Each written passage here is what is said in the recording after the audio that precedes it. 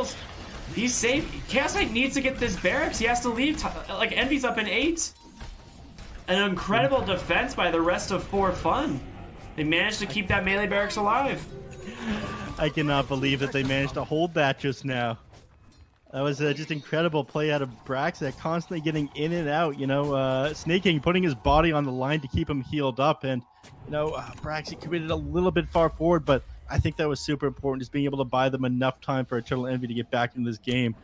But speaking of was Envy, one thing. Oh no! MNZ, he's on the hunt. Does he get the melee range stun? He does. The A blast is coming through. It's gonna hit him still. They got him. 75 seconds.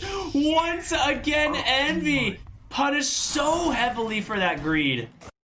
Look what just respawned, baby. That is Roshan number 2. Aegis and Cheese, and there is no way they're going to be able to defend this one. Global Silence had just come out in order to defend Eternal Envy there. There's nothing that can be done. This game is just suddenly swinging in favor of Thunder Predator. Envy just a little bit slow on some of these items that he needs. Great coil mid lane from Leo style here, just trying to bring down the Void Spirit. It wasn't even his initial intended target, but he will get relocated out. They're just going to try and finish off one extra kill here before going back to Roche. I'm assuming they're going back. Wait, was that? Oh, relocate. I was like, what are they paying out there? Okay, yeah, relocated IO. You definitely go back to Roshan here, correct? You got...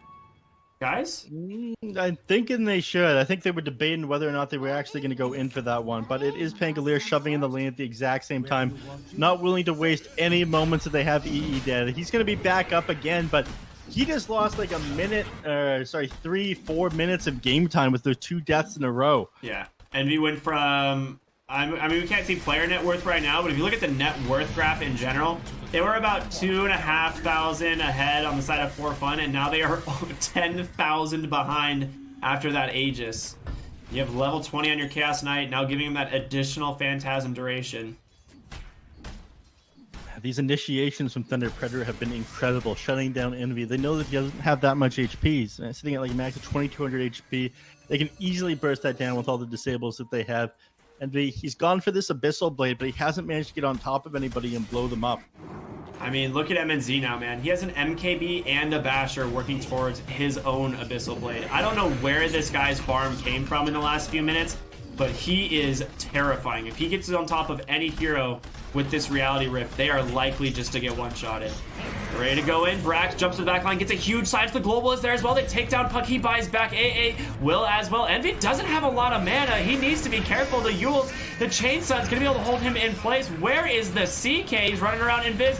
He's trying to get on top of Envy. The break, the damage. He goes down. The relocate just not in time from snaking. And boy, did they catch Brax. Rila pops that to Simlight, but a nice clumsy net used there. They call the GG. It is over. Thunder Predator drop the hammer on For Fun here in game number 2. All it took was Eternal Envy going down a couple of times. If your anti-mage is anytime off the map, the game becomes so difficult. All the net worth on him. So that 11k net worth lead, considering that Envy wasn't really a part of the game for the last, like 10 minutes or so of it, felt like so much more than that. Yeah, I mean, Envy has 4 deaths, right? And his last 3 deaths were all in the last 5 minutes of the game. like he actually didn't get to like we look at player net worth here. You can see it right at like just before 30 minutes. He's at 18,000 net worth. At the end of the game, he's at 19,600 net worth on an anti-mage, right? Like you can see literally the split. It's a fork in the road between Chaos Knight and the anti-mage here. They are neck and neck, and then suddenly, not quite so. An incredible performance from Thunder Predator. Yeah, I mean, that's just how it goes. You know, this game I definitely preferred For Fun's draft. It looked super solid. I thought Envy, he'd come online, he'd start just blowing up the enemy heroes come like 30 to 35 minutes. You know, that usual anti-mage timing being like 28 to 35. But I guess they realized there that, okay, Envy is the only damage on their team. Royer, sure, he can burst us after he gets on top of us, but that is one hero that he's able to take down. If we all start tanking up, if we jump Eternal Envy with all of our stuns, we can just win these fights, and that's exactly what they did. Amazing gameplay out of Thunder Predator. Great team coordination and amazing job bringing that game back. Yeah, I think a lot of that just maybe Envy wasn't paying much attention to the Silver Edge on the Chaos Knight, but that second death, I mean, that was really just like the nail in the coffin. It's possible to potentially recover from that Roche fight, but as soon as he gets caught split pushing that top lane a second time, they blow the global silence. You have nothing left to try to end the game or defend at that point. It's just it seemed like an impossible scenario. And shout out to Thunder Predator, man. They kept in it. They didn't crumble to that split push. MNZ, as you said, this guy pops off when he has good games and goes 15-0 on the Chaos Knight, an absolute mad lad. And that will be the end of the night for the Monster Energy Dota Summit 13. We've had 6 fantastic games, incredible performances by all of the teams. What else, man? This is what we hope for. We have another day of games coming up tomorrow. I believe we have another 3. Yes, we have 3 games coming up tomorrow. Starting off with Brazil versus 4 Zoomers. Those are going to be beginning at 1 o'clock Pacific time, just like normal. But coming up here in just a little bit, it's going to be SEA Dota on... Oh, no SEA Dota? Are we done? Did we finish SEA Dota? SEA Dota is going to be delayed by a day. There were some... What is it? Just double check in here in the Summit chat. Thank you, Neff. They have been delayed by 1 day. There were no games because I believe there are storms or something like that. Oof. Yeah, stay safe out there. Typhoons in the Philippines, so... Yikes. Okay, well, stay safe to all of our Philippine friends in the Philippines, We'll see you guys in the qualifiers in a little bit, or not a qualifier, in the group stage in an extra day. But again, that's going to do it for us here on the Monster Energy Dota Summit 13. Big shout out to Monster. Thank you guys so much for keeping us going through the day and for sponsoring this tournament, keeping NASA Dota alive. I know myself and Neff, we love these regions. We're highly invested. We do everything we can to keep it going, and we love it, man. Any final words, final thoughts on the day? Anything you want to say, Neff? No, thank you for joining us, everybody. Had some awesome games today, and happy Halloween. Stay safe out there tonight, and remember, no large gatherings. I'm watching you guys. I know you're all a bunch of party animals. Yeah, absolutely. Well said. We'll see you all tomorrow. Be safe, everyone. When you have Sky, such a strange lineup. Undying plus Skyrat Mage is such a strange support duo. Yeah. I mean, both of them need a lot of EXP. You want your Undying to hit 6 at a very good time, or at the least 5 in the laning phase at a very good time. Skyrat as well, except Sky will need a little bit more farm. I think you want the Rod of Atos or the Glimmer Cape, and the same thing goes here for Among Us. We've talked about, you love to talk about the Sky. Once you have that Glimmer Cape in the middle of the game, the Skyrat's damage isn't amazing. Now, MG Trust also pick up this PA, which is... Again, rather strange. I do like Undying PA. I think if you get like 2-3 decay stacks, you get a nice crit in the PA, you're going to be dancing all day. But Among Us, because of this, they've got the Venge, they get the Terrorblade, they've got the Aura play, the range damage, and the armor now in the Terrorblade to kind of withstand that Phantom Assassin's right click. You do have some good magic damage here from MG Trust. Sky's damage comes to mind, but again, you're probably going to be seeing a fast Glimmer Cape here from March's Venge, if that's what they're going to be running, which it looks like. Once you have that Glimmer Cape, I think that solves all the issues here for that Terrorblade. Shout out to the guy in chat, by the way, who did wish us a good afternoon. To the handsome casters, thank you very much. So you're handsome too, Mr. Idiot Plays Dota, apparently. It's That's everyone. I guess we're all idiots that play Dota. He's not wrong. So thank you to you, sir. Hopefully you're having a great day yourself. I do like that Terrorblade pickup. I mean, you already talked about it. Into the PA gets picked up. You go the TB. You have a very high armor. Later on, you can go for the MKP pickup on the TB if you really want to. And of course, with the Vengeful Spirit, as you've already said, it is very strong, right? Even the reflection up against the PA can be quite painful for her. So I do like this pickup quite a lot. Mind you, you are picking the TB into the Skywrath. So they do have the answer in terms of magic damage in that Skywrath Mage. But in terms of that Skywrath, like if we're talking about a big 5v5 team fight, what I would do if I was Among Us is I'd either get the Tiny or the Legion Commander to just go ahead and kill the Skywrath in an instant with Avalanche Toss or with just a duel setup from the LC. And then you're missing that magic damage altogether. Which I believe Among Us will be looking out for every single team fight for the sake of making sure In Your Dream is able to stay alive and isn't worried about those high sources of magic output.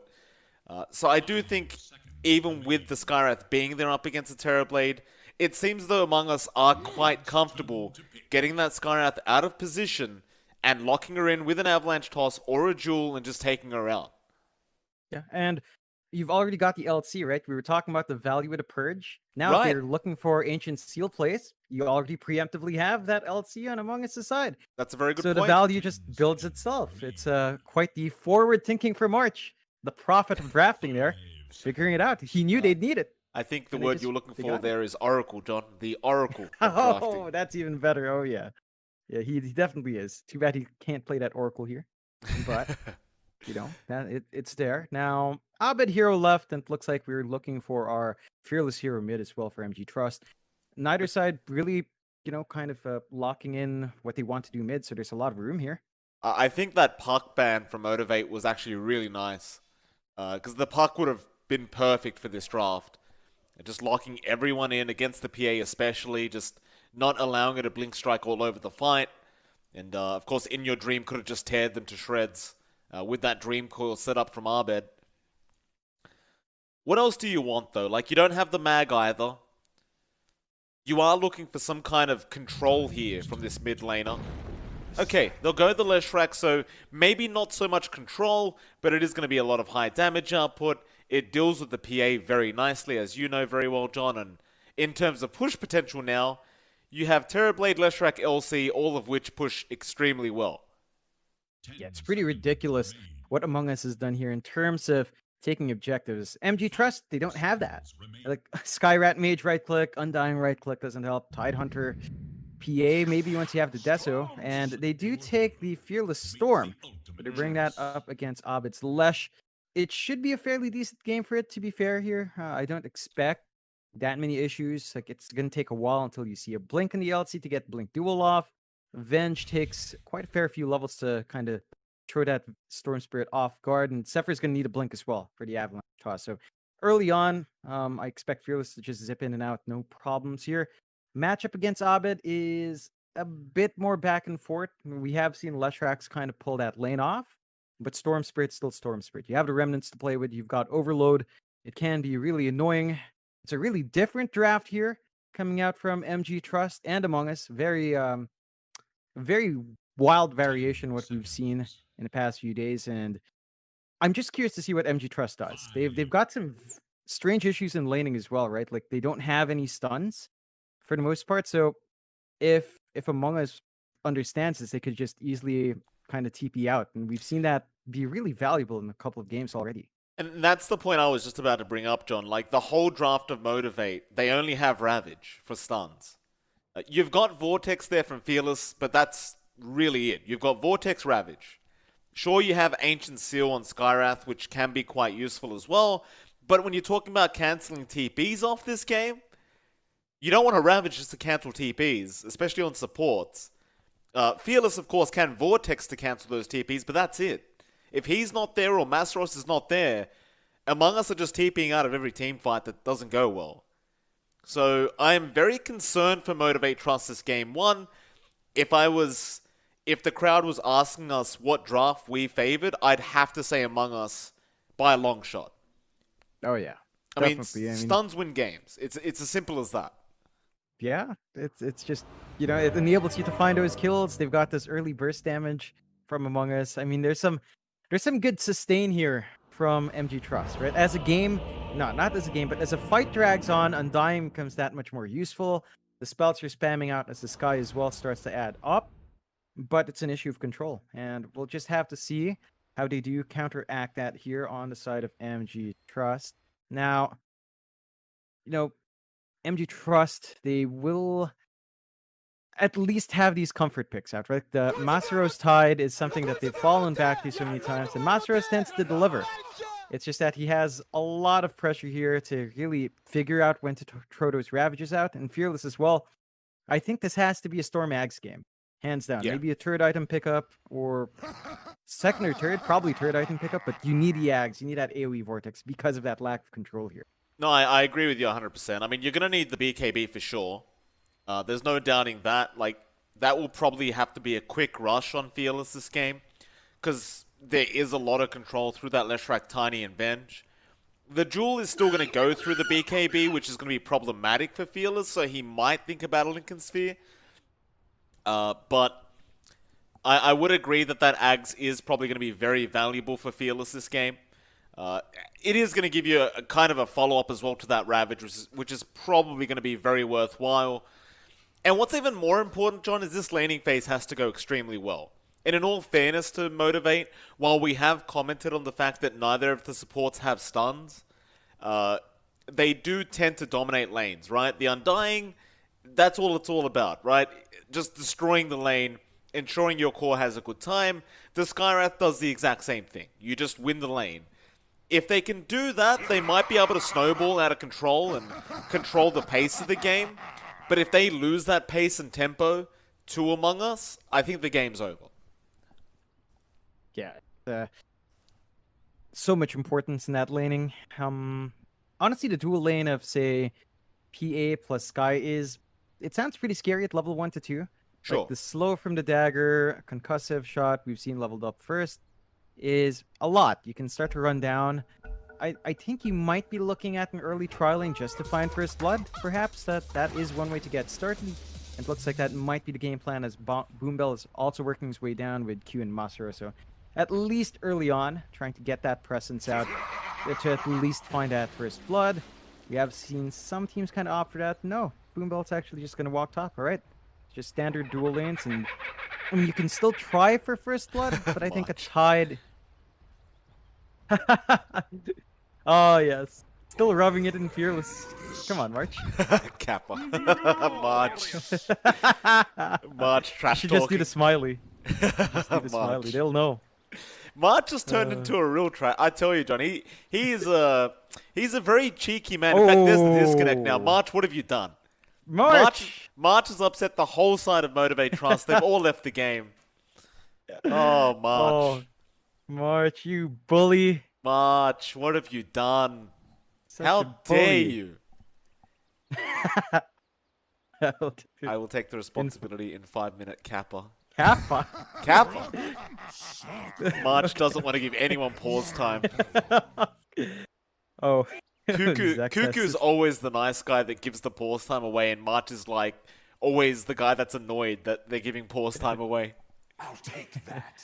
Yep, that's how it is. That's why March, that's why, I want to say, in that picture I posted, Sunby did reply, why is he giving the finger?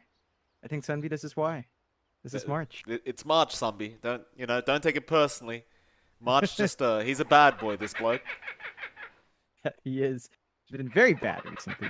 Very bad, but let's see what he can do here in the Venge. MG Trust slowly reconnecting and disconnecting. It's a bit more patience here. At least Masaros is back. He can't leave his Tide alone. He says, we've got to play this game. I've got my Tide. I have my set. This is my moment. Too, doesn't he? You guys may not like it, but this is what peak Tidehunter looks like. Look at that. Starfish on his belly. God. Mouth just trembling underneath. It is Halloween after all. He's very scared right now. Understandably. It is a very spooky time of the year. That is peak performance for a Tidehunter, ladies and gentlemen. So we will get back into the game now. Everyone's in good spirits this game already. Good to see. Oh, definitely. The chat wheel spams back thanks to Dire Tide. Lon and Duno sounding off. I miss love those it. guys. Yeah, it's been a while actually.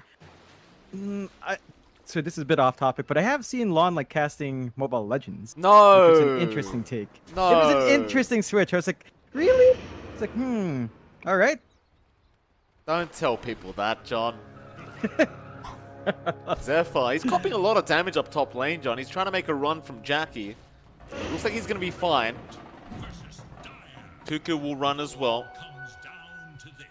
And I'm going to tell you the one good thing about the LC in this laning phase, even though it is a strength hero up against an Undying, is he's going to get so much more value out of the press the attack and the moment of courage with the heals, because he's going to have a lower HP pool.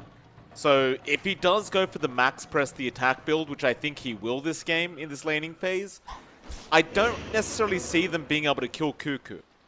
That Cuckoo? Cuckoo. He doesn't care. What? He legitimately didn't care. He ran up to him, and he just didn't care. Right, there it is. Overwhelming odds first, but yeah, I mean, Well, we talk he's- about that with Undying.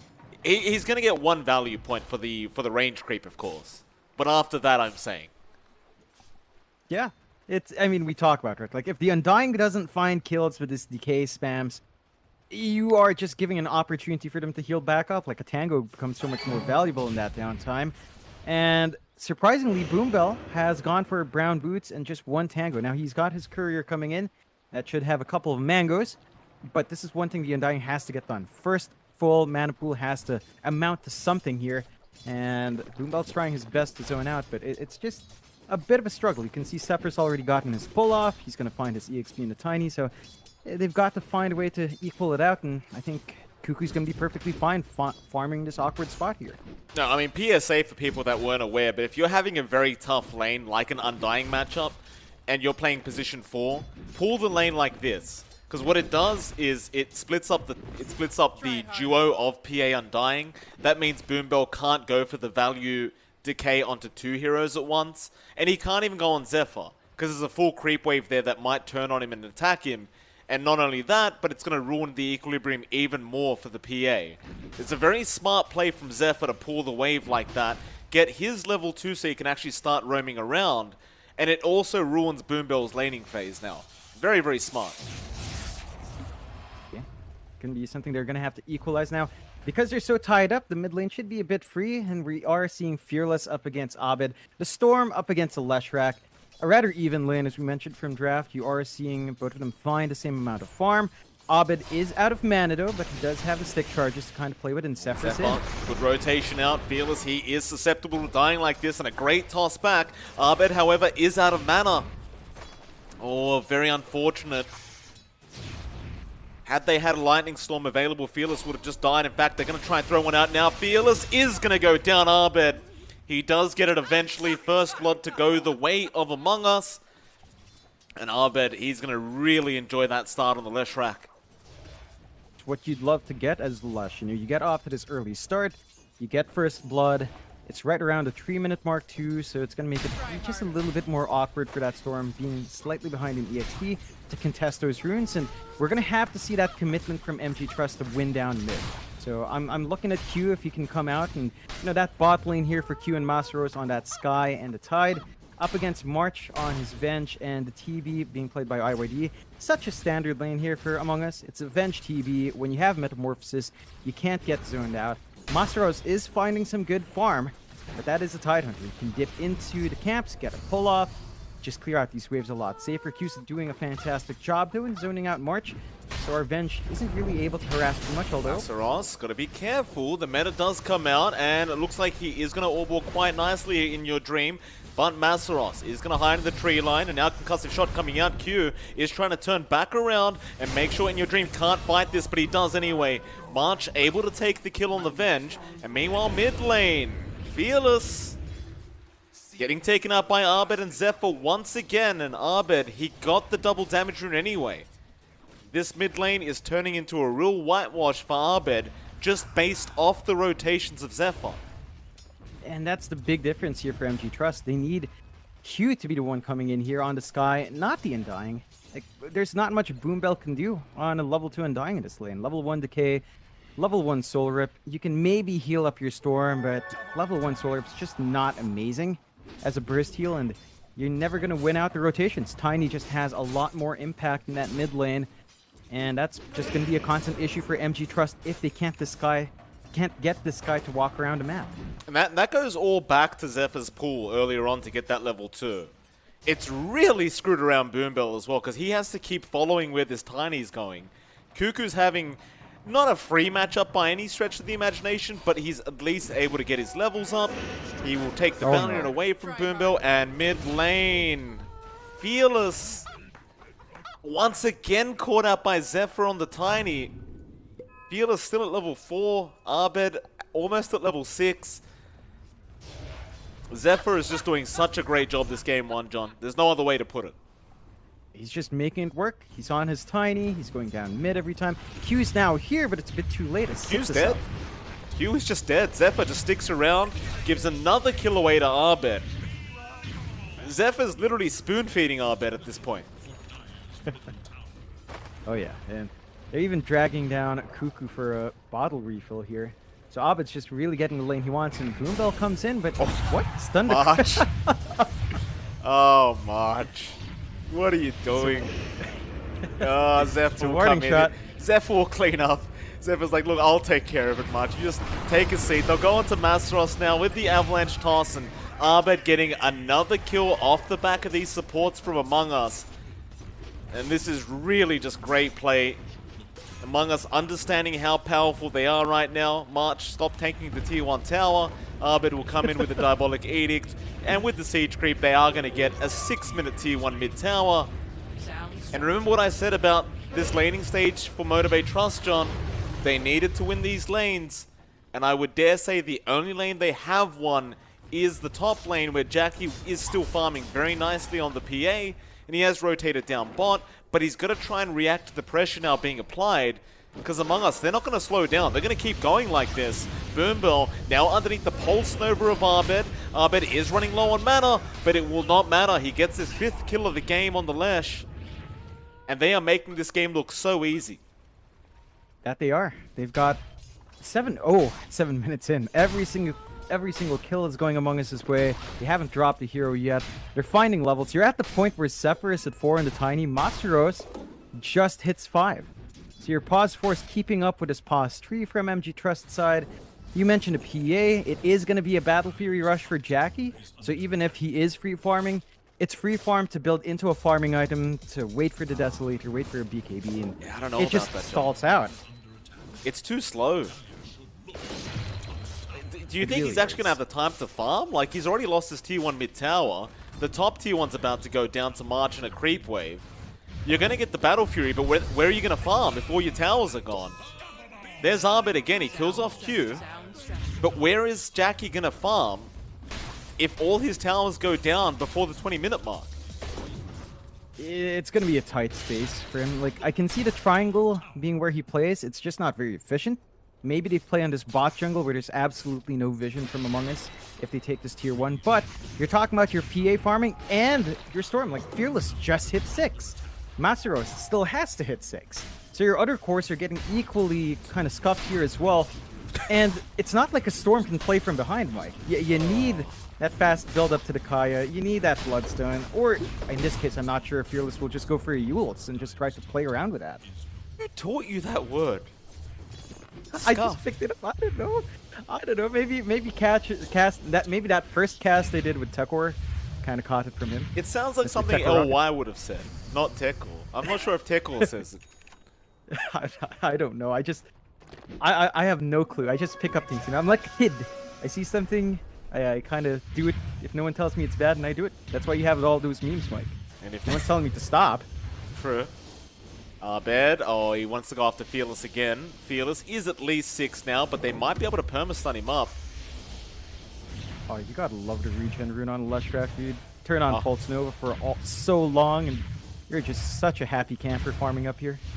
Zephyr is getting in position. If they can get the toss-off into Cuckoo, he can hold him down with the Jewel, and that'll guarantee the kill on Fearless. But Fearless seems to understand something is wrong. He knows that Arbed is in his jungle farming up all these creeps right now. Arbed going to be well and truly on his way to that Yule Scepter he's looking for. Meanwhile, top lane, Cuckoo is starting to break the gap here with Fearless. Looking to try and get him to feel comfortable. Now goes for the Jewel. Arbed is in with the Split Earth. The Jewel, is it going to be long enough? It is. And you see the psychological play there from Cuckoo, John. He almost invited him to take the creep wave, saying, hey, nobody else is here. It's just me and you, Fearless. And as soon as he gets comfortable, Cuckoo goes in for a Jewel and gets a very easy Jewel win. That's what you want to see from Among Us. They're starting to pile on their LC. Abed's just ridiculous right now. They do have levels on MG Trust, so they might play with his Ravage. They have to try. They've got to do something.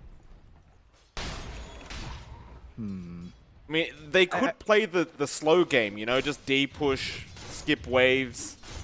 but it's 9-0 right now. Like, it's a very tough time. At the very least, 2k net worth lead, so it's not a crazy lead out for the side of Among Us. But it's still pretty bad. It really is. And the big issue now for MG Trust is, look at where these three heroes are stuck. Q, Boombell, and Masaros were stuck down at this bot area, and they smoked under a ward as well. So it's just a support duo, and they already know the side of Among Us. They should be ready for this. Yeah, March looking to frontline. Zephyr will do it instead. They're trying to break the smoke and see if they can catch someone out. Cuckoo, he'd love to break the smoke. He's a tanky LC. But no one's going to go for it. Instead, mid lane, Masaros, he was left alone. Kraken Shell going to help him a little bit, but not really that much. Abed, how many kills is that? 8 kills on the Leshrac. That's 8 out of 10 right now from Among Us. And Cuckoo, look at him. He's just so confident. Avalanche is out from Zephyr. He's looking for a toss back. Won't be able to catch it. Boombell, meanwhile, holding back with the Flesh Golem, but there's just swap in from March into the Jewel. They've got to try and help Boombell out here. There's your Mystic Flare now, coming out on Cuckoo, but it's just not enough. Arbet gets another kill now. 9 kills on the Leshrac, and we're only 11.5 minutes in. Oh, geez. 9 out of 11, Mike, coming out here for Ovid. Just a ridiculous time in that Lesh, and MG Trust, this really comes down to the laning, as you mentioned, for Zephyr, but I think it also comes down to the support picks. Just what do you expect a Sky and Undying to do? We're at 12 minutes in. The Undying has not had the free run. Now, I like the skill build in Boombell. He did go for 1 Decay Tree Solo Rip. It's just, this is past the point of Undying dominating lanes. We're basically nearing, post-laning into the mid-game. And Undying at this point needs to kind of itemize to stay relevant, or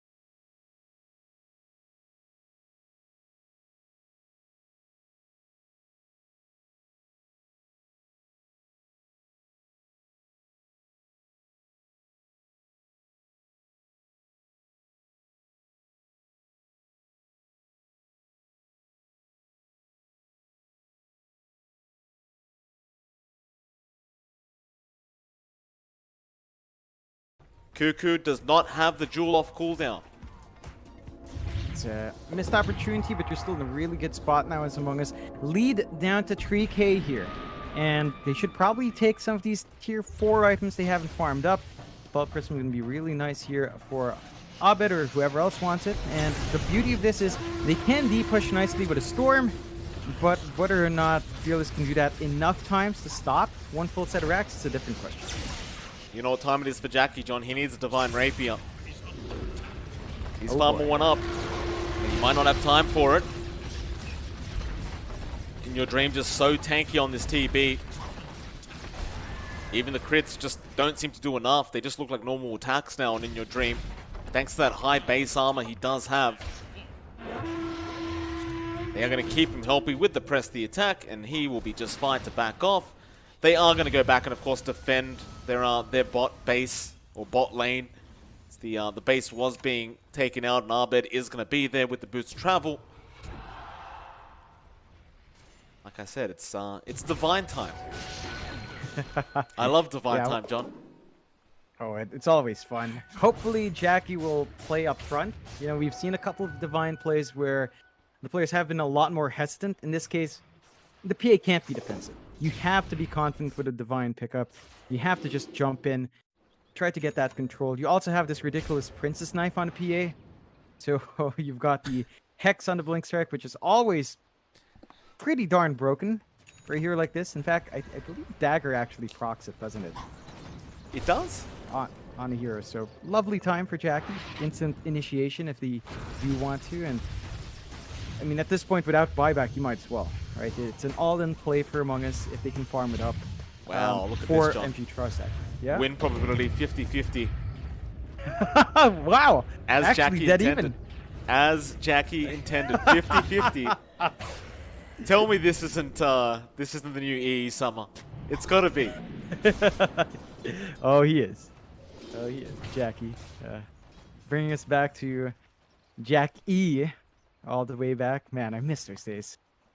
Days. You know, you know that highlight I was dead inside. Every single time it was kind of going off. Remember that one time he was a Bane and he had farm, he didn't know what the heck to do, so he went Shadow Blade? Literally, Arcane Boots Shadow Blade. God, I love Parlay Die. Oh, still, Good old that days. lead Mike down to 1k. Oh, down to 1k here, and they're working their way. Tier 2, MG Trust in a position to defend. They have the Ravage, they've got the AoE Vortex. Try to fight. Oh, Fearless is going to try and go in, but he's going to be fine. In fact, he's going to try and turn with the Split Earth, and it does land.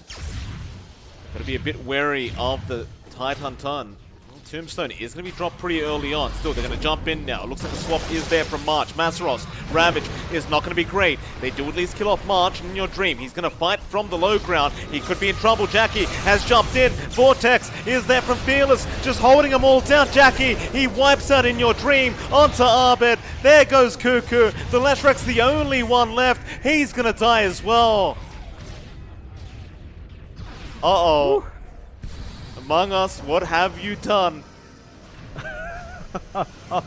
In Your Dream doesn't have buyback again.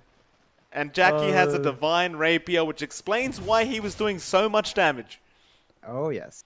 I don't know how Among Us holds out here. They're going to bum rush the tier 4s, it looks like. Or Jackie's going to divert towards mid. I think they should understand buybacks are not available. And that was just so aggressive of March. He swaps in Masaros, which means that your TB is forced to BKB first to dodge the Ravage. Oh, Jackie. It was right by the ramp. Down Zephyr. Ghost Scepter going to help him out. Q will just drop the Mystic Flare. And Jackie, can we get a crit? Nah. We'll just take it. Fearless.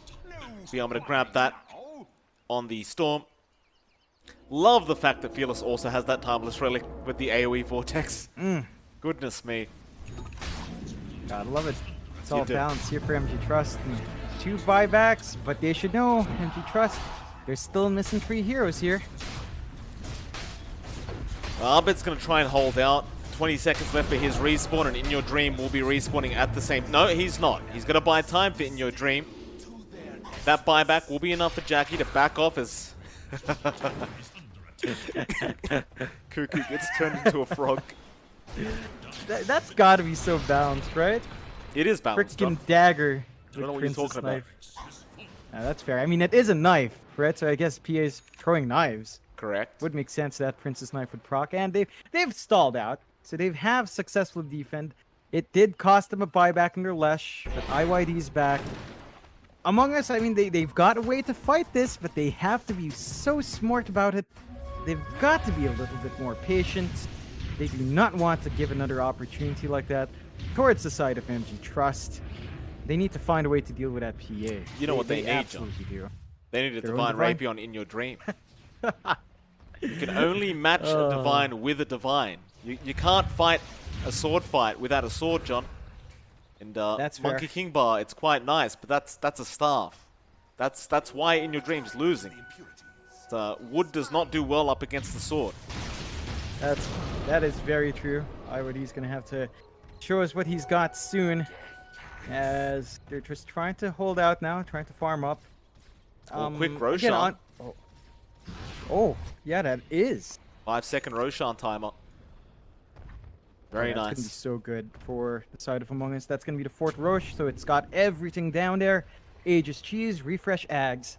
Gonna be nice for whatever team picks it up, but Among Us are too scared. They don't have vision about where MG Trust is at, and they aren't really able to use this downtime, which means MG Trust should have enough time to actually walk down themselves. Oh, John, look at this.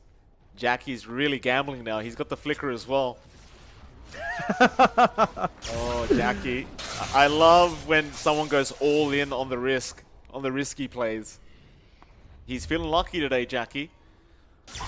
Just judging by the way these crits have been happening, he should feel lucky.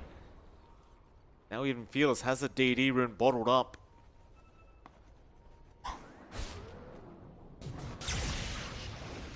MG Trust, they're the ones that aren't aware that the Roshan's up yet. They must assume it's going to be a later time.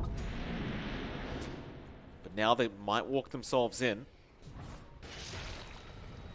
Buybacks are up for a lot of people here.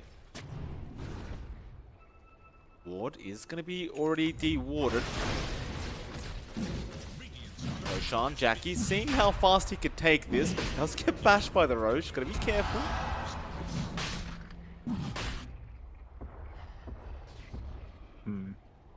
You're not going to be pleased by this, Mike, but IYD is queuing up a Daedalus instead. No. No Divine.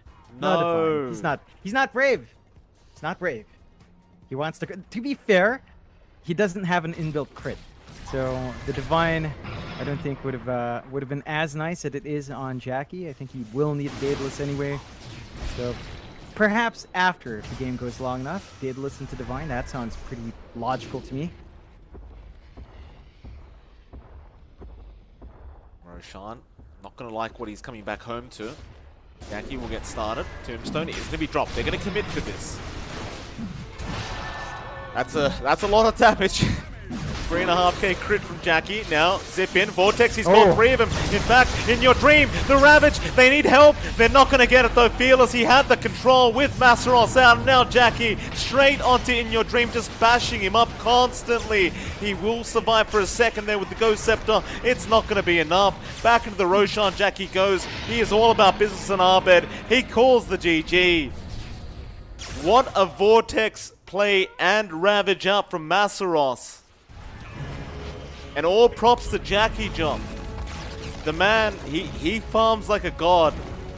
I don't know how he does it so quick, but he gets it done. Yeah, he used the space that his team created so well. And it's for me, it's not Jackie. It's the fact that MG Trust had faith in Jackie, right? Like they sacrificed their Storm, they sacrificed their Tides early farm just to get this PA off to a running start. It pays off in a massive way. And Among Us, they had this amazing early lead. They went 10-0 for a while, and their issues was they got complacent.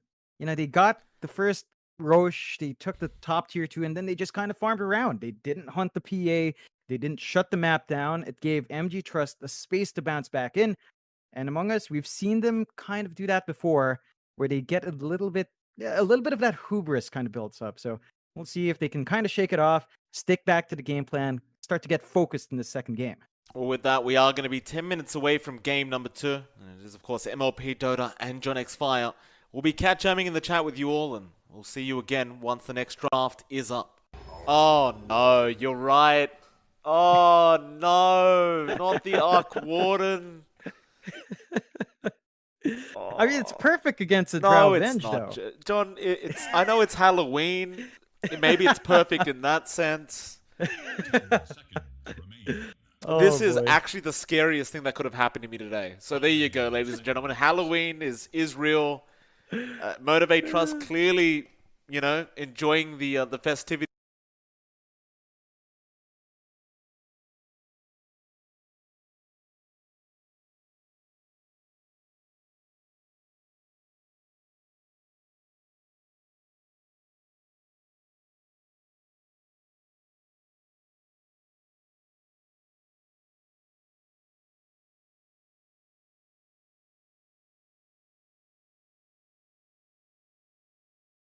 Such a stupid hero. Magnetic field. I increase my attack speed, and you can't hit me unless you're in the bubble with me. What is that? His Spark Wraith is a 2-second cooldown, John. How is that balanced? It lasts like 30 seconds. They're essentially free wards that deal damage to you if you run through them and slow you down. I apologize for the complaining, by the way. I really don't like Arc. I hate this hero so much. I hate it so darn much. Oh boy, but MG Trust, they're gonna make this one work. So, it should be the Masaros faces Void. I'm trying to recall if he's got the tentacle set as well. I can't recall anymore. If he does, then that's commitment to his absolutely disgusting look in the offlane. But now we have to see what Among Us builds up. They see this Arc Warden. They know they might have made a mistake with the Beastmaster. It can still be effective, but it's certainly not countering the Pos 1 at the least here. It's something big needs to come out here for Abed. Something that can give them momentum, that can play with the pacing of this Drow. I'd say, the puck's still in the pool if they wanted something to give them a little bit more team fight as well. A Quap is there to jump in and out, gap close the Arc Warden. I'm not completely sure. Those picks are good, but they also I don't feel the confidence with it because of how this lineup's kind of shaped up. Maybe they just go all in on push and get a fast mid, and that can melt towers. I don't think a DK is very viable though, but it's a possibility, I guess, if you just want to play the objective game here. Oh, look, they're going to need someone to jump the Arc Warden. And I was going to say Storm would have been your pick, but that was banned. And they also banned the Ember, which is very clever by Motivate Trust, because both of those heroes are played very well by Abed, and they do tend to destroy Arc Warden very nicely. Apart from that, what else can jump the backlines from a mile away? You could go the Earth Spirit route. I would say it's nowhere near as good up against the Arc Warden as, say, the Storm or Ember. It is still kind of possible, though, to destroy the Arc Warden, assuming you have a +1, but it's probably not going to fit this draft for Among Us.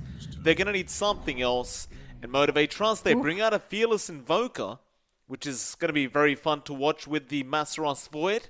Cataclysm plus Chrono is going to be pretty powerful this game. And Among Us, they need something to crowd control, they need something to just team fight. High Magical Burst, I would say, is pretty good. I'm leaning towards the Puck myself here, John. Okay. For Among Us. I don't know if that's the greatest pick, but I can't see much else that's going to be able to control these team fights up against the Arc Warden and still going to be able to break the gap to catch out that Arc Warden. Yeah, it's really the Quap or the Puck, and the Puck does have a little bit more control with the Dream Coil. So we'll see if that's what Among Us wants. They're going to have to think a bit. I think they might be tempted to go TA perhaps, but I just don't like it with a Void. Then he has 2 easy targets to go for. Just either TA plus Venge or Drow plus Venge. If you catch him in Chrono, you're fine. That's where it's a bit of a risk to go for the TA here. But I think they might be thinking about it. Like they see they have the Drow, they have the Venge. TA just lines into that so well, but it does feel greedy. I don't necessarily disagree with the TA pick, because you would be able to just snowball out of control. And you're right, nice pickup, John. TA. Okay, so they're going to go for the fast push kind of lineup, set a tempo that the Arc Warden can't keep up with, and just low cooldowns, run at you kind of draft here from Among Us. If it goes past, say, 30-40 minutes, Arc Warden turns into Arc Warden, and then you just can't really win. Or you can, but you know, it's Arc Warden. We all know what happens when he hits the late game as this hero.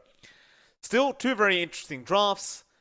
I'm curious, John, before we do head off to the full screen of this draft, who do you think has the better draft? Ooh, that's a tough one. I would give it to MG Trust. I think Void, Snapfire, Void, Invoker is super scary. You've got this Jackie Arc Warden, which will definitely find farm unless Among Us really focuses their resources on it. And it will cancel off the damage from this Drow because, you know, it's a ranged hero.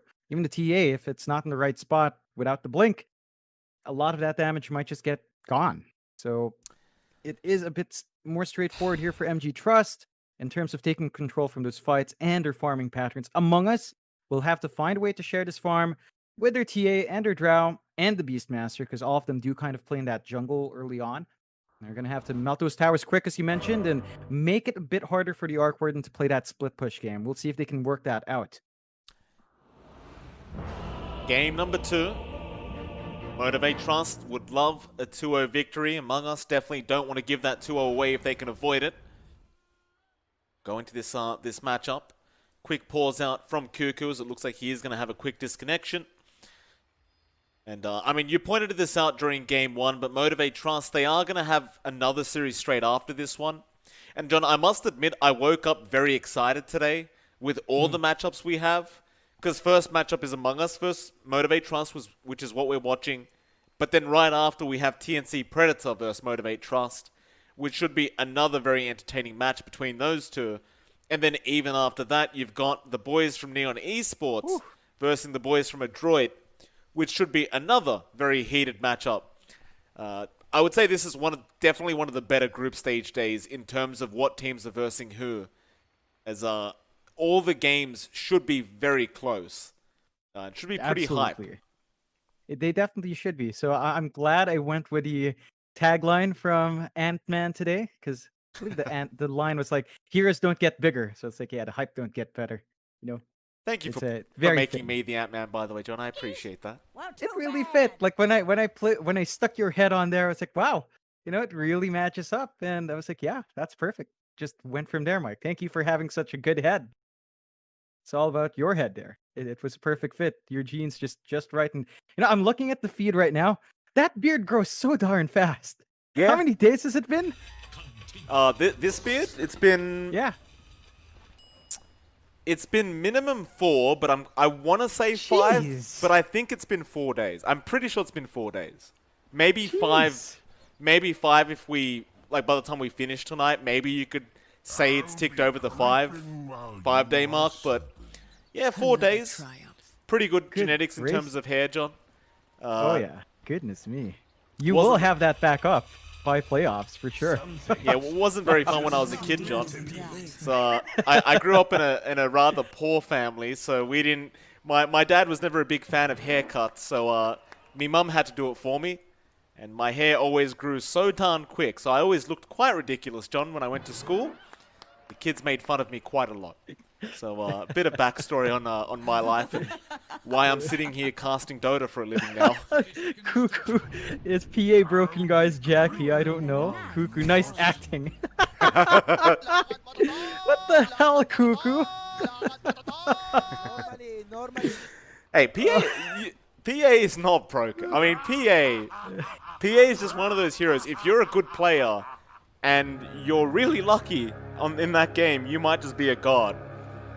What is broken, though, is Arc Warden. Now, Cuckoo, if he wants to complain this game, I will literally pause the game just to tell him I agree. Oh, we'll see if that's something he'll point out. But for now, we'll watch these lanes break out, Mike. They have gone with a lane swap. Among Us are tossing Cuckoo up top to kind of deal with the Arc Warden. Jackie has also worked his way up top. So they've kind of preempted this move from each other. And they're going to cancel it out. So you're still going to have the Beastmaster versus Arc Warden lane. It looks like they might commit Q there for a while with Boombell. Maybe, again, looking for a first blood opportunity. Cuckoo is very vulnerable at 1. You know, he's got the boar, but that's it. And they can also scout it out with her own spirit. And Zephyr is going to be in now, but Q, if he gets an angle here, could be good. He's going to get it as well. He's going to go through the tree. Zephyr has to be very cautious, Q. He's waiting for Zephyr to step up. Zephyr is playing it smart by standing... Oh, he had the vision. Never mind. The Hawk, of course, was there. Apparently, I'm just completely blind, John. It's nice Hawk usage there from Cuckoo, expecting the toss back. Bot lane, of course, as well. He does TP there to hang out with Masaros on the... well, it's an off-lane Void, but he is in the safe lane for now. He's going to be up against In Your Dream and March. I mean, that lane could really go either way, but I think it's a similar story. You've just got to be very cautious of Q and whether he gets the toss back on your Venge or your Drow. Both of them very squishy kind of heroes to have in this lane, and once Masaros has the bash up for a few more levels and gets a bit more lucky, he probably will be able to kill people off. In fact, Q is going to go for a toss. It is going to be onto In Your Dream for now. Yeah, this lane for Among Us, I think, is pretty darn strong, though. It's the Venge Drow lane. Level 1 is its weakest point. I'd say level 3 is a nice spike.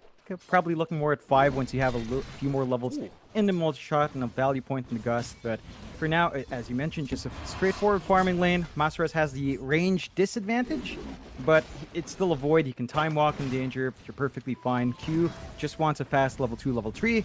You love to point it out with the Tiny, but the level 2 Avalanche plus Toss is an instant kill in this lane. I like the fact that top lane Cuckoo has gone for the Axis build, by the way. Understanding the Boars aren't going to do anything up against the Arc Warden, but give him more gold. So going for the Axes, making sure he can dish out harassment that way. And of course, in the mid lane, you've got Fearless and Arbed up against each other. This is heavily going to be favored towards Arbed on the TA. And Arbed understands as well that this game is probably going to be relying on him if they do want the victory. As you do have the Drow, but if Arbed does not get a good laning start and does not take over the early to mid game, I would say his team is probably not going to be able to beat them later on. They really rely on Abed getting the start. And look at him just zone out Fearless. Like, it's those side blades. And just pushing Fearless all the way back, forcing him to salve. It's going to make it hard for Fearless to sustain. And nice salve cancellation. But he even glyphed the creep so he can get more side blades off. I love that. He didn't get the angles there onto Fearless, but that is just excellent play from Arbed. Really. And this is just about to get worse. If the supports of MG Trust can't deny these power runes as well, Abed might get something juicy and find some kills. Oh, Jackie, he got first blood up at the top lane. Gonna be very careful against this Arc Warden, as the Flux does do a hell of a lot of damage to that CM. He didn't even need the Flux that time. It looks like Boombell just set up with the cookie. Zephyr was already quite low in HP to begin with. In fact, now that Cuckoo is alone, they will try to get him as well. Fun fact though, John, the Flux does not work if the Beastmaster does have the balls nearby. So that is one nice way Cuckoo can kind of, you know, remove the Flux off himself. Yeah, it's a bit trickier for Jackie to maximize it, but I think we're seeing the pitfalls here of a pause for CM. Now, we've seen this before a couple of times, and it can come after a running start, but I think the dual lane of Beastmaster plus CM is just kind of awkward. Like, you can slow down with the Boar and the Crystal Nova. At the same time, CM's stats are just so bad. Like, the move speed's so low, you can't really trade too well with a Snapfire. Boombell is just absolutely on top of you if you try to go in for a Crystal Nova harassment. The Scatterblast does a lot more, so have to watch your spacing there, but so far, they are at least getting these pulls. Top lane, Boombell getting very low, does eat a Fairy Fire, but Zephyr is trying to fight this one out. He does have Mangoes if he wants to get another Nova, and he does.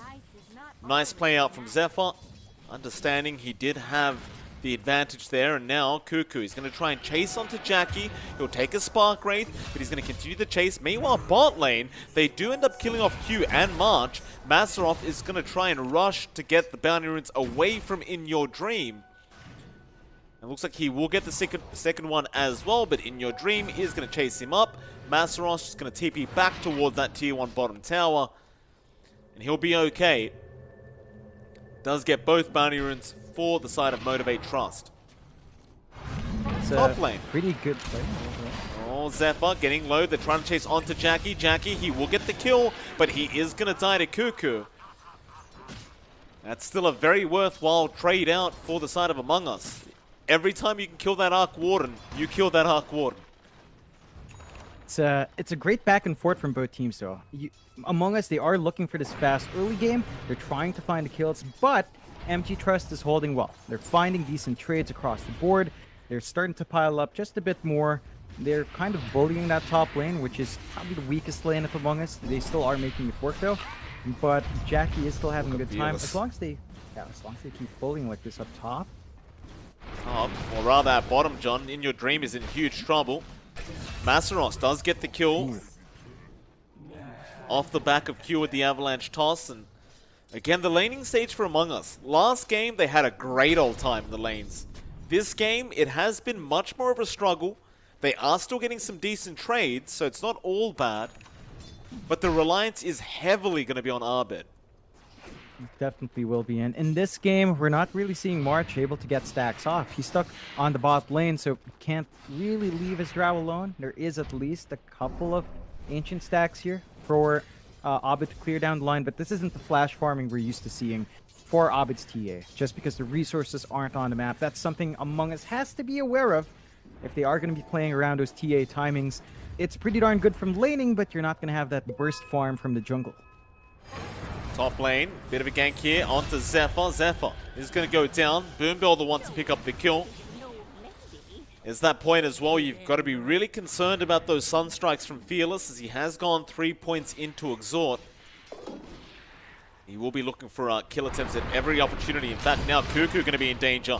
Avalanche toss is out. He does commit the Roar and is just going to make a run for it. There's no way he can follow up with that Roar by himself. No, so they're going to be okay with just buying time for Arbed.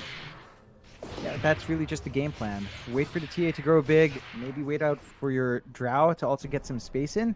Now, we are reaching the point where you should see a tier 1 push coming out soon from Among Us. We're talking about, usually the 8-minute mark all the way till 10. They do want to find these early towers. They will have to kind of deal with the Midas of Jackie, though. It's flying out now. Tempest Double, of course, as you mentioned, is up as well.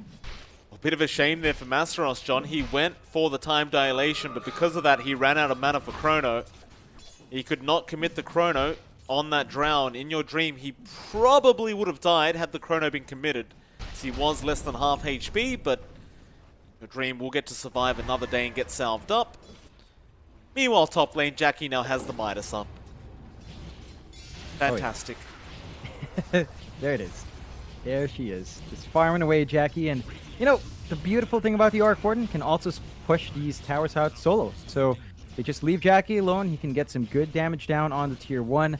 Among Us is not nearly shoved out enough to get their own push going. And, again, MG Trust, they're just hitting these beats quite nicely.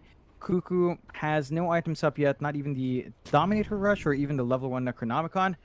There's just no major spikes yet from her Beastmaster here.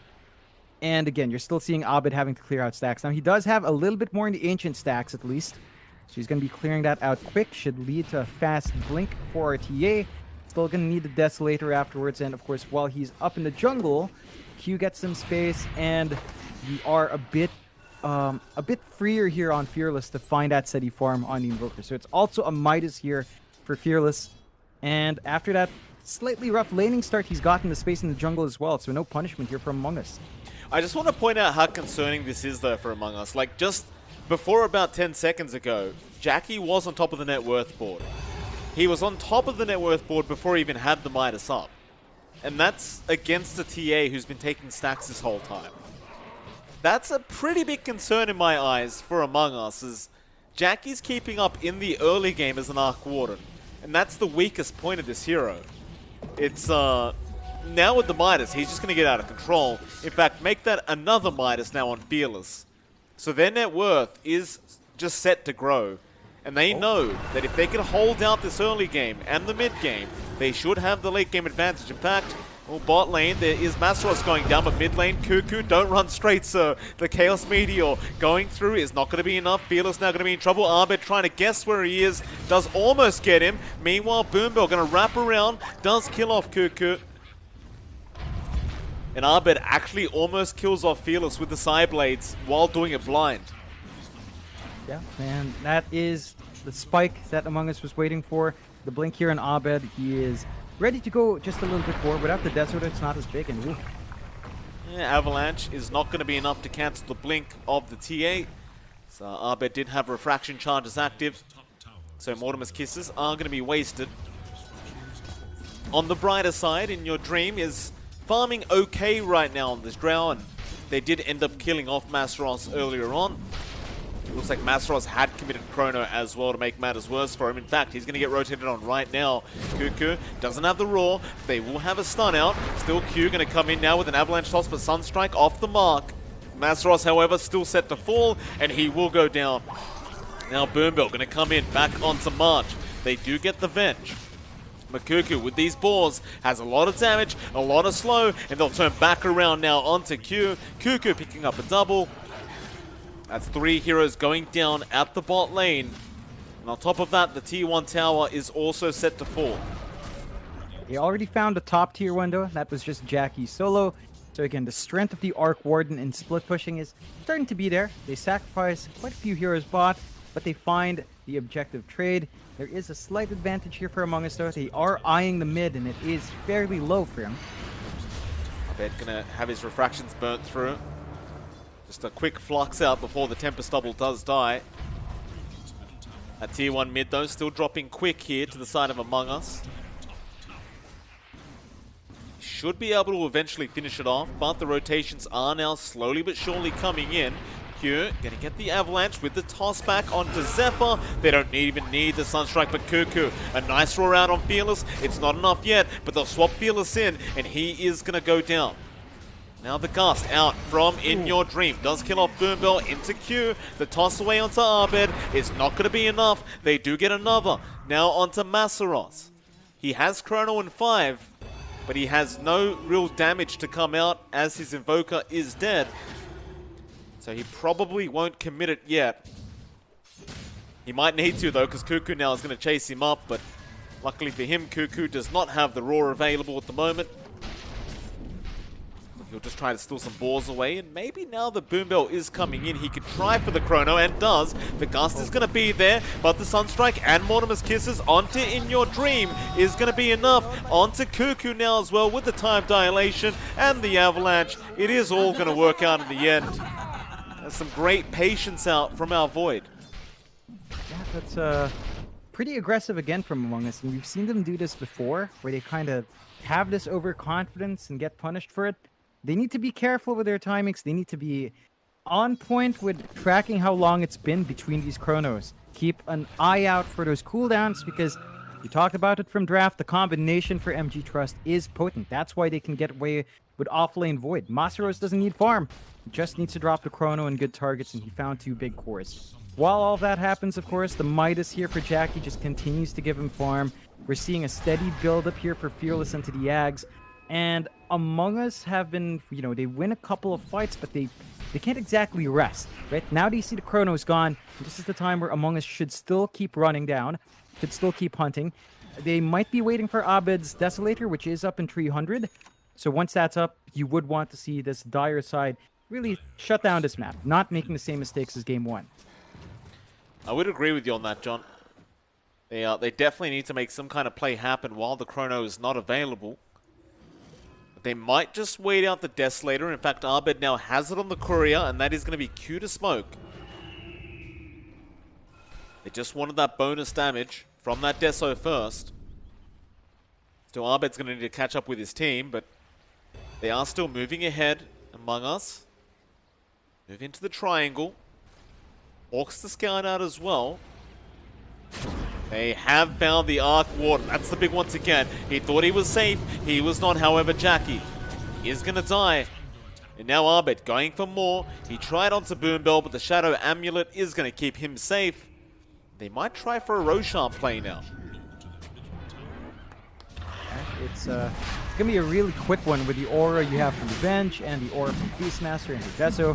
Not one that takes too much time, and MG Trust without those teamfight spells can't really contest. They've got Kisses, but they need a Chrono. So the first Roche does go the way of Among Us. Again, going the way of Abed.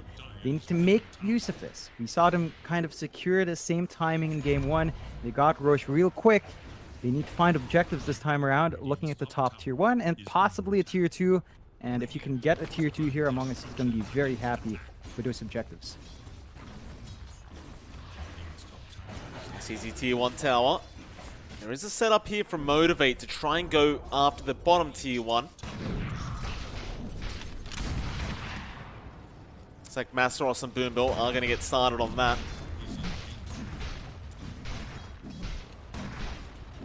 Shouldn't be too hard to take it out, as I don't believe Among Us will bother trying to defend this. Especially knowing Masteros has the Chrono and is going for that Crimson Guard build, interestingly enough. Pretty old school, this Void build up on Masteros.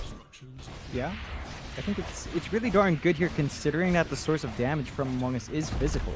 Like, we've got a Drow TA plus Avenge Beastmaster. It's all about right-clicking down, and that Crimson Guard plus an eventual Guardian Greaves that you should expect is going to make it a lot harder for Among Us to get that damage in.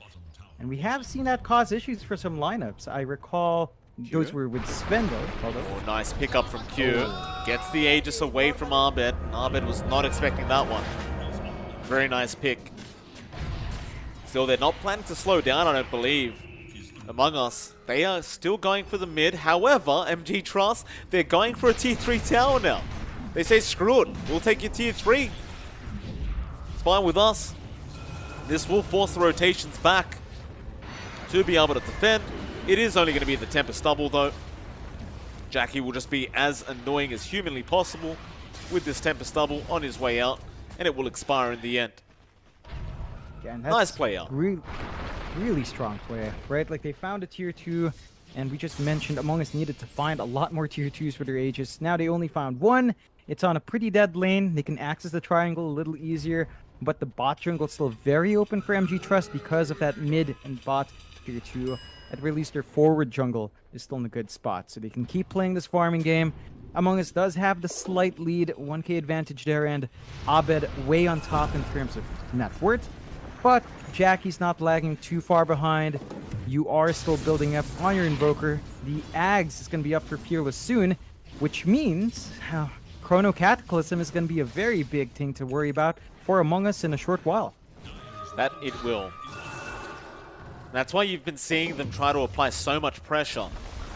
Back into the mid lane, they'll get rid of the Tempest Stubble again, but it does expire, and as much as I hate complimenting Arc Warden players, John, Jackie is very good at sending his Tempest Stubble into high-risk situations when it is about to expire.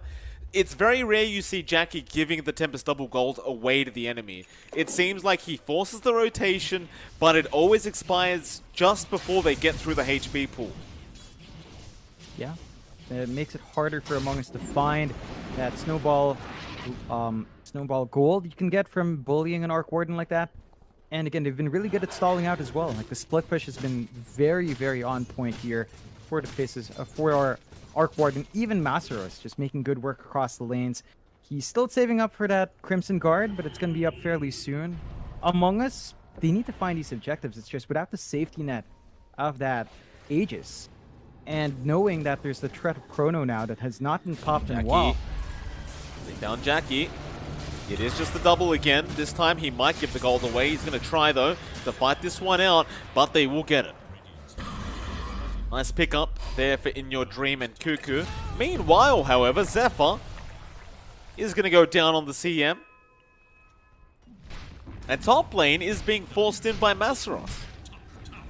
Yeah, it's just been consistent. Like, he's been split pushing alone for the most part. Now his team joins him. They're going to go for a tower trade. So Among Us is going to go for the bot tier 2, but the top tier 2 is also going to fall here, which means Among Us will only have their mid lane. They still have their mid tier 1 standing, which is big for Roche control, but the fact that you lose your tier 2 up top means the jungle is not as safe, especially if that mid tier 1 will fall, and it's not a very healthy mid tier 1. It's a very squishy tower to eat through. So MG Trust still finding very decent trades here, and Among Us needs more. And man, even just losing your courier like that with your Yasha just slows down IYD that much more. No Yasha for 2.5 minutes. That is true. Dream trying to farm as fast as possible, but it is very hard to keep up with the Arc Warden of Jackie. Still, Arbed is on top of the net worth board and does now have a 10-second BKB up. This will be cue for him to get back to fighting with his team. Get that surprise reveal ASAP. And try to make as much influence with it as possible. Problem is, you are still fighting into Chrono Cataclysm, so it's not like you're 100% safe with that that BKB. If you do get caught by the Chrono, you are just probably screwed. And Q, Avalanche Toss has caught out March. He's going to be alright. However, they found a bigger target. It's going to be Masseros on the Void. He will die before getting the Chrono out. Now Boombell also dying, and the Tempest Double will go down. Very good news for Among Us, as they only lose March, but they will go after that tier 2 mid. And that's the one here you can't afford to lose. It's not actually about losing your Orc Warden. You can't fight without the Void. Chrono is their big setup for all of these team fights, for all their investments. Now, they can just do this with a bubble, though. Again, you've got ranged heroes. They don't want to step on the opposite side. And that just stops the push, just like that. One bubble from the Arc Warden, and suddenly Among Us can't find anything.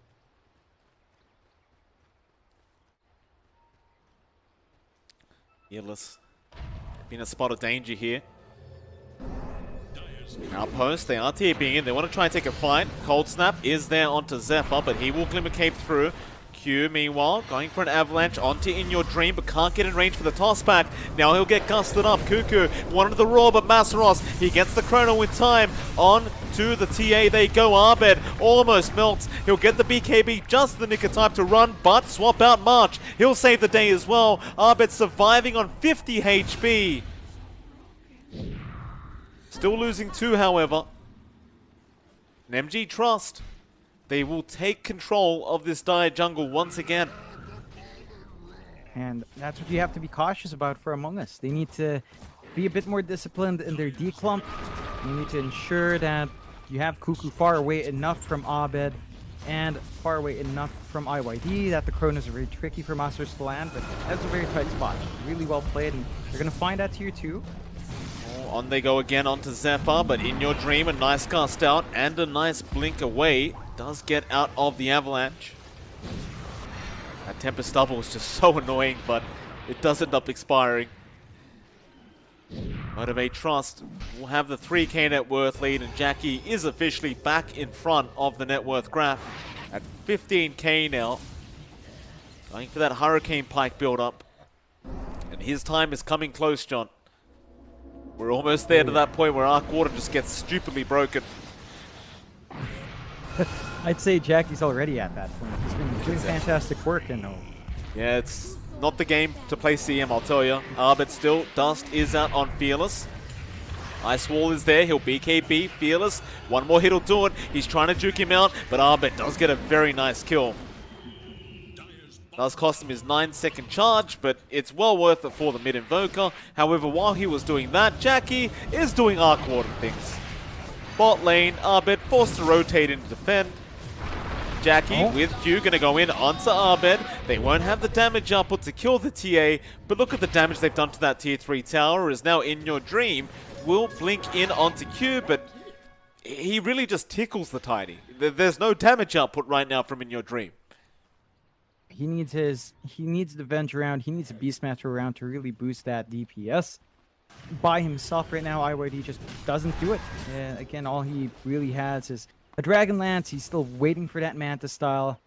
And Among Us, they might find one kill, but they needed to be playing around the cooldown of Chrono. And they smoke up now, but Chrono is only about 8 seconds off. So Masaros might be able to get something big here if they're not careful. Oh, they want to beat up that Tempest Double so much, but they don't want to break their smoke. We'll have to let Jackie live with that Tempest Double. Into the triangle, though, they go. Onto Fearless. Dust is going to be there from Arbed with the silence out and the swap in from March. They will get the Invoker again. Very good news here for Among Us, but Masseros jumps in, only getting one of the Chrono, however. It's just Zephyr on the CM. That's not the Chrono they wanted. Masseros, he got a bit greedy for it. He will end up going down. Jackie, he'll send in the Tempest Double. That's all he really can do. But MG Trust have to leave the building. In fact, Boombell is shown for a second, but a nice magnetic fill down, and Q gets an avalanche toss back on In Your Dream. Oh, that's going to suck for our Drow. Good team fight, but it's still a 2 for 2, John. Just overzealous on that Drow. Not respecting the magical burst here on Among Us, on MG Trust. And Among Us now, because they lost the Drow, can't really do as much. They'd love to go for Roche, but on this tree versus tree, without the Drow, without the Beastmaster, it's not as fast as it once was. And it is a bit risky going to those rates as well. Complete vision control here from MG Trust, and it constantly gets split pushed. Yep. It's just Jackie. You just can't do anything while the Arc Warden is alive. Balanced hero, John. Very, very balanced. Q, gonna blink forward, trying to find March, but we'll go after the outpost, and that'll set up for the Roshan. There is no TP point left for Among Us to go to. Jackie will just get started. Another thing this hero can do, John, is solo the Roshan if he wants to. Masros will come in to try and help out. Cuckoo and March also going to be there with Zephyr. They're going to try and contest this one. Zabed has also ran his way in. They'll get the Tempest double. Roshan just sitting at about half HP is Fearless. Way too far forward. Is going to get Meld Strike and does get swapped in by March. Fearless too cocky there as Masros even getting roared up, but will be saved by Boom Bell.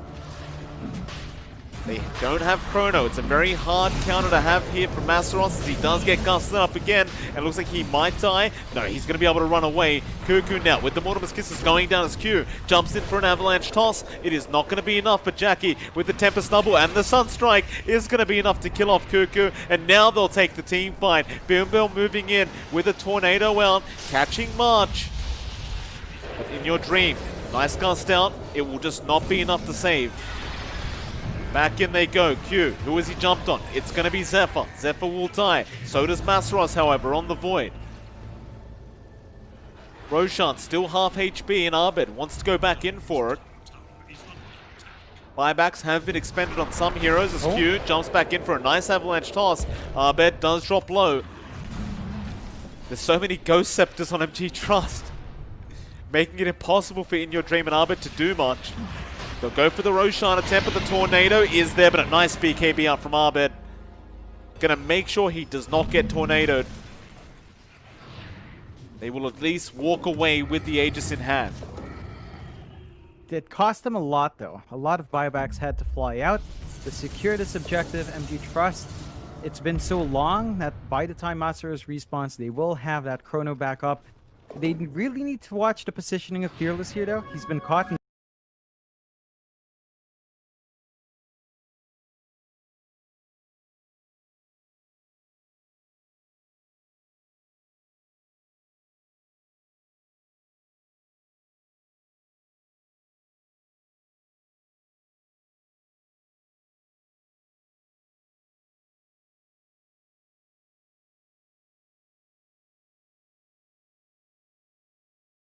the back line way too often. They need that Invoker alive, they need that follow-up, and that setup for their spells, get the damage out.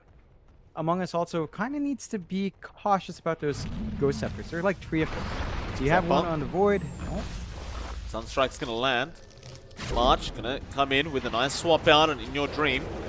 Try and clean this up though. TP away, but March is going to have the stun out. They do get the Tiny. That's something Motivate Trust need to be wary of. Really not giving these kills away like that, but In Your Dream now. Going to be chased by the Tempest double. We are going to have a quick pause as Q has disconnected from the game. And this game, John, it is very close. Less than 1k net worth lead for Motivate. Dota Plus sitting at 67% for Motivate Trust. It is still anyone's game, but we... Wait a minute. Is Jackie going... Okay, alright. He's going for an Eye of Skadi. I saw a point booster and I was wondering whether it was an Aghanim Scepter already. It is an Eye of Skadi, which is definitely the much smarter choice. Hey, come on. Double power rune sounds dank. If you get a double damage for Jackie and for, say, Masaros, well, although Masaros doesn't really hit, but it is a smart play. And Among Us, it's a back and forth, right? We're stuck at 20-20, less than 1k lead here for MG Trust. Among Us really just need to keep their spacing perfect, as we've seen in a couple of these fights. They have been split up enough to force Masaros to really think about his targets and not always catch out the perfect Chrono. And if Among Us can do that, the team fights are harder for MG Trust. But Among Us needs to catch out Jack. They need to stop that spam with a Tempest double here. it's just too difficult. Like they can win a team fight 4v5, you know, they win it out and they kill all 4. But if Jackie's alive, he's just split pushing lanes, pressuring to your trees, and you just can't do anything. You have to drag all your heroes in to stop that push. It's very difficult for Among Us to find anything.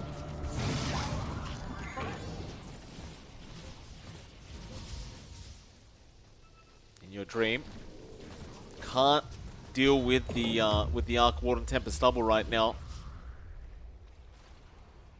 I'm just having a quick look through the items of everyone Motivate Trust, and 3 out of 5 have Ghost Scepters.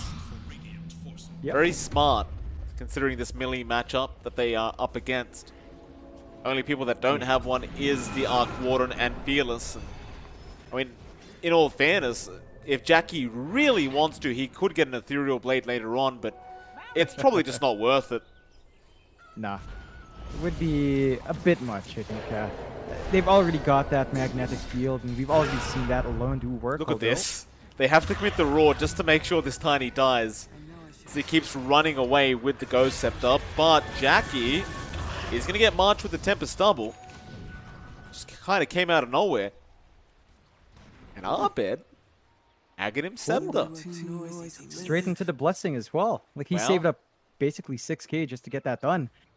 So freeing up the slot, he wants the mobility. This is one way to handle that Arc Ward, right? You've got instant TP points back to your higher ground to stop the split push.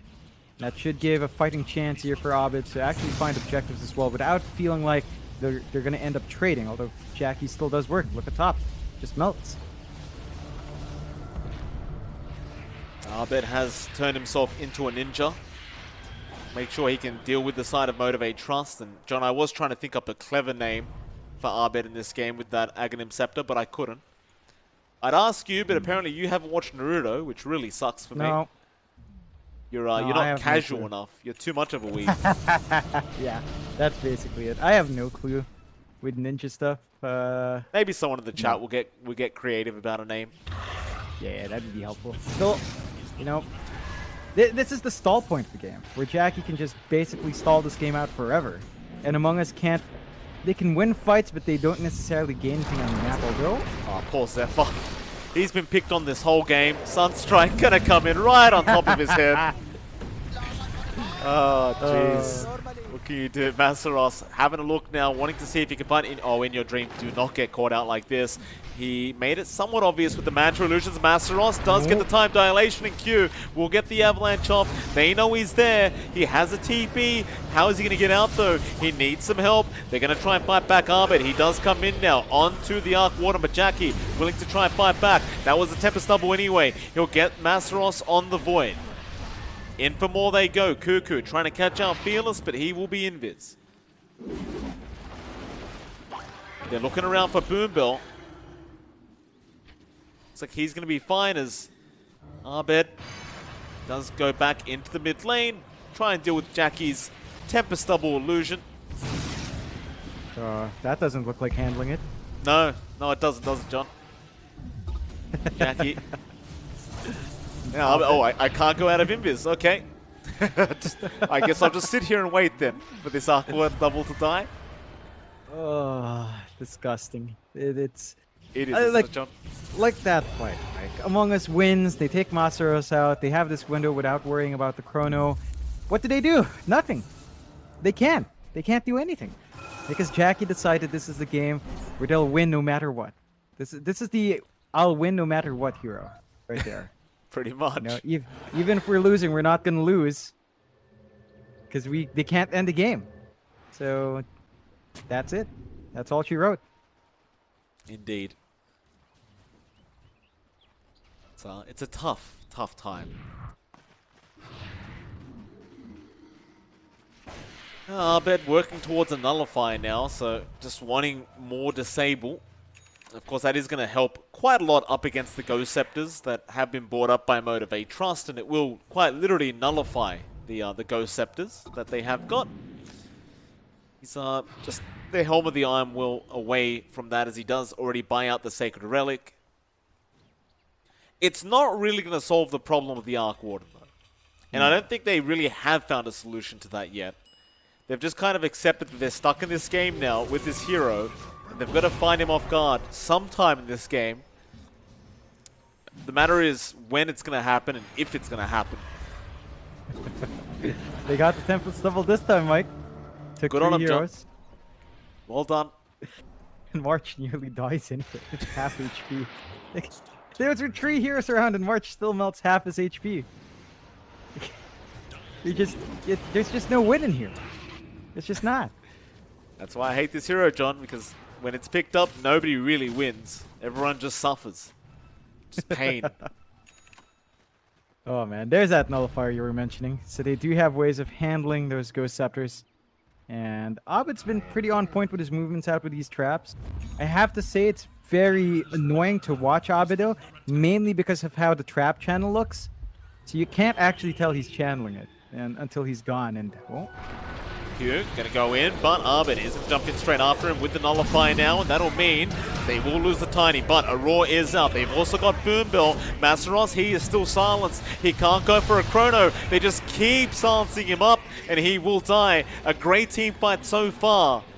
From the side of Among Us is Abed. He goes godlike. In fact, they even find a Tempest double for themselves, and March is gonna die to it. Oh no, maybe he's not. oh. It does de-aggro. March, he got in the fog. Meanwhile, Abed is just taking on the whole team. He got Jackie.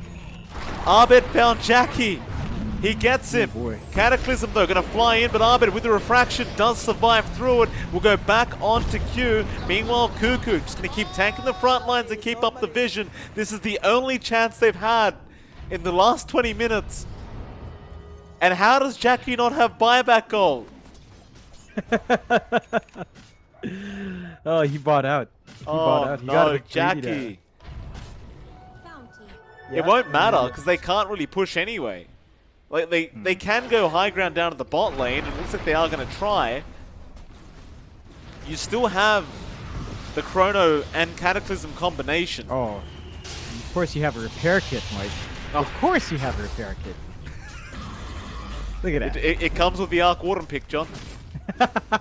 It's part of the package deal. Oh god.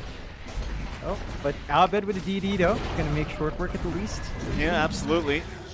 Into the melee barracks, they need everything they can get before this Arc Warden spawns back up.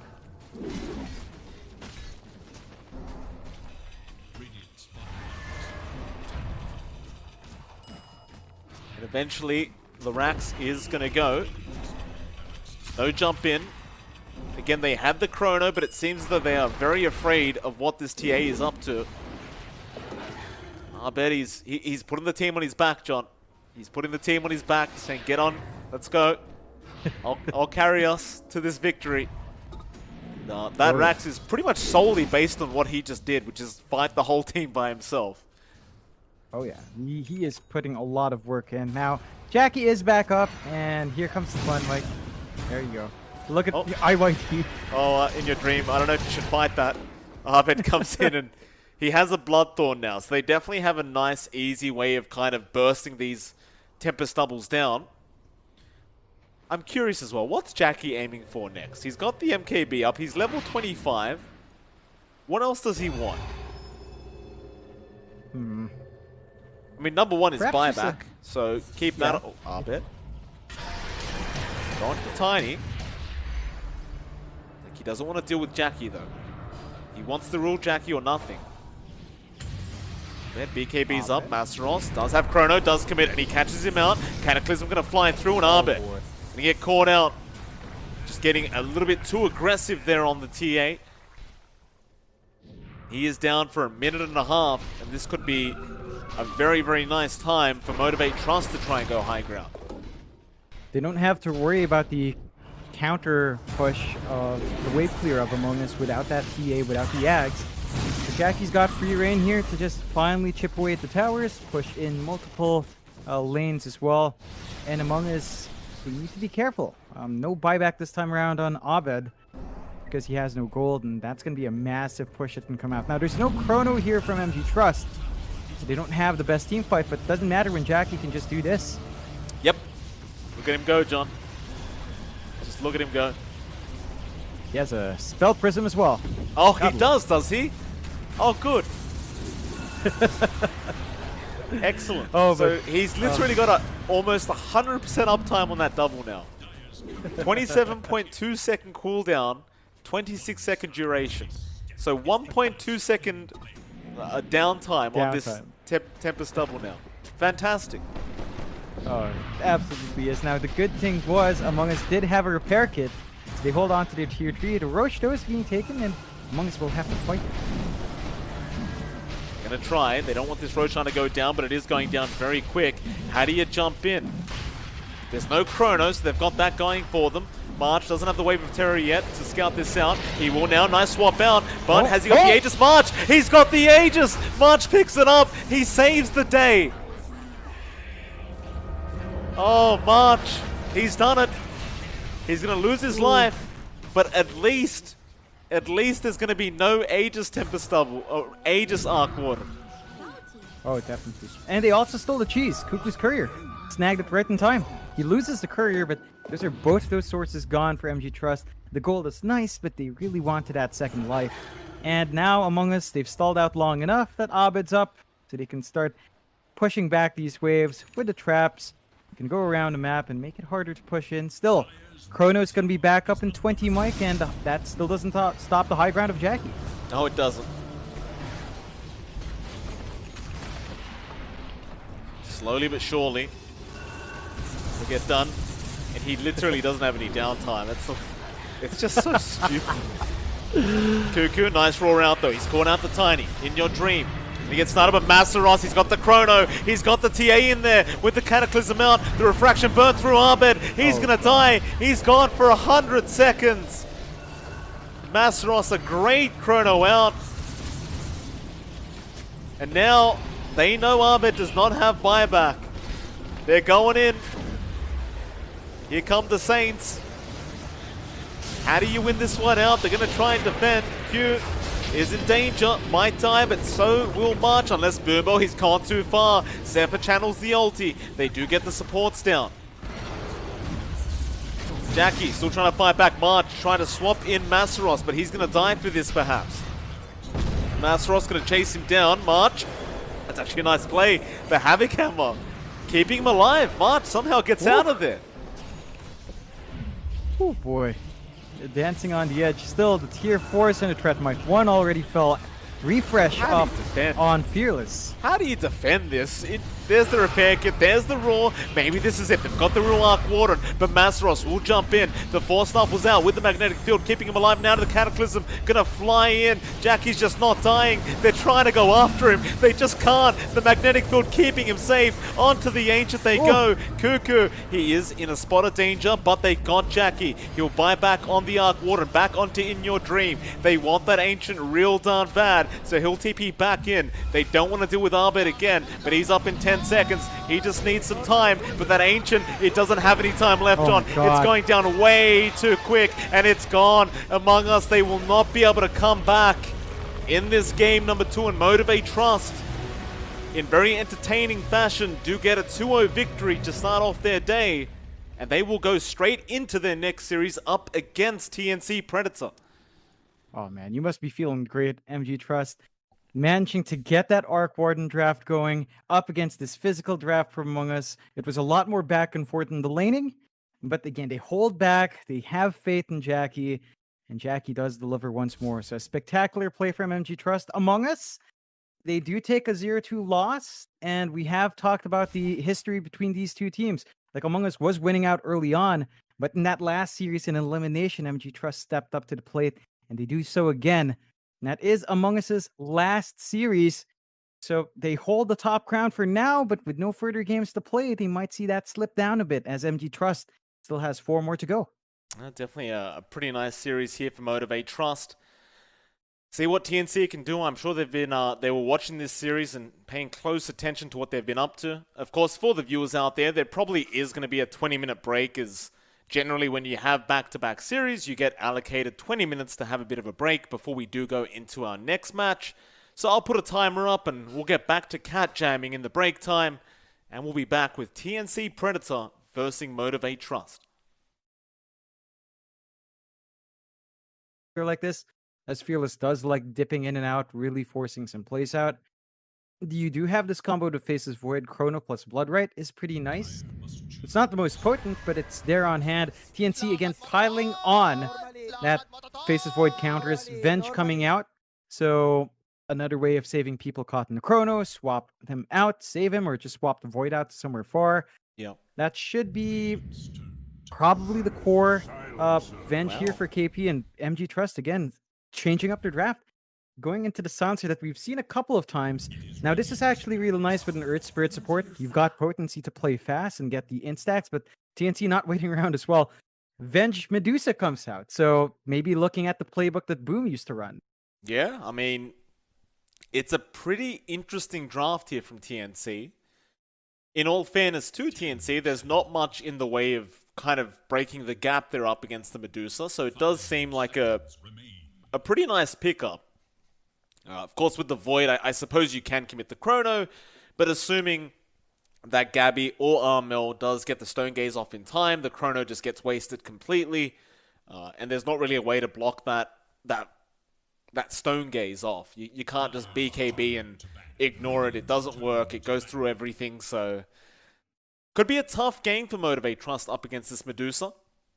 I did like the Silencer, though. At first, I was a little bit shocked to see it, but up against the Oracle, Venge, and Snapfire, obviously the Global Silence is very strong, and even during the laning phase, the support Silencer is extremely good at just securing a lane. But they are going to need something to deal with this Medusa. Maybe it's about that point where you say, let's throw Masaros Void again, and maybe pick up the Jackie Peel. It could work. I just worry again about a Fearless Bloodseeker. Not that he won't deliver, but the timings might be a bit too tight between a Faces Void off and a Bloodseeker mid. I think we're looking for something that can actually move around. You'd only have the Earth Spirit to kind of set up for you. The Void can maybe time walk in, but it isn't the easiest when there's a Snap, Oracle, and Venge, and the Medusa now. But it's very possible that they could just kind of shift that around, get the PL last, and you can see the LC ban out. That's something we see sometimes picked into the PL. So it looks like the MG Trust might be sneaking around for that. TNC, though, I think they lack the Armel hero, unless they're going Armel Medusa. But they have a couple of options. Interestingly, the Kunkka has been left if they want to run Kunkka Medusa Venge. Just to have more durability, tie into the team fight, have the X to control anyone trying to run off. That would be pretty good as well. And the durability is always nice with the Kunkka, and Armel loves that hero. Yeah. TNC, final pickup.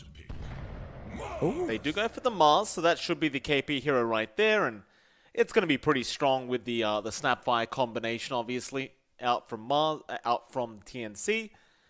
So, is this a mid Snapfire and maybe a safe lane Medusa we're seeing? Because they don't seem to have a proper position 1 unless they ran the safe lane Medusa mid Mars and say gave KP the off lane Venge and just kind of made him a bit of an aura bot. I think that's the game plan for TNC. That feels more in line with how they've been playing. I'm expecting the Tim Snap in this game, the Whitemon Oracle, right, which are more in line with how they play around. Tim's does like being active. Snapfire is a very active support in the 4. And that should be the way they're going to lean that. We'll see. TNC has that flexibility on hand that MG Trust has to figure out as well, because they've also got this flexible draft. Maybe not the supports. They're definitely tied in. But the Bloodseeker Void can still shift between safe and off. And they're still looking for something from Masaros. There's just a really good team fight here from TNC. We're talking about Arena plus Stone Gaze plus Kisses. It's the Kisses Arena combo as well. Really potent for TNC. MG Trust need to be able to break that up. Silencer is pretty darn good, as you mentioned. Getting the GS off is going to break that team fight.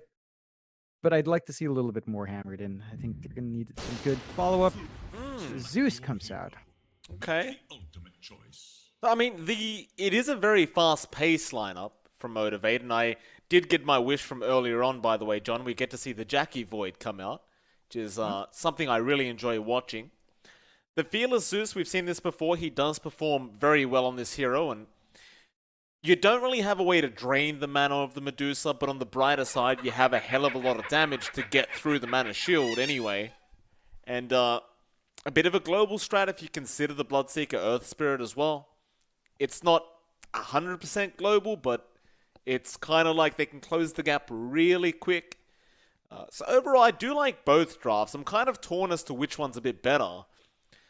There's so many little factors that matter here. Of course, with TNC being that Armel needs to get that farm and XP up ASAP, Motivate can't really let that happen.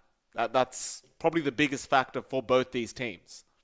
Yeah, it's all down to the Medusa. Now, you mentioned mana burning. I think, honestly, if you keep the aggression up here from MG Trust, like say always have Boombell rotate and find a kill on the Medusa, you can take away her mana pool by a substantial amount. That could help. It's just, that's a very hard ask.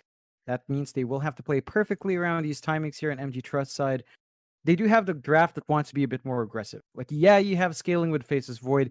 We've already talked about what makes it so hard for the Void in this game, because you've got Oracle, Venge, and Snap to make it living hell to kind of catch these heroes out. Even the Medusa. Like, if she's outside the Chrono, and she just gets to press her ult, gets the Stone Gaze off, suddenly the Faceless Void's not in a very comfy spot. So there's just a lot here Jackie has to do to maximize this Void as the game goes on. I think they will want to play this a bit fast here on MG Trust side. And TNC, they've got this pretty good team fight coming out as well. Snap, Oracle, Stone Gaze, Arena coming through here. They've got the second life that Whitemon can bring out, and we know how Whitemon plays that Oracle. He's just as good on that Oracle as well. Really on point. They've also got a natural way to kind of take out the magic damage. If the Fate's Edict goes off, then suddenly that magic burst you get from the Zeus is also taken away. So it's going to be a very strong back and forth between both sides, and at the least should make it a very exciting game one. Motivate Trust, they seem very, very happy with the Lakad Maratag spam, and I should really learn how to pronounce that properly. Ogre King. Yeah, again, he keeps saying that every time against MG Trust. Isn't that for Massaros, though? Or is it for Jackie? I thought it was for Massaros. It should be for Massaros, but Jackie's taking it now himself. Whitemon. He's always starting problems, Whitemon. He's a real troublemaker, this guy. Speaking of, did he hit the Roche? No, he didn't. Uh-oh. Doesn't want to win. Come on, Whitemon. You want to win? You gotta hit that Roche. Watching this man very carefully, just trying to figure it out. He's not going to hit the Roche this game. Not yet anyway. He's got 22 seconds to make it before this bounty rune spawn. After the bounty rune spawn, it really doesn't matter anymore. Whatever it is he does, that is. Oh, God.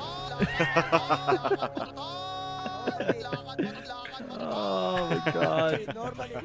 Lon and Duna will never leave us. Jeez. Yeah, we'll always remember them. Even if they are casting mobile games now. Jackie is going to stand there and say, hit me, guys. I'm just going to travel back in time. Yeah, honestly, I thought for a second we were going to get the full disconnect again from MG Trust, so thankful it doesn't happen, because that would have been very unfortunate for Jackie. You got to love what Timps is doing, just exerting his dominance, just kind of showing up, copying a tower hit, which is never nice, but this dual lane, though, for TNC, right? Venge, Snap, you've got the stuns coming out, level 2 is going to be a big spike once you have a cookie value point, but Boombelt's not going to make that easy. And Whitemon's still around as well, John. They're going to try and go onto the Silencer. He's still trying to fight back after Tim's, but Boombel is going to go down as first blood. Jackie going to try and get a trade, but he doesn't have bash up yet. He did go for that level 1 time walk, and he's going to take a lot of harassment out on his way out. Even a Fortune's End to follow him down. And Whitemon, is he going to stick around here, John? On the Oracle, are they going to really just keep a tri lane going, or is he going to head down bot to help out? Oh, Gabby is playing the Mars. Yeah, they've okay. swapped around again. It's this interesting lineup here from TNC, but I think this is perfectly fine, right? Like, you're still going to get some good spikes as that Mars. You get to leave him alone. He doesn't care too much about laning against Masaros and Q. Gabby just wants to find some steady farm. You don't want to cop all the spells like this, though, but again, he's really just trying to make some space out. They just want to slow Jackie down. You mentioned it, right? But they know what MG Trust does with a safe lane faces Void, and they're doing all that they can to ensure that Jackie does not get a game here at all. Absolutely. I like it. I mean, it's weird to see a safe lane Mars from Gabby, but if it means Jackie can't farm, I'd say that is the kind of winning ingredient here for TNC, but that's going to be a nice kill onto Whitemon with the rotation out from Q, just to make sure they had enough damage, and that'll mean Boombill can get his first bit of stolen in on the silencer, which is always going to be very nice. But let's have a look at the mid lane as well, John. Mid lane, Armel and Fearless up against each other. Armel on the Medusa should not really be too concerned about Fearless, I don't think.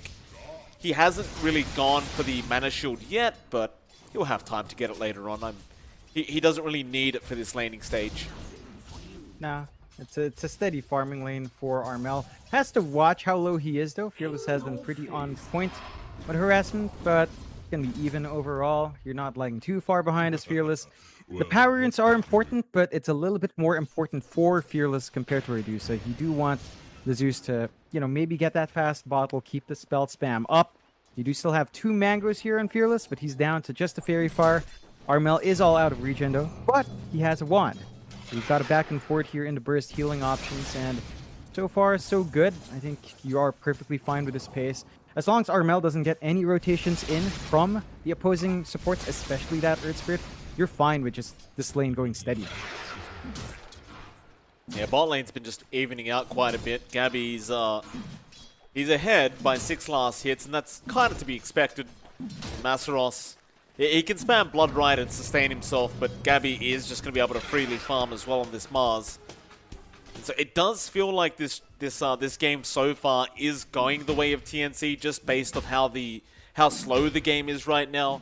It's always going to favor this kind of Medusa draft. Well, I do like the fact as well that TNC has not had to give up. Well, they actually do now. I was going to say they didn't have to give up the tri-lane, but it looks like they don't bother with it anymore. Perhaps feeling like they've done enough, and they're just setting up stacks all over the map for Medusa. Like, KP sets up the triangle stacks. Whitemon went down south and set up some stacks down at the bot lane. And I believe we also had our Snapfire Tim's doing the exact same thing somewhere.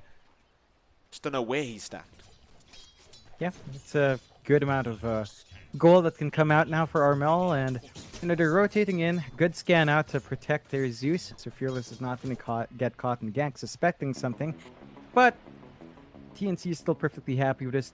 With the breakup of the trial lane up top, though, Jackie does get a little bit more farm now. They did kind of make it a trial lane. They dragged Q up top as well, but he's not done anything. He hasn't been able to rotate for those power runes as well. So it's been a rather slow start for MG Trust in terms of getting the aggression off with the Earth Spirit.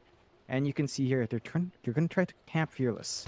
I like that a lot. Fearless going to get rooted in place. Is going to think about going back for the bounty, but definitely can't. Cooking up from Tim's as well. Whitemon setting up very nicely here, and Fearless, he's trying to fight back, but he cannot, and that is a massive pick-off to get for TNC. And might I add, John, I really like this switch-up in play style here for TNC. Very different, but it seems very versatile. Yes, they are putting all their bags in the... all their eggs in the Armel basket, but it's a nice basket. Yeah, it's a basket you can trust. The Medusa is just so sturdy, scaling into late. It's one of those heroes that, honestly, I'd say scales really well, like Ophasis Void does, just because of the nature of Stone Gaze. Piercing BKB, it's always going to be relevant. You've got this split shot built into you as well, so you can definitely just drag this game as long as you want here for TNC. And you have to remember, they've got the Venge from KP. So it's the Medusa Venge strat that at some point starts to play together. MG Trust, for their part, I think we do want to see a little bit more activity from Q once they hit some level 6 spikes, like 6 on Fearless, 6 on Jackie. We want to see those first Chronos line up. Even a support kill with a Chrono, you're just going to be happy finding something on the map. Yeah, everything going smoothly. Boombill gonna spot out the stacks that were being made now, so can relay that information onto his team and let them know they probably need to go ahead and steal those stacks ASAP. Problem is, the only way you can steal them is either Fearless or Masaros going into that triangle. So top lane, Tim's gonna get rolled on here, but KP is gonna rotate to try and help, but Fearless commits the ulti.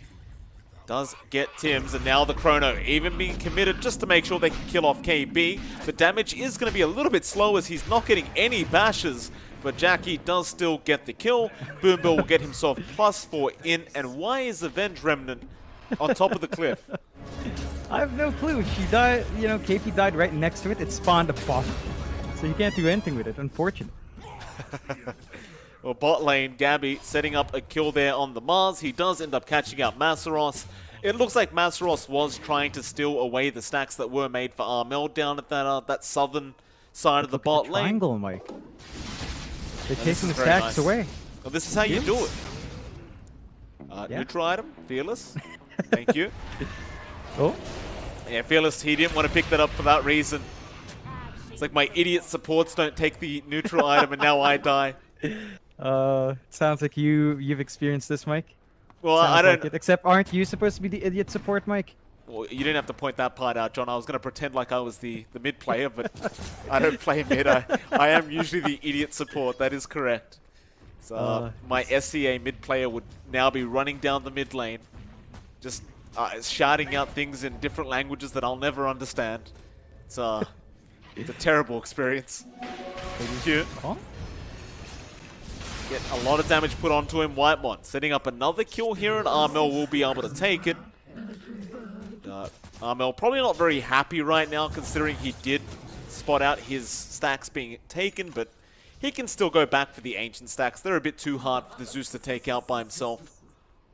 Yeah, it's going to be an opportunity here for Armel if he wants to. Now, MG Trust, again, we've talked about them having to play with these ults. They are fairly long cooldown, but Fearless will have Thunder God soon. So you want to see these supports line up. They are looking up top. They haven't left top in a while. They'll go on Tim's. Nice roll onto Tim's. Boombill loving all this intelligence he's been able to get for himself and does get more. But here comes Gabby with a great arena out. The time walk out from the Void will ensure that Jackie gets away, but they do at least kill off Boombill and maybe even Q as a swap is there from KB, but Q going to try and roll away. Gabby does have the damage up though. Now the Thunder God's Wrath going to kill off KB. Gabby is happy to man fight Jackie. Jackie does not want any part of it though. Overall, I think they're still going to be pretty satisfied on both sides with the kills that did occur, as you are giving those kills away to both position ones on either team, so not really bad news for anyone. No, definitely not. I think the biggest takeaway here for TNC is that they are just really buying space for Armel. Like, this guy is just not getting threatened at all. Free to stay in his triangle, free to farm mid. And his team might be following around him, but we saw MG Trust pulled off this kind of playstyle before. It was Jackie's PA in that first game. This time around, Armel is making the most use of his space, finding so much farm. And we saw MG Trust contest once. They need to keep control in the jungle, and Gabby. He rolled on. That's a much bigger kill to get, and Gabby, he does not want to lose intelligence to Boombill, but it looks like he has no choice in the matter. He is going to get caught out. Nice pick up there from Motivate Trust. 10 stolen int for Boombill already. He's getting smarter and smarter every day, John. That he is. It's a very good early start here for a Silencer, and you know, we kind of talked about the Silencer scaling nicely into late. You don't really need to itemize for damage. Your damage is going to scale. You're draining the mana pool of these heroes, like, say, the Mars you just mentioned. Chrono. Jackie, he sees a target. He'll take the easy kill onto Tim's. Jackie will pick up the kill. And that's another thing I really enjoy about Jackie Void, is he doesn't hesitate to throw out the Chrono. Even if it is a support kill, it's worth it, especially after the bad start he has had. Yeah, so it's what you like to see, you know, not scared of committing, just finding kills, making yourself low. Fearless, big trouble. He'll go for a TP out with the Global Silence to protect him. Now Masaros, they're going to cancel the TP and turn back around now with the Rupture out on KB. Roll out from Q. KB still dropping, does go down, but now the Spear in onto Masaros. They will get the Bloodseeker into Q. He's trying to run. He's probably going to die, and does to Whitemon. Overall, still a very positive trade out for TNC. Fearless, he is going to eventually have to run himself back to the fountain, but looks like he is considering sticking around to try and defend that mid-tier 1 tower a little bit. But the creeps will be fortified, and TNC, they aren't going to back. They really are going to commit for this. Yeah, they want that objective, start melting down towers, opening up the jungle, contesting that farm they want to build up for Jackie. So it's not a smooth ramp up here for MG Trust. It's not going to be a free run for Jackie. He's still has, you know, good timing on that Massive Madness. He swapped lanes. Top lane. He's trying to shove in bot, although. Gabby, oh, we got to pause out. Gabby, he's got a nice spear off here, but this pause might mean some rotations coming onto Gabby now. Mind you, it is TNC pausing, so I don't want to see the chat saying, you know, tactical pause. It's definitely not very good for TNC, this pause. So, Gabby currently spearing the Sansa to the tree. Looks like a very painful experience, John. Let's zoom in on that. Indeed it is. It's a lot of blood Very everywhere. Halloween. Spear right through the Silencer. It's kind of a dream of mine, John, seeing Silencers like this, as I do hate the hero. Gabby. He does have the God's Rebuke as well, so this should definitely be a dead Boom Bell. Yeah. Looks like still having slight issues here, TNC, though. It's asking for a bit of a wait. Ping issues. Just an FYI to chat that's not aware, there's a massive typhoon coming into the Philippines. So that's there, going to be John? causing some issues. Yeah. What was Apparently you said it was the biggest one in a long time, right? I think the biggest typhoon across the world for this year. Really? With, I believe the estimated wind speed off the coast right now is like 300 kilometers per hour. Jeez, Which that's to me pretty is quick. ridiculous. That is pretty ridiculous. Like, and it's massive. So I'm not sure when landfall is due. It has been nice and cool here. I'm enjoying the weather for now. But when it does hit, I don't know how safe I'll be. And Boom Bell? Gabby actually didn't get the kill yet. God's Rebuke is going to be out. Boom Bell trying to juke him out, but Gabby should definitely have the kill unless... Oh, the creep! Boom Bell's own creep blocking the way through the trees. That is treason. Gabby will put the creep to death. Yeah, it's a really unfortunate juking around there. Would have been nice, but that kill will allow them to push the top tier 1. Now, Jackie did take the bot tier 1, so it is going to be an even tower trade in terms of these tier 1 top and bot, but TNC's a step up with the mid tier 1 gone. So that top jungle is definitely not too safe now for MG Trust, and this is what we're used to seeing from MG Trust, though. Jackie's playing on the opposite side of the map. So TNC has to watch the farming locations of this Faceless Void, and Jackie now needs to start farming like a madman, but there's a smoke here. Yeah, Gabby, how are you going to break the gap, though? That's the question. Doesn't have the blink yet, doesn't have the Yules up yet. He's just going to ignore it as Fearless now has moved in. Now, this will be a much easier kill to get, and Gabby is going to get a great arena off just on the edge.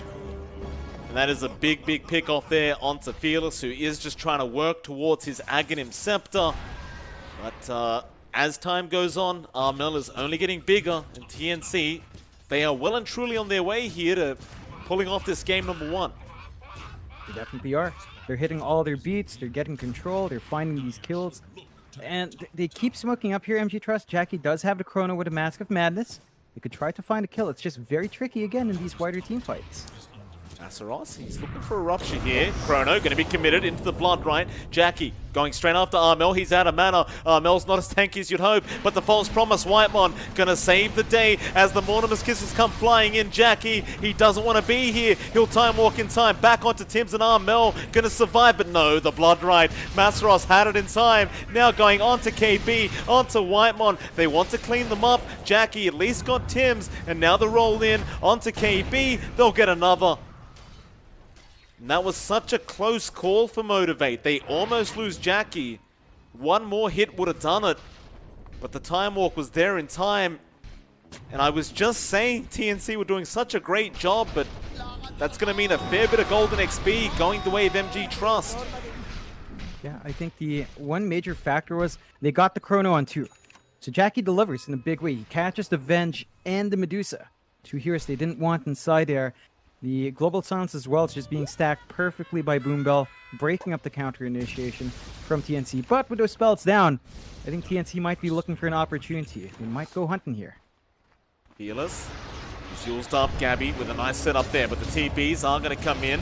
Spear going to be very easy to land, and it's only a TP in from Boom Bell so far, but here comes Masaros and Q. They'll get the rupture off Gabby. Probably doesn't want to die like this. He'll try to fight back. A great cookie in from Tims, stunning up too. It may not matter though, Gabby. He will still die, and now it's on to Q on that Earth Spirit. He's trying to run. He's got the Magnetize, but it just doesn't matter. 2 for 1. In fact, if you count Fearless going down, it was a 3 for 1. Gabby, seeing those kills happen, will probably be pretty satisfied now. And that's what TNC needs to do. After they see the committal of Global Silence and Chrono, they can reset, come back in. There's a massive window where MG Trust cannot fight, and they just abuse that. So you have to be cautious as well, MG Trust. After they blow their big team fight spells, they can't really fight. They've got to take the back seat, just farm on Jackie. Their top choose under threat. At least here, Masteros can actually kind of D-push really well on that Bloodseeker. Oh, he can, unless he cops a cookie like that from Tim's. Swap in now from KB. They want to go after him with the Mortimer's Kisses. I love Tim's juggling those Mortimer's Kisses onto two at the same time. Burnbell will lose half his HP in the process, as they do finally get that tier 2 top tower. Armel is slowly but surely on his way now to that Eye of Skadi pickup, as Q is going to roll in onto KB. Burnbell, he hasn't been smart enough recently. He wants to get some more intelligence for himself, but he got stunned up again. Tim's a great cookie out, now turning back around. How dare you steal my brain cells, he says.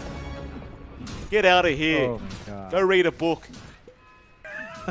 TNC just managing to really turn around here, Mike. Whitemon, can we talk about this Oracle going 7-1 to 9, Mike? That's Whitemon, John. It's just, we said this in BTS Pro Series. When he was in Among Us version 1, I was asking the question over and over again, why is Whitemon not part of one of the big teams in SEA? Now he is standing in, and you can kind of see that he does a pretty darn good job. He really does. His positioning's always on point. The Dispel to save KP. Now, MG Trust has picked up a key item here. Ags up under Zeus. But that's an Ags rush for Fearless. Nothing else on hand. So they're going to have to maximize this Nimbus as it flies out. And at least some of that global strat you mentioned is starting to come into play. MG Trust, they do have Chrono. They've got a Rupture. It's their turn to look for kills. Jackie, he's been farming. He's got onto that BKB stage now, and he wants to try and get a kill. Onto Whitemon, it'll be a lot of gold because of his streak.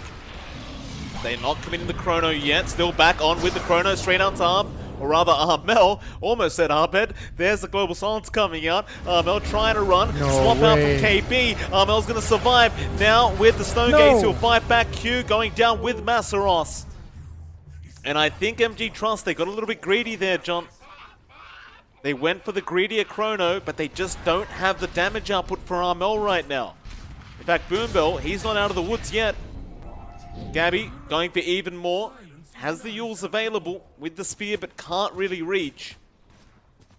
Jackie will walk away, but he needs more damage. In fact, Gabby is going to blink straight in, gets the Yules off. Spear should be an easy setup, and it is. But do they have the damage output? Well, with the permastun they do. Tims on the edge, cookie out from our Snapfire will get the kill. Oh, it's just so clinical from TNC. They don't panic when they see the Void. They keep that distance. They keep separated. A one-man Chrono is not what you're looking for, especially on that Medusa. I mean, Armel's already got max level mana shield. He's got his Manta. There's some good stat padding there with the ultimate orb and point booster as well. You can't melt through with just the Mask of Madness, although they will try to fight. I don't think they can. You don't have Chrono. You got Rupture, but that's not going to be enough. Armel can just stand there and hit you. Burnbill going to try and turn around. They're going to Rupture up KP instead. Underneath the Nimbus, Cookie and heals out from Whitemon. Going to keep him safe as now another Bloodright going to come in, but Gabby is going to jump in with an Arena. He won't drop it yet. He'll wait for the right moment. Instead, they'll just go after Masaros, and there's your Arena now, catching out three where Armel could just walk in and just hit away. Arrows flying everywhere. Masaros and Fearless both gone down, and TNC are playing this perfectly. They really are. Just the patience out from Gabby to land these spells, and the Nimbus here for Zeus. Like, he drops it in front, but Snapfire, little Shredder just rips right through it. It doesn't last for long, and the investment now in this Zeus Ags rush, not quite paying off. On top of that, MG Trust, you know, every time these spells are down, what can he do? Jackie can only just farm, and he has to work his way towards more damage. Q running at Gabby. Gabby did not have the spear up. Doesn't want to bother with the Earth Spirit. Meanwhile, Jackie, looking at Tims up at that top lane, is going to jump in with the time dilation. And the Nimbus to come. Tims has help on the way. He will go down. Still Armel now going to show himself, but Jackie spots him out. He doesn't want to deal with him at the moment. He will just back off. And speaking of Armel, John, Scotty is up. Jeez. Scotty Manta Power Treads had 20 Masseros. minutes in. Gabby, this is a spear on Masseros. Bit of a shame there. Masseros would have almost certainly just been dead had that spear landed. Looks like he is going to be just fine. And would you believe it, John? Armel also has the Grove Bow. So just perfect. Gets everything he wants. A Grove Bow with Avenge Aura. What else could you ask for here as the Medusa? And they go straight into the Roche Pit. There is a Chrono here from MG Trust, so Jackie can contest if they wanted to, but they'd have to throw all their bodies in ASAP. As it's not the fastest rush, but it's steady one going here for TNC. There's no damage though, that's the problem, right? Like you'd literally be committing Chrono just to try and steal the Aegis. It just doesn't seem worth it for Motivate to even try. They scan it out now, but even if they want to, it's not going to be quick enough for them to get here. They're going to just have to let it go down as Gabby just gets bashed constantly by Roshan, but it does eventually die. TNC, they smoke up with the Aegis on Armel, back down towards the south of the map. They'd love to run into Fearless right now. In fact, Boombill is going to get spotted by Gabby, but he's being patient, waiting for that right moment. They'll leave the courier back into the back lines. Boombill doesn't know which way to run at the moment and will just die.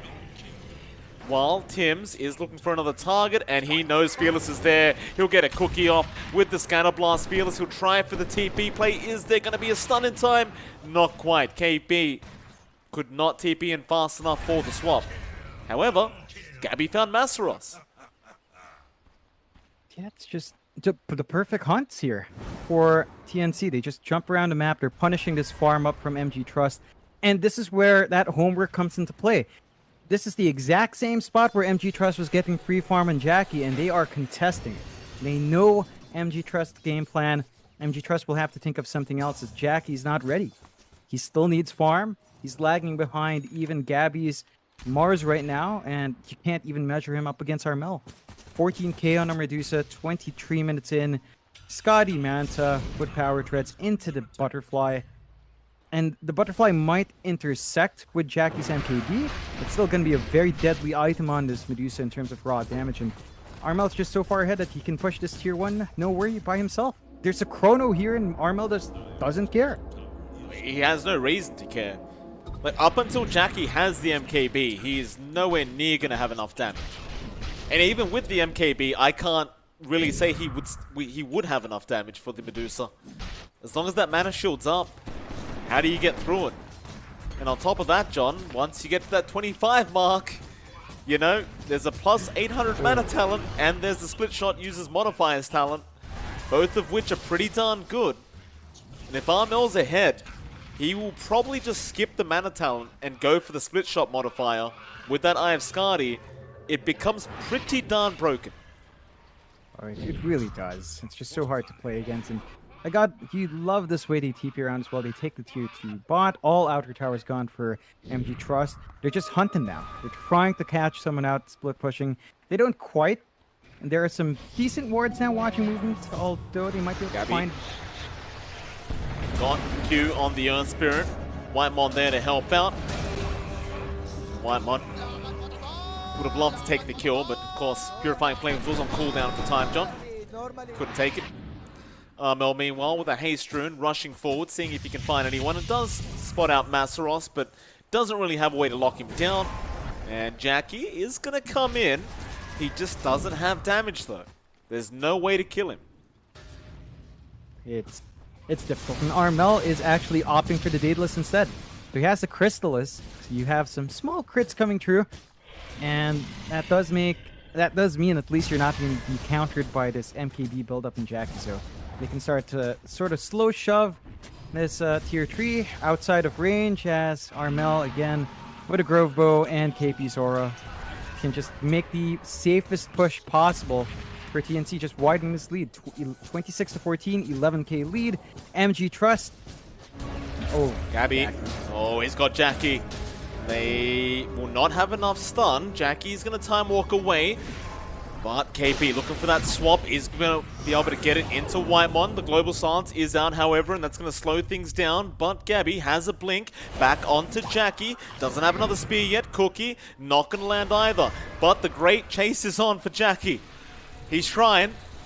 He's got another time walk, but the Fortune's End is going to fly through, and that'll force out the BKB chance. Jackie's still going to run. Gabby spots him out, but they have no way.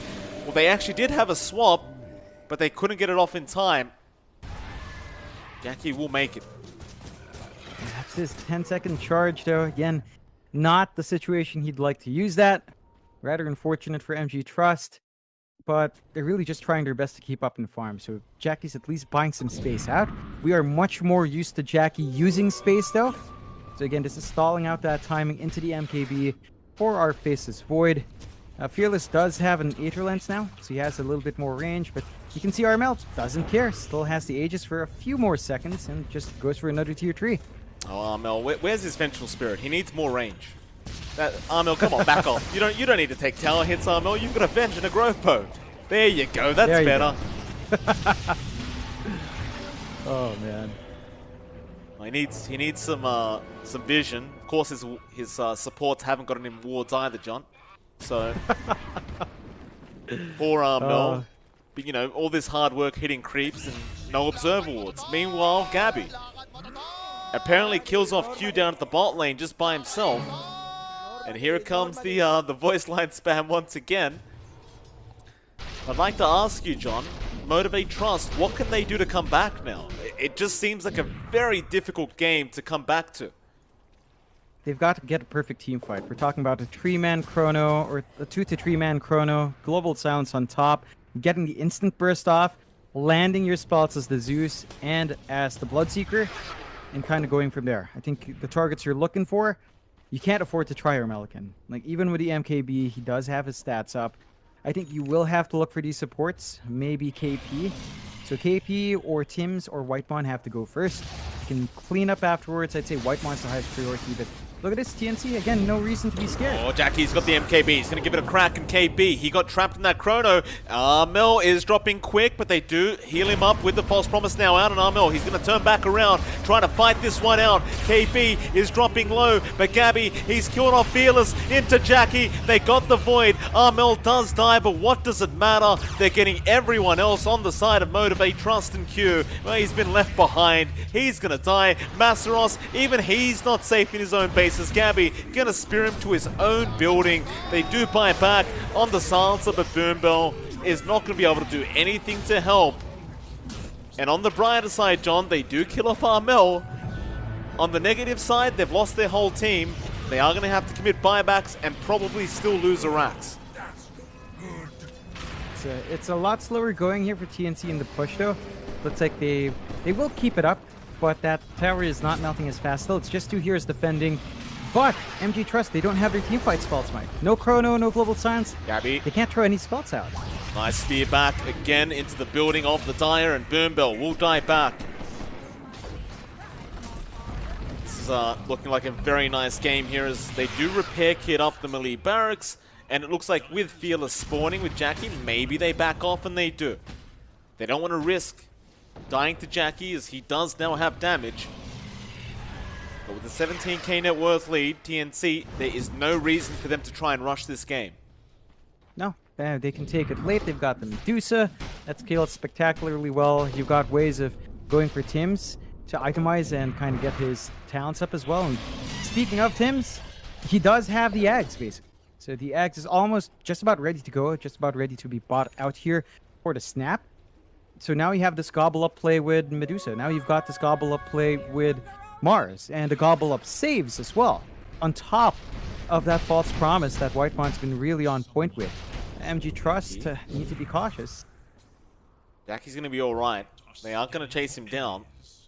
This is all the Void can do right now, is just keep lanes pushed out. He's going to keep trying. Meanwhile, TNC happy to just take the triangle away. Mel looks like he is going to start working towards a satanic build-up. There's your Ags as well now on Tim's, finally being completed. And I wonder, do you just toss in Gabby on the Mars? Or do you even toss in Armel and just pop the Stone Gaze? Yeah, either one is pretty darn good. I'd say Armel's probably the ballsier play. If you really are feeling that far ahead, it's a bit riskier. I think Gabby's a bit safer if you want to. And that does kind of give them more reach. Yeah, we were talking about maybe some slight catch issues, but it's definitely resolved now. MG Trust. I mean, it's getting worse. Even Whitemon has the farm to save up for a Lotus Orb now. He's saving up for it. It's still 900 gold off, but that is still spectacularly fast for a pause 5. And KP, he's got a blink. So he can get himself in the right spot to get those swaps off. He can now set up for offensive swaps as well. And MG Trust has to be so careful in this defense. They do have their spells back up.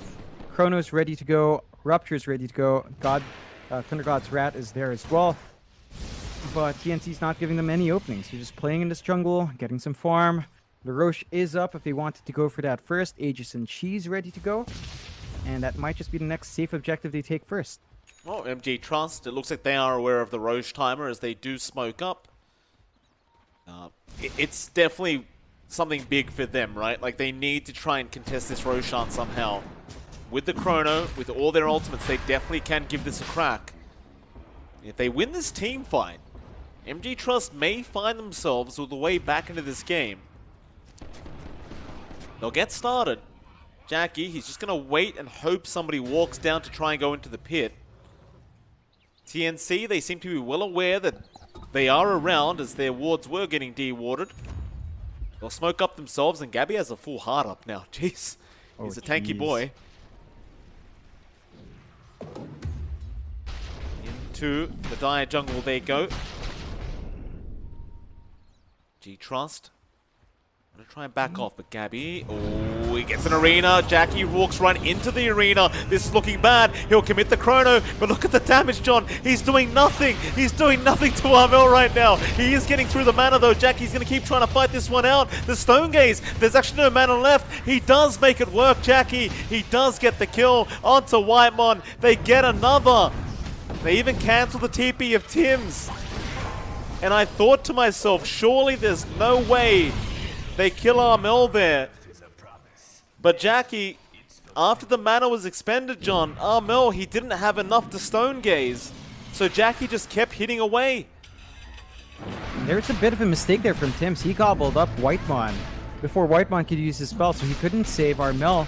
And without the Oracle, that Medusa is a bit of a sitting duck if you have 3 heroes focusing it.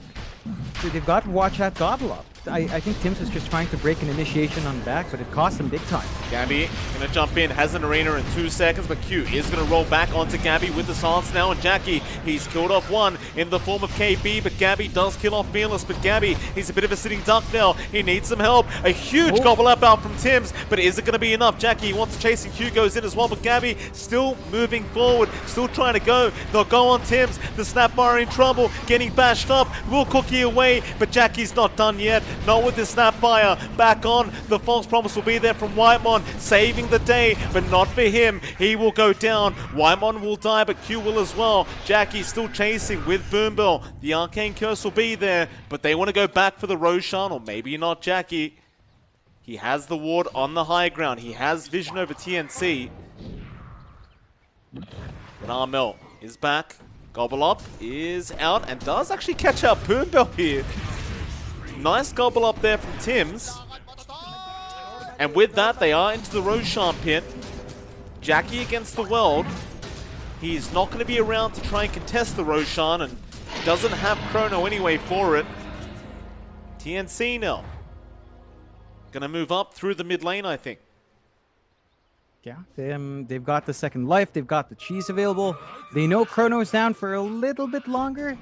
Not quite that long, though. There is a global silence when you do get the silencer respawn. There is no buyback, though. Like, they did die back on Fearless, so that's something they have to be cautious about. But this Butterfly should allow Jackie to survive a little bit more up front. Oh, spear. Oh, Gabby, he's not going to get the spear off. Q, he'll get the BKB in time, rolling back in onto KB. Jackie does have the Chrono back up now, but he wants a big one. We saw him deal with Armel earlier on.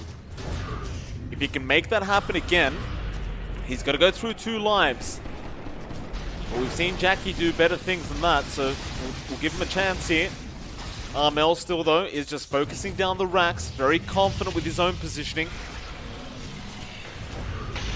Gabby gonna jump in, nice arena out, catching two, but the Chrono in the backlines. Jackie going straight after that Medusa again. The Aegis is probably gonna go down as Armel. No, the false promise is there in time. Armel, he'll have another 10 seconds to fight this one out before he goes into his second life. They'll get Boombell and Fearless onto Gabby. He's just fine though to hold up the shield, and Armel is gonna survive through the false promise, getting a 3-for-0 trade.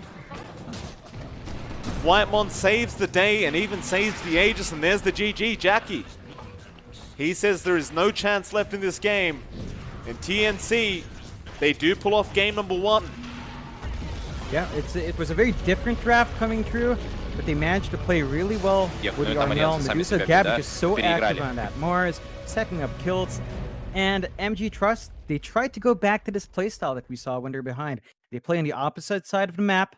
They tried to secure farm for Jackie, sacrificing Мне на самом деле очень интересно, как это в BO5 серии транслируется, потому что, по идее, именно в драфтах в BO5 сильнее должны быть Liquid, потому что они изначально более разнообразны, как мне кажется, чем Нави, и больше каких-то необычных вещей могут показать. Слушай, не знаю насчет разнообразного. У Liquid тоже масса проблем была. Liquid, когда им банишь несколько героев на мид, они там Пускара могут открывать, и это нет хорошего пула коиков, как мне кажется, это больше уже так, знаешь, game. We'll see if they can keep it up in game 2. Motivate Trust, they're going to have to go back to the drawing board and figure out what they're going to do. We'll see some more P-Dota and Johnny's Fire, and we'll be back in about 10 minutes for our second game. Just get that Slaughter against the Doom, and there's no real way the Doom wins that lane. So another very flexible pick here from TNC. Ну что у Liquid? Вот, Obviously, ты наблюдаешь, очень does круто combo играет very Микки, очень круто nicely играет with the Тайга Lich с group Инсейнией. stroke, right? 'Cause Вот you have the Окси, frost ну shield вчера on прям one последняя end, игра, это не you've знаю, got для меня Inkswell был on the other. прям So no matter сердце мое how you кровью lane the обливалось Slaughter от and того, which что он support you делал. lane it with, Вот. it is still really going to enjoy Но в having целом either три support, and исполнителя, so is the которые PA as присутствуют, well, да, 'cause жалко, you что have это the не Blink митер, Strike. они прям Yeah, классные. just really У Койквы, aggressive ну, start масса here for проблем. TNC. Вот он прям In line выпадает with what очень we сильно saw with из him from game 1. They were just этой вот команды, absolutely да, он running ему down в early итоге on, берут trying to win out каких-то their lanes hard. необычных The heroes персонажей they или have on персонаж, hand now который will будет enable впитывать тебя that. дэмэдж, но It's не то, fairly что straightforward хочется synergy видеть as от well, right? мидера. Like soul Мидер, вот bind, ты берешь, double, не знаю, ну окей, double очевидный Chain пример Frost, Таниша, always который вот nice я to наблюдал за have. тем, как он играет, Really он прям strong просто actually выносит once свой you мидл, get that going. So и that's дальше, something если MG ему Trust берут will вот have to Сика, be a тоже bit играли cautious через about. Snapfire там периодически, And то есть особо окей, it's surprising they у тебя let the Slaughter скилла, slide скилла through, right? твоего Like we не tend to требуется, see ты that выиграл band мидл, when you see a дальше иди с PA, командой but they воюй. just kind И, of let ну, it go. как бы So он now you have с этим this natural справляется. Corrosive Койква, Haze ты combo. что ему не пикнешь, TNC он будет should be страдать. looking to Да, окей, play есть fairly там quick Спирит, here. есть Sword он side Рид, of есть Gabby, какая-то and we've Бруда, already seen это again. вот Game там 1 третий персонаж. on his А Mars, he didn't помимо really want to этого, ну farm, he just что wanted уж, to fight. Хускар, ДП MG Trust какая-то do есть go for the иногда Storm. какие-то, ну что-то So, такое. мы видели это, и ДП, и Хускар, это окей, это все под Оракла пикается, и все это any ну, room очень for an AM посредственно. То pick есть here, он, and they just go straight to окей, it. я должен Бэтрайдер Now, был, по-моему, да, you don't или have the даже в most плей-офф, если я instantaneous правильно помню, но stunts. не самый It уверенный can be a бэтик там bit tricky to lock был. in the Storm. And Да сложно, мне Fearless кажется, тут gets оценить, played да, out тут, here, в so we'll see how принципе, much you действительно can вы pull правы, out что у from that обеих mid команд lane. есть какие-то в TNC got драфтах a lot нюансы, of ways to kind of tackle поэтому from their посмотрим, и draft. серия будет BO5. Не так часто мы видим в Европе BO5 без секрет. Я бы сказал, мы их не видели в этом году. Один раз мы видели в Pro против OG. Там была интересная серия именно на ответственных таких важных турнирах. Ну а так посмотрим, друзья, и мы вернемся после перерыва уже с превью непосредственно финала и на Мегого, и на Twitch. Скоро игра твоей команды. Ты надеешься на победу. Весь предвкушение игры. Но ситуация меняется. Тебя терзают сомнения. Они вытянут игру или их занесет на повороте. Ты берешь себя в руки, потому что уверен, от них будет выход. Знаешь, что они готовят. Понимаешь, они идут правильным курсом. И даже когда шансов нет, ты веришь, они выиграют. GGB, дай волю азарту. I think the Conka would be too bad. X mark to hold the Storm down is always nice. And of course, both Rum, Corin for your PA Slaughter is fantastic. That isn't the ban out, so they do go for the Zeus instead, which means TNC could slide down for it if they want to. I think that's a very good pick, actually. Время ласт-пика. TNC. Напряженный момент. One Походу, of дело his пик favorites as заруинен. well, so it does kind Ситуацию of можно спасти fit только the player если... very nicely. И да, As you pointed out, it's гениально! just Он a nice way выбирает of bringing йогуртный these heroes back коктейль. with the X. Я против. You И never я really не want to затащу say за no тебя to каку. more team. Я затащу хорошее Team fight настроение. is gonna mean pretty good stuff for them, and even having that boat run buff to really buff up your PA and your Slaughter to make sure they don't die in 2 seconds is always going to be nice. The Motivate Trust last pickup, Lifestealer, okay? Not an easy game for the Lifestealer, I might add. Yeah, we've seen this back and forth, right? Lifestealer versus PA. The timings are very, very strange. It's always one of those really hard to call. Like if the PA goes to a running start, Lifestealer gets to run through. But if the Lifestealer just wants to stand like this and compete at that point, then he can also take it. So that is strange back and forth. Of course, we do have a natural infest vehicle in the Storm. The question stands here for MG Trust is, who's their support? So probably maybe a core Doom off, or there's room for a support Doom. The issue is Widmarana, MT, and Doom are kind of busy as supports, as a duo would want, so that's something that the Trust will have to kind of get started early on, and TNC can go with the fucking stuff. So if they want, I think we're going to the back, Green Coil to kind of stop the Storm, and Arnold's going to have that matchup. So I think Puck against Storm is fairly good for the Puck. You have better range, you've got some pretty good right-click animation and right-click range. You kind of keep up with the wave clear. Probably not killing until 6 mark is a critical point, but is the core Doom.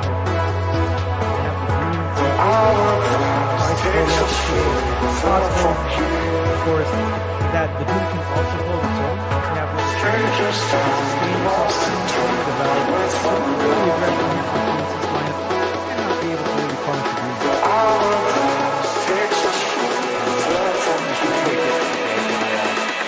It's on us to find the Prince that is investing in the battle class level.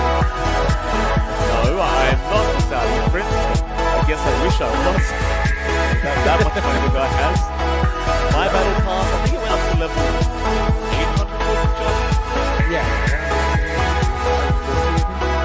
I donated my money to it. So I have to give my donation, give my hope for the blessings of game. Did my part. But definitely not my Saudi. Shout out to Saudi.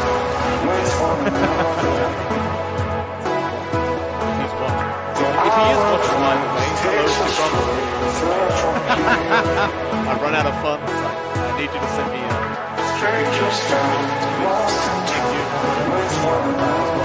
Yeah, I wouldn't mind that either, John. Wouldn't mind that either.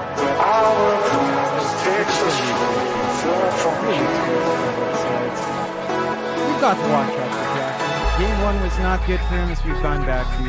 But when you give him something like the Lifestealer, I think he will look to fight a little bit more. And there they go again. White Ron and Jackie. What are they trying to say? So I hiss. I can't keep up with these people. What are they saying? SYE6. I feel like I shouldn't be reading this with these guys. Oh, they're spelling Whitemon. Whitemon helping out as well. This is tricky. They're actually trying to go in. Wow. Okay. Скоро игра твоей команды. Ты надеешься на победу. Весь искушение игры. Но ситуация меняется. Тебя терзают сомнения. Они вытянуты грудь. Oh, there it is, my pro. Big shout out to my pro, of course. Потому что уверен, all of that is built into that? But how have we gone a whole series without shouting out my pro? Big shout out to that. Where is my pro? He's on Facebook. You can see him post. There you go. The Jack was like, "Don't." My pro turned 10.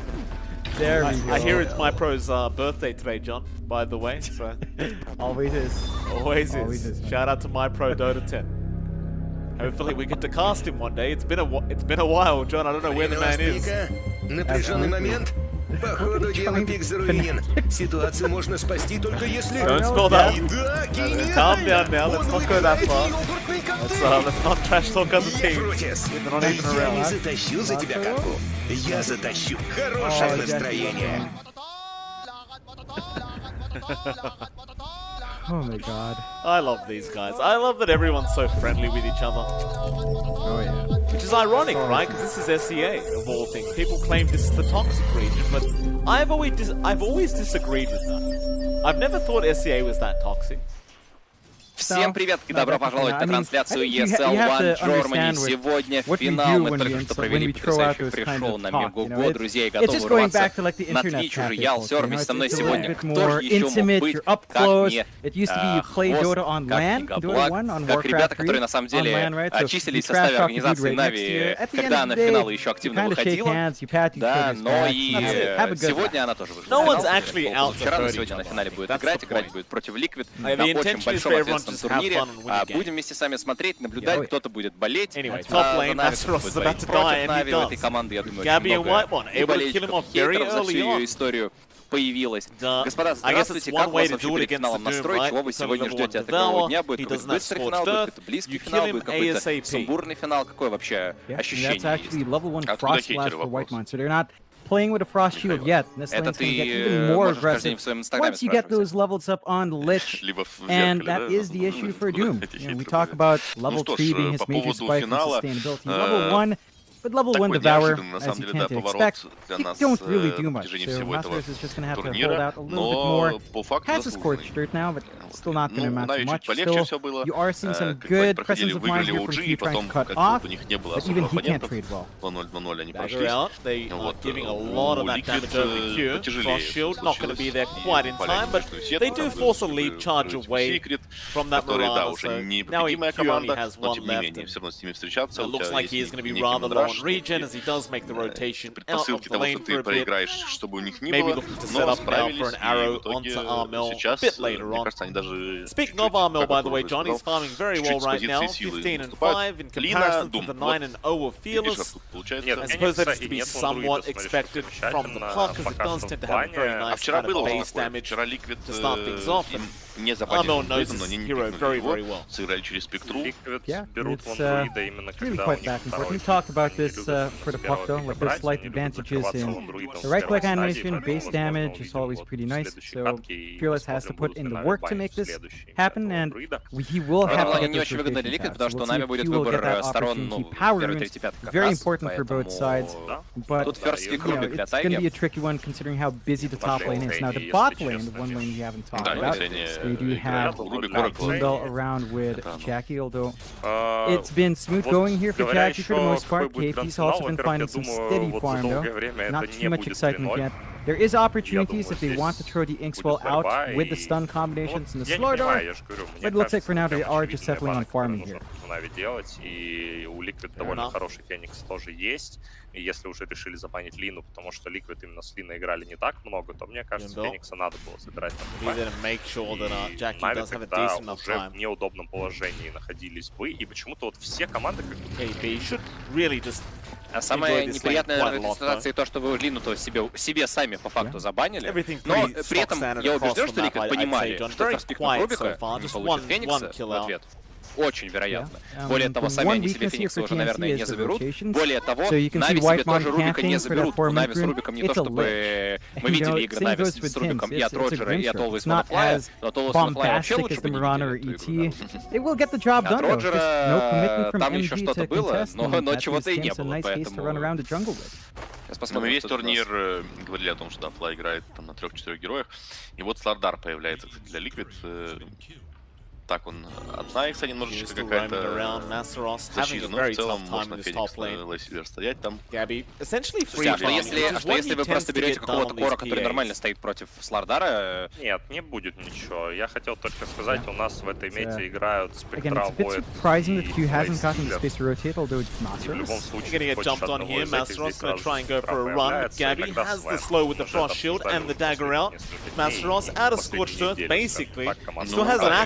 not doing too much, and Gabby is able to pick up another kill. Может даже на самом деле пострадать. Вроде как Спектру особо не выгоняют. С линии, да, has one leap charge, has another. Looks like he has a third, he'll be right. TP out there, but Gabby going back onto Fearless now. Does take the boundary away from the storm, but needs to be careful of the damage. Vortex there, but Gabby evades a hit. Back on a Fearless. He's not level 6, and he is going to go down Fearless. Really needed that bounty rune, так, but а вы, я правильно понимаю, что get это у нас, вы думаете, это будет Рубик для Инсейни, но на линии вместе с Лардаром, или нет?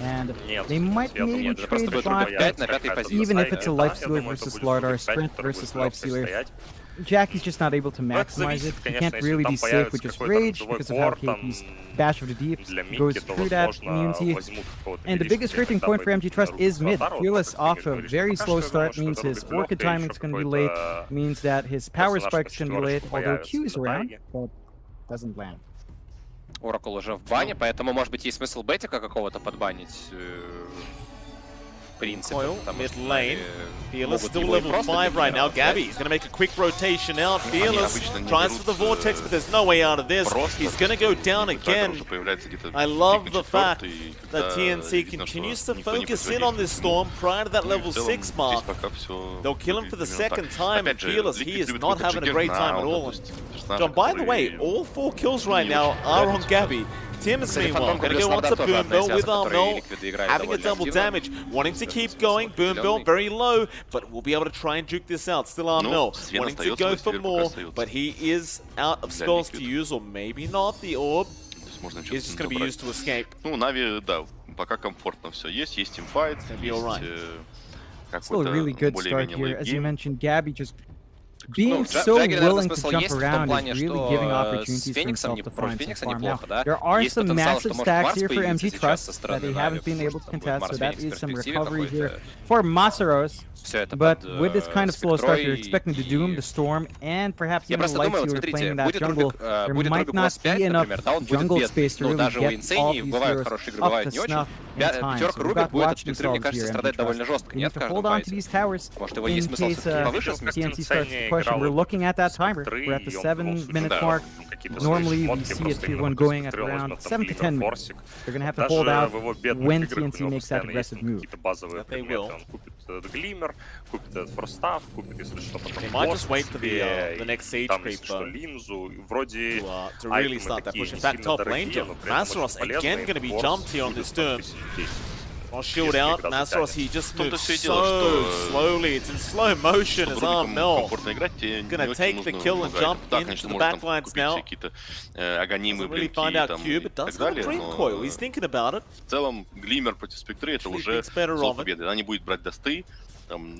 Даже в первой стадии, в начале стадии тебе не очень хочется менять the jump is going to be there onto KB with the Vortex out for Fearless, but KB, a 3-man stun, he's going to try and make a run for it, but there's no way out. Infest was there from Jackie, he makes sure he takes the kill for himself. He does. Наверное, есть смысл какую-то четверку для Роджера. Кстати, есть Клокверк вообще. Почему-то перестали команды. Я помню, был период, когда там чуть ли не Клокверка вперед Дума и Лины банили команды против Нави. А потом они как-то вообще место сместилось и подзабыли команды про этого героя. There's no way for them to help him out. Может быть, это именно заготовка против OG была, потому что TNC continue to dominate this game number 2. Just so difficult. You can see Masaros again just solo. Salves up, Gabby looking for the hit, but can't get it. A nice stomp away. No, he's going to dive in anyway. Gabby doesn't care, but he's been doomed up. That was not the play. But can he get away from this? Arrow is available on Q. He won't use it yet. Does go for the close-up, but here comes KP to try and help out. Still Gabby trying to run. That Doom damage should kill him off, and eventually will. Masaros gets the kill. KB does trade with Q. But it's definitely a very important kill for the side of Motivate Trust to get.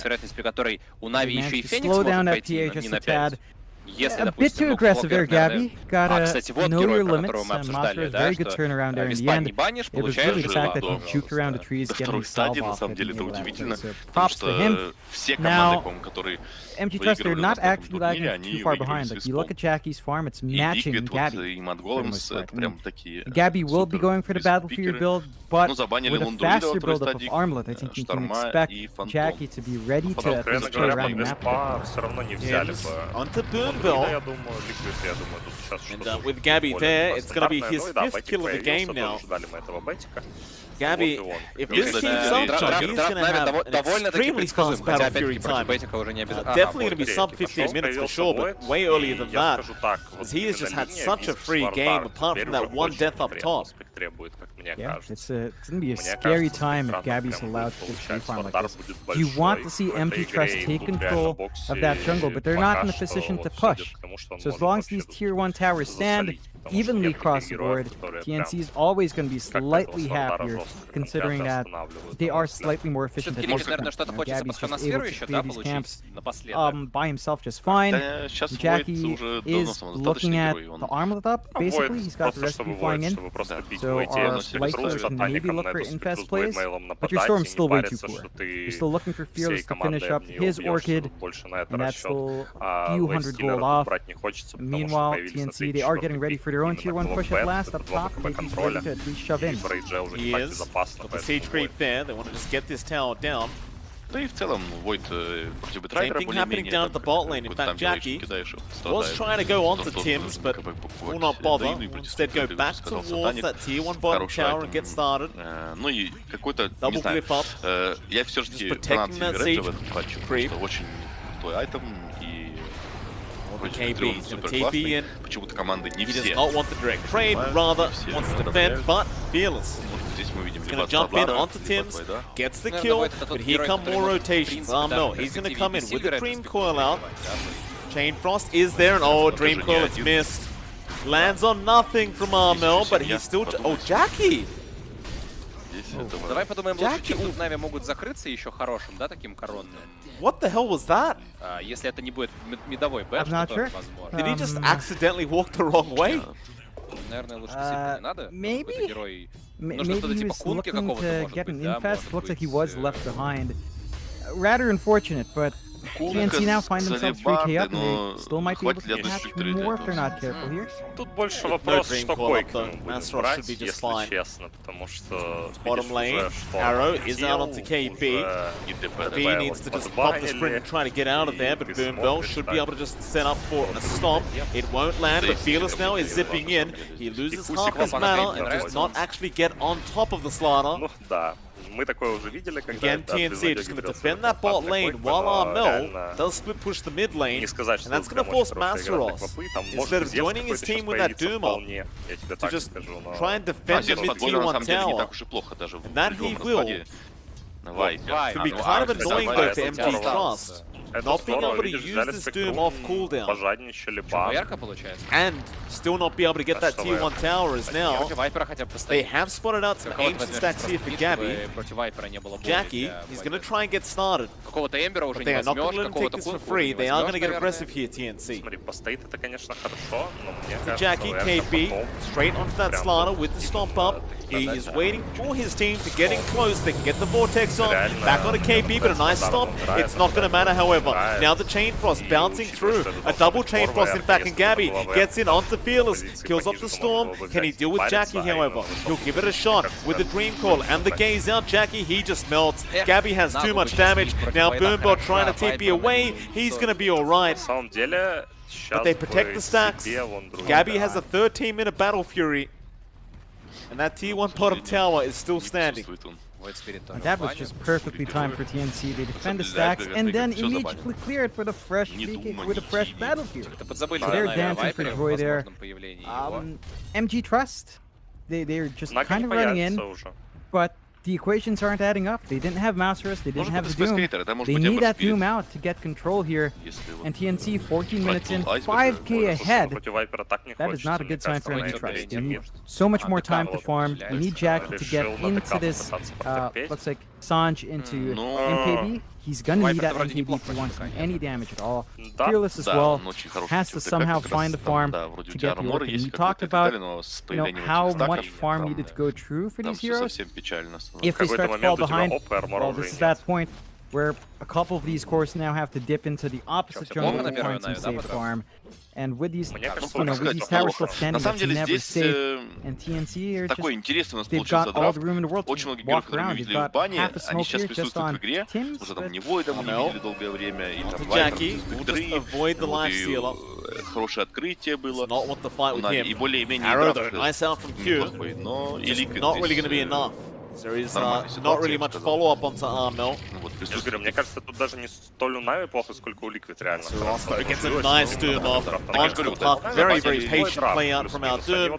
And that'll be... Oh, nice deny, Gabby! He blinks in for the deny. He gets it perfectly, but now the Earth Splitter with the Stompbound. This could be disastrous, Gabby. He's vortexed up with the Inkswell, though. He might try to fight back. The Chain Frost comes through. The double stun is there, and now with the gaze, they want to turn on Boombell, but Fearless is going to go after the PA, but they can't hit him, Gabby. He's juking him out. They can't get him at all. They'll try onto KP with an arrow, but none of it matters. Nobody is dying. Everyone needs to leave from Motivate Trust.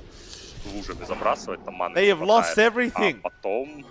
They get nothing. On the edge again, TNC. Someone's waking them up on the right side, Mike. On the edge, finding everything they want. And MG Trust, the execution falling flat. It looked like a good doom for Masaros, but they couldn't find a kill. It's just denied, so kind of washes all of that down. Now that does lead to Masaros actually getting a blink, though. Спасибо огромное, Миш, спасибо огромное нашим аналитикам. Господа, гранд-финал мы дождались, в конце концов, Best of 5, и Нави в финале, соперник классный, но это будет великолепный вечер, воскресенье, уже откладывайте все неважно, вот сейчас будет битва, заруба, и это просто две великолепные команды, поэтому давайте, ребятки, за здоровье, настроение поднимаем вместе с Фрутис и смотрим этот гранд-финал.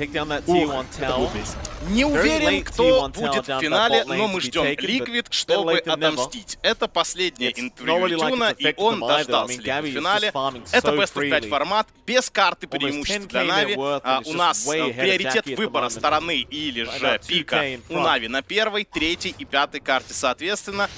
Драфты действительно очень неоднозначны, потому что того же Вольда мы не видели уже очень-очень давно. Ну, можно сказать, что в рамках этого турнира, конечно же. Потому что каждый матч плей-офф, там кто-то банил, кто-то игнорировал, но обычно все-таки герой был в бане.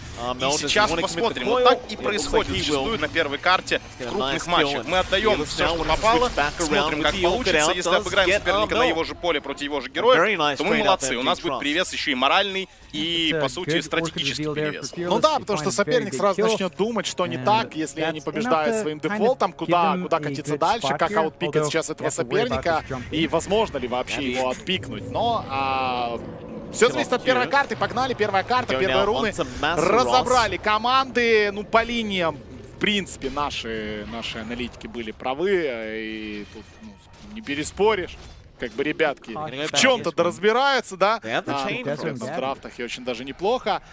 И матч, серия двух невероятно разных команд. Двух очень подходящих друг к другу и очень отличающихся друг от друга команд. И к этому мы чуть попозже перейдем, да, когда игра дойдет где-то до мидгейма. Леша просто невероятные цифры накопал, но я думаю, мы успеем еще на протяжении этой Best of 5 серии поговорить. Просто потому что последний Best of 5, который мы с тобой комментировали, это была такая жесть и рвань. Virtus.pro, это был ESL One Лос-Анджелес, как раз тот турнир, с которого началась эпоха онлайн-гейминга. Пандемия мировая. Это был ESL One. Ой, какой был финал. Да, VP OG. Да, просто жесть. Действительно, 5 карточек хотелось бы увидеть. И сегодня очень классную игру. Да, чем это закончится, мы все прекрасно понимаем, что хотите вы. Но как получится, это уже, простите, от нас не зависит. Это уже, конечно, зависит от команд. Да, начинается М1 на скойпа на центральной против Богдана. 7-0 у него. 2-24 коэффициент на то, что Нави выиграют этот финал. Вау, ты думал, что наоборот будет? Я думал, что фаворитом все-таки войдут команды Натус Винсера. Слушай, настолько нас приучили Liquid к этим длительным матчам, к этим американским горкам, на которых они нас катают и катают весьма успешно. На победке, что мне кажется, что они действительно фавориты. Они очень умело играют по макро, особенно в более поздних стадиях игры. А Нави, ну, не всегда могут выиграть линии, не всегда могут получить какой-то нереальный перевес в мидгейме, чтобы игру быстро закончить. Поэтому, наверное, на дистанции в 5 карт у Liquid все должно быть в теории неплохо. Посмотрим, да, действительно все зависит от старта, хотя мы уже видели не один раз в этом сезоне, что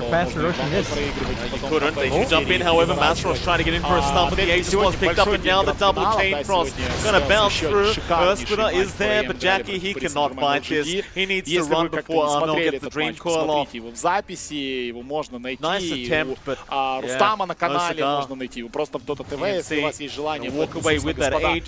Прикоснитесь к прекрасному, там был очень классный гранд-финал, я надеюсь, этот будет как минимум таким же по зарубе. Ну что, импровизированная трипла на топе одного Свинсера, пока отгоняет Микки от фарма, получается неплохо, 8-4, 9 When you're ahead, you're just even further ahead now. 6-19 at 20 minutes in. 5K да, Войд является неплохим героем против Бутрайдера, соответственно, ставить его на верхнюю линию, наверное, было бы нецелесообразно, поэтому таким образом Нави поступили. Пока эта линия проходит для них неплохо, чуть больше крипов получает Спектра, но надо сказать, что тут по опыту будет просадка, вероятнее всего, ведь 2-1-2 стоят Ликвид, они не собираются и, конечно же, играют 2-1-2, чтобы хотя бы две линии остальные у них были в полном порядке. Так оно и получается. У Слардара очень хороший пар на старте, правда, пытается всячески мешать им генерал, и в центре у Вайпера дела стоят тоже здорово. Но от этого ты вообще никак не уйдешь, набить Слардара здесь не получалось. Ставь сюда даблу с Бэтрайдером, разницы будет никакой. Бэтрайдер проблема огромная генерала, и первая кровь проливается у нас в этом финале. Это Бокси, а именно он убивает Микки, и счет становится 1-0. И вот что тоже интересно, надо это обязательно отметить, когда Ликвид открывали Слардаром на первый пик, это было очень много карт даже на этом турнире, и до этого на Дримхаке они пытались так поступать, они постоянно были законтрены, постоянно против Слардара появлялся герой, который не давал ему хорошую линию. Уже сейчас мы можем констатировать, что в данной карте линия у Слардара реально хорошая. И Слардар, который доминирует, сейчас Слардар будет, ну, по идее, ключевым игроком с такой линией, с такой силой. Ну да, ему надо выезжать, ему нужно будет чем раньше, лучше выдвигаться на центральную линию, пытаться здесь на Айсберга нападать независимо от уровня, который будет у Айсберга, независимо от хелпы, которая здесь будет. И я думаю, какие-то такие опции мы увидим. К тому же Тайга, как мы понимаем, на Виспе тоже будет иметь довольно неплохой уровень. И, соответственно, перелеты с Тайгой тоже возможны. И на ранней стадии игры. Ну, вопрос в том же, как Пипа будет готов. Пока Нави мы видим на топе перестал не держится Void вместе со Спектром. И это может быть проблема. Это может быть проблема. Посмотрим, исправят ли это эту ситуацию над Свинсом. Пока не вижу, как они ее будут исправлять. Какие-то ротации, какие могут быть ротации от Феникса, либо от, ну, я не знаю, куда, что. Не ясно. Ситуация такая себе. Вот он Роджер находит Тайгу на нижнюю линию, закрывает его. Тайге неприятно. Здесь же генерал. Несколько тычек. Битву за руну Тайга все-таки выиграл. Ну вот основная задача Роджера выполнена не было, но, по крайней мере, украдут руну у врага. Здесь проблема у генерала. Where was he anyway? Back in onto Jackie. He's been stunned up again, trying to run. The chain force bouncing around. Feels he can't escape it. Boombill ends up killing his own teammate and Jackie. Пока по таурам более-менее спокойно может себя чувствовать. 2400 у него нетворса. Главная линия здесь стараться держать. Да, пытается Флай делать пул. И мне кажется, что не даст возможности Андрею на халяву вывести отсюда этих крипов и задержать как-то линию. Придется ведь унуть подальше по тавер. Ну а там есть всегда опасность того, что может убежать в спину Рубик. Или еще кто-то, так что надо быть очень-очень осторожным. 2500, Айсберг 3000, как? Как, Бодя, как ты это делаешь, когда на линию выигрывает с точки зрения фарма? Поставил здесь Мордец. That chain frost just keeps chasing, so now high ground for TNC at 23.5 minutes in, and it's just gone. И действительно это сложно, мы все прекрасно понимаем, но Боди эту линию выиграл. Выиграл еще заметно через нейротоксины. He knows he can 1v5 them right now. He kills off Boombo with no crits. Onto Masaros. There's your stun out. He's been deleted. Fearless tries to help out. He needs to just get out. Gabby might just turn around, but they commit the buyback. He's gonna try and fight. Motivate Trust zipping back in, but Fearless he is just out of mana. He'll get the Yules off the Gabby. He's thinking, do I want to turn here? But he will not. Да, и нужно, чтобы подходили, нужно, чтобы здесь пытались обузить вот эти вот стаки, для того, чтобы Вайперу постоянно помогали, и тогда у него проблем не будет с фармом. Да, что будет, он будет подтягиваться, атака пошла здесь от генерала, есть много стаков на боксе, не особо ему Тайга помогает, генерал продолжает дальше, пока у него бокс скоро открутится, надо быть осторожным, ну просто напрягал немножечко здесь, видите, погорел на Тайге, погорел на боксе, а дальше He's not one-hitting him, John, he needs more. onto the Piranha. She's been silenced. The Inkswell doesn't really pop on her. She tries to run. There's no running. Такой фарм, Роджер. There is no running. Тайгу. Тайги могут быть проблемы, он очень битый. С другой стороны также проседает нас Генерал. Генерал все еще живет. Генерал по тауру пытается спрятаться. У него получается это сделать. И башек по Роджеру. Роджер за счет этого вряд ли сможет уходить также и Роджеру. Что могут и ему накостылять. Да, 19-7 for Gabby. Там на самом деле снизу и сверху драка. Там Феникс сверху пострадал. Тут реально обоюдный размен был на двух линиях параллельно. И пока что примечательно такие митеры просто в этой игре, что смещаться особо никто не хочет. Ни ДК не хочет уходить с линии, ни Вайпер. Они оба фармят линию, отпушивают ее в центре и уходят фармить лес. Они не очень помогают на боковых. Это не те герои, там как Баки, Штормы, которые прилетят сразу помогут. Хроносфера первая в этой игре. Хватит ли дэмэджа? И Ценни хватает дэмэджа. Моментальная реакция. Только он получил 6-й левел. Тут же прыгает на флай и делает первый килл для себя на топ-линии. Важный это килл, но что, мы видим, Void отстает. Void 800 имеет нетворса. Пятое место среди всех хоров, среди формирующих героев. Такие убийства Now it looks like MG Trust is ready to play. They've invested in Master Us. They might look for a smoke rotation out, but this is blind. They have no info as to where TNC is. Атаки. Ну вот ведь тут уже не так просто будет на линии против Бокси. Бокси будет очень aggressive. They're baiting a wild Gabby, but Arnold wants to jump in. KB will also show up. Master Us is being very patient. He knows he has to go after KB, but no, he goes after KB now. Gabby just waiting in the shadows. Защита от магии пока что не серьезно, но уже что-то. Конечно же, он опережает своего оппонента на линии на 1000 золота. Это немаловажный нюанс. Блейдмейл появился у Витюна, соответственно, надо смотреть на стаки Эншентов. Делали и флай, уходил ли он с линии, вот это вопрос. Да не было у него времени уходить, на самом деле. Да, здесь пусто, ну то есть один стак стоит. Ну вот надо, пожалуй, надо уже, может быть, там захаживал пару раз, но по факту надо уже начинать потихоньку стакать. Мне кажется, вот что ждут Нави, да, через 200 голды появляется у Айсберга Блинкдаггер, и не тратит он форму, возможно, после Блинкдаггера будет какой-то выход, если он на нижнюю линию.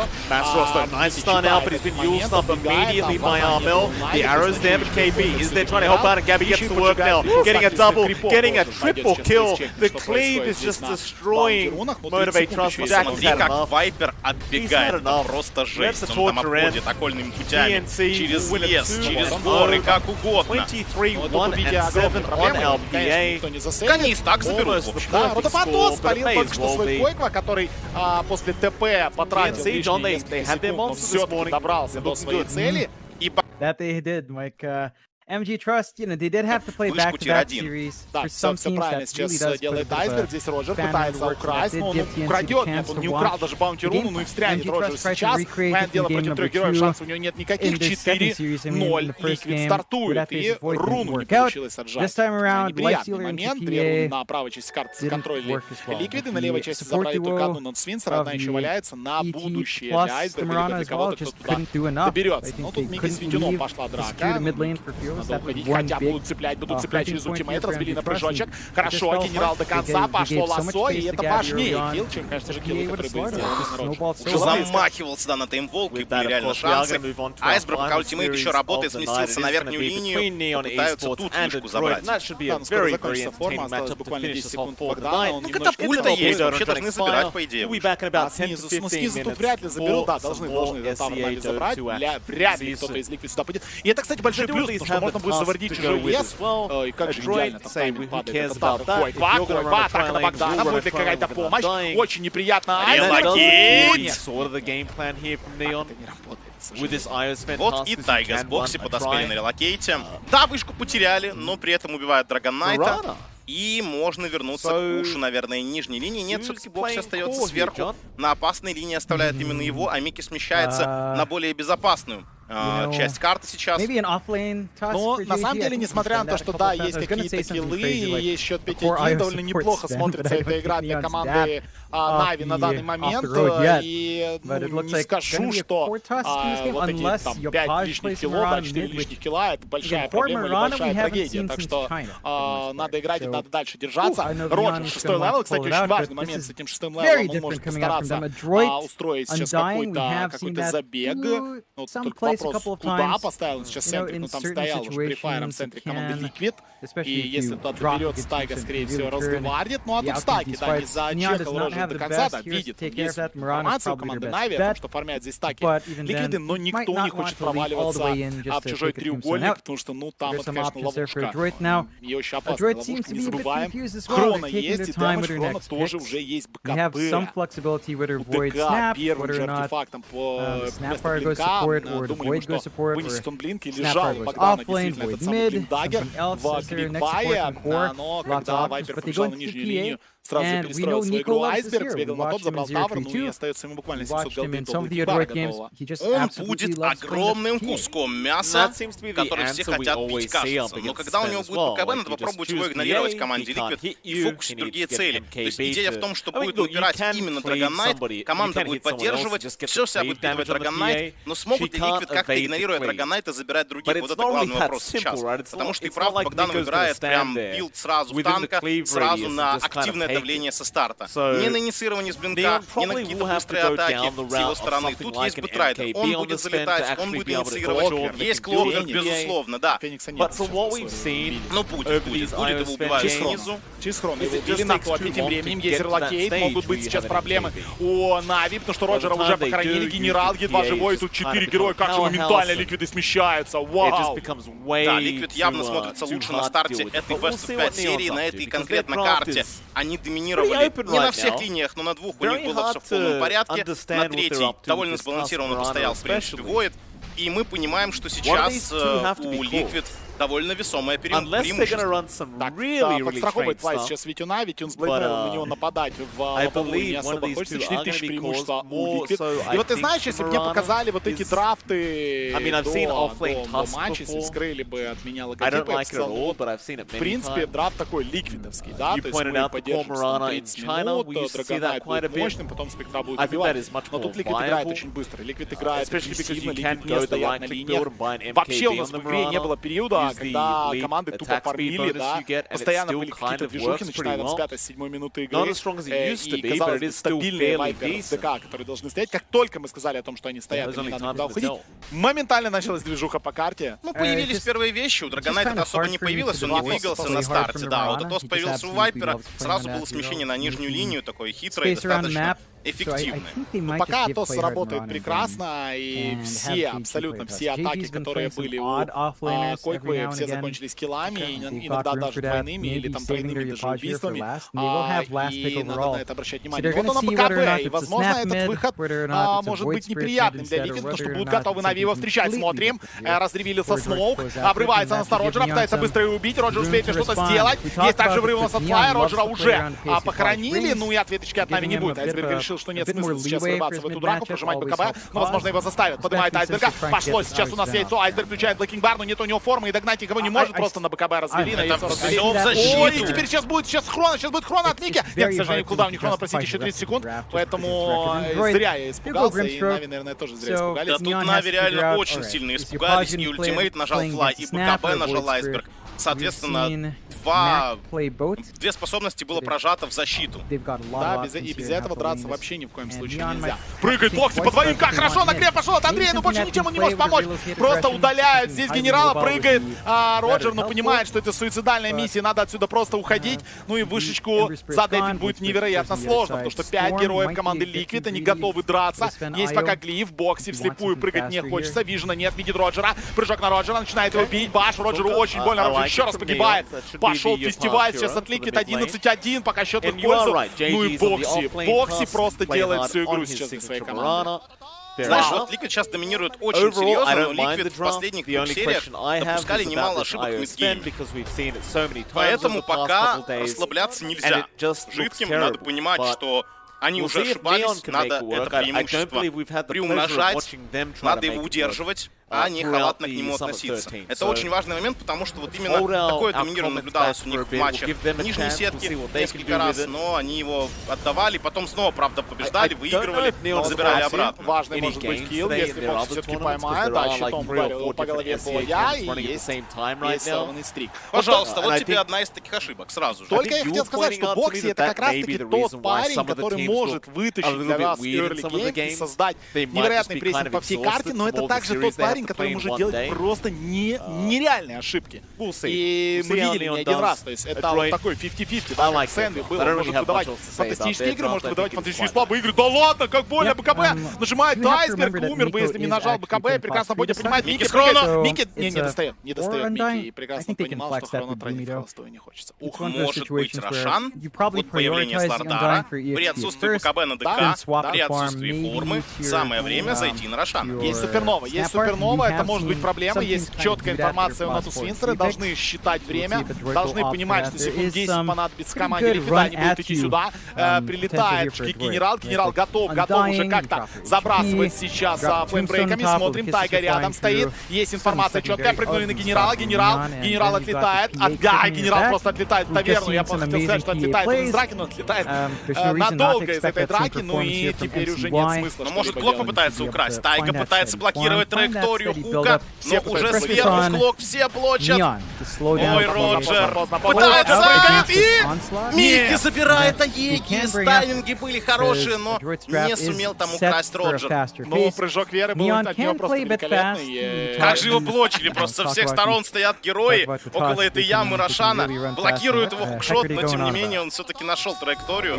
Проблемы могут быть, Витюн цепляет его, больно Витюну, пока включил Блейдмейл, живет, но ненадолго хватает этой спектры. Ой, как же больно сейчас по Слардарам, да. Знаешь, вот как будто сейчас Нави, как тот боксер, который получил легкий такой нокдаун, и они пытаются собраться на шатырь, понюхать, вот что-то такое, но пока не могут. Нужен гонки уйти. Реально какая-то пауза нужна, потому что, ну, совсем не могут парни собраться. Ну, не просто катают по карте. Да, просто враг на тебя бежит.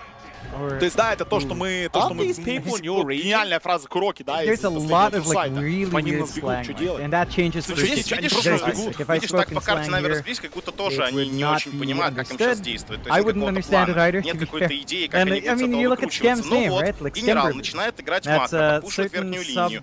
Это то, что требуется сейчас. Пытаться как-то создавать пространство своим героям. Подталкивать линии, ну, бэтрайдеру, хотя бы бэтрайдеру. Он, по сути, тут один, кто может заниматься довольно уверенно. Его трудно поймать, он быстрый, он под фаерфлаем, отпушил линию и убежал, как сейчас это было. Очень сильный вайпер, появится через 700 голды, буквально забрать. И можно будет выносить себе уже БКБ, да, там Блиндагер вынес тем временем и положил себе уже инвентарь.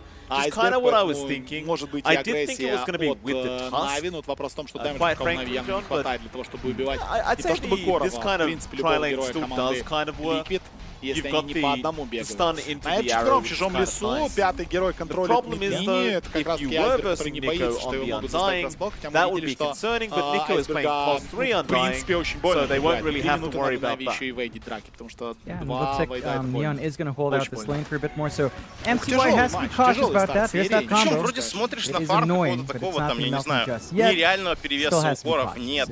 Все-таки, если посмотреть первая-вторая позиция, там не такое большое отставание. Большой перефарм именно у саппортов, большой перефарм у третьей позиции, безусловно, но первые и вторые позиции почти на паритетных идут рядах. Это очень интересно, потому что шанс всегда со спектрой имеется, но вот по поводу ТК тут очень спорно, потому что мы в аналитике, ребята, и мы понимаем, что ТК был довольно сомнительным выбором. Забирают тут райдера, какой будет от него импакт, какая польза, честно говоря, пока не понятно. Да, пока смотрится все так себе. Ну, линию поставил неплохо, а вот что дальше, это загадка.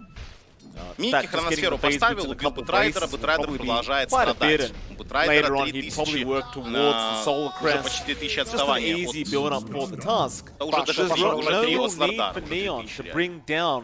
И ловит Айсберга, БКБ, Айсберг на развороте не успевает, отстанется, ну и Тайга тут очень классно мансит, но в итоге БКБшечку еще одну секунду убрали, здесь тем временем Микки готов подраться с Витюном, Витюн нажал Блейдмейл, отбежать Монта у него уже есть, дальше хочет вынести себе нулифайр. Еще и проблема этого БКБ на ДК в том, что тут два паша есть, которые работают с тобой с БКБ. То есть как бы ты ни защищался, довольно стабильные есть баши у Войда и у Слардара. Да, там от Войда урон не проходит, но баши проходят без проблем.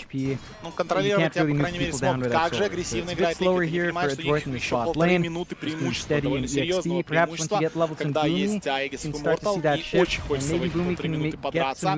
Нави всячески не хотят 5/5 сейчас воевать. Отстает, на самом деле, Спектра от Войда всего-то на 2000. Это пока не супер критично, да, но вот смоук, и пойдет еще одна атака от Liquid, не будут они стоять, вопрос в том, кого поймают. Если это будет Роджер или Флай, окей, не трагедия. Если это будет какой-то замес 5-5, будет плохо. Роджера поймали, да, Роджер, и Роджер перебили смоук, отправляется в таверну. Ну, могли и посерьезнее здесь подстрять. Господа из Нави. Генерал дает информацию. Вообще, вот с нашей позиции, как нам показывают, видно, что там что-то горит. Но когда даже показывали камеру... А вот теперь увидели самого генерала. Он моментально отсюда отходит. Только Ген увидел под ногами вард, моментально просто уходит отсюда. Ну его догоняет. За Т2 давит генерал. Тратит свое лосо для того, чтобы хоть как-то пожить. Понятное дело, что он не выживет. Да, генерал. Еще один минус. Боже, какая агрессия от Бокси. Между Т2 и Т3 он убивает своих оппонентов. Но здесь Микки забирает еще один танк. Уже сильный. Вайпер и видишь, у них еще очень мобильный драфт. Если даже будешь пытаться сплит-пушить где-то играть там активно, у тебя всегда есть виск, который может релокейт нажать, драку создать. Вот сейчас, например, фармит Айсберг, но вот как ты сделаешь КБ ТП? Никак, потому что тут два баша, это уже было озвучено. Без шансов для Айсберга, просто без шансов. Вот Блэкенбар, который он собрал, он использовал только защиту пока что. Да, причем 4 раза, и ну, один раз он ушел, даже дважды он ушел, так что ну, не через два. Файр, окей, опять-таки вопрос во времени, дадут ли Liquid это время команде Нави, пока преимущество колоссальное. Действия еще не ведут, очень мощные коры. Ну и сейчас драка без Айсберга намечается. Или куда идут? На койку напасть без Аегиса уже. Ребята из Liquid, возможно, будут как раз таки всегда прикольно, но все-таки принципиально более команда рядом. Инсейня выигрывает несколько секунд времени, отправляется в таверну. А вот будет ли контратака? Будет ли контратака на Флае? Бокси готов. Нужно напасть просто на всех, говорит ему Койква, и сейчас из подветренной будут Ликвиды заходить, да, Микки уже здесь, Тайга тоже подтягивается к своей команде. Ой, как же сейчас могут зажать Нави тиски. Нави тоже готовы, Нави тоже прячутся по лесам, Бокси уже ищет жертву. Номинально Нави в большинстве, номинально. Тайрскан, в зале никого не увидели на этом скане. Ну вот номинально, да, Спектра мы понимаем всегда сюда ворвется. А ДК будет, кажется, приманкой, что ли? Вот намекает, что я как бы готов, если что, мне спинки могу инициировать. Вопрос на кого? Прыгает на Микки. Тут же Спектра. Стан где? Где стан? Почему не было стана? Стан потайгивает. Сейчас неплохо. Тайгу быстренько убили. Дальше переключается Микки. Вынужден хрон оставить. Ставится яйцо. Просто отлично. Никому нельзя сюда подходить. Микки сейчас, скорее всего, застанется. Микки отпрыгивает. Отличная работа. Но Бокси застанется. Можно на Боксе переключиться. Летит сюда генерал. Также Койква включает БКБ. Не ожидали этого Блэкинбара. Ребята из Натус Винсера. Пошел Апос. Пытается быстренько избить у нас Роджера. Роджер страдает очень сильно. Микки врывается дальше в драку. Уже минус 3. Ой, как тяжело Нави. Ой-ой-ой. Им просто не хватает ресурсов для драки. Вроде как скиллы сейчас такие неплохо. Нет урона у соперника Блэкенбар на Слардаре и плюс Войд, которого довольно трудно убивать. У него Сия, он отпрыгивает, он живуч. Поначалу еще какая-то защита была от товарищей. Драка начиналась без Рубика, но он успел притянуться. Не то, чтобы он там сильно помог, но очень жесткие, плотные персонажи у них трудно пробивать. Скиллы легли реально неплохо. Ну что, под ТП сейчас будет атака генерала вместе с Витюном. На койку, либо на инсейнию неплохо было бы прыгнуть, а пока в кулдауне Блэкинбар. Это очень важный момент. Здесь Бокси рядом. Моментальная контраинициация. Тут же Айсберг. Стан пошел, врывается Роджер. Хорошо, застанет много людей. Закрывают Коги, огромное количество народу. Койква, как же он живет? Выхиливает его Тайга один. Койква убили. Бокси могут тоже убить. Бокси живет. Бокси все еще живет. Держит его до конца, хотела сказать Роджер, но нет. Микки успевает в эту драку. Уже минус 3. И успевает отсюда уйти только генерал. Нет, не успевает. Микки трипл. Килл. 4 в 1 размениваются Ликвиды. И вот опять скиллы нажаты хорошо. Да, шикарно. Ну реально. Но как же много лечения от этого виспа. Это головная боль. Этот герой реально влетел в плей-офф, в банили все практически. групповой этап Висп не всплывал. Так он и должен Дримхак, быть в бане. Висп не всплывал. Внезапно в плей-офф почему-то все начали отдавать беспол. Повально. Ты знаешь, я думаю, на второй карте будет этот герой в бане. Ты реально смотришь, как этот герой лечит, насколько же живучими становятся персонажи под его лечением. Ну это шок. Это невозможно посчитать урон. Невозможно столько просто урона найти, чтобы вовремя его убить как-то. Или самого Виспа поймать, потому что он дистанцию держит. Тут еще и Войд появился в драфте, тоже внезапно, как бы из ниоткуда. Да, Ликвид действительно набирает очень крутой набор героев и реализовывает это классно. Мне нравится, как они подходят к дракам. Не то, чтобы последняя драка от Нави была провальной, Нави делали все правильно. Там, да, в смоке стояли со спины, генерал вместе с Митюном, ждали, пока появится ставерный тиммейт, дождались ТП. Был правильный врыв, все было сделано вовремя, одновременно, напали, но... Missed out a couple of times on that сказал, combo если when we есть see визг, Sven Io. и если ты не успеваешь удалить героя за первые 3 секунды файта, дальше у тебя начинается проблема, и ты вынужден кнопки бросать туда, куда тебе бросать их не хотелось. А в предпоследней драке, например, много скиллов нажали конкретно Виспа, и уже не хватало ресурсов, чтобы убивать Слардара под БКБ, или Войда, который Трона поставил, и тоже там Дайволк нажал, у него реально сия, и этого достаточно для неплохого показателя выживаемости. 2000 хп у него на данный момент уже. 28-я минута встречи у нас тем временем идет. Faceless Void продолжает свой фарм. Сатаник у него будет следующим артефактом. Да, нам намекает, что тут и Мом, и Сатаник, да. Все нормально. Мом и Сатаник и Висп как бы... Пока я бью, я живу. Yeah. Ну и действительно, это довольно важный момент, да, попытаться меньше времени проводить в контроле, и единственная надежда Нави, да, это то, что будет какой-то чейн, который начинается с ульта генерала, продолжается ультом Роджера и заканчивается станом Богдана, когда у Faceless Void будет настолько много защитных артефактов, сложно на Слардаре. На Слардаре это вообще как их убивать, реально непонятно. Так, пошел от Бокси. Нави сейчас надо время, надо, чтобы прощали их соперники. Понимаешь, Виталий, дело в том, что и у Ликвид со временем все неплохо. То есть не то, чтобы Ликвид тут на таймере были. Поймали генерала, моментально его просто избивает. И тут же продолжение. Флай пытается улететь, но какой мувспид у Бокси, конечно, без шансов для Флая. Пытается что-то сделать еще на Флай. Ну неплохо, он дал Алибарду, сделал ТП, но действительно не успел. Бокси unstoppable, набрал очередной стрик, идут 16 тысяч, поймали Роджера. Just go for the arrow while Boomy is going to try and run. They won't have a way to cancel that. But they do get the core И все-таки undying. очень много в этой команде завязано на боксе. Если у бокса игра идет, если все у него получается, то Ликвид выглядит всегда шикарно. Эта команда, когда бокс начинает плыть, когда у него не получается, выглядит совсем по-другому. Очень блекло, очень неинтересно. Когда у бокса идет, мы видим агрессию, мы видим сплошные эффективные действия по карте.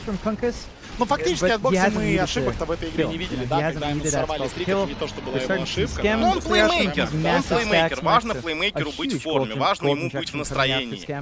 Потому что он заряжает команду своим настроением и своими движениями по карте. Айсберг успеет ли перехватить, да, успевает, тут же уходит отсюда, да, заберут обратно Ликвиды, не дадут такой возможности чувствовать себя безопасно. Get that high ground vision of Skems is caught out by the 8th Remnant, and he's being healed up a lot by this IO, but it's not going to be enough. Very aggressive moves out from a droid. Do pay off so far as Yopaj is going to come in and try and help out. He does still have the boat available. He will chuck it out onto Boomy now. Потому что был сыр, яйцо поставили, яйцо Микки сначала разобьет, да, сначала разобьет яйцо, потом переключится на Богдана, Богдана не убил, отстанет Микки, можно убить, Микки можно убить, Микки, да ладно, отхилят его, он выпрыгивает дальше, нажимает Сатаник без шансов здесь, и опять-таки Нави делает все великолепно, но этого Виспа просто не перебить. Минус 3 в исполнении Ликвид, good game, well played, 1-0, этот финал начинается просто с доминирующего, великолепного выступления. And now Nico, also being caught out by the arrows of Play Hard, is going to die to Skem. And that's just how long the team fight went on for. Skem literally respawned and came back for a double kill. И Висп, и четвертым пиком залетающий Войд, я думаю, спектру берешь. swing. В принципе, комфортный Слардар, которого, по сути, на линиях не удалось закрыть. То есть вот я уже приводил примеры, как открывались Ликвид Слардаром в первой фазе. Их просто закрывали по драфту, Слардар ничего не имел на линии. Это не герой. Слардар, который доминирует линию, который проигрывает, это вообще абсолютно разные персонажи. Но видишь, тут был такой апдрафт, что кого-то из Бэтрайдером там поставишь против Слардара с Виспом. Но отправить так Локлика, я не думаю, что будет... Ничего не поменяется. Ничего не поменяется. Особо ничего не Если поменяется. отправишь ты туда Пикса, то же самое будет. У тебя будут проблемы скорее на другой линии просто тогда, потому что табла не справится. То есть там будет Void стоять себе фрифармить. Идея была в том, чтобы Спектра получила с линии больше, чем Void. На самом деле так получилось, но не намного. Да, там разница была невелика. Неплохо отстоял ДК, закрывающий пик в целом именно на линию сработал, но по игре какого-то результата Dragon Knight не принес.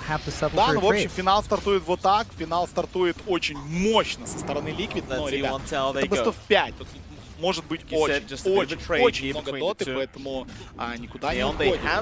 Скоро вторая карта, посмотрим, наверное, 4 соберутся, пообщаются, обсудят, что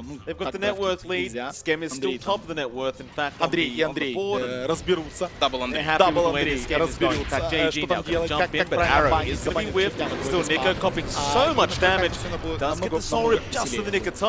Окей, детальнее про то, что было на первой карте. And now the Mortimer's Kisses, they've got to run the same way, and they do not. That'll be your Mirana gone, but JG is going to be able to survive, and will run out with a reset there from Januel. Ты надеешься на победу. Весь предвкушение игры. Но ситуация меняется. Тебя терзают сомнения. Они вытянут игру или их занесет на поворот. Ты берешь себя в руки, потому что уверен, от них будет выхлоп. Знаешь, что они готовы. Понимаешь, они идут правильным курсом. И даже когда шансов нет, ты веришь. Они выиграют. GGB. Дай волю азарту. Walk away and continue farming towards that Yule Scepter. Net worth lead is going to remain 2k the way of Neon, nothing really changing too much. At least they are buying time though for MCY to get that Battle Fury timing up. Looks like he is getting closer and closer as time goes, but mid lane...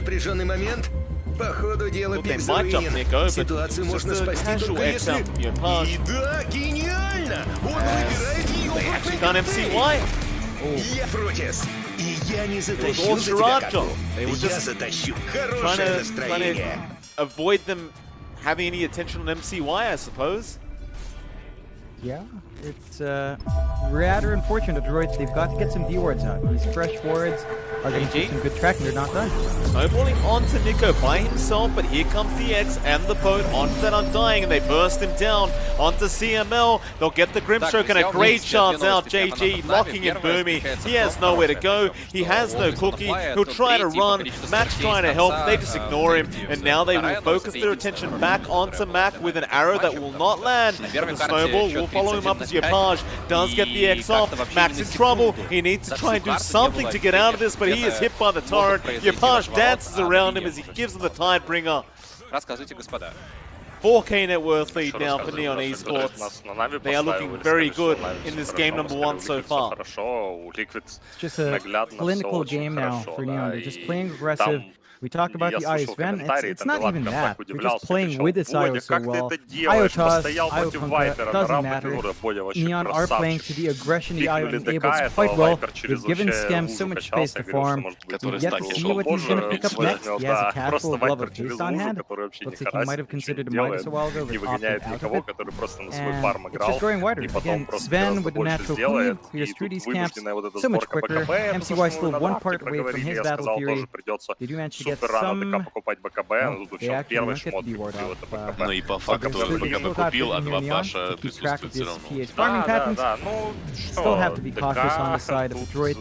And Neon, they don't have long cooldowns. They can keep fighting. Ситуация вот эта, которую Нави пытались разыграть на ранней стадии, прийти сложно, ставить Слардара против Бета, и Бет вроде должен выиграть, но дело в том, что если Виз чуть-чуть подсаппортит, потом Бет уже Слардара не выиграет.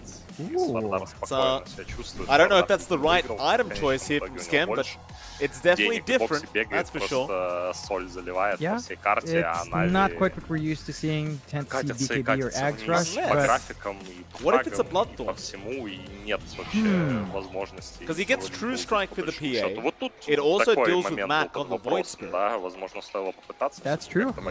Could be. That would be very strange for the Sven, but not completely out of order. Really early. Oh, it's another big pickup on MCY. Look at the ward here, John. They predict where MCY is going to farm, and they do catch him out, and now they look for that tier 1 mid tower. Skem takes it out, Yapage with the shards out from JG. Gets an excellent from Fumi. They're going to try and fight. Mac does jump in for a huge Resonant Pulse, but doesn't matter. It will not. Oh, Skem actually does end up going down. It's a lot of damage out. There goes JG now. In fact, they have caught out Yapage as well. Neon Esports have gone way too far forward, and they will get punished for it. Droid do push it back even without their PA being alive. Play hard, gonna try and TP, but Mac has the damage.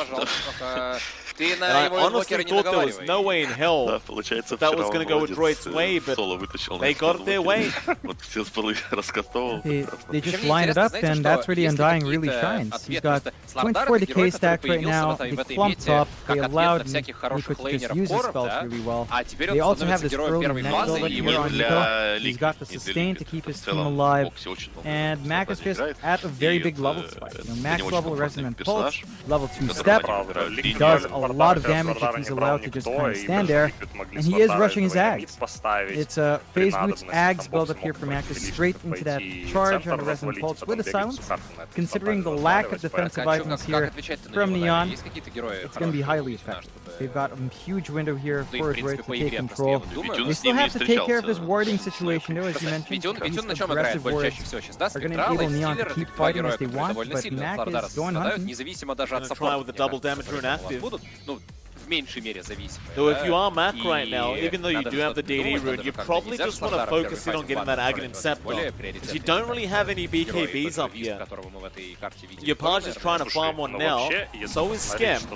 But if you can get the Ags up before they do have those available, you might be able to get yourself another team fight. Which is almost guaranteed to be a victory, if they don't have those BKBs. It's going to be a tricky window there for Neon when that does happen. We've also got to remember that during this downtime, MCY does have this battle here. And I love the shake-up there, going straight for a BKB, understanding that damage is not going to be an issue for the PA. It's all about surviving in the front, getting some safe farm out with the battle fury, and that is going to pay off. Now, Neon need to make some stuff happen with their wards. They do manage to drop the sentry, but there's no ops to watch the uphill. And that sentry is still out of range of this one ward that's been alive for nearly full duration in triangle. So they finally get that one ward, but this ward has really been caught off guard here, something that Neon can go back to again. If it's not spotted, they can replant it and just keep that vision up. Глобальную мобильность вообще невозможно. Ну и в целом вот мы наблюдаем за тем, как сколько раз пытаются убить Кора, а он выхиливает. Весело, не весело, и чтобы там не попали. Very close to having the full BKB up now. Skem just trying to get the full gold for it. It's like he's about there. Ну, я думаю, Нави сейчас делают какую-то работу над ошибками. Не зря они дошли до этого финала, но получили достойный отпор. Вот это как раз была карта, где отдавали кучу персонажей, которые любят команды. У нас появился Вой, долгожданный, у Нави и Феникс, и Спектра, и все. Но знают, получается, ликвиды, как воевать. Ты говорил по поводу Even with that BKB up, well, it's going to be nice. Without the Desolator, you aren't going to have enough damage to really deal with the Sven in these team fights. бы дала какой-то буст на линии. Yeah, especially once the BKB Да, это факт. Ну и в итоге, мне кажется, знаешь, немножко просто забыли реально про Вайпера, который был здесь хороший против Спектры уже, и героев у Нави, которые бы что-то могли вообще ему и по игре, и в целом, да, на линии сделать. Мы говорили, там, ВРка по игре плохая. Кунка линию просто, да, там, как много героев. в этом плане. No, they do not. Мне кажется, у нас They got в Mac этой with серии the Magnус X. вообще может Arrow, but Dissimulate is going to allow him to get out. Still Snowball in the back line. Straight on, they're not dying, but Nico, he gets the flash golem off. Skem, meanwhile, going after CML, does kill him off, and now the boat comes in, connecting on two. They'll kill off Nico onto Mac, who's going to try and fight this one out as the Void Spirit, but he has been X'd. He does not have Dissimulate this time, and he is going to die. Props to JG, John. He constantly just aims down Nico on the Undying, making sure they don't have that damage amp with the Flash Golem, nor the Tombstone. And that seems to be the key to winning these fights for Neon.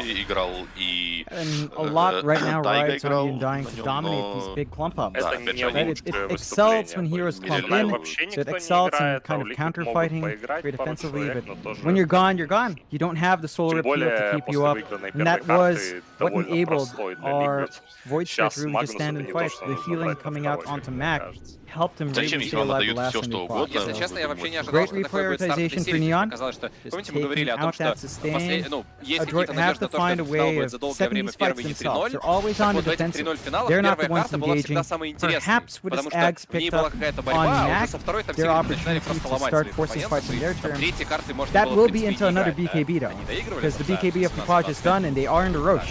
Но толку не было. И тут уже в первой карте Liquid просто переехали Нави, и это, наверное, не самый приятный старт. Ну, учти, что это знакомство. То есть оно, да, оно получилось для нас не самым лучшим образом, и для Нави в том числе, но да, первое впечатление, оно зачастую обманчиво, поэтому можем говорить о том, что Нави прям совсем плохи и так далее. Вот даже приодел кофту свою, вот я сдался. Так а я просто, с детства, потому что за Нави, поэтому переодел. X-Code is going to be there. They want Nico dead. They might just be able to get him. Dead yet, but there goes the kill. Meanwhile, Skem onto CML does kill the Grimstroke onto Skem now. He does get Boomy as well. Просто проблема в том, что у нас, поскольку хоумкаст, как бы особо не переобуешься, там можно максимум одних шлепов в другие. У тебя, кстати, никогда не было мерча Нави, знаешь, каких-то, не знаю, домашних, не вязаные, а чистые шлепки с какими-то логотипами. Я вот такие бы точно купил. А они, видишь, хитрые какие, они их раздали и потом перестали пускать. Но, Миш, для тебя всегда место найдется, как говорится. Вот. It's down to the fact that he's playing a farming game against Sven. Like a PA simply can't keep up in the same way. Just because the Sven naturally farms a lot faster. It's just in his kit, it's built into it. And of course, Skem's just got Gen well babysitting. They'll play hard for Johnson. MCY does get himself a nice kill there. He'll get a bit more gold, and he's going to indeed have the BKB up just after this creep. It's taking now, but like you said, the Axe is there for Skem. The question is, do you bother for the Bloodthorn? Do you just go for the Daedalus and maybe the MKB? Does he even care? Find out very soon. It has to be the Daedalus in this case. The Bloodthorn's build-up changed. It doesn't actually use the Crystallus anymore, as I recall, right? Oh, is that right? So, yeah, I think it changed our recipe with Hyperstone. Oh, so they split it up. So it's got to be the... It's only the Daedalus. But I don't know about the Daedalus Rush, but Skem's doing it. He doesn't care. He wanted to play PA, I guess. So that's what he'll get. He'll get to play a pseudo PA. He's going to have his Blink Strike with a hammer. And you do have this Axe pick up on the droid, so they have given Boomy the space to farm up. We talk about the droid with this, right? Boomy plays a greedier 4. He's got his tool now. The question is, who do they actually spit out? None of the heroes are exactly the best to spit out into. Well, they can't kill Nico if he gets thrown in. Initially, right? Like, you can't jump in preemptively if he just gets thrown in by Boomy. So, maybe just get him to use the Flesh Golem and just spit him in into the team fight straight off the bat. At least that way, maybe he can get something done. Таких персонажей, здесь взяли Бетика, да, казалось бы. То есть у тебя Бетик на Слотара стаке, и ничем он сбить их не может. JG activates the tag team, thinking about jumping in onto Mac, but holds out. Yeah, I like the aggressive play from JG, going for the Blink Duo. Dissimulate, JG looking to be ready for it, but they don't catch him out. They just want that tier 2 tower, no real rush here. Love the fact that Solar Crest and Medallion stack, by the way. Very nice. Plus, very good. That's exactly what you want, Mike. You know, and right through back door, Skem gets it done. So only one outer tower left now for Neon. They've only got the top tier 2 left, and Adroit's going to have to really be defensive, really find that space to farm effectively. There is a BKB up in MCY, full 10-second charge, saving for the Deso next. And we've still got to see this play with a gobble up. I think you're right. It has to be Nico in first, and just throw as many spells as possible with his life. But it is a difficult prospect for Nico. You know, he would want to stay alive longer. That's where the value from the Undying goes. When he does stay Undying, it's just a difficult game. Now with the Guardian Greaves up, though, should be able to do that a little bit easier. And there is a smoke now from Adroit. Well, they're going to run into Yapaj to be a pick off they can get him. Yapaj does have the BKB, but doesn't pop it yet. He's going to try and make a run out, but here comes MCY. The damage really is not that high, and he still has the boat to throw if he needs it. Skem now looking to turn. JG, they all jump back. They get him straight off the bat into Nico. The Undying is really just not that tanky. Boomy at least saves him before he does die, but Skem looks like he wants to keep chasing. Won't be able to catch up. Won't really matter anyway, though. They do get the buyback out from Mac. And even with that buyback, John, they don't really mind. Skem still has the Aegis and a decent amount of time on that Gaunt strength. So Mac, a bit of damage, but JG jumps in with the Roarer's Punch and the Snowball. Here comes that Stormhammer. Mac can't die back like this, and he will. Yapaj might die though. MCY chasing him down. He's trying to run. The Torrent is there, but the BKB is going to keep MCY pretty healthy as he jumps back. He can't finish the kill. The BKB was wearing off. Play hard, gets the heals off anyway. Now JG going to go in with a Stormhammer. Back onto the PA. MCY, he's gone down. Boomy, he tries to help. He gobbles up the Undying. He spits him back out. That might actually turn it as they do get the Aegis. They do get the play hard Mirana. But Skem, well, how does he get himself out of this one? He'll just fight back up against the Grimstroke. Does kill him off. And just TBs? No. The cookie is going to be there. Skem is going to eventually die. A real mess on the high ground of Adroit, but they do successfully defend. Yeah, it's a bigger win for Adroit though. As you mentioned, they do get 2k gold out of it as well. So Neon might have been trading fine, but Adroit does come out on top because of how far behind he were. Still, it's a 12k lead for Neon overall. No progress on the objectives, unfortunately. Just a bit rash. I'd say it was a decent use of the Aegis though, but perhaps Yapaj can make a play. He's got an Arcane Rune, so he just wants to get this boat Torrent out, and he has to relocate there from Januel and play hard. Nice easy pick off. It's like Adroit. They did rotate to try and at least get some punishment out, but what happened, John?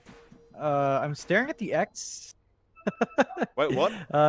He asked Januel to go back and turn you. Yapaj, he's betrayed his teammate. Januel, he's going for a ride back. Yapaj. Oh boy. Why would you do that, Yapaj?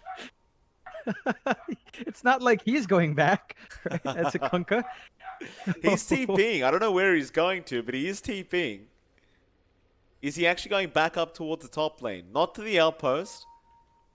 Tier 1 maybe? No. Where is he? No, he's going to the mid lane. So he has actually just kind of screwed over Januel there on the IO. Oh well. Yeah. Too bad, Januel. That's what you get. Let's see if Mac finds it. I believe they're out of vision right now. So there's an opportunity for Januel to just TP out ASAP, unless he walks up to the creep wave, which is just a death sentence. So gotta make your choice right here, Januel. Make the smart play. Go home. Well, I mean, he's got play hard there. He can tether over to the Mirana. Maybe that's the play. Maybe they just want Januel to be with play hard on the Mirana. I mean, in all fairness, Adroit haven't seen this X. It is within the fog for them, so they don't know this is happening. Yeah, which is the very fortunate thing for Neon. If they knew, they'd be right on it right now. We'll see if they guess As they did see to relocate, they might have a rough idea that something might be going on with an X. Maybe.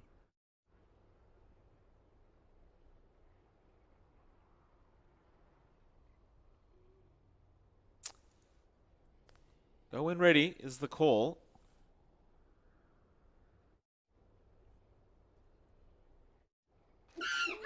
Yapaj needs a second. I think he's calming down Jonuel.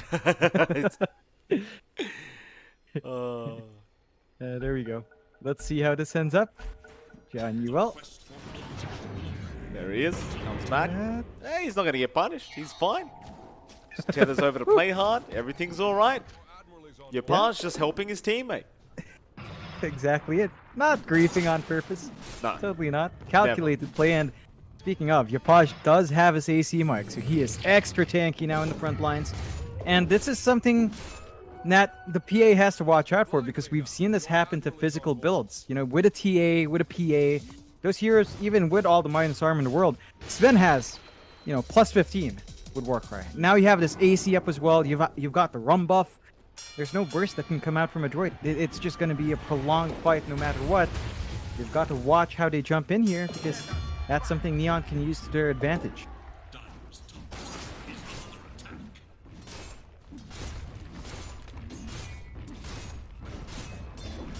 Well, rather just Mortimer's Kiss is being thrown out. Now we have a pause out from Mac. Mac disconnects. I mean, you pointed out earlier there is a typhoon that's going to hit the Philippines, so hopefully everyone's okay. Yeah, you know, there are like a couple of times I flew through Cebu from, say, Singapore coming home. Yep. There were a couple of times I'd get stuck there for hours, and that was an even typhoon, and I would see the rain. Like it frickin' rains in Cebu sometimes, man. It is pretty terrifying. Okay. When I was there, I was like, because the airport's like on a different, it's on its own island, kind of like Hong Kong, right? The Hong Kong International Airport's further out. Sure. So this one's also there, and you get to experience the kind of rain Cebu has. It is terrifying. And I think Alpha Droid, if I recall right, Alpha Droid is Cebuano, Cebu-based. So maybe some of that turbulent rain's acting up. I don't think the typhoon's not due for landfall yet, but it has been rather rainy, especially down south here, which is not out of the norm, but the rain has been pretty severe. So that could be a very big factor for this connection. By the way, probably the wrong time to ask, John, but did you ever make that thing I asked you to make? Which thing? The meme last night. Ah, yes. I sent it to our good friend. Okay. So he's gonna have a surprise. Thank you for that, John. A very good surprise. I think you'll like it. You could have sent it to me, John. I was kind of curious as to what it looked like. No. You never know, Mike. No sneak peeks for you. All right. None. All right. Nada. It's pretty. Oh boy. I can't. I'm trying to think of a way to hint without giving too much away. No, it's fine. Don't worry. I can't think. I'll just be a sad boy. Today's poster, though, really neat, right? The text. I like what I did with the text. Like, you don't get to compliment yourself, Jonathan. You don't get to feel proud. Okay, it's not me. 5 minutes of pause time left for a droid. Yeah, it's the first time we've got a long enough pause that we've had to have that milestone called out. First, both sides seem to be in high moods anyway, spamming their favorite voice lines. You know, every time... Yeah? No, it's like mainly when I hear the Korean lines, I notice that these Pinoy teams love to spam it when March is around. It's always with March because only March can understand it. You know? I was gonna say, John, I gotta give props to I mean, I think everyone's enjoying Dietide quite a lot. You and me, we sifted through some of the sets today. And I realize you were saying there's too many sets, you know, you've got to win the lottery to get anything good, whatever else. Those sets are pretty nice, though. They really are. They really are. It's a shiny carrot.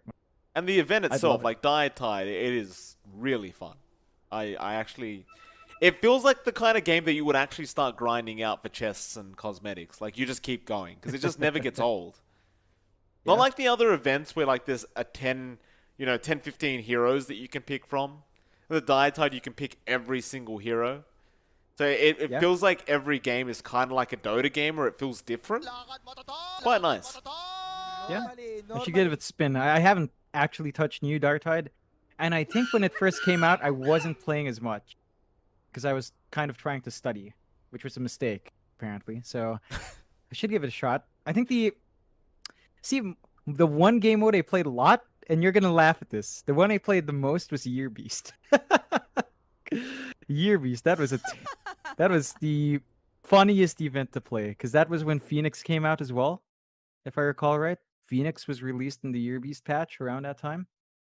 It's pretty fun, and it's also probably the most pay-to-win game mode. I don't know if you play that much, Mike, but Year Beast was a game mode. I think that's all I have to say about Year Beast. It was fun though. It was fun. It was. But it was also it was very different. I think people were saying it was like, what is that? Super Creeps, like the -SC game mode on Warcraft 3. I think something like that. Yeah. I don't know. That one was a bit weird for me, that event. It was pay to win.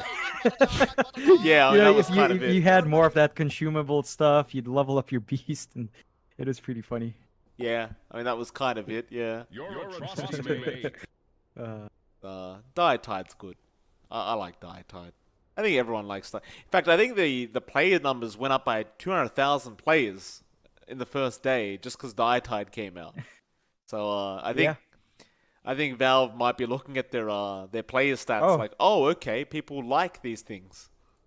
I just want to point out as well, Januel typed in Filipino, but JG translate. Very good of JG to translate for everyone. He said, MCY, what happened? And that's it. Internet issues, and they just unpaused like nothing happened. There it is. Yeah. That's why. Throw them under the bus, Mac. Throw him. Good. They've got to sort out their lines, John. We've gone through too many headaches with that company, with you. I can't. I'm not helping them out until they help their own people out. It's gonna be a long time, Mike, until that's done. Still, build up all around MCY. I believe that was his Deso finish up. So you've got this minus armor ready to go in the PA again, counteracted by that AC and the max level Warcry. We'll see if they can really make something happen here at Droid, as they are stuck in their high ground now. And Neon's just looking for an opportunity to push, maybe waiting for that next Roche.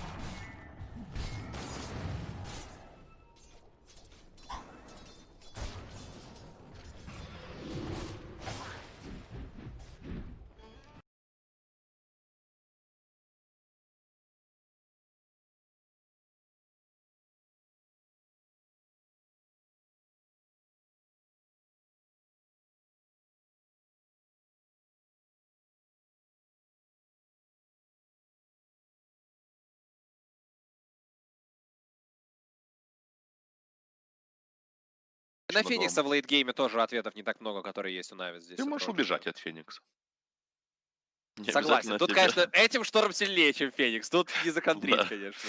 Вот, так что... С другой стороны, на Шторма можно бежать, а на Феникса в лейтгейме уже не побежишь, понимаешь? У Нави уже поинтереснее, потому что есть темп, есть, в общем, неплохие линии более-менее. И можно как-то задавить, можно попытаться что-то предпринять. Но, с другой стороны... Если супер лейтгейм уходим, то там Энигма делает вещи. Смотрите, если сравнивать, то да, конечно, у Нави интереснее по сравнению с первой картой, но по-прежнему, мне кажется, Liquid получили довольно комфортный для себя драфт, получили все, что хотели. Нави с этим ничего не делают, и мне кажется, здесь не такое уже явное преимущество, потому что на первой, мне казалось, Liquid довольно сильно передрафтили, но здесь по-прежнему, мне кажется, вот в пользу Liquid драфт, пускай уже в такую... небольшую пользу, скажем так. Что ж, друзья, давайте смотреть, кто окажется сильнее на второй карте. Снова у Liquid хороший драфт, но у Нави вроде бы получше, и для этого будем передавать слово нашим комментаторам. Но, если честно, после первой карты вроде бы получше, уже звучит прям, знаешь, как... Обнадеживающе. Сердце согревает, да. Но будем надеяться, что действительно на этот раз получше пойдет у Нави. И с точки зрения драфта, и с точки зрения линий, в первую очередь, да, потому что линии на первой карте это была большая проблема. И там игра уже начинала проигрываться. Как будет сейчас? Ну, посмотрим. Вторая карта финала, Best of 5. Это финал ESL One Germany. Natus Windsor играет против Team Liquid. Ну и давайте смотреть на вторую битву между этими командами. У нас уже активная вылазка от Liquid. Шарды на первом уровне от Бокси блокируют Вингу, и это, кажется, первая кровь. Да, погибает Флайчик. Только похвалил его Миша за то, что он не на последнем месте был в своей команде на первой карте. Ну, ничего страшного. Ну, смотри, на этом турнире Флай повторил свой личный антирекорд по количеству смертей. Он на Винге заработал, по-моему, 21, если я правильно помню. 21 раз он погибал. И сейчас он снова на Винге, и ФБ на нем, поэтому начало уже как бы не очень позитивное. Андрюха, давай сейчас без рекордов, да? Не, ну, в принципе, антирекорд — это тоже рекорд. Это правда, это правда. Можно и дальше пытаться показывать крутые результаты. Да ладно, ФБ до крипов разбегаются по линиям ребята. Знаешь, последняя карта стала прям наперекор статистике, которую мы с тобой сегодня обсуждали до старта трансляции. У нас по статистике Нави, если побеждали, то в среднем минут за 35. Если же проигрывали Liquid, то проигрывали минут за 35. Если же Liquid выигрывали, то минут за 46. Если же проигрывали Нави, то минут за 46. То есть это команды зеркальные по стилю. Если же Нави любят доминирующий стиль, выиграть линии, продавить в мидгейме и закончить игру довольно быстро, минут 35, то Liquid готовы спокойно играть в лейте именно за счет своих макро-решений, движения по карте, они готовы побеждать. И вот этого я боялся очень сильно. Я боялся, что Нави будут затягивать матчи, и против Liquid в лейтгейме им будет тяжело. Они проиграли линии в прошлой, они проиграли карту. Здесь нужно делать акцент именно на лейнинг, на мой взгляд, и на сильный мидгейм в исполнении Нави, потому что иначе против Liquid будет очень трудно. Да, 2.16 коэффициент на то, что Натус Винсера выиграет эту карту. 1.65 на Team Liquid на GG Бете. Но опять-таки, повторюсь еще раз, это только эта карта. Да, котировки там на серию, наверное, сейчас нет смысла смотреть. Да, ну, наверное, одной карты позади, и отыгрывать такое уже довольно тяжело. Но опять-таки, побеждаешь это, и все превращается в Best of 3. А Best of 3 это уже небольшая трагедия. И еще раз повторюсь, даже 0-2 это не является трагедией в Эрил онлайн дот, и мы видели уже в этом сезоне, как 0-2 переворачивается. Так что давайте просто наблюдать и наслаждаться матчем. Будем надеяться, что и Нави нам покажут такую же игру, как показали Liquid, например, на первой карте. Потому что это было жесть, огонь, брызги шампанского и так далее. Роджер подстанет сейчас его, Бокси рядом, 2 удара еще по Роджеру, и это второй килл для Liquid, оформляет 2 саппорта. Трипла такая импровизированная сейчас у Liquid. На топе Генерал не угадывает с первой попытки Мики. И может спокойно здесь чувствовать себя Витя. Но правда то, что 2 саппорта рядом, ни в коем случае не даст ему расслабиться. Будут искать здесь Генерала однозначно. Ну а Роджер тем временем на центральной линии понимает, что никак он Генералу на топе сейчас помочь не может. Помог немножко Айсбергу и отправляется обратно на топ. Витя же там через тавер, через лес пробежал и вернется как-то на линию. Виктор Машина, Витя Машина, называйте как хотите, да. Главное, чтобы ехало хорошо. Но тут Пул и Тайга, Фарм будет пытаться ему активно мешать Витюн и Флай. И, кстати, неплохо у них это получается. Пока Тайга тут один, есть хоть какая-то вероятность того, что можно его погонять. Или хотя бы поворовать у него вот эти вот его Пулы и Эйдалонов. Но потому что никто из саппортов пока, наверное, сюда не собирается подтягиваться. Генерал, больно и неприятно ему. Роджер рядом, пошел бодиблок от Бокси, неплохо. Ну, нет. Генерал закрыли. Хороший блок снова от Бокси. Но очень плотный Генерал. Сложно его будет убивать. Дальше еще несколько ударов. И все-таки добивает Инсейни. Казалось мне, что не хватит тут. Слушай, они Роджера мучают. Ой, да ладно, Роджер на 2 удара. Роджер все-таки отхилил. Маны Инсейни не хватило. Просто не хватило маны. Будь у него еще один нюк, Роджер бы тоже погибал. Вот и Виктор Машина тоже отправляется в таверну. Вот что примечательно, у Вити совпало его прозвище, которое в доте появилось, Витя Машина, из-за Дэнди в первую очередь. И его увлечение совпало, потому что Витя очень любит машины, автомобили, у него BMW, он часто это выкладывал в сторис в Инстаграме, и он очень любит дрифт.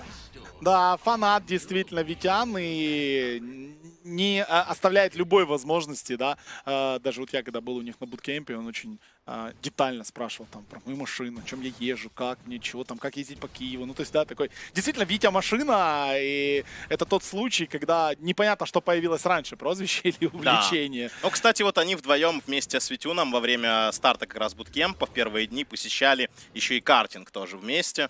Вот это звено, которое как раз сейчас все хайпят, все выделяют. Именно Витюн и Генерал как раз вместе ездили для поддержания командного духа.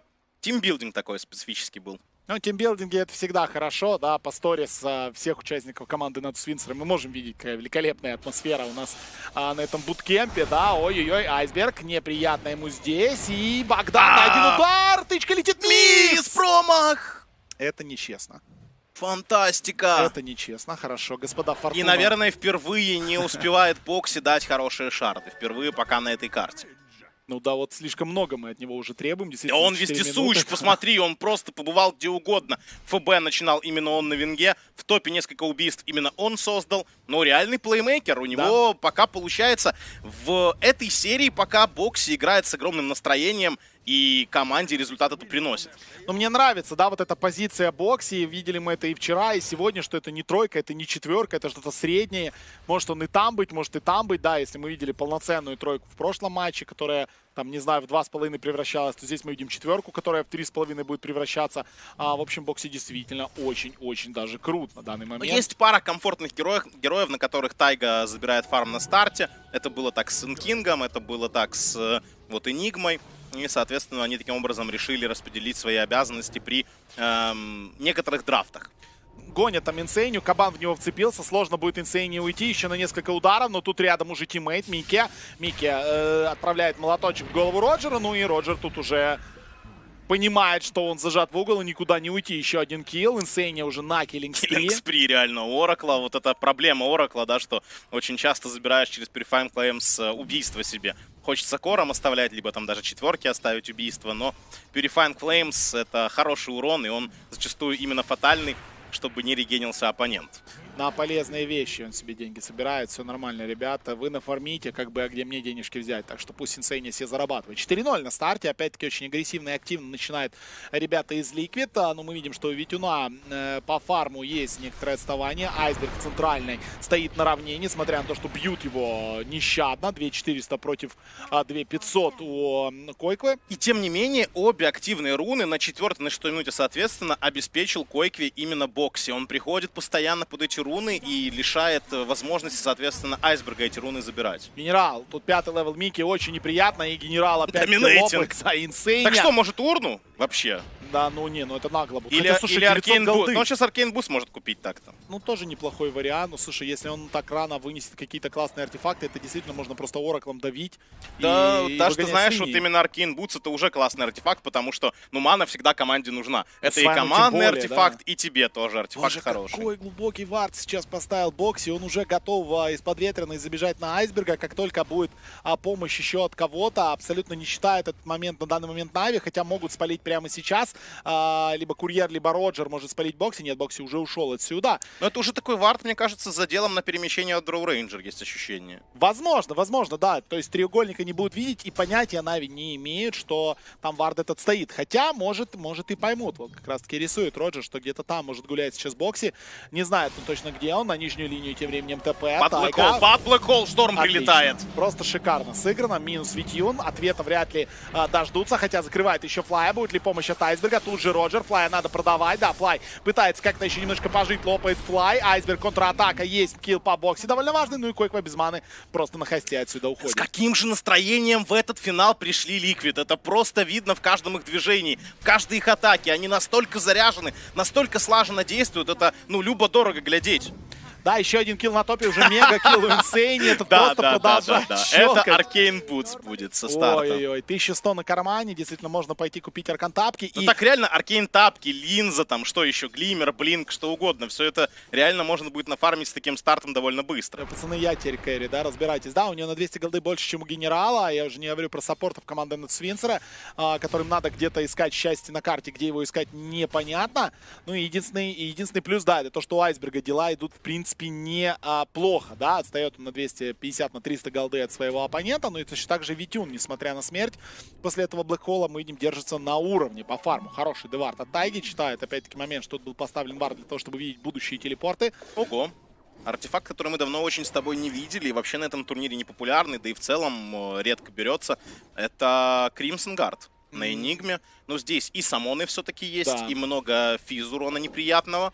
Выглядит как неплохая идея. Да, выбор действительно неплохой. Генерал уходит в леса, у него нет рора, и нужно где-то 6-й левел этот набрать. Ой, тут очень много героев соперника, и генерал может оказаться отрезанным. В кабана покатился у нас Бокси. Бокси остается на месте. Отличные шарды, чтобы прикрыть себя. Станчик по айсбергу, чтобы тот не успел ничего сделать. Бокси отрезан, все-таки от команды должны Бокси убить. Ну и надо уйти отсюда, надо Свинцера. Как-то немножко заблаговременно набросил Фейтс Дикт Инсейния на своего товарища. Пытался он сохранить ему здоровье против прокаста Тини, но не получилось, Тини переждал этот скилл и уже атаковал своего оппонента после. 4 героев соперника стянули сюда, 3 героев, простите, соперника стянули Нави, да, один сидит в таверне. Но здесь и так фарм стака, поэтому планировали Liquid перемещение в эту локацию. Флай, ну и тут Флай просто слишком загулял, вряд ли его отпустят, да, еще летит молоток. Не понимаю, что делал Флай на этих ступеньках, кого он байтил, кого он ждал. Возможно, пытался как-то вейвом забрать парочку крипов, подсветить, я не знаю. Не знаю, может быть и так, да, не знаю. Но в итоге закончилось все смертью Always Wanna Fly. 9-2, счет 2000, уже преимущество у Liquid. Неплохо. Атака на генерала. Генерала остановили на месте. Как же больно здесь гений. Посмотри на его уровень. У него 5-й левел до сих пор. 6-го еще нет. 10-я минута игры подходит к концу. И сейчас будет борьба за баунти. Активная. Снизу Феникс попытается украсть. А сверху видим, что одну забирает Тайга. Койква сработал тоже. Но поделили. Да, 2-2, нет, 2-2. Койква забирает еще. Нет, Витюн, все нормально. Витюн, все окей. 2-2 проспали вот эту руну, не стали ее контролить ребята из Liquid. Мэднес тем временем у Мики появляется. Витюн пока не готов драться, понятное дело. Ну, если где-то издалека после телепорта теоретически какой-то дэмэдж он может нести, но тут надо Нави. Если я не ошибаюсь, он книгу взял на бесте. Это значит, что у саппортов сейчас не будет 6-х уровней. Ой, ну да. Нет, да, подожди, стоп, это не книга должна быть. Нет, это он где-то набрал. Это он где-то набрал, да, это не книга. Потому что у него был почти 6-й, да, у него был почти 6-й. Так, и Койква, ну вот такая себе атака, да, атака из-под смока на Койкву через рор, неожиданный, идея хорошая, но реализация не получается. Ну и Роджера пытается поймать, да, поймали Роджера прямо на Икарус дайве, ну и Роджер здесь никуда не уйдет, ставит он сейчас яйцо, пытается, пожалуйста, кстати, яйцо сейчас взорвется, яйцо взрывается, как же вовремя Айсберг подбегает, можно -2 сейчас сделать, да, Тайга точно погиб, Бокси пытается уйти, боже, полудара не хватило здесь, как же вовремя прилетел Айсберг и своим эваланшем сейвить тиммейта, и 2 килла делают Нави. И очень важно было Fire Spirit набросить, чтобы не могли атаковать нормально герои Liquid. В первую очередь Fire Spirit лег по Энигме, и видели, насколько тяжело прям замахивался Энигма. Он так и не дал, не мог проатаковать, да, он очень старался, но не получилось. Ой-ой-ой, вот это, кстати, первый, наверное, такой позитивный за всю серию момент для команды Нави, когда они без размена забирают 2 соперников. Атака опять на генерала, дальше прыгают на генерала, саппорты далековато, генералу больно, Инсейня рядом, Инсейня остановит на месте еще Витю, да, и Витю очередной раз лопает, ну и нету никакой ответки. Почти готов Орчит уже у Шторма, там рецепт остается, это буквально еще 400 монет. И будет готов Орчит. Ой-ой-ой, это ж трагедия просто. Бедный Витя вообще не будет всплывать. Да и не только он. Мы понимаем, что у Феникса будут большие проблемы. У всех будут большие проблемы, включая того же Айсберга. И надо Нави быть готовым к этому моменту. Вот еще такая история интересная с Энигмой в этой игре. То, что если появится Black King Bar, то вот что там? Пист, который контактный герой, по которому, скорее всего, будет пытаться давать Black Hole Энигма. И Винга, которая работает сквозь БКБ. Но на Вингу будет, скорее всего, прыгать Шторм. То есть они себя уже как-то обезопасили еще этим Штормом. Если потенциально будет Black Hole от Энигмы, то задача Шторма будет прыгнуть в Вингу и не дать ей прокастовать ультимейт по Энигме. А сам же Энигма пытается закрыть ультимейт Беста. Тогда сбить Black Hole под БКБ практически будет нечем. Если это, конечно, не знаменитая комбинация постановки ультимейта Феникса до хроносферы, до Black Hole, что не позволит поставить Black Hole. Фантастически, да? просто невероятный мув. Но мы когда обсуждаем там с ребятами еще до, вот, как мы ушли на карантин, тоже в мейнкасте, мы всегда обсуждали, вот, всегда там, да чем сбивать Black Hole, тут нечего. Говорю, ребята, Феникс ставит заранее супернову, и все будет хорошо. На самом деле такие моменты иногда случаются, но крайне редко. Просто от этого же соперник тоже играет. Да, будем смотреть. На самом деле у Нави есть варианты, как бороться против Black Hole в Black King Bar. Понятное дело, что все ситуативно, но с другой стороны, тем же Liquid тоже нужно постоянно думать. Здесь даблстак крипов фармит спокойно Мики. У Мики есть уже Эхо-Сейбр, есть у него маска. Мики разгоняется. 7200 у него нетворса, на 1000 с копейками больше, чем у Дровки. Дровка попылесосила там треугольник, который подготовил для нее Always Wanna Fly. И это реально будет Аганим третьим. Да, он даже не стоит брать ему Black King Bar в этой игре. на таком этапе. Сразу возьмет огонь. Генерал 7-й левел. Как же больно здесь генералу. Опять его зажимает. Здесь генерал на этот раз хочет хотя бы ультануть. Да, ультует генерал, выигрывает немножечко времени. Будет ли какая-то помощь? Есть тут рядом Роджер. Ну никак Роджер не поможет генералу. Ну вот понагревать Бокси хотелось бы, но опять-таки нужен еще кто-то. Генерала убивает уже, по-моему, в 5-й раз. Это 6-й раз. 6-й раз. 1-6 на 14 минуте игры. Пока по статистике это худшая игра у Вити на этом турнире. Ну тут даже его обвинять трудно, потому что он, по сути, громоотвод. Да. Пока его бьют, команда кое-как, кое-где фармит. Ну и надо находить ему варианты. Он пытается на топ-линии уже перестал бегать, начинает побежать сейчас на нижнюю линию. Потому что Дровка играет в верхней части карты, поэтому он полетел вниз играть. Ну, единственная опция, да, это опять-таки отправлять сюда. Там, правда, скоро вышка упадет, и придется держаться ближе уже к своей Т2 вышке. Ну, в принципе, тоже вариант. Нижнюю линию уже с помощью глифа пытается хоть как-то Нави сдержать. Но сделать это против Энигмы фактически Посмотри невозможно. На фарм Свена, просто фантастика. Потому что Дровка вроде неплохо крипов тоже бьет в этой игре, а она не под ударом. Падает, это хорошо. Ну, да. Ну, держится Нави, пока держится на расстоянии 2-3 тысяч от своего соперника, учитывая великолепный старт у Liquid. Могло быть все намного-намного хуже. Да, понятное дело, что мы сейчас пытаемся находить приятные моменты, да, но не замечать того, как шикарно пока отыгрывает в этой встрече Team Liquid, мы не можем. Да, дело в том, что игры, где Liquid захватывает преимущество, их не так много на этом турнире было. Вот именно со старта доминируют и не ошибаются. У Нави, наоборот, это команда, которая выигрывала в основном за счет того, что она на старте давила темпом своим в мидгейме и не отпускала соперника. То есть минимум ошибок и быстрый пуш. Ну как, относительно быстрого там патча, 30 минут и ты заканчиваешь. Сейчас, когда Нави проигрывают линии, игра совсем другая. Тут уже надо думать макро, тут надо думать, как выигрывать игру артефактами, своими движениями, решениями. Это намного сложнее. И причем, мне кажется, что это прям территория Liquid. То есть они в этом как рыба в воде. Да. Они так играют абсолютно постоянно и с радостью посоревнуются с Нави именно на вот этом поле боя. Появляется у нас Алибарда. Ой, не Алибарда, пика, простите, у Витюна. 1.07 коэффициент на Liquid. Вау. Флая поймали, еще раз убили очень быстро. Ну, тут и не было смысла. Хорошо, контратака. Что дальше? Есть блинк у Айсберга. Блинк есть, он прыгает на шторма, пытается его заберстить. Да, ой-ой-ой, а вот это очень крутая контратака.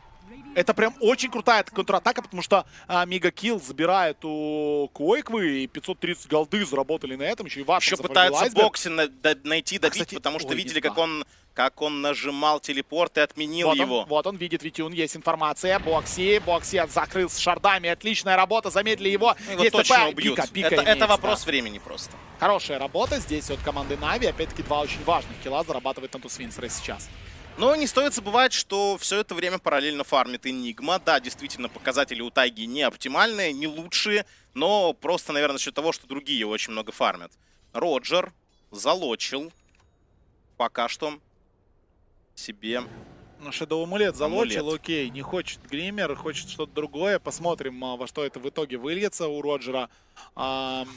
У нас Свен продолжает отрываться. Свен, недавно мы говорили, что на расстоянии 1000-1200 голды Витюн держится от Мики, но мы видим уже 10900 у Мики и 8500 у Витюна, то есть разница уже 2,5 и будет только расти. Аганим уже готов, дальше Блэкинг Бар, ну и в принципе, учитывая наличие Орхида, учитывая наличие вот этого Аганима и, конечно же, Бокси, вот этот вот загранотряд уже готов. Гопники готовы врываться просто и ловить по всей карте кого угодно. Что-то я, честно говоря, не очень понимаю этот лог. Аналитики пускай разберут. Я что-то так вот в режиме лайв не могу сориентироваться, почему он залочил амулет. Я, честно говоря, вот такой тенденции особо не наблюдал. Ну, там обычно лочат какие-то артефакты, типа там худа, да, чтобы худ-пайп прожать, или там, меку гривзы, что-то такое. Какая цель данного лока, честно говоря, не очень пока понимаю. Ну что, Мики продолжает фармить. Блинк у Тини, да, мы это уже видели. Тини 700 голды сверху имеет. Роджер 600 голды сверху. Роджер пытается здесь получить максимум экспириенса. 10-й левел пока у Владимира. Да, юзнули сейчас скан на чужой треугольник. Пытается выйти туда в смоуганг. Там никого не находят. Ну и Нави не видит никого из своих соперников на карте. Тоже юзают скан. Юзают скан они на забег на нижний рунспот, но там никого не находят. И только что увидели они в миде Койкбо. Поэтому прекрасно понимают, что где-то здесь соперники. То, что соперник будет пытаться забрать Т1 вышку. Защищать ее большими силами Нави не будут. На топе продолжает фармить Витя. Флай. Глубоко забежал Флай. Дает стан. Полетели тут же в него Мики. Ну, Флай тут не защитить никак, да, просто разрывает Флая. Когда на тебя бросается один с молотком, второй еще с чем-то, это без шансов. Ну и не только вышку заберут. Ну, точнее, не только Флая, но еще и вышку заберут Ликвиды в этом микромоменте. 5000 преимущества. Около 6 сейчас оно будет. Свен уже за 12-ку перешел. Витя получил несколько минут свободы. У него Солар появляется так. Ну, более-менее, да, 10-й левел, Солар, ну, могло быть и хотя не знаю, могло ли быть хуже. Да, непонятно. Айсберг ловит его, Айсберг засайленсили, Айсбергу некому здесь помочь. Есть рядом саппорт, вот он влетает, но это все, что может сделать Роджер, ну и Айсберг очень глубоко пошел, из-за этого его наказывает. Куда ж пошел-то Айсберг без вижена, а? Странное решение, да, Вижен здесь слева у него стоял, Вардова вот здесь на пригорке не было, не знал Бодя, куда он идет. Ну и, собственно, здесь его поймали и разорвали. Неприятно. На генерала опять-таки в лед. Койква начинает просто испепелять всю карту. Генерал тут не жилец. Ничего не поможет Гене. Ну и дальше Койква может попрыгать. Только тут же Инсейния. И Инсейния, ну, тут не застилит. Вот так вот топоры и застилит. Не застилит, да. Ты сомневаешься в нем, видишь, все-таки.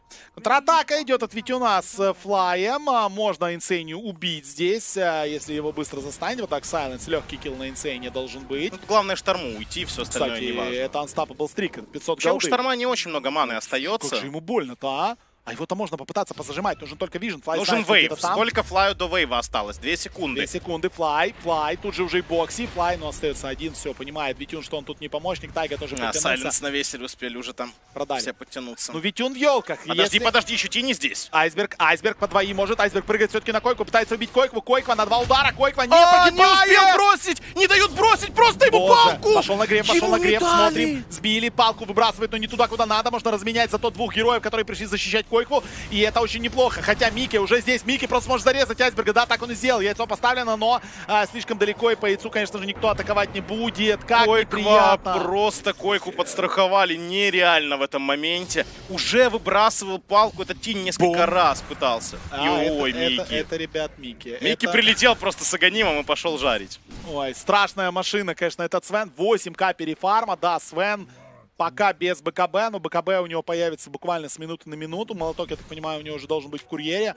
То есть тут осталось действительно пару секунд, и следующая драка он уже будет в блокинг-баре. Что с ним делать, когда и он будет в блокинг-баре, я не знаю.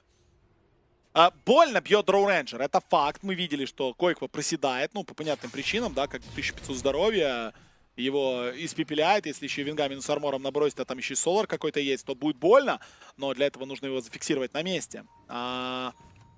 Фиксировать на месте также придется каким-то чудом Свена. Как? Неясно. Ой, очень много проблем сейчас у Нави. И как они их будут решать? Черт его знает, это же финал.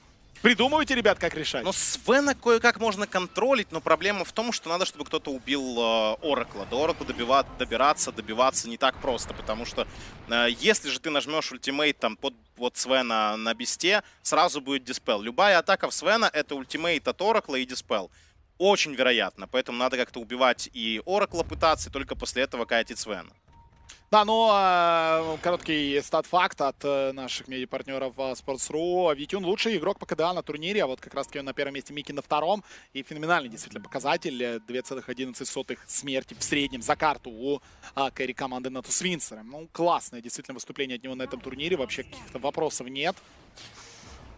Ну вот надо в этом финале. Как раз-таки в битве против Мики, да, за звание лучшего кэрри турнира показать все, что знаешь. Есть инфа у Нави, где соперник. Видят они соперника на своем треугольнике и все-таки дают задний. В лесу драться не хочется. Там тем временем пошел дэмэдж по Рошану. Ну и что, прочекают ли Нави этот момент? Дело в том, что птичка пока еще вроде в КД. Птичка пока еще вроде в КД, есть вейв. Есть инфа, Флай очень близко, Флай стейдж ждет, Микки будет врываться, пошла контратака, врывается на Витюна, Витюна надо как-то сейвить, Витюна пока еще сейвит, он живет, нет, Витюна тут не засейвишь никак, он очень-очень проседает, он дерется каким-то чудом, но все-таки будет его догонять, да, Витюн дает много дэмэджа по Койкве, но погибает, это -2, Микки рубит яйцо, это -3, ну и Койкву сейвит еще и на супер лоу хп, генерал остается один, -4 в исполнении команды Liquid, потеряли только только одного Оракла. Ну и вот он последний выживший. Это Айсберг, который пытается сделать тэп-аут. Айсберг! Нет, не делает тэп-аут. И это полное вытирание команды из 5 мужчин. Свен нереально сильный сейчас. 16 тысяч у него нетворс. Это больше на 1 слот, чем у Дроу Рейнджер. Успел Флай, молодец, успел свапнуть. Но фишка в том, что в этот момент Шторм прыгает уже за спину Винге, по сути, которая свапает как раз Дровку. Дровка нажимает Сайленс, и так совпало, что у Шторма была руна иллюзий. И он диспелит Сайленс мгновенно и просто добивает эту Вингу вместе с Дровкой. Калькулейтед. Вот сейчас этот момент как раз будет. Успел Флай там реально свапнуть на последнем показателе здоровья уже фактически. Ну вот, заметили опять шардами, четкая атака. Вот он Витюна бьют, Витюн вот, успевает почти свапнуть. погибает. Ну вот свап и кажись туда. Смотри, вот, Шторм полетел. Шторм залетает на ход. Тут даже на самом деле не понадобился бы ему Сайленс. Он просто проскочил. Да, он проскочил Сайленс, даже не понадобился ему иллюзии. Здесь не понадобились бы. Ну и да, его от стана генерала тут же моментально засейвил на Инсейне, которого за это убили, но Инсейн свою работу сделал. Тут на самом деле очень много просто ключевых таких проблем у Нави. Надо убивать Оракла, который диспелит, который спасает своих союзников. Надо как-то откатить Свена, который из 2 ударов убивает героев и прыгает к ним мгновенно на агонимном оглушении. И нужно еще как-то о Шторме заботиться. А помимо всего прочего есть Энигма, который Black Hole может поставить внезапно еще на вас. Ну, не знаю. Тут настолько много вот этих проблемных точек, с которыми надо бороться Нави, что непонятно, кто этим должен заниматься. И хватит ли на это вообще сил у Нави. Шикарная еще одна атака от Liquid. Попытался Роджер засейвить своего тиммейта Глиммером, но не тут-то было. Моментальный даст используется. Забавно, но по развитию событий это пока зеркальная, точнее, идентичная карта, по сути. Да. Нави ничего не могут придумать, что противоставить своему сопернику. Ликвиды несутся. Ликвиды вообще не замечают никого. И они готовы, в принципе, заходить на хайграунд. Они понимают, что они сильнее в разы. И только какое-то чудо может помочь Нави выиграть сейчас замес, учитывая наличие Блэк Холла. Я так понимаю, Гардиан Гривс там у Энигмы появился. И это тоже еще один элемент успеха. Ну, тут, да, Дровочка, конечно, вот так вот поотстреливается, и Мике будет неприятно, он потеряет Эггис на равно. Нет, Мике пошел в атаку, Брыв также от Бокси, тут же Койква, Мике, боже, как жестко, яйцо поставили, яйцо пока бьет только один Бокси, надо помочь ему, да, помогает, развалили все-таки яйцо, будет ли байбэк, да, пошел второй байбэк, летает в воздухе Бокси, его убили, ну, кого-то еще зацепят, Нави или нет? Надо больше убить героев. Надо свапать, как-то не достают до Энигмы, это тоже важный момент, Энигму надо тут похоронить, да, поймали Энигму, ну и 2-2 размен для Нави. Да, но это выкуп от Феникса, как бы там ни было, и выкуп от Бестам, да. Ну, и Аегис не выбили. Ну, тут легкая подстава произошла, потому что летел в Вингу у нас на своем молотке Свен, а Винга находилась рядом с Бестмастером. В итоге оба были оглушены. Линкен-сфера появляется на Дроу Рейнджер, если я правильно внимание обратил. Это от как раз атак Свена потенциальных. От его врывов на молотке. Ну, это, да, это один из элементов, который может помочь. Ой-ой-ой-ой, там ассалт Кераса появляется уже у Мики. Просто улетел куда-то в космос Мики по фарму. 8-0-6, он играет 9-1-7 Койква, 6-2, 15 ассистов у Инсейни. Просто фантастическая командная игра от Liquid. Генерала ловят в елках, пытается, точнее, поймать его Койква. Да, и проблема в том, что появляется дополнительная зеленая броня у Мики, а урона дополнительно у Винги за счет того, что она покупает себе линку, не появилась особо. То есть там есть небольшие статы от Агилы, от Ультимейт Орба, но этого мало. На самом деле в плане урона Дровка может уже Свена и не пробить. Просто Дровка при хорошем фарме, примерно на равных со Свеном, она его хорошо пробивает. Я много таких матчей смотрел, где просто Свен не может драться, потому что Дровка стоит и расстреливает его. Но вот сейчас, когда у Свена больше, плюс Дровка собирает защитные артефакты уже, это так не работает. Так, ну что, пошла дальше драка. Флай начинается свапа. Флай пытается засейвить Микки пока расконтролили на то Свинцера. Микки пережил сейв, полетел дальше. Микки полетел в Витюна. От Витюна как-то надо сейвить. Витюна уже сейвить нечем. Пытается сам себя. Нет, байбека у Витюна. Ну и Флай тут тоже разваливает. Godlike Микки. Да, яйцо взорвалось, стоит в втором стане, но просто-напросто нет дэмэджа в этот стан. Минус 3. Есть байбек от Флая, но поздно уже и падает нижняя сторона у команды НАТО Свинцера. По-прежнему есть 2 жизни у Микки. Liquid доминирует. Liquid чувствует себя царями на этой карте. Да, это не 31-5, по крайней мере, по киллам, но точно так же на 30-й минуте закончилась у нас первая карта. На второй карте мы видим, пытается еще до 30-й закончить Liquid. Вау, просто какая-то феноменальная игра от Liquid. И не смотрится, как будто это ребята из Secret просто поменяли никнейм и летит Микки в кабана. Все нормально. Ждут появления как минимум Витюна. Бокси ворвался Флая. Флай сейчас погибнет. Флай после байбека, да, отправляется Флай отдыхать на 70 секунд. Ну и вот тосс-аут под фонтан, да, Бокси под фонтаном погибает, и неплохо выигрывает времени на Богдан, пока Нави еще поживут, БКБ подрубил и прогоняет соперника отсюда. Айсберг. Да, но глобально это ничего абсолютно не меняет, тем более, ладно бы так убили Свена какого-то или Шторма, я не знаю, даже Энигму, но убить так Таска, это мало, это очень мало, никаких бонусов с этого особо вы не получите. Да, это какие-то деньги, но не более того. В макроигре ничего не изменится.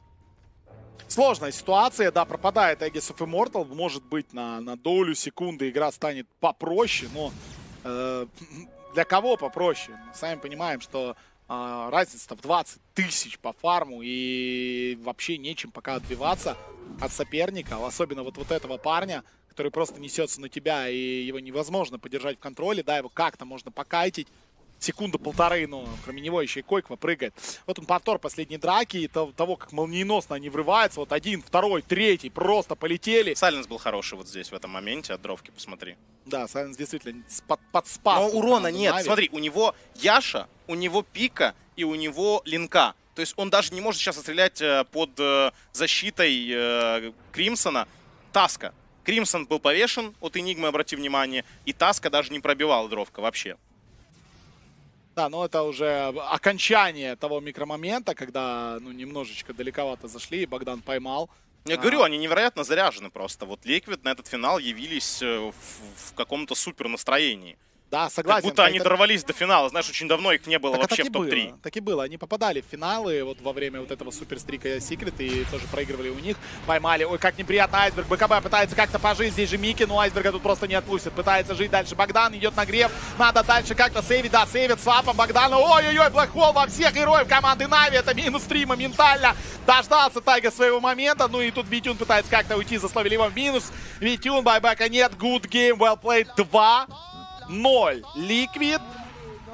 Вау. Просто смывают со своего пути соперника Team Liquid. И я пока не вижу, как и что Нави должны делать. Дело в том, что мне кажется, что вот впервые за долгое время у нас появилась такая плюс-минус народная команда. Да. Вот если говорить о Virtus.pro, когда вот в заряд... Вот смотри, о чем я говорю. Когда был Хвост, когда был там Дэнди, Артстайл, это была реально народная команда. Их любили, они создавали мемы, шутки, юмор, у них была тьма фанатов. Потом были ВП, которые, по сути, только своей игрой так жестко подкупали. Были какие-то там личности, которые веселые, прикольные, тоже рождали мемы. Но по факту, вот чтобы настолько много было мемов, настолько была команда обсуждаемая, при том, что результаты не какие-то там заоблачные. Ну да. Это вот, по сути, сейчас эти Нави. То есть это... Макфлури. Ну да, это реально народная команда. Я думаю, сейчас очень обидно фанатам. И хотелось бы, чтобы какой-то такой мужской разговор произошел прямо перед следующей картой, потому что Нави пока в этом финале, ну, грубо говоря, отсутствуют. Им очень тяжело. Их бьют, и Liquid в каком-то невероятном настроении просто. Ну, я не знаю, как против такого бороться. То есть вот мы действительно смотрим игру, и это напоминает, да, финал Дутопита, где Секрет просто катится катком и несут всех подряд. Или любой финал до этого, да. Вот реально, как будто они никнеймы поменяли. Такое чувство, что вот Секрет нет. Так, ребята, это наш шанс. Реально, вот сейчас... Пока нет Секрет, можем выиграть. Под шумок пару там карт забрать и финал забрать себе тоже. Я не знаю, как собираться после 0-2 собираться в принципе тяжело, но после вот таких 0-2, когда тебя просто сносят, сметают с карты, ой, ну сложно сказать. И тут все как бы, тут и лейнинг, и мидгейм, то есть вот то, что обычно делали Нави со своими соперниками, с ними сейчас делают Liquid, то есть обычно все наоборот, обычно Нави доминируют линии, выигрывают мидгейм, заканчивают быстро, а тут две карты, их просто бьют ногами и делают то же самое, что они обычно. Не такого финала мы ждали, но, ребят, все еще впереди, это Best of 5 серия, 0-2, НАТО Свинцеры проигрывают, им нужно брать 3 карты подряд для того, чтобы стать чемпионами ESL One Germany. Сложно это будет сделать, и мы это прекрасно понимаем, но нет ничего невозможного в прекрасной игре под названием Dota 2. Третья карта через несколько минут. Более детально разберут, конечно же, Артур, Саша и Миша. То, что произошло. Миш, вам слова. Скоро игра твоей команды. Ты надеешься на победу. Весь в предвкушении игры. Но ситуация меняется. Тебя терзают сомнения. Они вытянут игру или их занесет на повороте. Ты берешь себя в руки, потому что уверен, от них будет выхлоп. Знаешь, что они готовились. Понимаешь, они идут правильным курсом. И даже когда шансов нет, ты веришь, они выиграют. GGB. Дай волю азарту.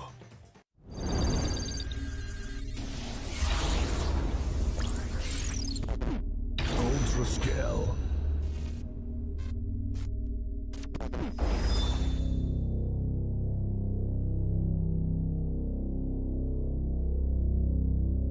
Время ласт-пика. Напряженный момент. По ходу дела пик заруинен. Ситуацию можно спасти только если... И да, гениально! Он выбирает йогуртный коктейль! Я Фрутис, и я не затащу за тебя катку. Я затащу хорошее настроение.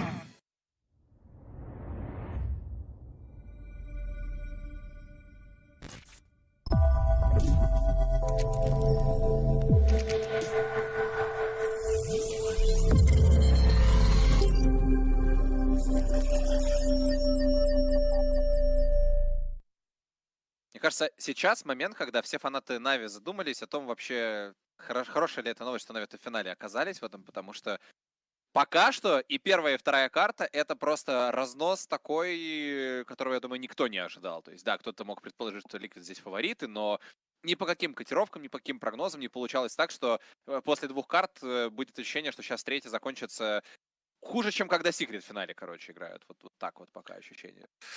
Да, я ожидал финал с борьбой, пока что этого нет. Я сказал, я думаю, это будет финал, который не закончится 3-0, а тут пока что уверенная 2-0 от Liquid. И... Причем, знаешь, вот Liquid ничего непредсказуемого не делают в том плане, что пики, которые они берут, ну, мне кажется, весьма ожидаемые. Мы говорили про того же Оракла, про того же Рубика для Инсейни на ФП берут. Там кэри, метовые, вот есть вот эта четверка, они берут кого-то из кэри. Ластпики весьма предсказуемые, которые можно было бы подбанить, но Нави почему-то не хотят. Тут отдали этого Шторма, Шторм 5-0 с Арчидом на 13-й, да, потом забрали стрик через Блинк на Тине, но по большому счету у Койква игра шикарная реально, и он летает, убивает, и он в лейт будет усиляться гораздо быстрее, чем тот же Тини, потому что у Тини, мне кажется, возможности все-таки ограничены. Несмотря на то, что Айсберг там, ну, не худшую игру выдал, реально неплохая катка на Тине. Это единственный момент, кстати, который да? был в пользу Нави на этой карте, мне кажется. Не-не, в этой серии ты хотел сказать. Ну да, ладно, в этой серии. Хорошо. Меня вот одно интересует. Долго очень думали над третьим пиком, то есть взяли Вингу в поддержку дровки, ну, скажем так, да, в зачин такой. А было бы лучше, если взяли Лейстиллера или нет? Или также по такой игре, может, и было бы лучше. Ну, по такой игре, мне кажется, было бы... Ну, вы видели Свена уже, который вырывается в эту дровку. Неважно, если вы уже взяли дровку, вы должны банить Шторма. Secret, которые с этой дровкой пришли на про-сцену, показали, как она работает, они во всех играх абсолютно банят. Ну да, я согласен. Спирита, даже не обязательно против Койпы. Против любой команды Пупей банит этого Шторм Спирита, даже если там игрока на Шторм Спирите годного нет. Тут у тебя есть игрок, который на этом Шторм Спирите просто... Этот Шторм Спирит появляется по поводу и без повода. Просто Шторм Спирит, потому что все остальные его герои забанены. Тут вы баните опять, ну, реально мне непонятных героев. И Шторм Спирит появляется, и бегает, и убивает, и все у него хорошо. Да и есть ощущение вообще кое-какое, что Нави — это не та команда, которой позволительно в этой серии проигрывать линии. То есть, если линии не выиграны уверенно и хорошо, то потом как-то по макроигре, мне кажется, Liquid просто сильнее, нет, глобально? Вот, нет, ну так они и старались выиграть линии, на самом деле. В этой карте мы видим, что у нас Феникс, Бестмастер появляется. Ну, когда смотришь, у Свена 23/20, а у Бестмастера 5 крипов на линии. Это там, вот конечно... то, что хотелось отметить обязательно. Очень интересное решение именно от Свена, от Микки. Он прокачал стан в 2, крик в 1, и он очень долго держал 3 скиллпоинта. Он никуда их не раскидывал. И он стоял, держал именно линию за счет того, что вначале смогли там доставить. Да, ну это нормально, Артур. Это ну... Ну, это сейчас нетривиальное такое решение, которое, мне кажется, тут генерала прям похоронило на линии. И вроде мы говорили, что Свен там со сплэшкой будет против кабанов пушить, и у него будет все нормально, а тут получилось не просто у Свена фрифарм, а тут именно генералу вообще ничего не дали. Но это видишь Микки как... отфрифармил, отденайл, и потом в какой-то момент времени, когда настал час уже фармить стаки, просто вкачал себе сплэш в 3, зафармил стаки, добрал сплэш в 4 и погнал разгоняться. Мне казалось, вот на этом моменте, может быть, у Нави все неплохо, то есть, да, какой-то камбэк будет мини, но Liquid грамотно отошли. Вот здесь Дровка потратила форстав свой, ну, пику в итоге до того, как Свен до нее долетел. В целом могла ее увести этого Свена намного дальше. В итоге все вышли герои, там умер только Энигма и Туск. То есть, в принципе, для Liquid все прекрасно. Ну, а по поводу Свена и скиллпоинтов, ну, это норма. То есть, все время так делали, когда... Если у тебя есть надобность отпушивать линию и идти качать лес, если ты не доминируешь на линии, то, в принципе, можно вкачать этот сплэш. А так, конечно, ты оставляешь скиллпоинт. Ну и да, и Койку, конечно, на шторме показывает, почему вот достоин он бана этого персонажа. Хорошая игра на шторме, да. Так и помните, да, мы обсуждали там по поводу того, есть ли чем сбивать блэкхоллы и т.д. По факту Тайга ни одного важного не надо блэкхолла не дал это вообще. Ты спрашивал, ты говорил, что вот вроде против Энигмы есть, а я сказал, тут Энигма берется вообще не для блэкхолла, тут Энигма берется, чтобы грифсы собрать. Тайга вообще купил Кримсон, а потом грифсы, а потом начал выходить в блин. Не, просто я к тому, что... Но и вообще в этих играх, на самом деле, не важно, если у тебя что-то против чего-то, тут просто Liquid выиграли линии, значит, Liquid выиграли игру просто. Тут какой там, знаешь, там, если в лейте что-то на Феникса или нет, какая разница? К 30-й минуте Liquid уже две стороны тебе снесли. Не, ну ты же предположительно думаешь, что так не случится, ты хочешь поиграть, как бы, это все время. Да, в итоге это получается так, что... Да, кстати, дровка с линкинсферой. Это вынужден такой момент, который уже печалит. То есть, да, не хочется брать линкинсферу, конечно, намного приятнее, когда кто-то из тиммейтов может позволить себе купить вотус и просто на тебя вешать, если Свен в тебя летит, ну или в любого, в кого летит Свен, потому что против Свена с Аганимом самый лучший айтем это вотус. Но тут просто не было денег. Тут, наверное, вообще Феникс должен по-хорошему собирать, но... Феникс очень страдал. Да, все бедные, ни у кого нет денег на этот лотус. И вот очередная игра на шторме от Койку, когда 23. Единственная смерть вот там вот, когда сбили как раз-таки мегакилл, когда Айсберг реализовал блин, полетел, убил Койку. Один раз еще были очень близки, чтобы Койку забрать, но там не успел выкинуть бревно и спасли через блэкхолл. Койку выбежал оттуда пешком. Ну а так 11-1-12. Летает этот шторм, 20 тысяч урона, вот нам показывают, убивают.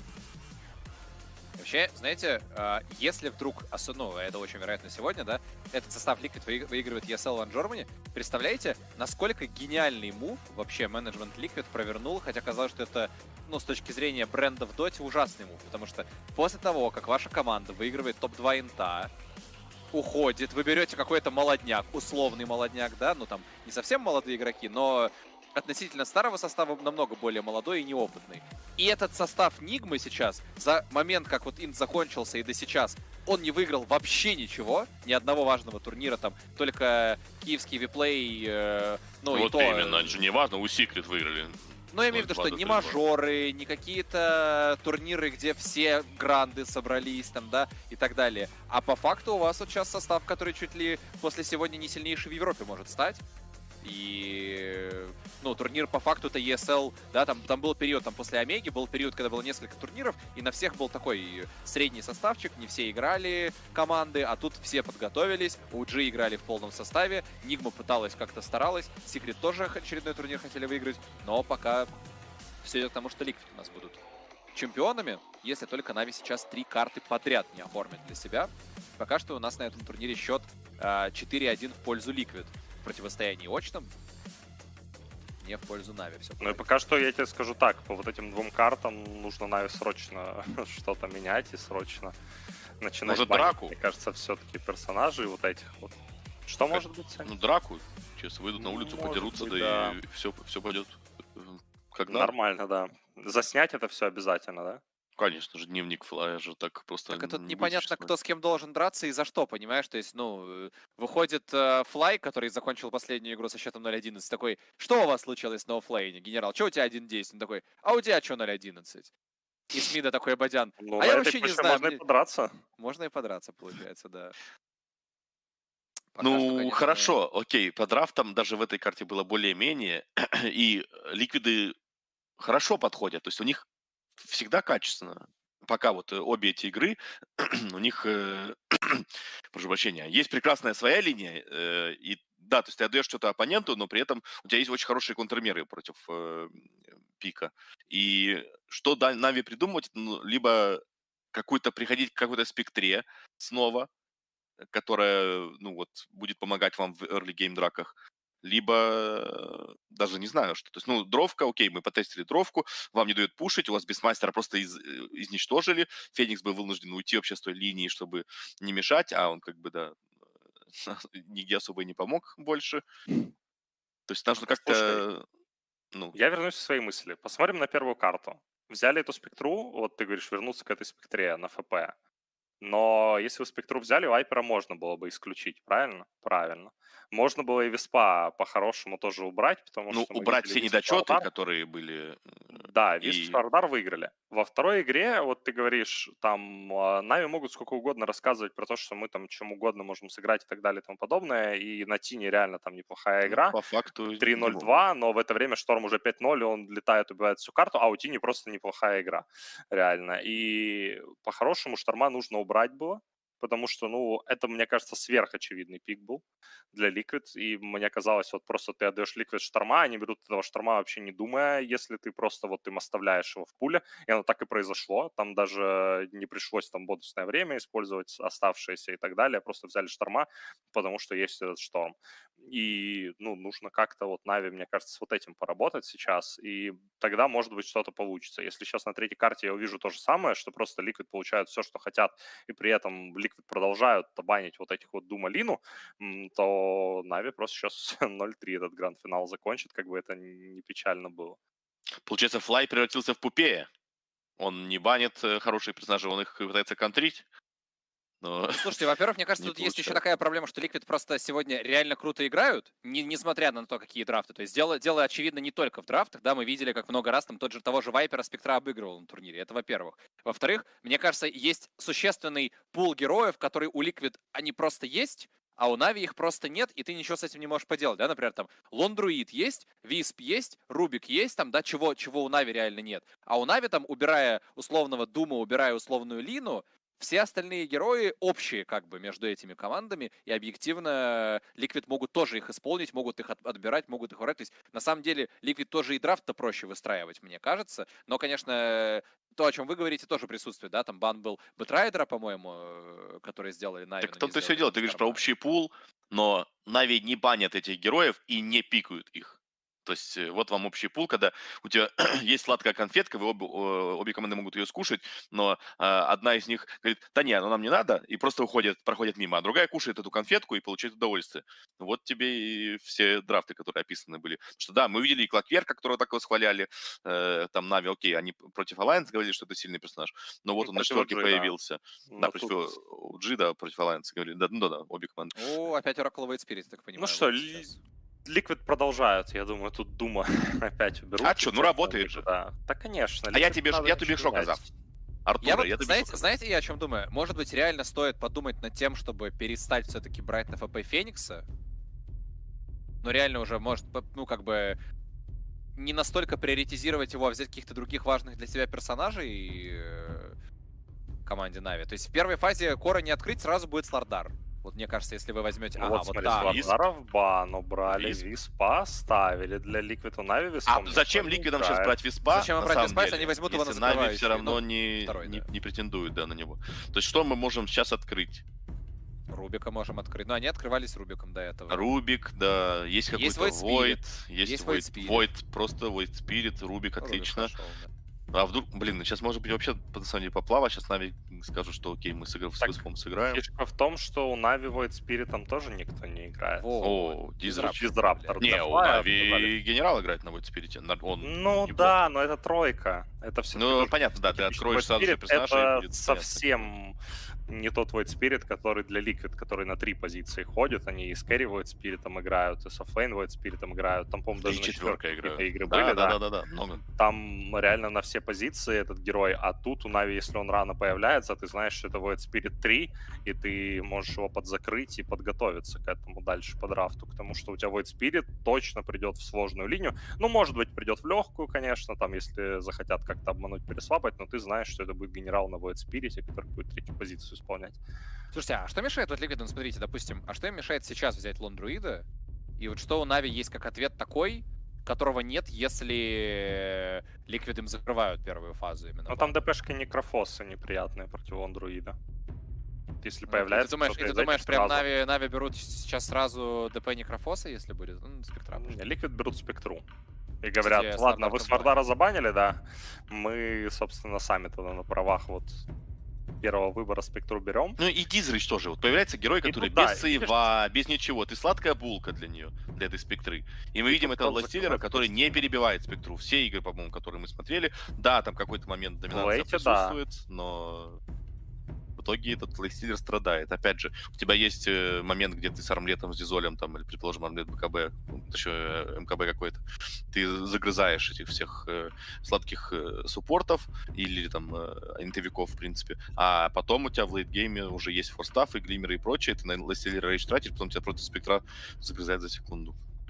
Я объясню, тут просто фишка в том, что если Нави хотели брать уже Кора в первой стадии, да, если хотели сами, допустим, играть со Спектрой, то надо было Спектру брать прямо на ФП и не думать особо.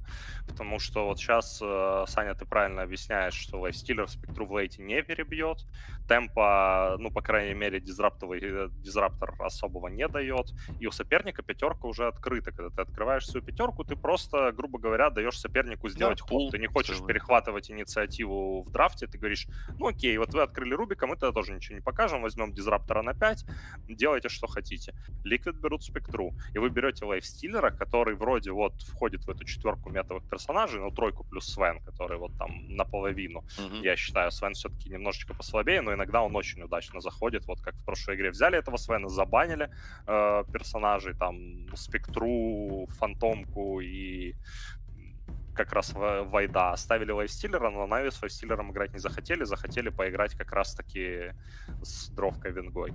А здесь вот берут этого лайфстиллера против Спектры, и мне кажется, просто сейчас Ликвид будут БКБ-контроль набирать, соответственно, против этого лайфстиллера.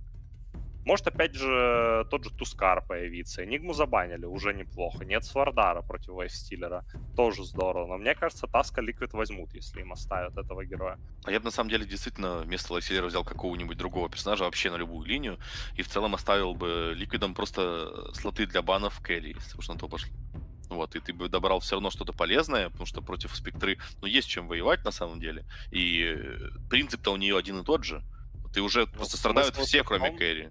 Ну и видишь, и теперь Шторма они уже во второй стадии забанили. То есть в той игре они не захотели в третьей забанить, хотя это очевидный бан был. А может, просто перенесли с той игры на эту, как бы, да? Ладно, ладно. Хотя бы выводы сделаны, это неплохо, но Висп-то в пуле. Сейчас, если будет дабла какая-то условная, даже Bloodseeker Wisp, вот то, что големы показывали, она придет к вот этому лайфстиллеру с Дизричем, там лайфстиллеру с Дизричем реально не сладко будет. И по игре ты тоже под руптурой особо не побегаешь. Да, это тимфайта особо не дает, и там придется койку точно героя брать уже на командную драку, но мне кажется, пока что эта серия не про тимфайт. Пока что в этой серии 2 карты у Liquid 3000 перевес на 2 картах на 10-й минуте, и дальше все только усугубляется. Феникс пошел в итоге есть. Для Роджера, Феникс все равно появляется. Тут ДПшка сразу же. Ну, ладно. Решили тоже, что Шторм в бане, эту ДП еще уберут. Нечего тут скрывать. У Койко вчера себя, кстати, показал на ДП очень хорошо. Он прям... Да, это правда. Вот... Тогда я хайпил весь, ну не весь турнир, а в плане вообще, когда мы видели Liquid. Не, Микки конкретно из Liquid, что он прям вот для меня Liquid, Микки и Инсени это прям 2 очень крутых исполнителя, которые здесь есть. Сейчас в финале, конечно же, все играют хорошо. Мы видим Койку, который там выпадал, возможно, там где-то предыдущие игры, то сегодня он прям хорошо исполняет. Он уже такой не демеджи приемника, а действительно импакта вносит со своей центральной линии. Вот, и на ДП, но прям в нем чувствовалась уверенность в своем персонаже, в его действиях, в его потенциале, то есть он его раскрыл прям хорошо. Зачем стесняться? Окей, там был, конечно, Oracle, по-моему. Да, Oracle был для ДП там, но здесь в целом нормально. Может быть, есть для нее сейчас, если что, сейчас тоже опция. Да, может быть, все что угодно. Ну, то есть у тебя пул открыт. Марс Феникс в итоге. Ну, кстати, Нави наконец получили эту связку при условии, что у соперника ни Джаггер, ни Лайфстиллер, да, то есть хотя бы более-менее комфортно. Ликвид причем любят жадные пики, а вот в финале в этом они пикают такое, то есть прям тимфайты и early game domination ты от них не особо можешь наблюдать, а вот тут прям стараются. Но Нави набрали какой-нибудь тимфайт. Но опять от кулдауна все зависит, но... Тут кулдауны не самые большие, да, наверное, все-таки, кроме яйца. Ну да, найдут ли они эти драки пока. Мы видели, как Liquid со Спектрой играют, очень хорошие стаки, и причем им все время выпадает талон на Спектру. Вот это мне не вот нравится. он Виспа пошел, ребят. Да, Висп появляется. Ну, ожидаемо вполне. А почему Виспа не брать? Если Виспа тебе дают, и если Висп еще подхиливает, то почему Виспа не брать? И я говорю, вполне может появиться вот этот Бладсикер. Мне кажется, нужно сейчас от него избавиться. Если не Сикер, то... Давайте еще подумаем. А нет вероятности, кстати, что это может быть линия, допустим, ДП плюс Висп вообще в оффлейн? Ну, мне кажется, в этом надобности нет. Мне кажется, именно здесь в этом надобности нет, потому что ДП и Висп, мне кажется, лайфстиллеру мало что делают. Просто я пытаюсь понять вообще, какие у Богдана есть хорошие герои против ДП в мид, чтобы прям взять и по игре норм были, и против ДП на линии. Liquid молодцы, что инвокера забанили, потому что если Бокси возьмет инвокера, то я этого не переживу второй раз. Вот, так что они избавились сразу, сами понимают, что этого нам не надо. Плюс мы же не хотим, чтобы Liquid выиграли 3-0 в этой серии, правильно? Будет скучно, а у него 100% минрейт на инвокере, вряд ли он будет прерывать свою серию. Помогите. Это статистическая аналитика, Александр. Это самое, да, я понимаю это. Я здесь беспомощен. Квапу убирают. Действительно, что осталось у Айсберга? Вот мы уже наблюдали на...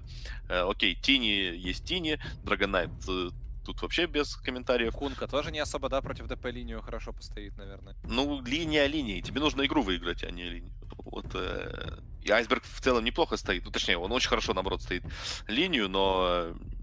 Это не важно, опять же, потом, да, потом тебе надо спасать всю твою команду, которая потерпела по всей карте. А ну, зависит от того, наверное, чего Нави хотят больше. Укреплять тимфайт можно того же Кунку взять, да, добавить какой-то пуш, можно того же на месте Liquid, мне, кстати, кажется, можно было Тини и подзабанить.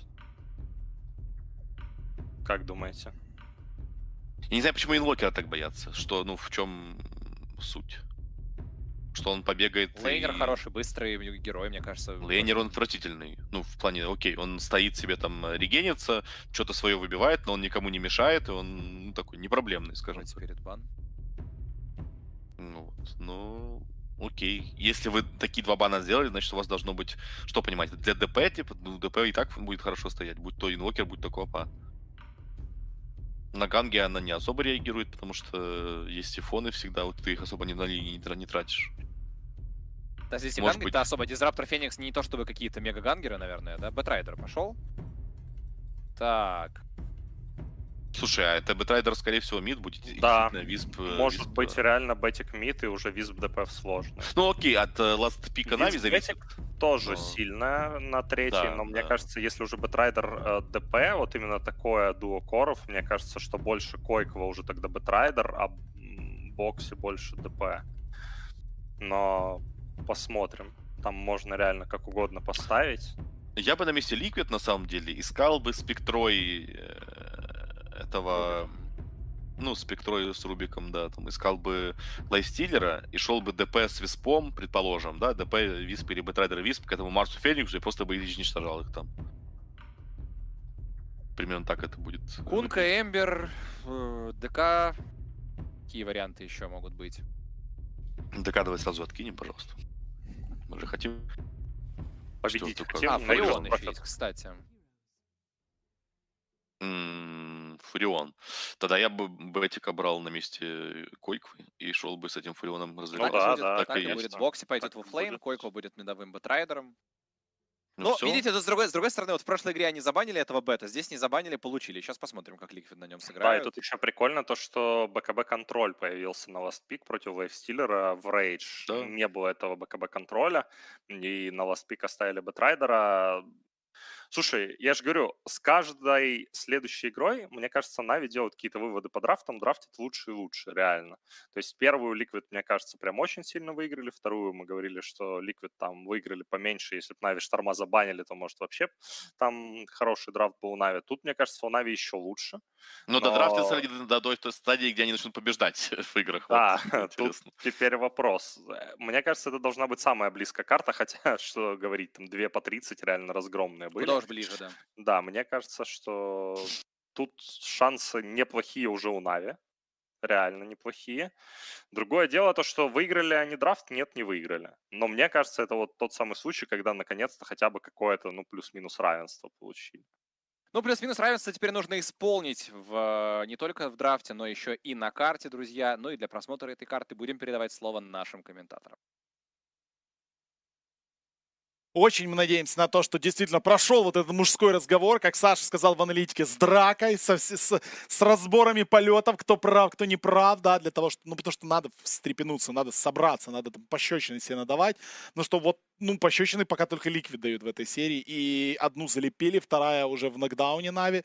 Но это не нокаут, все нормально, все впереди. Да, что интересно, знаешь, вот я вспоминаю всегда Минор, когда Fly to Moon играли в Киеве, это еще перед эпицентром, да. Вот тот самый состав, который потом поехал на International и немножко радовал нас. Я всегда вспоминаю, как я выходил на курилку, и ребята, это уже, наверное, много воды утекло, можно говорить, после поражения очень плотно, дотошно прям обсуждали, кто не прав, кто что сделал не так в предыдущей игре. В тот момент после этого я выходил на курилку с командами европейскими, и они минимум внимания уделяли предыдущей игре и очень дотошно обсуждали следующую игру.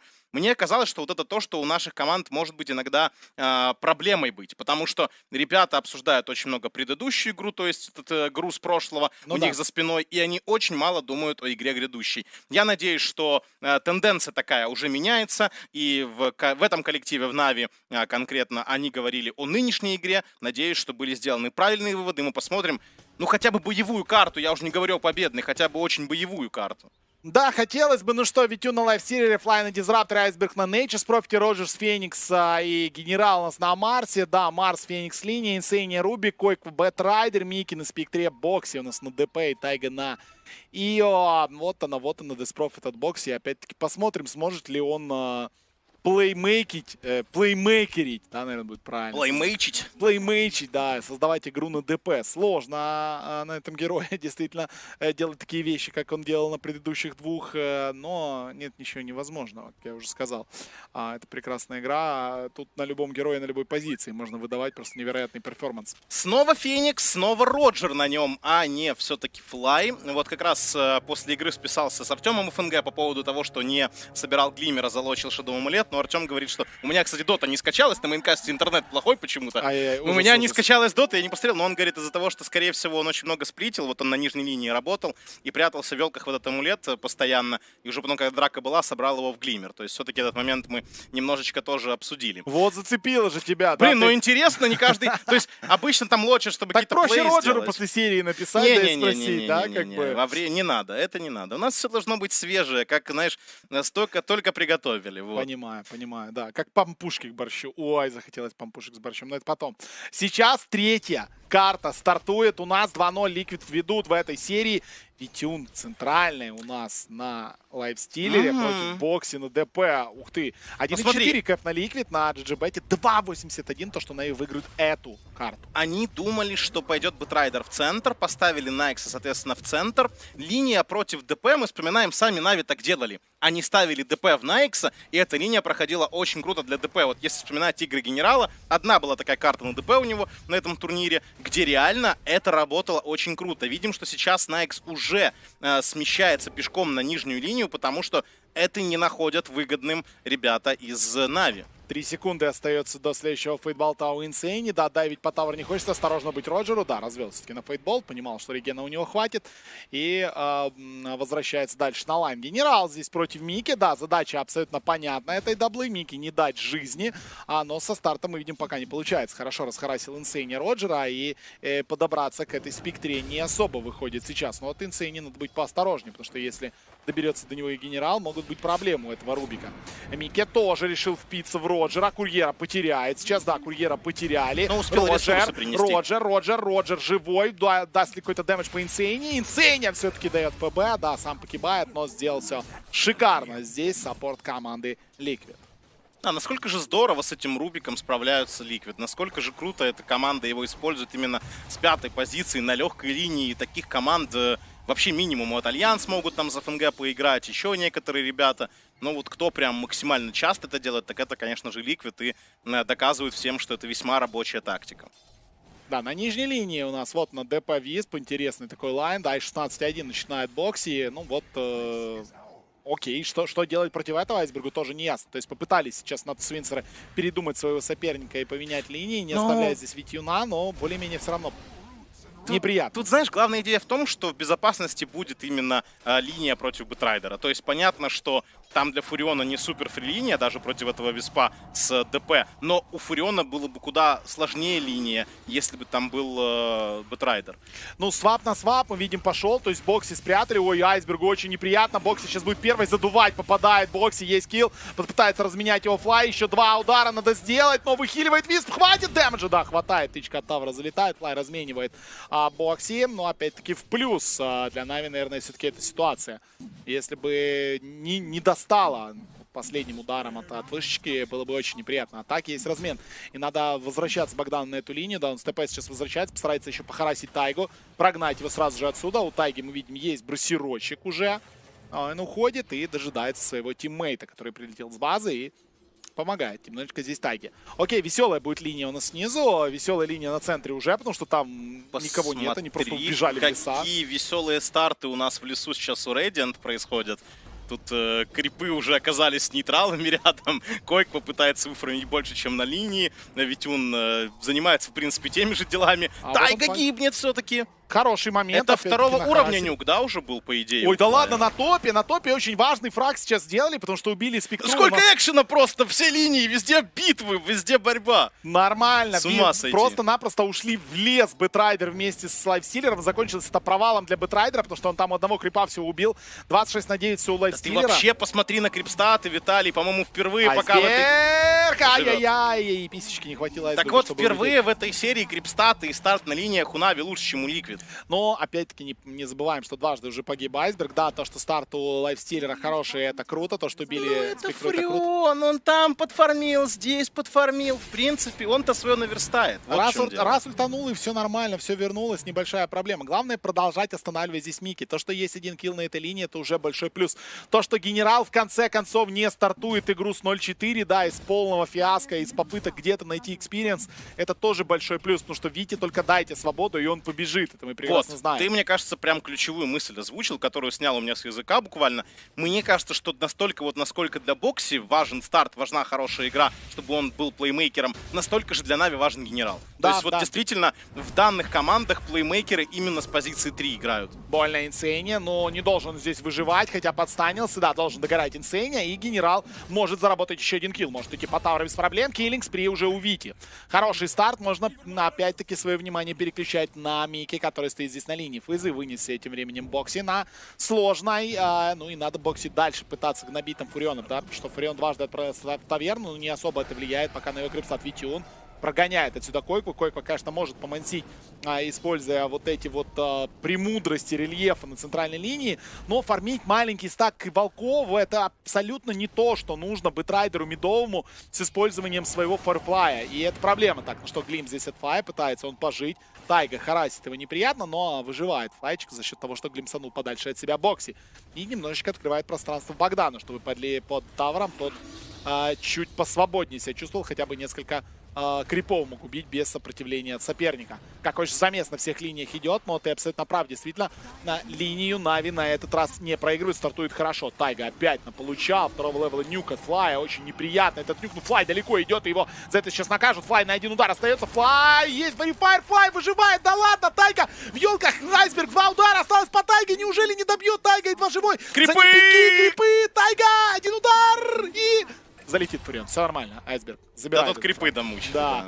Ведь он по таврам дерется. Флай, Мансы, шманцы от Бокси. Бокси без маны. Флай пытается жить каким-то чудом. Тут уже и Фурион пытается дать вижн Флая. Надо как-то уйти. Бокси без маны на первую, но он на фейзах будет догонять просто Флайчика сейчас. У Флая тоже нет маны, но нет вижена. У Бокси ночь на дворе и ночью не видит Бокси. И Флай на супер лоу хп отсюда уходит. Ну что же, с саппортами не разменялись команды. Нави килл сделали. А соперник нет. Забирает руну Витюн, ворует ее из-под носа у Койку. И опять-таки это плюс. Койку заставляет юзать Firefly для того, чтобы хоть как-то линию фармить и улетать опять-таки на маленький стак крипов. Ну реально вот эти стартовые перемещения, в итоге линия, которая стала Лейфстиллер против Бэтрайдера, все это в пользу Нави. Вообще я тебе скажу, что 6 раз появлялся на этом турнире Марс у Нави, только единожды они проигрывали. Это было в матче против Мат Големс. Атака сверху через арену на Мики, прогревает Роджер как может. Пытался уходить отсюда. Должно хватать 2 удара. Мики очень плотный, живет до конца. Мики Ники. Здесь же Айсберг, отличное подключение и должен быть килл. Вот, это та дота, которая прям нужна Нави. Это то, где они чувствуют себя уверенно. Доминирование на линиях и плавный, классный переход в мидгейм. Ну что, пока начало действительно классное, Богдан подключается туда, где надо. Витюн уже схавал тавр. Ой, это очень важно. Когда ты играешь с Фурионом, забирать тавр на центральной линии на 7-й минуте, это такое преимущество может быть. Сейчас можно полностью захватить чужой лес, выгнать спектру куда-то на нижнюю линию, и это будет беда. Айсбергу собьют, конечно, ТП, но тут Боди загулял немножечко, и за это будет он очень сильно Слушай, наказан. С другой стороны, был потрачен хаунд, и лассо сейчас не будет. Нави могут атаковать, мне кажется, вот вообще где угодно. Делает ТП Витюн на верхнюю линию, как раз убивать спектру, есть ощущение. Или же Койкву. У кого-то из них. Контроль нужен, на контроль это нет, на Койкву можно напасть. Койква сейчас без Фаерфлая, знает об этом, надо просто-напросто зацепить. Да, Койква пытается уйти, не отпускает его Роджер, и тут Витюн с даблдэмджем, конечно. А какие же куски он отрывает. Все, и Спектре надо убегать отсюда. Спектра потратила хаунд, она беззащитна здесь, надо просто уходить. Еще и зафармит, возможно, вот эти стаки, которые есть. Вышку еще одну забирают Нави. Фантастика, а не старт. Да, полный контроль сейчас надо брать на территории соперника. Снизу там тем временем какой-то экшен организовывается. Да, это уже Витя. Витя пытается Тайгу сейчас пригвоздить, но проще Бокси. Бокси подрубил ультимейт, надо отойти. Над Свинцер развели на ульт. Главное никого не потерять. Вот в этой попытке Бокси кого-то загнать. Снова Флая идут убивать. Бокси надо быть очень осторожным. Бокси слишком далеко сейчас бежит. Да, Тайга есть, но можно получить сейчас просто копье. Либо Тайга может получить сейчас копье. Тайга закрывает в арену двоих. Ну и под ультимейтом решили подраться. Отбегает отсюда Витя. Тайгу убьют, скорее всего. Да, Тайга регенит тиммейта, но сам не может перегениться. У Нейтрал забивает. Ультимейт. Ой, хорош нейтрал. Ну как так-то? Било так много людей и убил нейтрал. Слушай, а Бокс тут не заигрывается? Конечно, заигрывается. Он пытается забрать Флая, но это ошибка большая. И сейчас будет еще одно копье от генерала. Вот оно, копье. Флай говорит, сюда иди. Сюда иди, братан, ты что хотел вообще? Богдан и Виктор за деда горой стали. Конечно. Его квартира моя, ты не будешь его трогать. Принес тут мне шоколадный Макфлури. Отправляйся дальше отдыхать на линию, говорит Флайчик. 9-4, Нави заряжает. Заряжает и нас, заряжает и себя. Надо продолжать. 10-я минута, преимущество 4000. Можно забрать еще 4 руны. Курьер, обидно. Умер, погиб смертью храбрых. Инсейни может улетать. 4 руны надо забирать Нави. Так, раз, два, три, Нави должны законтролить через 3 секунды. Вопрос вообще, нет, 4 не получится. Да, здесь заберет Бокси. Но 3 должны забирать. Ну, вот это уже зеркальный матч. Тут уже Нави доминируют на линии и очень жестко давят сейчас по карте.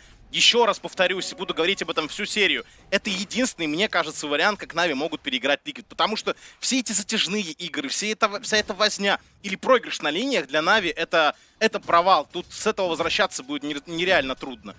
Liquid слишком хороши в своей макроигре. Да, мы уже видели, как Liquid могут действовать, когда у них есть преимущество вот так вот. Там релокейт. Все нормально. Что это было? Это был глимпс. Хорошо, одного вернули, а второй же, второй. Слушай, а если бы... Я вот думаю об этом. Если бы они его не убивали? Ладно, 1.25 коэффициент на данный момент на Нави. Не, я скорее думаю, может быть, как-то попробовать ДП вернуть, а не ДП, а не Виспа? Ну, да ладно, не столь важно. Может, он пытался глимсом чуть пораньше дать, чтобы сбить может быть, каст, может быть, да. В принципе, действие было правильное. Ну, самое главное, что Тавр заберут, да, и забрали Виспа. Над Свинцер забирает 3-ю вышку уже для себя на 12-й минуте. И Витюн на этом лайфстиллере сейчас машина для убийств. И под него лучше не подставляться. Да тут все, слушай, тут все реально готовы убивать. Посмотри, 3 топ-нетворса у Нави. Саппорты опережают вражеских саппортов. Но это, я же говорю, это прям зеркальная ситуация предыдущим 2 картам. Так, Витюн, воровать этот фарм. Не хотят Liquid отдавать, я их прекрасно понимаю. Есть скан от одних и от вторых, все они прекрасно знают. Но тут команда НАТО Свинцера готова защищать своего кэрри. 4 героя команды Liquid. Витюн отходит отсюда. Флай, если что, готов прикрыть глимсом. Забрал 2 самых больших крипов. Ну и можно спокойненько отсюда убежать. Но Витюн далеко не уходит. А теперь вспомни, как Фуриона мучили на старте. Посмотри сейчас на Фуриона. Он просто фрифармит на верхней линии. Его вообще никто не трогает, потому что все внимание на себя забрал Найкс, которого убить здесь... Ну, очень тяжело. Если там, я не знаю, Витюн не пойдет во все тяжкие, не понесется вперед, не подставится, то убить этого Найкса, ну, практически невозможно. Атака на Айсберга, на топе. Нет смысла делать ТП-аут, он это прекрасно понимает. Он просто дал ультимейт попытки нанести хоть какой-то дэмэдж. И Space Creator. Там в центре ребят. Рубика пытаются настичь, и Глимпс готовит Дизраптор, он уровня 2, не дотягивается просто. Нет смысла, мне кажется. Ну, может, хотя вот так вот. Атака сейчас на Дизраптора. Закрыли двоих. Как хорошо, их можно убивать. И одного, и второго. 2 ультимейта одновременно становится. Здесь -2, точно будет, не подставится никто больше. Шикарная игра, еще и Глимпс Инсейни, но не сработал. Там рейдж, по-моему, был просто у Рубика, поэтому не сработал. Слушай, ну вот мне кажется, что заранее этого Виспа предвидели Нави и взяли Дизраптора именно для этих целей. Насколько же круто, мы это забыли. Да. Но он работает круто против Виспа. Да. Любые прилеты, накрывается поляна, статик, кинетик, отдыхайте, ребята. Классика доты, да, то, что мы видели годами на топ-турнирах против Виспа, и как это работало и на интернешнлах, и где угодно. И знаешь, когда вот герой выпадает из драфта, а почему он выпал из драфта? Потому что банили постоянно. Конечно. В плей-офф перестали почему-то многие банить этого Виспа, он стал появляться, стал выигрывать игры. Позабыли, как против Виспа работать, как против него играть реально. Он очень неприятный герой. Взяли этого Дизраптора, пока получается здорово. И Глимпс работает под релокейты хорошо, и можно встречать своих оппонентов, вот как сейчас это было, в кинетик и статик закрывать. Просто хороший герой против Виспа по игре. Окей, Койква в смоуке, выход на Айсберга опять. Будет ли хелпа сейчас от команды? Айсберг закрывается, пытается выиграть какое-то время. Лассо на Айсберга, Неттерс без хаунта. Ну и Айсберга очередной раз приговаривает. На Айсберга тратят либо хаунт, либо лассо, либо то и то.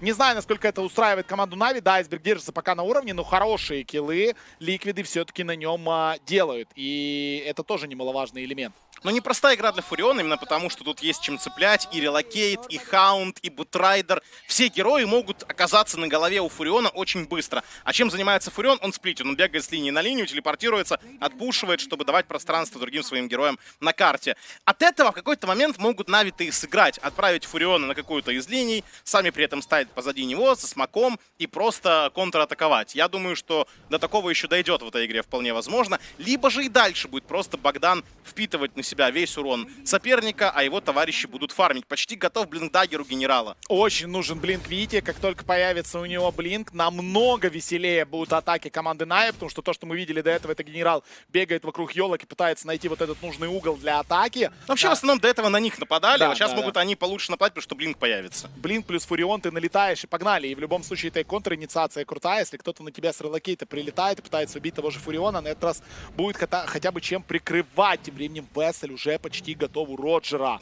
Против Виспа это просто великолепный артефакт, и чем дальше, тем лучше это будет, тем дальше, тем сложнее. И ты знаешь, обычно очень долго Вессел собирается, ты даже не хочешь его собирать в этом патче, но здесь такой старт у Феникса, и плюс еще фарм ему оставляют, мы видим на карте, например, сейчас он центр фармит, и никто из коров там не находится, то он реально получит его довольно быстро в этой игре. Есть блинк, прыгает на Инсейнию, Инсейнию успевает украсть руну, нет, не успевает, все-таки отдает Витя, пытается выжить Инсейнию, но это ошибка была. Телепорт кастует! Так, здесь прилетели, два героя, Микки тоже здесь пытается зарезать Флая. Флай успеет ли что-то поставить? Да, Флай ставит ультимейт прямо себе под ноги. И тут очень плохо все для Ликвид, потому что яйцо тоже стоит. Койкве надо отсюда уходить. Микки сейчас сорвется. Микки, да, застанился. Разменяли пока одного Фуриона. Но это 2 в 1. И байбэк от Рубика. Роджеру надо уйти. Роджеру надо уйти как-то отсюда. Роджер пытается убежать. Флай рядом. Тут же у нас и Витюн. Осторожно, надо быть и Койкве. Его вернут, если что. Нету вижена. И в кулдауне сейчас Глимпс у нас у Флая. Поэтому не может он вернуть Койкву. 2 в 1 и байбэк от саппорта команды Liquid. Невероятно сильный тимфайт все-таки у Нави. Вот эти персонажи хорошо сочетаются друг с другом. И когда видим скиллы ложатся, то против этих способностей ничего не могут сделать Liquid. И бить Супернову нечем. И статик с кинетиком мешают. И арена очень сильный скилл в данной ситуации игровой. Поэтому Liquid в драках пока ловить особо нечего. Дизраптор, конечно, очень сильно путает все карты Ликвидом. Притом пытаются именно его исключить из драки, постоянно нападают на него, на первого этого Флая, пытаются его убить, чтобы он скиллы не нажал, но пока не удавалось. Пока Флай живет и команда страхует и помогает. А такими темпами, с таким фармом, который у Флая редко бывает, Глиммер может появиться у него для подсейва собственного вполне быстро. Да, ничего невероятного я в этом не вижу. Он может спокойно... Да, уж смотри, уже там 350 монет остается. Заманивает Флай сейчас Койкву. Койква без маны. Заканчивается Firefly. Пригвоздили его, но тут без шансов для Койквы. Сайленс от Айсберга. И Койква на 2 удара. Жить. Койква лететь, жить. Нужен вижен. Закончился Firefly. Закончился Firefly. Будет ли сейчас попытка от Флая как-то достать? Много времени тратит. Прилетела. Подачка. Сюда. Обидно. Параллельно еще Инсей не убивает, он после байбека, кстати. Да, 55 секунд. Рубик хотел халявить на нижней линии, но его обезвредили. Действительно, у нас, ну, не совсем зеркальная, но очень похоже на то, что происходило на прошлой карте. Натус Винсере доминирует и продолжает доминировать. Им надо сейчас пытаться вот этих сплитпушащих героев соперника ловить и использовать свои пауэрспайки, получать классные предметы и моментально атаковать соперника после этих предметов. Надо держать в уме постоянно, что это игра против Спектры, поэтому здесь расслабляться ни в коем случае нельзя. Надо держать постоянно руку на пульсе и удерживать преимущество, не делать необдуманных драк, да, принимать драки тогда, когда вы уверены в них, когда вы понимаете, что вы точно победите, на своем вижене, под определенные объекты. То есть не драться просто так и не подставляться где-то на карте против этой Спектры, потому что, переходя в лейтгейм, вот это обсуждали, в студии обсуждали ребята, мы видели много матчей, где реально Найкс не справлялся с этой Спектрой. Когда на старте игры или в мидгейме у него хороший фарм, да, он перебивает эту Спектру. В лейте такие проблемы будут у него с убийством Спектры, что даже представить себе это не хочется. Окей, погнали дальше. Залез внутрь генерала у нас Витион, и очень хочется на кого-то напасть. А, еще и руна хосты. А если бы еще сейчас обсмочиться, вот он план капкан, и только куда? Вопрос в том, куда рассредоточились по карте сейчас игроки Liquid, слепые, Нави, они не видят ни одного. Скан промазали, в треугольник бросили скан, не точно. Ну и Витя вслепую будет прыгать по миллиметру, двигается сейчас генерал, нашел на скане людей, знает, что на треугольнике как минимум кто-то есть. На нижней линии тоже видит сейчас героя, ну и вопрос в том, на кого атаковать. Генерал идет медленно, вот он, Микки прыгает, Микки, вот он, отличная атака, Микки тут же закрывает, и без шансов для Микки. Должен быть легкий минус. Вопрос в том, кого еще зацепят. Ну вот, Нави все-таки нашли свою цель, которую искали. Но потеряли Т1 вышку внизу. Мне, кстати, кажется, что Спектра могла бы тут и как-то более пассивно сыграть. Понимаю, что хочется фармить, но в это время Бокси и Тайга стояли просто и колотили Т1 вышку снизу. Если никто ее не защищает, то, наверное, знаю, что-то делают на карте. Наверное, чем-то да. они занимаются. Ну, возможно, думал, что Рошана бьют. Ну, там Рошана нечем бить пока. Да как сказать, ты знаешь, вообще вот так толпой, аккуратненько, можно ты его и забить. Не очень быстро, но, возможно, такие мысли были у Спектры, поэтому она так беспечно фармила в треугольнике. Просто мне кажется, что когда вот так твоя команда ломает Т1 у соперника преимущество, скорее всего, он чем-то занят на карте с недефой Т1. Что-то интересное выискивает. Да, и действительно, Нави что-то интересное выискивали, они нашли. А Витиун продолжает бороздить просторы чужой половины карты. Здесь в чужом лесу точно так же ликвиды бегают. Вижена здесь нет ни у Нави, ни у Ликвид. Неплохо было бы сюда какие-то варды поставить. Я имею в виду ликвидом. Для того, чтобы понимать, с какой стороны будет идти опасность. Ну а тут полностью заняты Нави тем, что нам надо убивать чужую половину карты. Нам надо загонять ликвидов так, чтобы они боялись выходить с линии на линию. Ой-ой-ой, что за забегание такое идет? Что за план? Это под руны забегание во вражеский треугольник. И, кстати, успешное. Забирает здесь руну. Тем временем Флай видит Микки, пролетает сюда Айсберг. Флай, далековато Айсберг, но тут же и генерал. Микки, и очередной может быть очень классный килл. Микки ничего здесь не может сделать. Да, его должны убить. Хотя Висп рядом. Отлично все делает Флайчик. Он поймал этого Виспа прямо на перелете. Легкий минус. Байбек сделал Спектра. Драка у нас продолжится сейчас. Витиун вылезает. Надо как-то раскайтить сейчас Спектру. Флая можно теоретически бросить. Флай нет. Флай уходит отсюда. Флай тэп-аут пытается сделать. Флай надо тратить на него лассо. Нет, Отлично. Потому что лассо тратят на Флая. В итоге размен 2 в 2, но байбек Спектры. Слушай, ну вот, наверное, сейчас надо Рошана идти убивать. Ну смотри, нажала ТП, прожала ультимейт. Спектра прожала ультимейт. У них сейчас спокойно 2 минуты с кайфом пойти этого Рошана побить. Боже, как же Спектре убили сейчас все абсолютно, да, потому что была Яша и не хватало буквально 100 голды до манты. Ой-ой-ой, 1.17 кэф на Нави, на GGBet прямо сейчас. Слушай, ну это нереальный удар по экономике, потому что ты прав, там реально уже почти были деньги на манту. И теперь надо что-то придумать. Атака на боксе очередная. Айсберг закрывает, под сайленсом начинает бить. Не может проесть себе елку Витиун. Ну вот сейчас надо переключаться, но ванды закончились. Ну и боксе тут будет жить. Будет жить, до следующих мандов еще далеко. Будет ли смысл цепляться Витиуну? Да, вот они еще раз... ну, неужели убьют? Да, просто убьют. БКБ, боксе, да ладно. А вот еще, а вот так вот. Зачем сжал-то? Не знаю, думал, что, возможно, они вдвоем, он от них уйдет. И, в принципе, от них двоих он даже, по идее, убегал. Тут первая атака была такая не самая эффективная от Нави, потому что закрыл спруты своего соперника Фурион и не мог бить его лайфстиллер, при этом не успел дать сайленс до сифонов, то есть уже сифоны развешаны были ДП, и она просто лечилась, урона не хватало. Но, тем не менее, ребята догоняют ДП, она действительно нажимает БКБ, это первое прожатие Блэкинг Бара, вот что-то подобное происходило у нас с Айсбергом на первой карте на ДК. Он купил себе Блэкинг Бар довольно быстро, но постоянно атаковали именно его, он нажимал его, чтобы убегать, а не атаковать взять, и в итоге остался ни с чем. Вот сейчас так с ДП приключилось. Она только взяла Blacking Bar и потратила первый же его заряд на защитные действия. Не помогло. Она погибает, при этом БКБ появляется на Фурионе. Сейчас более смело, более вальяжно может залетать за спину Фурион, прямиком в тимфайт, в центр этой драки и не бояться почти ничего. Да, на него будет в любом случае отвлекаться, и есть у Богдана вот сейчас вот этот элемент, когда он не боится как минимум Рубика, и это уже очень важно. Ну, там много магии, там физики так-то не так и много получается. Спектра сейчас тоже немного физики наносит. Ультимейт ДП распространяется по драке, не обязательно он будет идти на Фуриона. Контроль есть только у... Рубика все. Ну, у этого, Фуриона, у Бэтрайдера, да, через БКБ. Но если он тебя покатает на этом лассо, ну кто тебя убивать-то будет в этот момент? Не, если лассо будет тратиться на Фуриона, это просто фантастический расклад для Натусвинцера. Просто что... под БКБ и под лассо тебя никто и не убьет, скорее всего. Ликвид идут в рошпи, ты не знаешь, что соперник здесь. Но скиллы откатились. Нави не успели, Смок в ответку, Бокси за елками спрятались, никто друг друга не спалил. Бокси заходит, понимает, что смок не падает, значит соперника нету в рошпите. Вообще там сейчас Спектру могут заметить потенциально. Она так потихоньку поднимается. Да, Спектру видели. Видят Спектру на варде. Ой, прыжок. Закрыли. Не того, кому надо. Инсейню можно добить. А Инсейню добили. Хорошая ответочка у нас от команды Liquid. Моментально похоронили у нас генерала. Драка продолжается. Айсберг наносит дэмэдж по второму саппорту. Второго саппорта тоже развалили. Ну и сейчас самое главное добить Спектру. Да, Спектру добивает. Но переключиться можно еще и на Бокси. Но Бокси очень сильно дамажит. Витюн постарается отсюда убежать. Витюн очень битый. Тут же есть у нас Роджер, который все еще живет, отвлекает хоть как-то внимание. Витюн. Надо уйти, но нет, Витюну тут не уйти, потому что его не отпускают. Ой-ой-ой, неприятно, Нави эту драку не выигрывают. Можно рекап, ну, пожалуйста. в плюс для Нави должно быть. Нет, маленький минус все-таки. Смотри, с чего началась драка? Был статик у Рубика, он поставил прыжок сразу, статик поставил, вот когда они на ХГ поднимались, статик уже от Рубика стоял. После этого он делает выкуп, крадет глимпс, возвращает уходящего лайфстиллера, и его тоже убивают. То есть, насколько же много в драке делает Рубик? Вот реально, смотри момент. Вот уже Рубик в позиции. Вот они прыгают, Инсейния уже постелил свой ультимейт. Если что, это был статик Инсейнии.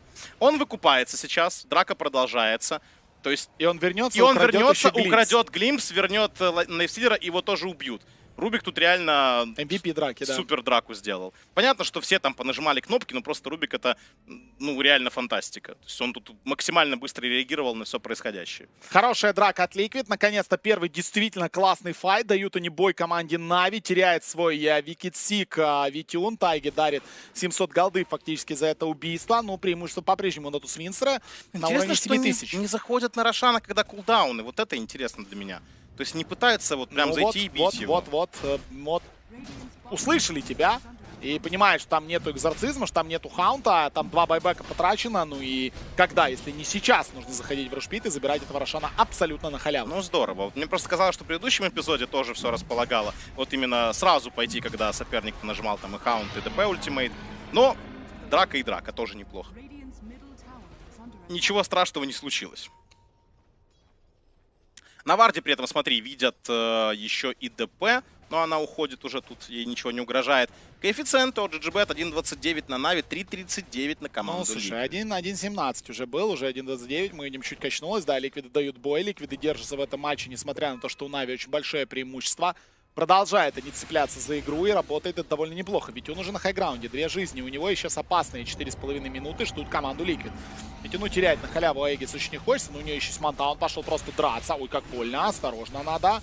Вот вынужден был потратить сейчас свой ультимейт для того, чтобы уйти из этой попытки побить Т3. Пока все-таки заходить на ХГ, да, рановато. Это не особо работает против драфта Liquid. Они не настолько в упадническом положении, чтобы тут не удержать свою базу. Пока в этом плане у них все окей. По-хорошему нужно закрывать, стараться оппонента сейчас просто ближе к их базе, забирать Т2 вышки. Здесь более безопасно могут играть Нави. Перефармливать, да, ведь он понимает, что он бесстрашный, у него 2 жизни, у него есть, если что, саппорты за спинами, поэтому нужно вот просто начертить сейчас линию, да, вокруг базы соперника и заставлять внутри этой линии тусоваться команду Liquid. 9000 преимущество у команды Натусвинцера. А ведь он пофармит еще и треугольник здесь, поэтому вынуждены на чужой половине карты сейчас находиться 2 игрока Liquid. Что на своей им сложно, на своей их будут видеть, там стоят варды в чужом лесу Нави очень глубокие. Ну и здесь Микки понимает, что ну нельзя нагло играть, только вынес манту, до появления Скади еще очень-очень далеко. И пока Микки еще не настолько сильный, плотный воин, каким он должен быть для того, чтобы Нави проигрывали, для того, чтобы Нави очень сильно его боялись. Так, здесь Микки, атака на него, есть релокейт, также сюда. Ой, ну тут не на Микки, простите, атака на генерала, да, и генерал тут, конечно, арену поставит, но погибнет. Хотя Флай рядом, Флай может сбить ТП, Флай, отлично, тут же Роджер нагревает, Витюн здесь, можно забирать Микки. Микки едва живой, яйцо поставили Микки на один удар, Микки должен погибнуть, да, Микки погибает, и как же резко Нави отвечает на вот эту суператаку, просто в один пиксель влетела вся команда Liquid. И это то, что они могут делать, реально. У них такие герои, там реально все подключаются мгновенно к любой атаке, поэтому, конечно, разбредаться, играть раздельно Нави тут тоже нельзя. Ну, часто. Не надо этим увлекаться просто. Надо так делать, потому что так фарма больше с карты собираешь. Но увлекаться этим тоже не нужно. Тем не менее, как раз на эту атаку ответили хорошо. Смоук прожимают Liquid. И вроде куда вы собрались без спектры-то, а? Или это они просто на базе будут принимать? Оборонительный смог, при этом смотри, куда забегает Бэтрайдер, он будет, что ли, крип скипать? Какой у него план? Нет, он, возможно, просто под руны сыграет. Он взял руну дабл дэмэджа и... Вообще еще до рун рано, наверное, это больше на крип скип похоже. И он только что взял дабл дэмэдж, то есть, может быть, под эту выходил, либо действительно просто залетает и крип скипать. Так, провардил, подожди, все тут есть план какой-то. Он поставил глубокий вард, этого на самом деле не ожидают Нави, этот вард может сыграть в будущем.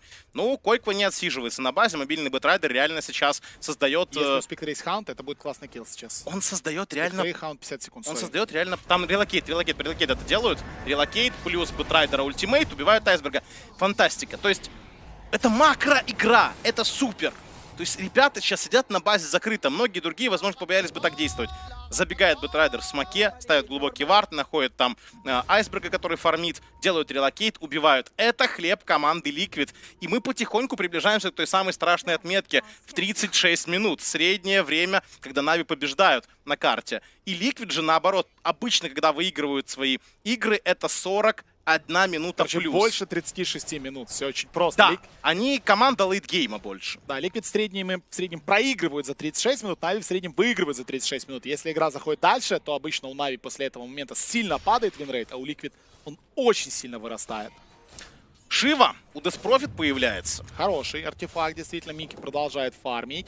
Ну, а Нави пытается кого-то найти. Вот сейчас есть ощущение, что Нави немножко потерялись. Нет, там обсервер есть, обсервер на треугольнике имеется, но Нави там еда есть, опс, они видят. Как же они пингуют, прям, знаешь, красное бей. Как бык на тряпку красную. Далеко сейчас команда. На самом деле Витя видит двух, прыгает. А тут же у нас есть Витюн, БКБ от Бокси. Надо отбежать. Пошел ультимейт, пошел Хаунт. Смотрим. Неприятно. Флай моментально похоронили. Врывается сюда Роджер поставил довольно неплохое яйцо. Яйцо защищает.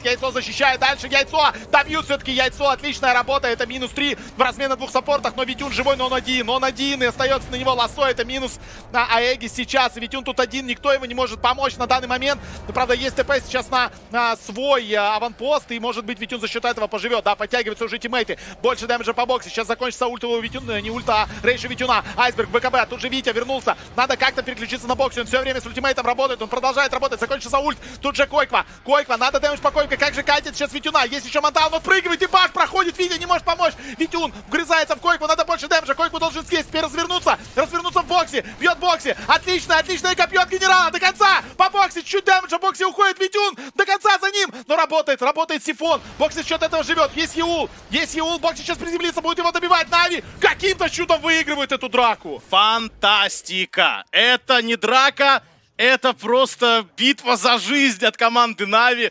Они реально тут цеплялись зубами, когтями этого Найкса ценой выкупа от генерала, ценой этого прилета от Фуриона, который на себя все внимание забрал, БКБ нажал, и по сути он стал жертвой последних тиков ультимейта ДП. Они все же выкручиваются. Казалось, что вот он, провал, и Liquid уже переворачивает ситуацию. Но нет, был Аегис у лайфстиллера, был байбек у генерала, и парни выкрутились. Настолько все тонко было просто. Лед весною крепче. Надо выбить какой-то байбек здесь, потому что Нави с точки зрения экономики проиграли в этом файте. Они это прекрасно понимают. Байбек от генерала и отсутствие байбека у соперника — это плохо. Но вот Т3 это уже будет хорошо. Т3 дает плюс, да. Т3 все-таки выводит команду над Свинцеры за последнюю 5-минуточку в плюсовую ситуацию. Ну и голые бараки. А голые бараки против Фуриона — это всегда очень неприятно. Так, 28-18 счет. 32-я минута игры закончилась у нас. Тайга! Жулик, не воруй. Пошел. Ничего тут нету, все нормально. Тайга поставил вард, опять-таки. Не, это старый стоит еще. По идее, должен старый еще быть. Хотя, может, это просто обновление. Ой, боже, как же его здесь поймали! Как же его поймали! Просто...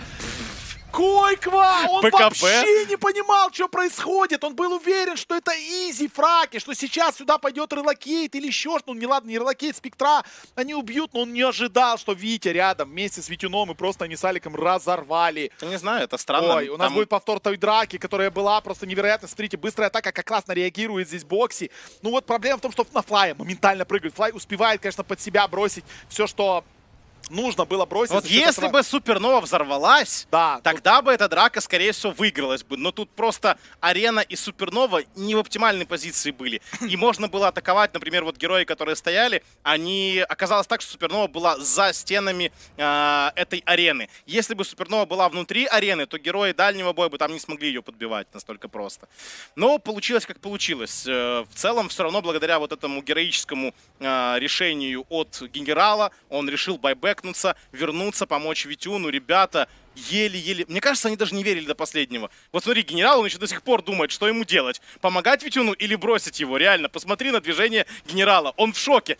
Он вообще не понимает, что происходит. А Витюн говорит: мужик, пожалуйста, я не могу уже, помоги мне. Соль сыпется, заканчивается. Я только что посмотрел повтор, и генерал, когда прыгнул и копьем попал по Мике, отодвинул его. Если бы он его пригвоздил, они убили бы еще и Мики в том моменте. Так я же тебе говорю, генерал до последнего вообще не верил в то, что там драку можно выиграть. А Витюн уже говорит: мужик, ну соль заканчивается, неси новую, реально. Ой, заряжай. Ладно. Продолжается эта битва, 34 минуты уже за нами. Нави на топе собрались, знают, что там все ультимейты открутились. Надо быть осторожными, потому что дерутся против релокейта, против хаунта и против экзорцизма. ДП ее экзорцизм уже супер неприятный спел. Драться под ним мы видели, как не круто. Ну вот если на ДП все-таки бросить урну, ну там БКБ. Ну, в общем, надо очень-очень сложно сейчас это все расконтролировать. Да по-хорошему Виспа убить надо как-то для начала. Не, ну вообще задача легенькая такая. Ну, ребят, надо просто убить Виспа. Подожди, пока вроде кажется, что ребята забирают Рошана безвозмездно. Да, безвозмездно. И это, на самом деле, это жестко, потому что вот эта подоплека для драки важная. Вот эти байбеки, потенциальные спектры, хаунты. Надо иметь несколько жизней, надо иметь свои байбеки, чтобы на равных с этим сражаться. Кстати, сейчас на варде будет видеть Мики, но тут, конечно, никакой атаки не будет. Флай очень-очень близок к Аганиму. И это важный момент. Если Флай вынесет здесь Аганим, каждая следующая драка будет опасной. Флай осталось 1000 голды до Аганима. У нее есть уже глиммер. Если Флайчика будет Аганим, я вообще не понимаю, как драться. Ну, что примечательно, кстати, еще вот я заметил талант на Фурионе на 20-м был взят на кулдаун редакшн, а не на броню. Тоже не всегда такой талант берут. Обычно Фурион сам уплотняется. Тут у него активный инвентарь, и он берет кулдаун редакшн. 1.17 на Нави, тут еще больше усугубляются коэффициенты. Ну и правда, последнюю драку как-то чудом выиграли Нави своими действиями, своими решениями и забирают Рошана после нее. Сейчас зрительно у них преимущество. Мики тратит все деньги, покупая себе баттерфляй. Фурион... Подожди, там кто-то залетал. Это просто Витюн тут веселится. Напрягает соперника, заставляет Ликвид постоянно думать о своей базе. Чтобы так просто не было. Да, баттерфляй у спектры появился. Без байбека спектра. Все деньги в баттерфляй. Ну, посмотрим, что это даст ему. Фурион делает у нас сатаник, да, кажется? Очень похоже на то. Найкс. Пока без башера, потому что место башера занято. Так, моментальная атака. Напомним, далеко его нельзя. Нельзя вот там его терять, потому что у него, да, 2 жизни, но ему оттуда надо будет как-то уйти. Если еще контроль для того, чтобы его еще раз поддержать здесь на месте. Бокси зонит просто всех. Витюн уходит отсюда, полетал хорошенько Роджер. Ну и Аегис выбили на халяву, еще потеряли Флая. Плохо. Койква, атака. Ой, да ладно, будет цеплять еще Витюна. Нужно сейчас драться. Поставили яйцо. Яйцо довольно неплохое. Ну и надо как-то держать на месте, но никто в это яйцо не поставится. Только Бокси могут убить. Бокси едва живой. Бокси на 2 удара. Бокси, он там под руной. Ой, под руной, простите, Бокси, ну неужели не догорит? Должен догорать Бокси, у него там супер лоу хп. Он живет. Тикает, да ладно, неужели выживет Бокси? Боже, но убивает Виспа, убивает Бутрайдера. Это важнее. А, кстати, а вот этого, Блейдмейл. Отпустили Мики, есть глимпс, прихвостили к бараку. Пошел ультимейт на голову Мики. Надо как-то его постараться убить. Нет, Мики уходит, Мики едва живой, все-таки живет на 2 удара. Мики, он без байбека, да ладно, да как они уходят отсюда? Выживает каким-то чудом Ликвиды, продолжает драться. Генерал говорит: иди сюда. байбека. Возвращает он все-таки в драку. Бокси в таверну без байбека. Ну что, глиф есть. Мики жив, Мики сейчас вернется. Инсейни нагревает пока соперника. Витюн, дэмэдж надо выдавать он дальше. Так нагрел, что он убил генерала, если что. Ой, неприятно. Ой, генерал-то после байбека, да, 100 секунд не будет Вити. Ну и надо каким-то чудом максимум вынести из этой ситуации. 60 секунд без ДП. Это очень важный элемент. Без ДП защищаться невероятно сложно. Мид снесли. Тут же на топ перемещается. Снизу Т3 стоит, но там Фурион может поработать очень быстро, потому что крипы уже на месте. Тут пошел репейр-кит на защиту. Есть глимп, чтобы не мешала спектра. Барак падает. Вообще плевать на репейр-кит. Так, пошел байбек. Пошла драка. Байбек открутился все-таки у Бэтрайдера. Витюн. Как же дерется Витюн? Тут же врывается у нас Роджер. Витюн все равно живет. У Витюна просто не заканчивается хитпоинте. Витюн! Он будет жить дальше. Нет, все-таки убили Витюна. Ну и Мики. Мики теперь против Айсберга. Айсберг пытается добить барак. Айсберг просто пытается суицидиться в барак. Нет, он передумал. Башер. Айсберг тоже может умереть. Айсберг дэмэдж по тайге. Айсберг не может его бить, он его не видит. Просто глаза в разные стороны. Один на Виспа, другой на барак, третий на БКБ. Убегать или убивать? Что делать? Айсберг, короче, просто потерялся в этой драке. Но на самом деле все не так плохо для Нави. Байбек от Бутрайдера и смерть после байбека. Они тут неплохо поработали. Да, потеряли Найкса. Но есть ощущение, что это далеко еще не конец. Очень много было проделано работы при этом заходе. Действительно, Аегис сыграл не последнюю роль, как и Сыр. Но все еще впереди. Слушай, это Liquid и лейтгейм. Liquid идеально разыграли момент с Аегисом. То есть они затащили Витюна очень далеко. Они моментально удалили Флая из драки, да. Витюн вынужден был просто прожимать рейдж и убегать из-под Т4, да, потому что других вариантов у него не было. И это уже потери, не знаю, ни одной, ни 5, ни 10 секунд, а огромного количества времени в файте. Ну и в итоге, собственно, это принесло успех команде Liquid. Они убили фактически всех героев, да, ну, кроме Роджера. Роджера опять залочено пол инвентаря. Ну и Мики идет в атаку. Мики уже показал, что, ребятки, я как бы готов убивать, я готов жить. У меня все очень неплохо сейчас. Роджер поставил яйцо, ничего себе, как нагло. Тут же помощь, яйцо должно взорваться. Мики, ой боже, как же больно. Мики, стан пошел, Мики, выхиливает его, хватит ли хила? Нет, не хватит этого хила, но нужно немного дэмэджа. Мики, Манта, да как? Есть глимпс, его дальше надо добивать. Мики все-таки погибает. Бокси без байбека. У Мики есть байбек, если что. Бокси пытается тайга улететь, и он улетает. Там же Еул есть на помощь. Бокси пытается как-то уйти, тот же разбивает ему об голову. Блейд, Бокси минус.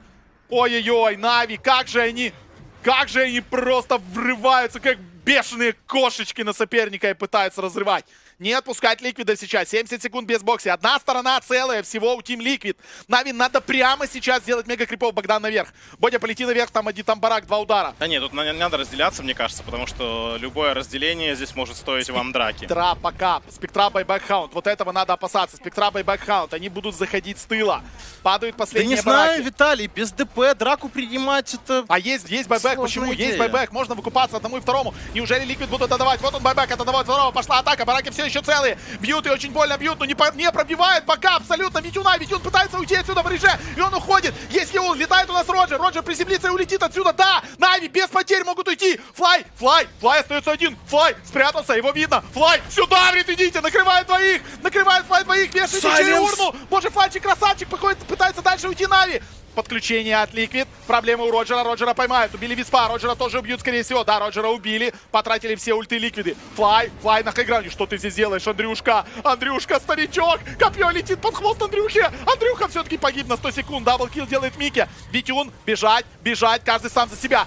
Фурион дипломатии. Сбили. Не дали. Ну надо лететь. Надо наверху там. Упал барак. Надо добить барак сейчас как-то. Бодя, надо добить барак. Да не, он дерется. Занимается этим. Он дерется до конца. Витюна убили. Витюн без байбека. Ой, как все плохо. Бодя, по Мике дэмэдж. Еще чуть-чуть. Греют его. Тут же генерал. Генерал мансит. Генерала тоже убили. Генерал хотя бы с байбеком. Бодя, барак добить. Да уже все. Уже он не добьет ничего здесь. Там крипы бьют Т4. Роджер выигрывает время. Боже, то тут времени тонна. Кликают на барак. Полетел. Ну поздно. Нормально. Мега крипы. Все. Петляй. Наберете, пацаны. Хорошо. С мега крипами будет веселее. 23 тысячи преимущества. 42-я минута игры. Мега крипы у команды Liquid. Я до сих пор думаю о бешеных кошечках, если честно. Да, мой белый господин, ворвались, как бешеные кошечки, просто разорвали. Это жесть, это просто какая-то жесть. Это не карта, а фантастика. Самое забавное, что на этом турнире Liquid против мега крипов уже играли. И более того, выигрывали. Поэтому я все еще считаю, что эта игра не закончена, и Liquid могут бодаться. И эти ребята будут упираться до последнего. На самом деле надо проверять, что там у Рошана. А Рошана все еще нет. И это проблема для Liquid, потому что они бы хотели, пока нет вот этих персонажей, у Нави пойти и забрать себе все, что есть у Рошана. Нет кулдауна на телепорте больше. На Фурионе 25 уровень он получает. У Роджера тоже уровень 25. Шикарные артефакты уже собраны. Еще там Минотавр Горн имеется, доп как БКБ. Призму себе забирает. Короче, будет властелин всех нейтральных артефактов. Но вот сейчас, мне кажется, Нату Свинсеры спешить вообще не надо. Они играют с мега-крипами, и у них есть Фурион. Логично, это залог успеха. Против этого защищаться дико сложно. С другой стороны, там есть Бэтрайдер, там есть Спектра, там есть Висп с релокейтом. Поэтому тут в плане, знаешь, вот этих макро там движений... Может быть, даже у Liquid все получше потенциально. Согласен. Перебэкдорить эти ребята могут. И могут очень даже. БКБ у Спектры, но фишка в том, что если она попадет в статик и кинетик, то нажать его не сумеет. Только если с благовением на Мике как-то это сделает. Поэтому если будешь прыгать на Дизраптора, есть ощущение, что надо сразу нажимать БКБ до прыжка на самого Дизраптора, иначе окажешься в статике, в кинетике. И нажать БКБ уже не сможешь. Так, 14 секунд до появления третьего Рошана. Архиважный Рошан. Курьер висит, знает Нави. Мне кажется, за него драться Liquid прям, тяжело будет. Посмотри, где Фурион. Ой-ой-ой, вот же Бодя, пошел, говорит, ребятки, у меня тут доставочка. Вообще, это, конечно, такие исполнения могут плохо закончиться, но Богдан рисковый парень. Все нормально, он заставил людей там понервничать, немножечко подбежать, как-то защищаться против вот этих вот пенечков бегающих. И продолжает развлекать пеньком. Стоят курьеры Нави так, чтобы не залетели курьеры или Бэтрайдер с другой стороны, потому что у нас была на этом турнире карта с участием как раз Liquid, где 2 курьера залетело в рушпит, украли рефрешер и сыр. Рефрешер шар, да, кстати, курьерами же... Ой-ой-ой. Роджер имеет рефрешер шар сейчас. Ребята, прямо сейчас надо идти и заканчивать эту игру. Прямо сейчас. Еще и ДД, посмотри, у Найкса. Итак, Натус Винсера, Рубик купил Аганим. Хороший. Как Liquid защищается. Они проигрывают 20 тысяч всю дорогу. Защищаются, я не знаю. Как смотри, Спектра без выкупа, ДП без выкупа, Бэтрайдер без выкупа. Только... Да ни у кого ББК нет, только у Виспа, если деньги накопятся. Инсейня поймали. Ой, больно сейчас может быть Бодя. На Бодю цепанули, тут же контратака. Витюн пошел дэмэдж, первое яйцо стоит. Отлично. И также ультимейты поставили Натус Винсера. Минус Бэтрайдер уже. Проседает Бокси очень сильно. Бокси надо как-то добить. Бокси большой. Виспа нет. Бокси нет. Остаются 2 героя. Надо просто добивать. Миги уходит под фонтан. Никуда ты не уйдешь, говорит ему Андрюха. Стоять, Миги. Миги не отпускает. Витюн до конца. Еще одна клетка. Миги страдает очень сильно. Пригвоздили его туда, куда-то к фонтану. И там же он бедный погибает под фонтаном. Минус 5. Нави выигрывают 2-1. Играем дальше, ребят. Все нормально. Финал идет, все хорошо, ничего страшного. Да, мы тут с Виталием уже думали о самом плохом. Да. Вроде как секрет в финале нет, а вроде как и счет уже 2-0 был в пользу Liquid. Но Нави все же взялись за работу. И вечер перестает быть очевидно томным. Не знаю, что сказать даже. Мне кажется, вот это та игра, которая нужна была Нави. Они прям нащупали, они поймали волну. Они сыграли хорошо на линиях, и они всю эту агрессию с линий перенесли в мидгейм. Это то, чем дышит эта команда. Они умеют играть агрессивно. Это их стиль. Если они играют пассивно или в слабые линии, эта команда редко побеждает. Это факт. Просто факт. Вот ничего с этим не поделать. При этом Liquid, видим, насколько же эти ребята опасны. Даже в той позиции, в которой они находились, как же круто они все делали. Как они решали принимать драки, как они обыгрывали свои релокейты и атаки от Бэтрайдера. Сколько они проблем доставляли Нави и заставляли их реально поволноваться и помучиться, чтобы эту карту забрать, будучи в их положении. Но изначально зачем банить Виспа, если можно его сопернику впарить, как бы, да? Next Level Mind Games и отличное решение, как бы с Дизраптором. Ну и Андрюха продал. Мне не стыдно, да, я написал в Твиттере, мне не стыдно, ребят, зайдите в Твиттер ESL, в голосовании MVP, просто ESL, Dota, зайдите в Твиттер и проголосуйте за Андрюху. Андрюха заслужил турниром, пиками, карьерой и вот такими матчами. Браво, Нави, 1-2, все хорошо, финал идет. Ты действительно, когда сказал, что мы думали уже о худшем. Ну реально 0-3 мы сейчас могли бы с кислыми минами говорить все по домам. 4-2 по картам, подожди, поэтому все очень неоднозначно. Все, что было до финала, вообще не важно. Конечно, но финал-то начали Liquid хорошо, понимаешь, в чем дело? Ладно бы Нави начали хорошо, тогда бы мы говорили, что это хорошая месть, это хороший реванш, но пока действительно Liquid лидирует и счет 4-2 по картам. Знаешь, у нас сегодня много отсылок к боксу было, очень много. Так вот, в боксе не важно, кто классно начинает, важно, кто классно заканчивает. Здесь точно так же. 1-2. Гранд-финал продолжается. Нави сделали маленький камбэк, но еще 2 карты нужно им выиграть для того, чтобы стать чемпионом ESL One Germany. Мы с Лешей вернемся на карту под номером 4, но сейчас детальнее с вами поразговаривают наши господа аналитики. Скоро игра твоей команды. Ты надеешься на победу. Весь в предвкушении игры. Но ситуация меняется. Тебя терзают сомнения. Они вытянут игру или их занесет на повороте. Ты берешь себя в руки, потому что уверен, от них будет выхлоп. Знаешь, что они готовились. Понимаешь, они идут правильным курсом. И даже когда шансов нет, ты веришь, они выиграют. GGBet. Дай волю азарту.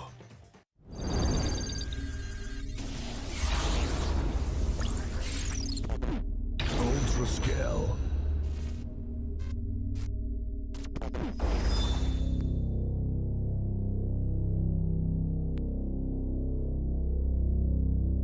Время ласт-пика?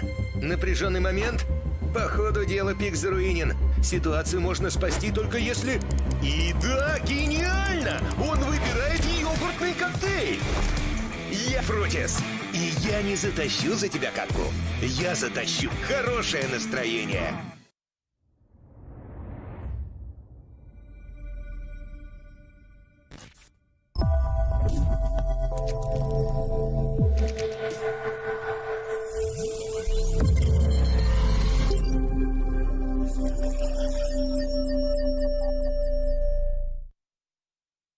Ну что, друзья, на самом деле хорошая карта получилась. Мне кажется, самая интересная, самая яркая. Я такую ожидал первую, а в итоге получилась такая у нас аж третья. Но Нави в итоге побеждали всю карту. Но Liquid сражались просто как львы на самом деле. Надо отдать им, наверное, тоже должное за их попытки, за их хладнокровие, с которым они пытались отыграться. Рассказывайте, что здесь было интересного. Вот, собственно, вот и все. Все, что было интересно. Окей. Все, спасибо за внимание. Да. Ждем четвертую карту. Ждем четвертую карту.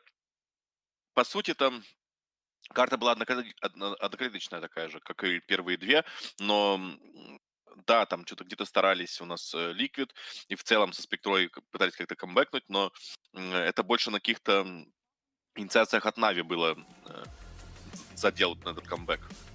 А так, ну, Insane снова на своем Рубике. Молодец.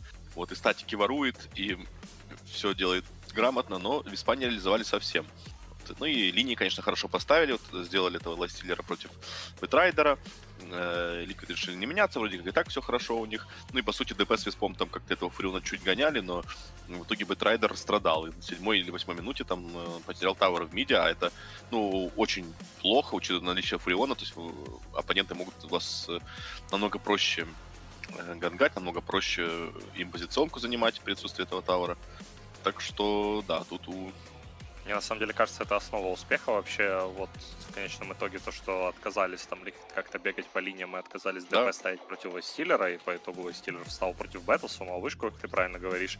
И по итогу вот мы увидели зеркальную ситуацию, там в этот раз уже 3000 перевеса Нави на 10-й, и контроль рун за Нави и так далее и тому подобное. Они могут просто наращивать все это и сноуболить. А Liquid должны играть вторым номером, причем они вынуждены играть вторым номером без какого-то ярко выраженного такого персонажа на тимфайт. Все-таки ДПшка — это персонаж, который хочет идти вперед и быть далеко впереди по фарму, чтобы ее не могли пробить. А тут так не получалось явно. Тут, если надо было, и ДП разбивали, и Марс большой и так далее и тому подобное. И по большому счету на топе приятно, конечно, что Спектра ФБ получила, но потом там поддушили нормально так Микки и подзамедлили его. Ну и что можно сказать? Нави уже вот этот состав, они еще были в Fight Moon, они уже отыгрывали когда-то гранд-финал со счетом 0-2 и заканчивали 3-2 в свою пользу. Может быть, посмотрим сегодня второй такой же. Хотелось бы на самом деле, потому что, мне кажется, это было вообще здоровским таким началом для этого состава под новым тегом. И, ну, видно, что когда вот драфт не проигрывают, то, что я сказал, мне кажется, как минимум на равных, и по итогу даже можно сказать, что все хорошо получилось, потому что этот дизраптор в тему зашел, он Виспа в какой-то степени заблокировал и мешал Виспу делать вот все то, что Висп любит делать. И по итогу взяли вот хорошо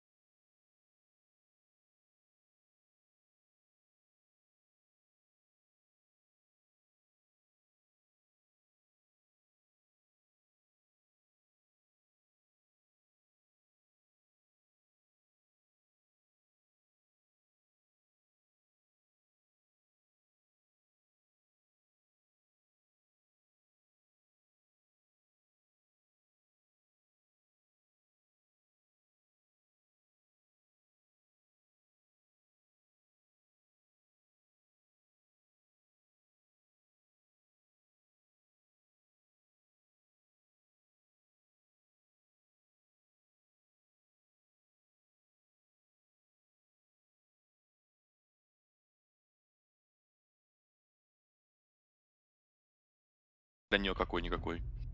Так что тут, наверное, сильно на коров не стоит налегать. Ну, смотри, вот, например, фантомку Я сами думаю, будут налегать на коров и одни и другие здесь, скажу откровенно. Мне кажется, сейчас будет много банов, причем не коров, а именно кэрри. Ну, первой позиции, я сейчас думаю, будет то есть, много понятно, банов. ты сам не можешь забанить. Если тебе помогут оппоненты, тогда вы можете избавиться от 4-5 персонажей. То есть обе команды пока не понимают, кто вообще чем собирается играть, кто как будет выстраивать свой драфт. И в целом пытаются как-то обезопасить себя.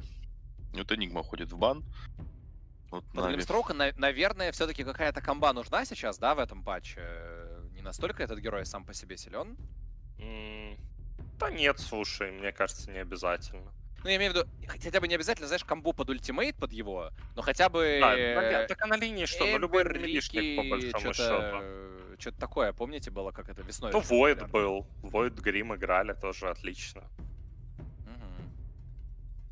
На самом деле комбы никакой не надо. Он и хороший лейнер, он забирает оранжевика, он хорошо отпушивает линии.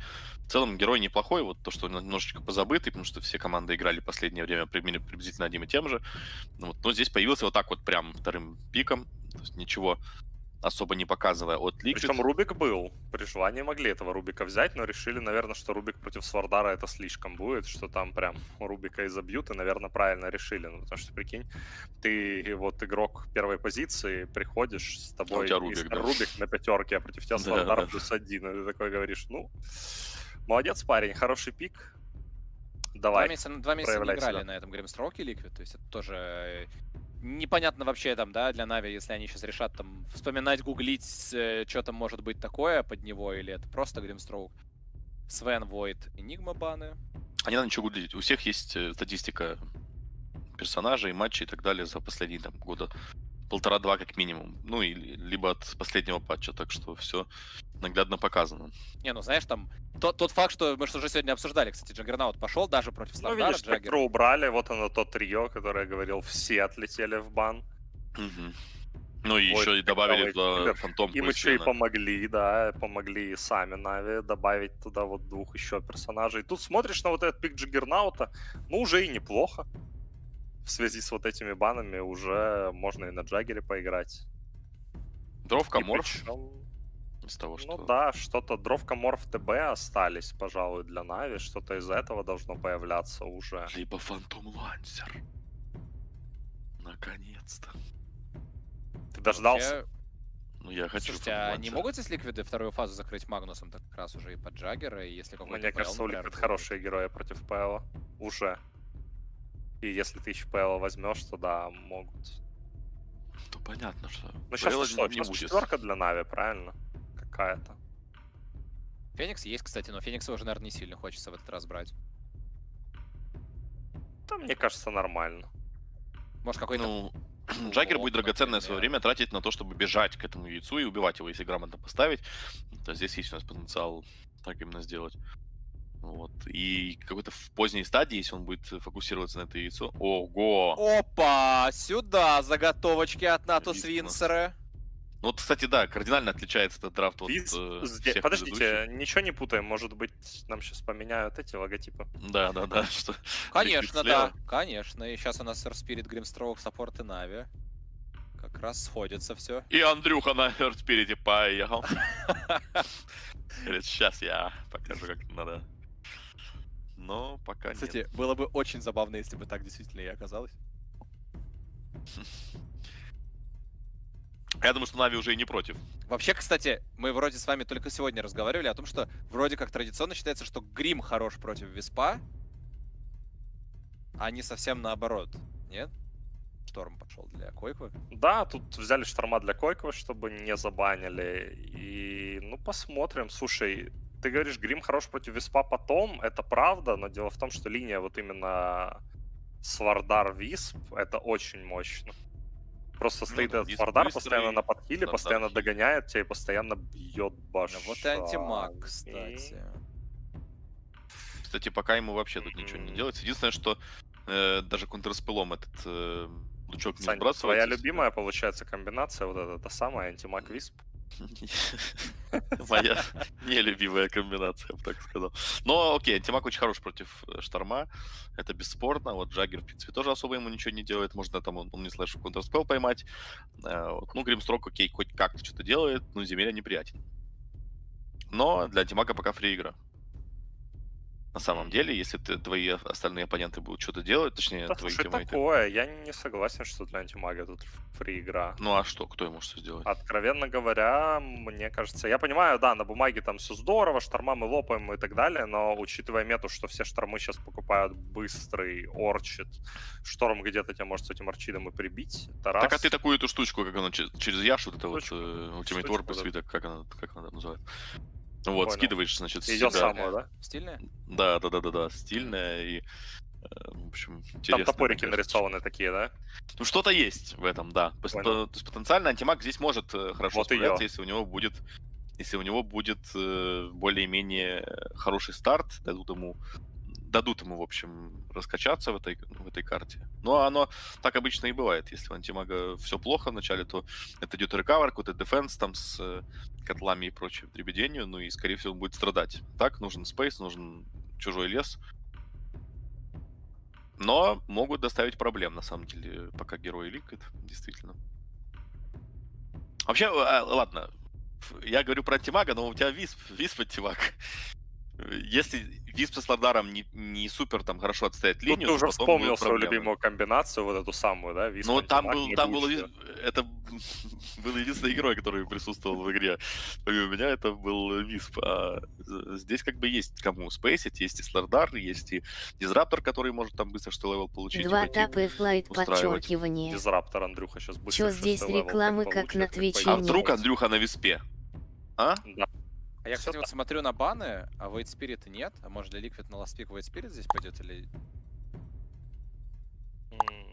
Под гриму, по игре? Я думаю, что нет.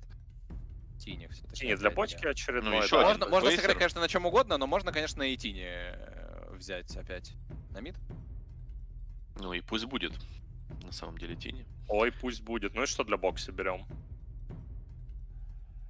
А, вот. Легионка. Герой ну, неплохой. И лейнер против антимага неплохой, да. И потом ни контрспеллом, ничем ты не защитишься от него. Да, и под Гримстрока, кстати говоря, хоть что-то появилось тоже. Ну, да, Гримстрок это... Не знаю, почему они так вот его прям пикнули, но, может быть, не было какой-то пятерки для инсейнии, может быть, он сам как-то зафорсил себе этого персонажа. Что-то, что он драфтинг, говорит, да, я на Гримстроке сейчас размотаю. Либо сет у него, видишь, какой красивый, может быть, из-за этого взял. Ну, точно из-за этого, я думаю, это основная причина. А было и такое, команды пикали героев, потому что, ой, у меня новый сет классный, давай покажу его. Слушайте, ну, Нави такой драфт выстроили, на самом деле, да, что тут, мне кажется, только себя можно флайт подчеркивание. Ну ладно, давай, верим в 2-2, правильно? Ну и Нави хорошо. просто так все это набрали. Изи 2-2, идем на пятую, вообще, мне кажется, легчайше. Ну да, сейчас 2-2, потом 3-2. Понятное дело, Висп антимаг. Когда они проигрывали, Сань? Вот у тебя было хоть раз, что Висп антимаг? У меня был один раз и последний был, собственно говоря, поэтому вот я тут, наверное, на Liquid. Конечно, сейчас другое качество Виспа, он совсем другой геймплей выполняет, но в целом мне не нравится, как это работает. Друзья, тоже качество у нашей любимой связки комментаторов, которой мы и будем передавать слово. Спасибо огромное. Вот эти фантомные боли, это боль в глазах Саши, она прям чувствуется через века, через годы. Годы пройдут, но никто никогда не забудет. Да, до этого он вспоминал ЦК с Виспом еще тоже. Там реально вот аналитика Саши, студия Саши, это реально боль. Это просто вот смех сквозь слезы. Он старается. Любая связка, которую не пикнут, Саня, я точно помню. Да. Блин. Флэшбэки. Как же было больно. Вот это антимагом против Бруды пошел. Вот это страдать еще чем-то. Ну ладно, а на самом деле мы видим Висп на этот раз у Натус Винсера, очень меняется все по драфту, и складывается впечатление, что сейчас драфт строит все-таки Нави, а Liquid уже подстраивается под них. Ну и посмотрим, как это сработает со стороны Liquid, потому что они надрафтили действительно очень качественных и хороших героев.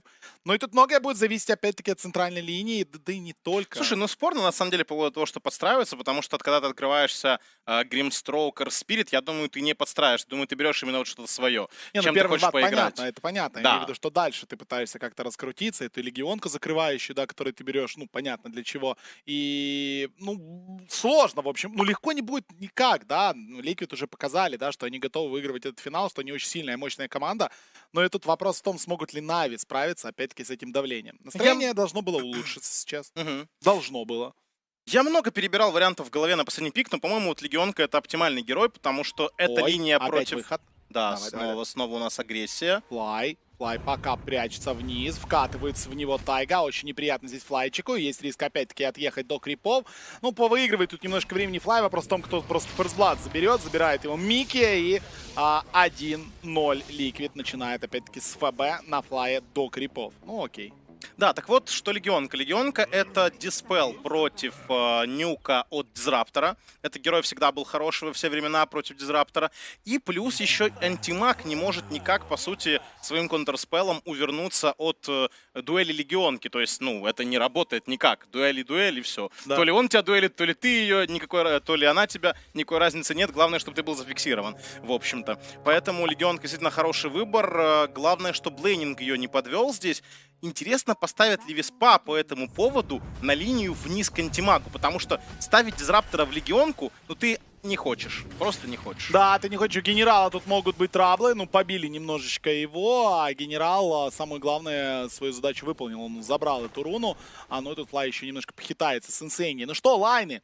Понятное дело, что Боди на центральную отправляется, и против него будет стоять Шторм, эту линию мы уже видели. Ну, Боди знает, как ее стоять, да и Шторм тоже кое-кто прекрасно понимает, как ее нужно играть. И вот они, котировки от GGB. 2.16 на Атус Винсера, 1.65 Ликвид. Ликвид фаворитами. Несмотря на то, что проиграли не прошлую карту, но не забываем, 2-1 не выигрывают. И прошлые две карты, которые не выиграли, были просто в фантастическом стиле. Да и на третьей карте, будем честны, действительно, Ликвид держались очень большими молодцами. Да, линия у нас вот такая вот вырисовывается. План изменился. Должны были стоять Висп плюс Лардар, но после ластпика Легионки поняли, что никакой абсолютно логики в том, чтобы ставить Дизраптора вниз, нет. Его нюк будет неэффективен на этой линии, и решили поменять саппорты местами по лейнингу. Посмотрим, насколько это будет рабочей схемой, потому что на самом деле тут у Легионки все равно линия должна быть весьма неплохая. Да, Легионка должна стоять. Опять-таки у Нави за счет этого возникают некоторые проблемы. Нет вот этого идеального лайна, с которым могли бы, да, давить Роджер вместе с генералом. Я уверен, они бы давили. Но вот генералу надо будет с Флаем придумать какой-то велосипед и как-то пытаться не давать Мике много фарма на легкой линии своей. Пока Микки, мы видим, бегает по лесам. Флай сделал тут пул крипов. Ну и надо как-то мешать здесь Микки, воровать. И получается это пока у Андрея. Но особо сильно ты его отсюда не отгонишь однозначно, ибо саппорт тоже поддерживает и свою экспу, и свои деньги отсюда Джиггернаут, понятное дело, вынесет. Вообще комбинация Джиггернаута и Грима весьма такая убийственная. Они действительно могут под инксвеллом, под прокруточкой Джиггернаута атаковать. Тут причем любого героя. Слардар, конечно, с Башем как-то еще может эту атаку приостановить, но для этого надо, чтобы Баш был у него накастован, по сути. То есть нужно, чтобы было нанесено до этого 3 удара.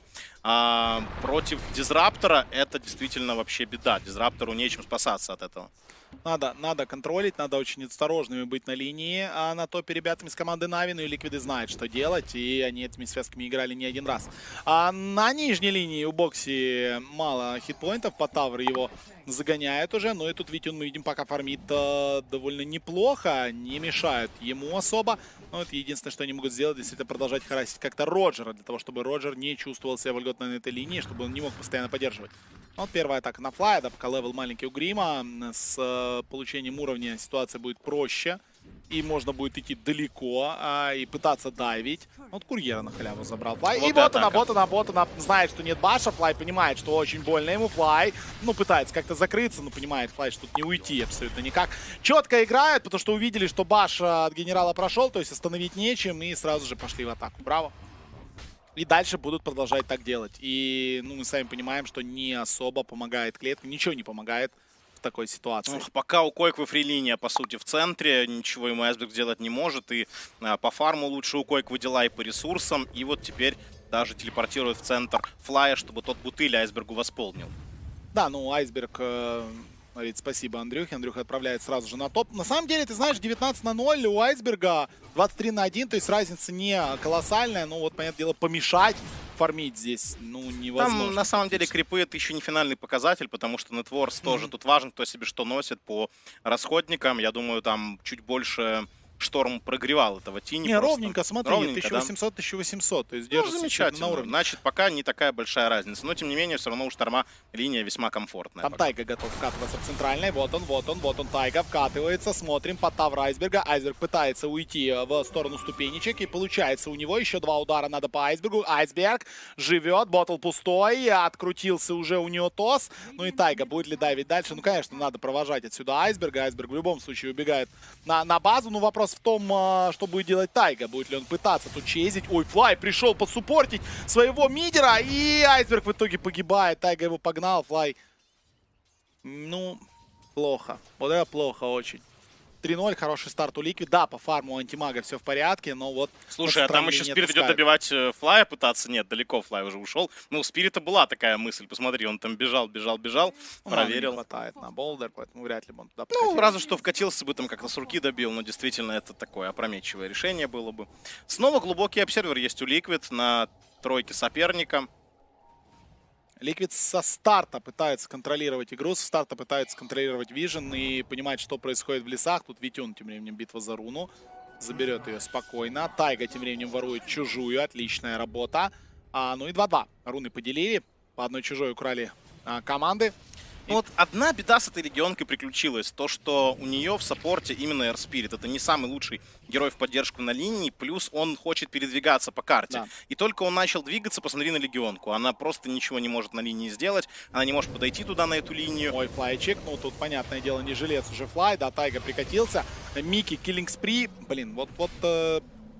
И ничего не сделаешь же. И вообще же ничего не сделаешь. Да, на самом деле это не страшно. Приносят в жертву легионку. Мне кажется, вот это для Liquid куда более серьезная проблема будет на дистанции. Потому что плохая здесь линия для легионки, плохой старт не сулит ничего хорошего в будущем. Ей надо все-таки уровни, ей нужен 6-й, ей нужен какой-то стартовый фарм. Да, у Мики много, да, у Мики киллинг спри, но ему мешает фармить середка, то есть по крипам он уступает антимагу. И у антимага за счет просто фарма крипов больше, чем у Джиггернаута с 3 убийствами. Ну, кстати, это довольно неплохая новость для Нави. Мы видим вообще, если посмотреть на общую экономику, Нави сейчас впереди. Просто потому что очень страдает легионка и более-менее неплохо себя чувствует Слардар, несмотря, да, на опять-таки эти несколько киллов, которые сделал Мики. Ну и Айсберг большой молодец, держится на уровне, несмотря на то, что отправляли его уже на базу. Атака на этот раз на генерала, и вот это уже неприятная смерть. Просто набрасываются втроем, ну и понятное дело, что выжить против вот этих 3 героев сейчас не представляется возможным. 5-0 счет в пользу команды Liquid на старте этого матча. Айсберг получал немножечко, но Койко тоже должен держать дистанцию. И прекрасно он понимает, что можно случайно там подставиться еще под какой-то эваланш и, не дай бог, погибнуть. Но 6-й уже есть у Койквы. Было очень мало у Тени. Я думаю, Койко все прекрасно рассчитал, все видел. Там было только 3 или 4 стика. Да, он уже подзарядил дополнительно вот за того счет того, что... Ой, Тайга, как же хорошо играет. Опять-таки забегает, ставит вот этот вот глубокий вард между вышками. Не знает об этом Натус Винсера. И постоянно это будет проблема. Койко дерется до конца. Айсберг понимает, что 2 удара. Тос не туда. Смотрим, Айсбергу больно. А тут уже и Тайга. Просто прекрасная игра от Тайги. Все он видел. Генерал не успеет никак на это среагировать. 4-й левел. Он просто не добежит здесь до Койко. Но разве что раздевардил. 6-0. Ты знаешь, что самое забавное? Я смотрю сейчас, как действует легионка. Она просто ушла в лес окончательно. Только подбегает, когда линия у нее под вышкой. И она, по сути, уже не проигрывает Слардару после этой смерти сверху от самого Слардара. Ну, надо было хотя бы какой-то левел боксе получить. Вот он получил. И что он пассивку замаксил, да, наверное, против антимага и лес в форме? Да, пассивка замакшена. Да. И фармисия, лес против антимага стоит. Но против антимага уже не особо комфортно, да, потому что он уже хороший левел, он и убить может внезапно. Почему бы не уйти в лес? Тем более ты прекрасно понимаешь, что антимаг находится на линии, Висп рядом с ним, никто тебя здесь не поймает.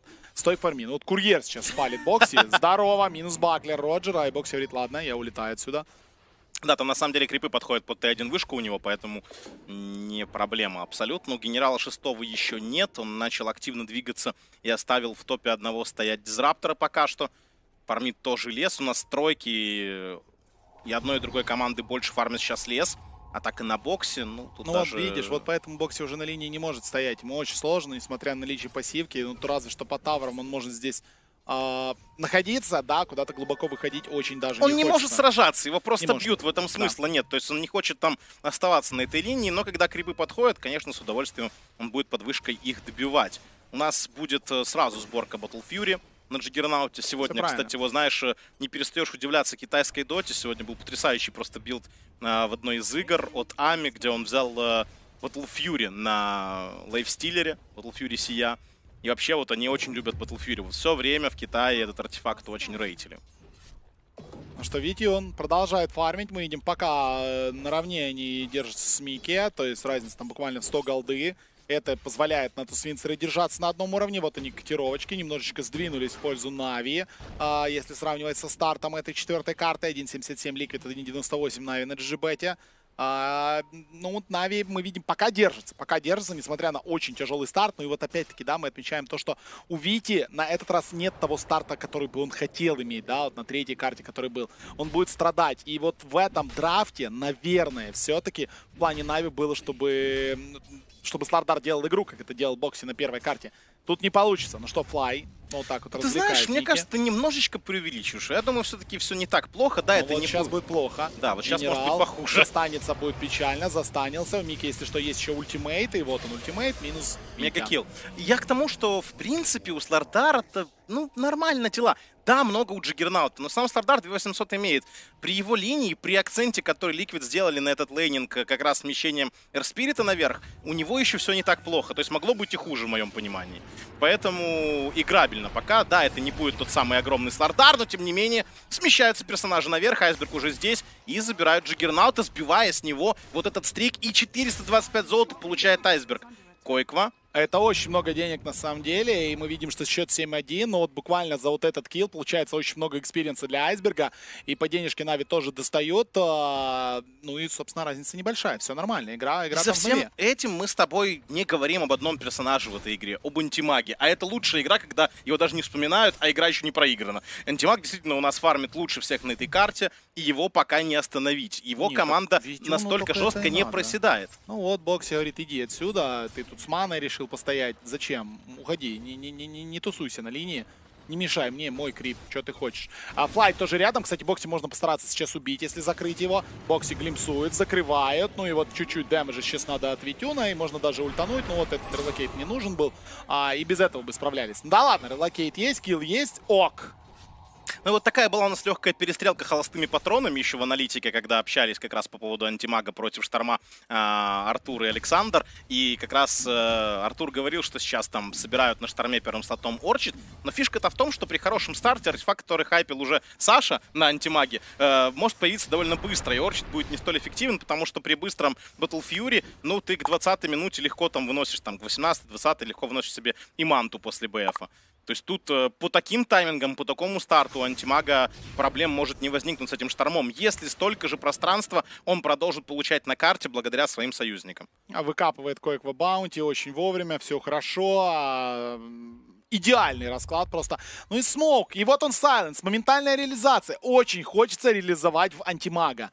Очень хочется. Пока у него ничего нет, пока он один на линии, пока на него еще не особо смотрит, он не там нет, реализовывает все-таки на Айсберга. Но тут же Виз, пока в сайленсе, держит Айсберга, пытается Роджер хилить, хватает этого, Айсберг дерется до конца, Айсберга все-таки убили, переключается на Роджера, тут же рядом генерал, ну и надо хотя бы Тайгу постараться разменять. Антимаг идет добивать Шторма, догонит или нет? Ай, нет, не догонит, все далеко уже Шторм, Витюну нет смысла туда прыгать, это слишком опасно, тут же сайленс, боже, его сейчас за это загнобят. Какой провал. Какой провал. Сейчас... И там еще параллельный Спирит просто возит всю команду Нави. Ну, остатки этой команды, которые еще живы. Ой-ой-ой. И релокейт, и все. И Тайга до сих пор да что ты будешь делать? Ой-ой-ой. 4 роллинг балдер, они релокейт на него нажали, они кучу времени потратили. Тайга уходит, Антимаг погибает в тылу врага, по сути. Это мрачные времена для Нави. Вот это... 3000 буквально за...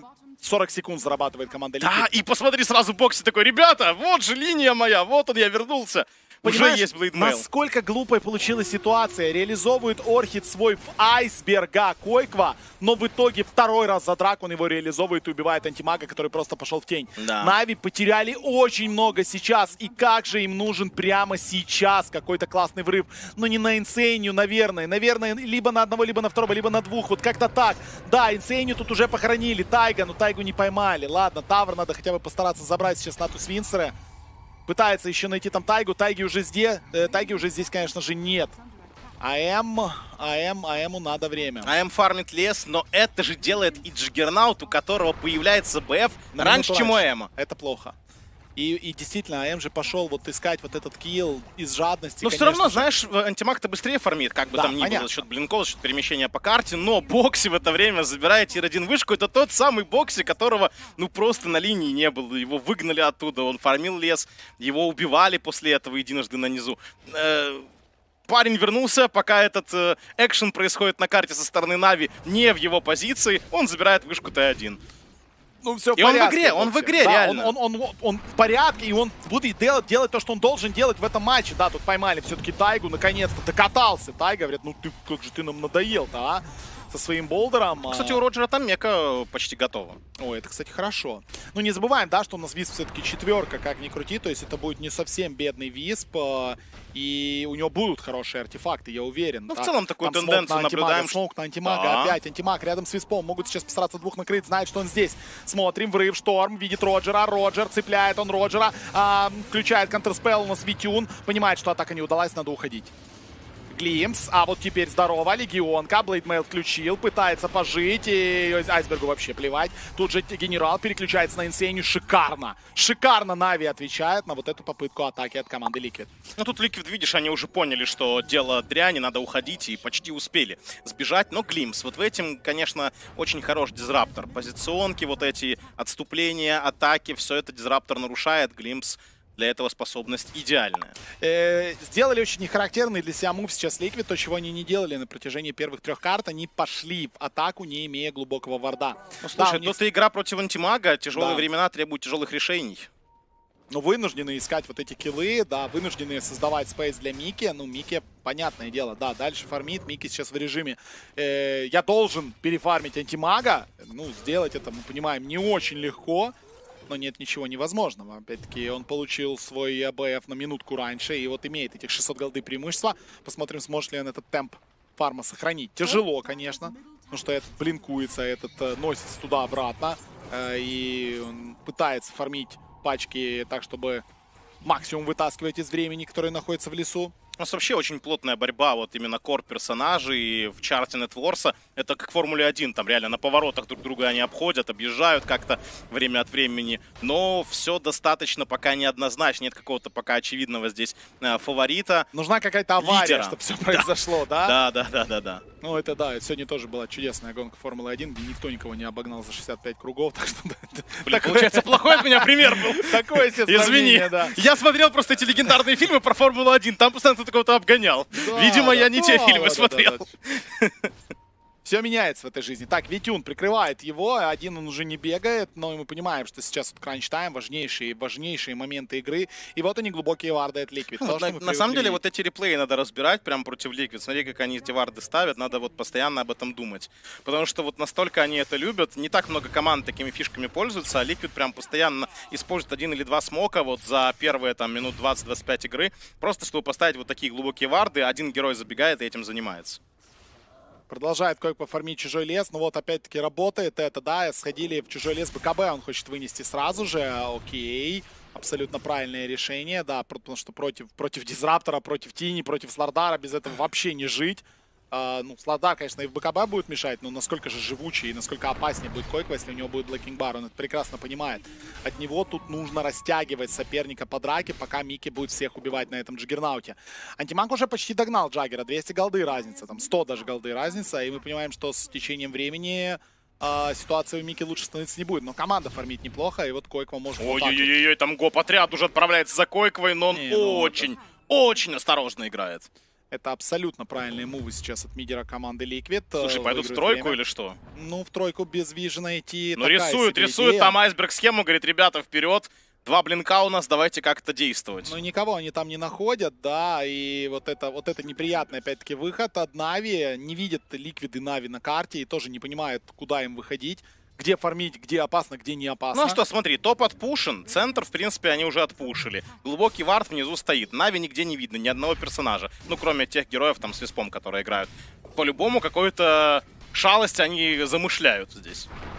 Ну, что-то замышляют, вопрос в том, как это реализуют. Да? Ну, не реализовали пока никак. Линза появляется у Грима, хороший артефакт. Вот, наконец-то, кстати, опередил по нетворсу антимаг Джаггернаута. Все-таки на дистанции блинки и более такие скоростные перемещения по карте, они решают. Антимага, правда, вырывается вперед. Ну вот Монтана минуту раньше на этот раз появляется у АЭМа, да, и дальше мы понимаем, что если фарм будет вот таким же, быстрее не будет. Тайга, нужно тут же продолжать, вот оно продолжение от генерала, Тайга укатывается, генерал, бежать надо дальше, но тут уже койку, все, поразминали. Как же он бесит, реально. 1500 здоровья, да, есть у него клоака, попробуй убей этого парня. Ну, это, наверное, вот таких два персонажа, когда только появилась эта команда на горизонте 2 года назад, как раз два персонажа, которые постоянно были в игре, это Air Spirit и Чен от Тайги. Но вот как-то Чена они быстренько...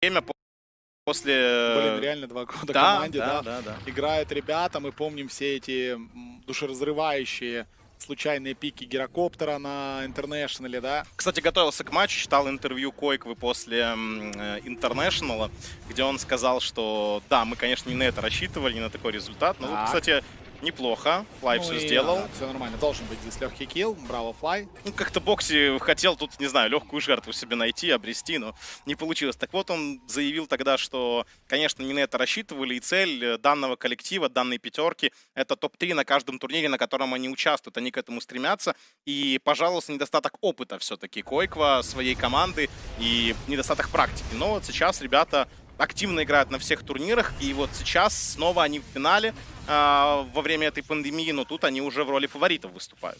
Да, хороший только что был килл через ультимейт Мики на айсберге, поймали его, очень глубоко поймали под вышкой Нави, и должны Нави что-то с этим сделать. Да, у них стоит несколько сентри-вардов в своем треугольнике, но все равно смогли здесь айсберга поймать. Неприятный этот момент, хорошо, что смогли Нави ответить, но мы видим по графику, если вы посмотрите просто график Нетфорса, обратите свое внимание на денежки, все очень хорошо у Liquid, потому что разгоняется Койква, Бокси, несмотря на смерти, чувствует себя хорошо. Два саппорта подфармливают и имеют денежки, и являются супер опасными. И убивать их не так легко. По Тайге мы уже видели. И преимущество у Liquid уже 6к. На самом деле очень немало так игр сыграл на Шторме против антимага Койква. У него большая практика и на компетитив сцене, и в пабах, и он понимает четко, как надо против антимага на этом Шторме действовать. Видел я от него уже и быстрый блэкинг бар, и ситуация, где позволяла выходы в линкен-сферы тоже. Иногда и в комбинации линка и БКБ появлялись на Шторме у него. Интересно, какой билд он будет выбирать здесь. Потому что игра против антимага на Шторме — это что-то специфическое. Да, блэкинг бар, быстрый от Койквы.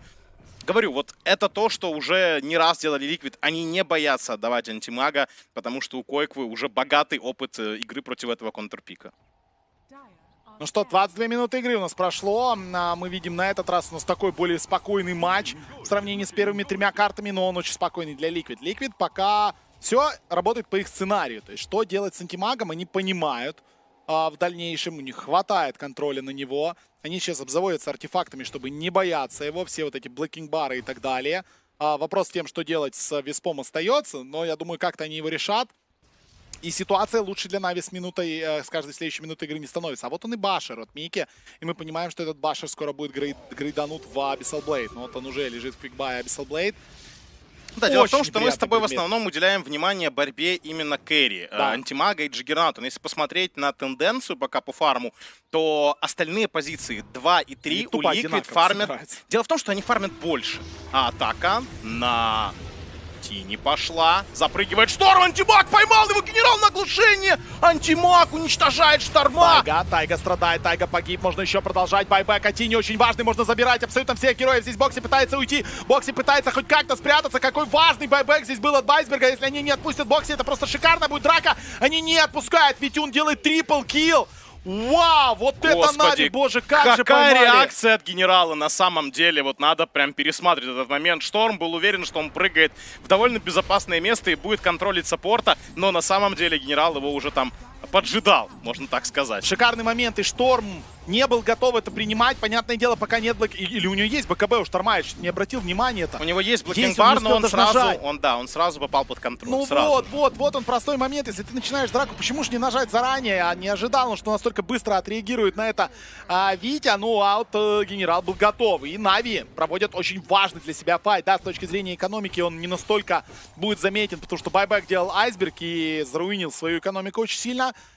Тем самым, да, отдаляет свое БКБ, ну, по крайней мере, Ему Аегис пока отдают, то есть там, по идее, антимага убивать не должны. Ни при каких обстоятельствах, если он будет правильно действовать по карте, если он будет по драке тоже вовремя входить, то не будет подставляться. А вот Айсберг как раз без БКБ пока будет и после байбека иметь вторую жизнь за счет Аегиса, который забирают Нави. Давайте посмотрим вот этот врыв Шторма. Вот смотри на позицию генерала.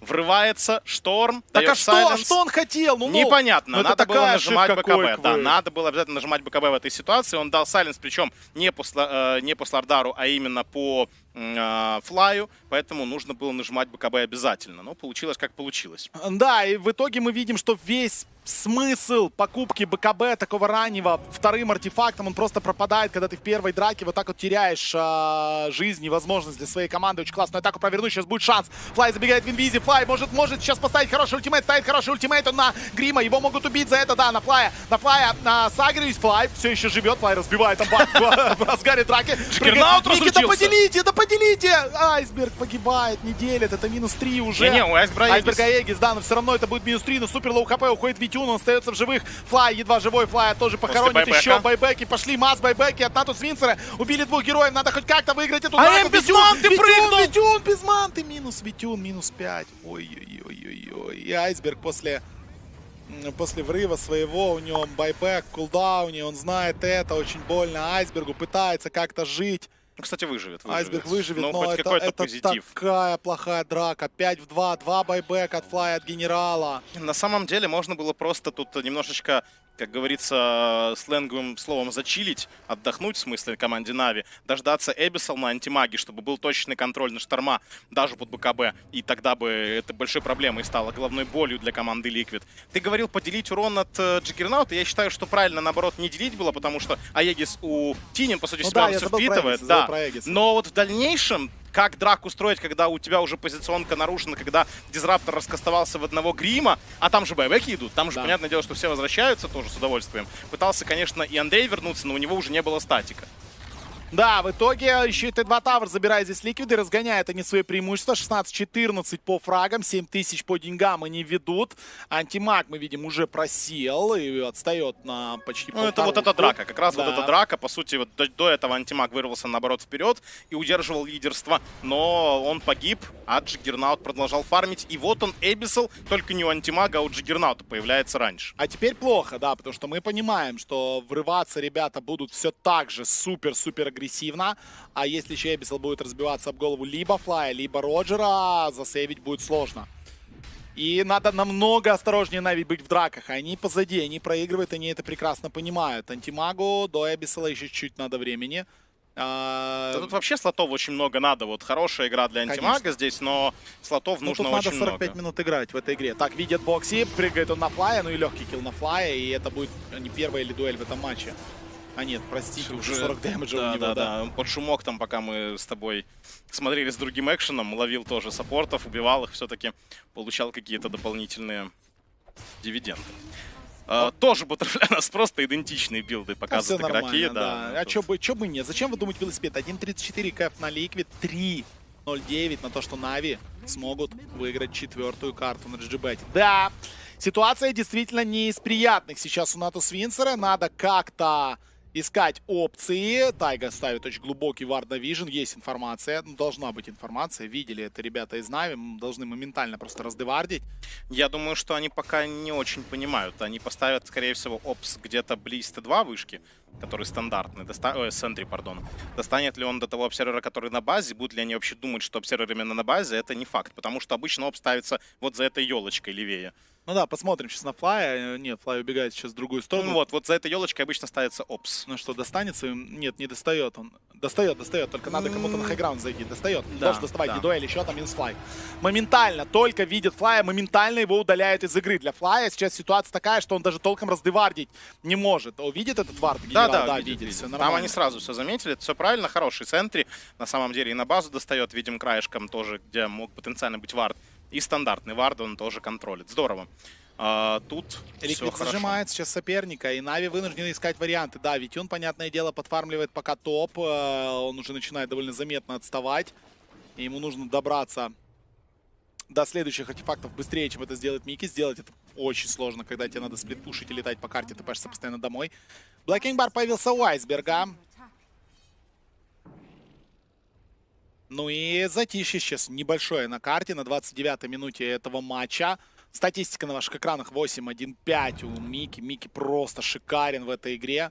ПКП это хорошо, но есть проблема с Джиггернаутом. Его ультимейт действительно слишком неприятен команде Нави. Как останавливать вот этот урон? Тут, я не знаю, Юлы какие-то, гасты могут помочь потенциально, но тому же Тини это не опция, потому что Тини, видимо, у нас кэрри билд идет. Это, скорее всего, там будет выход в криты, в Аганим, возможно. На саппортах эти шмотки получить тоже довольно трудно, потому что нужны какие-то командные вещи, будь то форстафы, будь то глимеры. То есть не сразу ты будешь покупать себе Гост, например, или Ю. Вот скан очередной сейчас от Дайр, пытается угадать, где Нави, и угадывает, где Нави, абсолютно точно угадывает, куда идет команда Натус Винсера. А Легионка даже блинк прожала сразу с леса.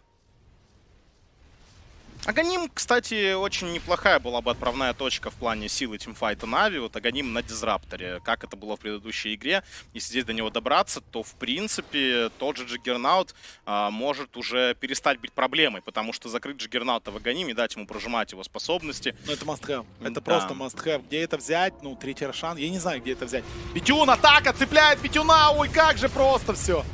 Как же все просто, пытается выхилить. Не-не-не, этого мало, Виспа тоже похоронят, ну и надо бежать отсюда ребятам из Нави, потому что ничего они здесь не поймают. Ой, как хорошо там ловит Инсейни, еще двух героев пытается Бодя хоть как-то подраться против Тайги, должен быть еще килл сейчас по флаю, да, и Бодя тэп-аут делает минус 4, Ликвид просто разрывает своего соперника. Да, они, ну опять, видишь, это макроигра, Ликвид, но действительно слишком хороши в этом аспекте. Они очень круто передвигаются, все вот эти сканы, все их смоки. Они прекрасно понимают, что делает соперник и как действовать им в то же время. Ну, если просто посмотреть, как они играют, это супер. Да, это супер класс. Классная игра, Ликвид в этом финале действительно великолепный. И Натус Винсеры дали бой на прошлой карте, но здесь не справляется. И Ликвид заходит сейчас на хайграунд.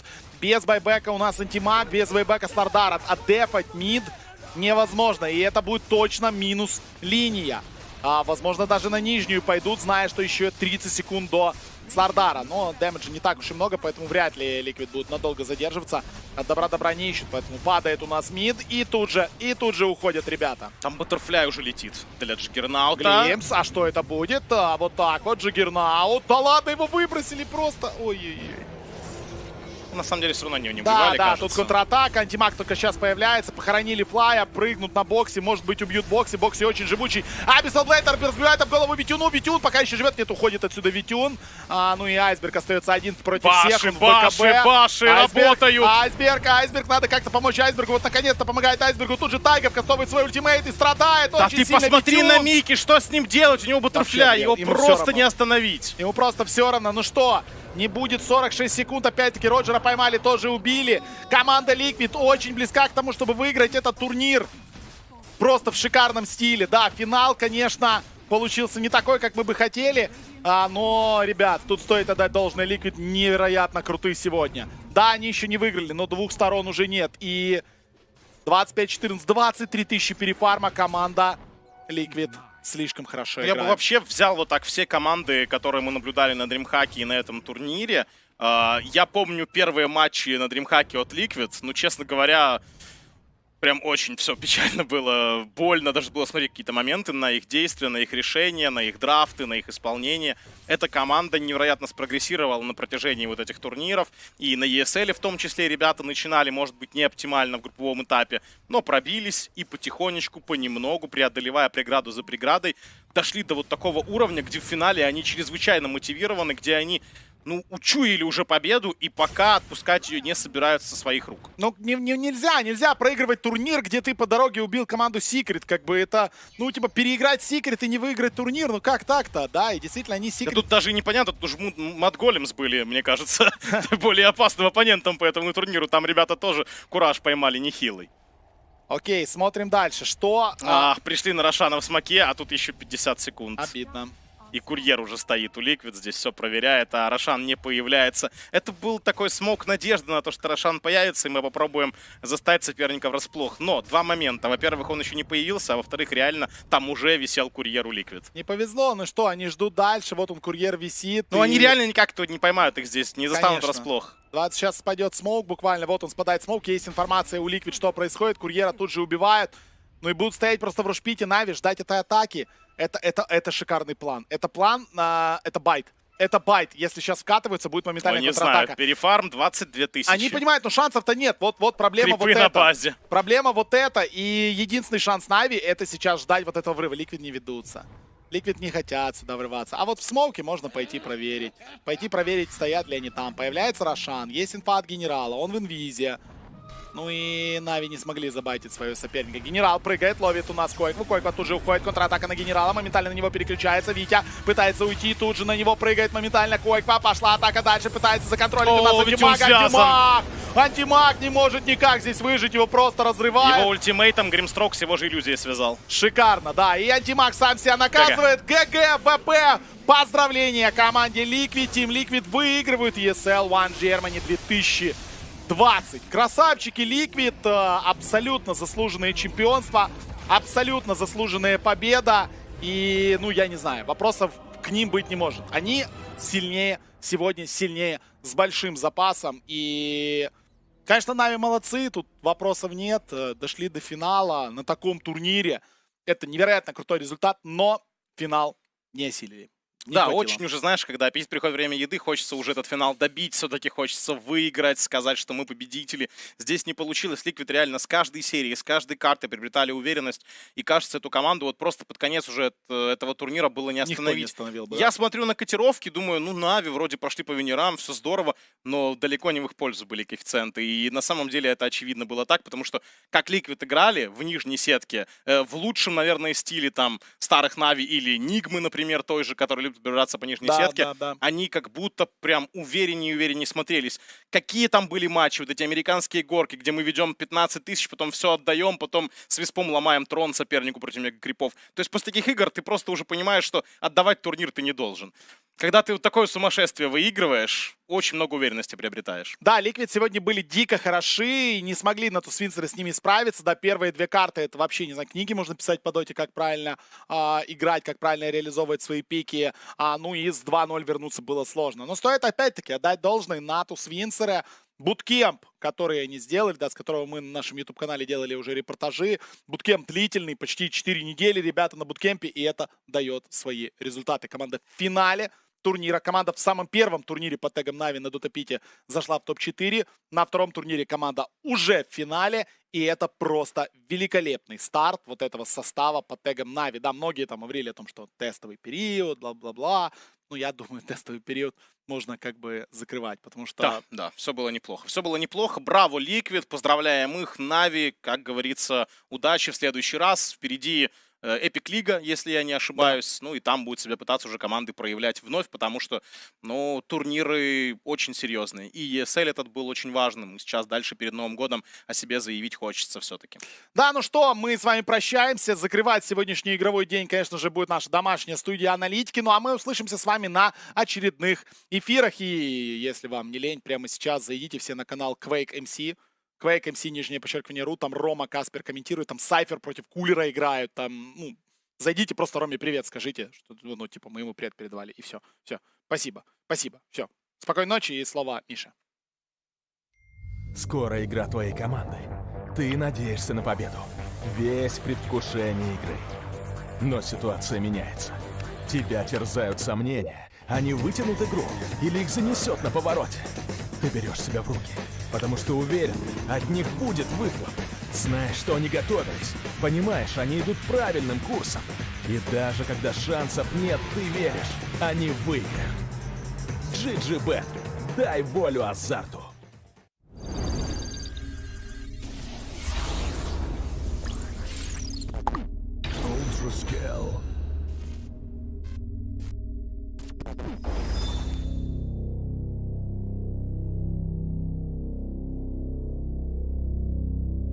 Время ласт-пика? Напряженный момент? По ходу дела пик заруинен. Ситуацию можно спасти только если... И да, гениально! Он выбирает йогуртный коктейль! Я Фрутис, и я не затащу за тебя катку. Я затащу хорошее настроение.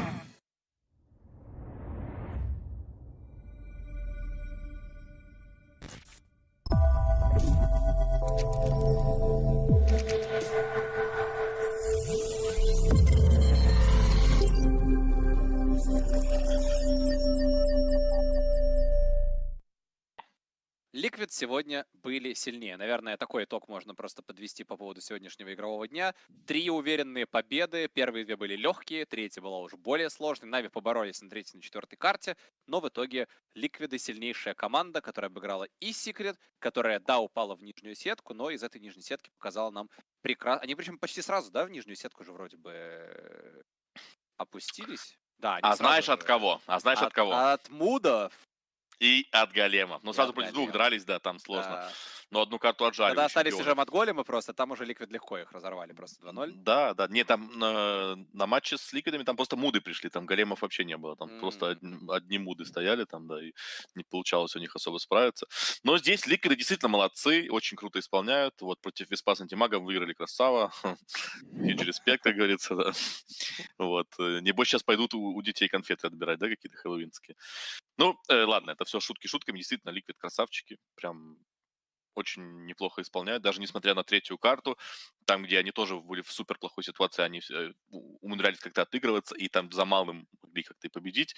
Вот, но, да, практически без шансов оставили, к сожалению.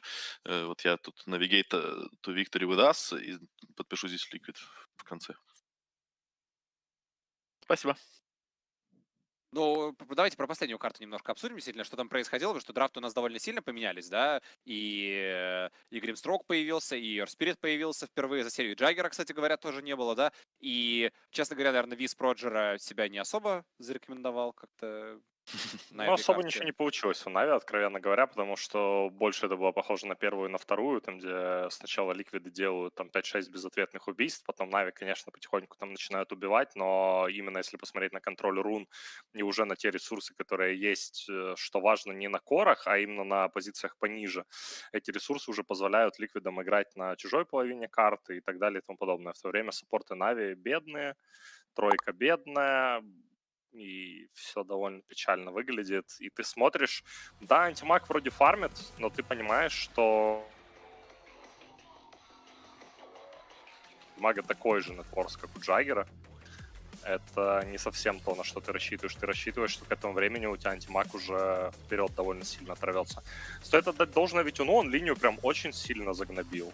На самом-то деле. И а там ЛЦ пришел со вторым спылом против Дисраптора, брифайром качнул, вот о чем можно говорить. Ну, да, то есть это бокс, это мой друг.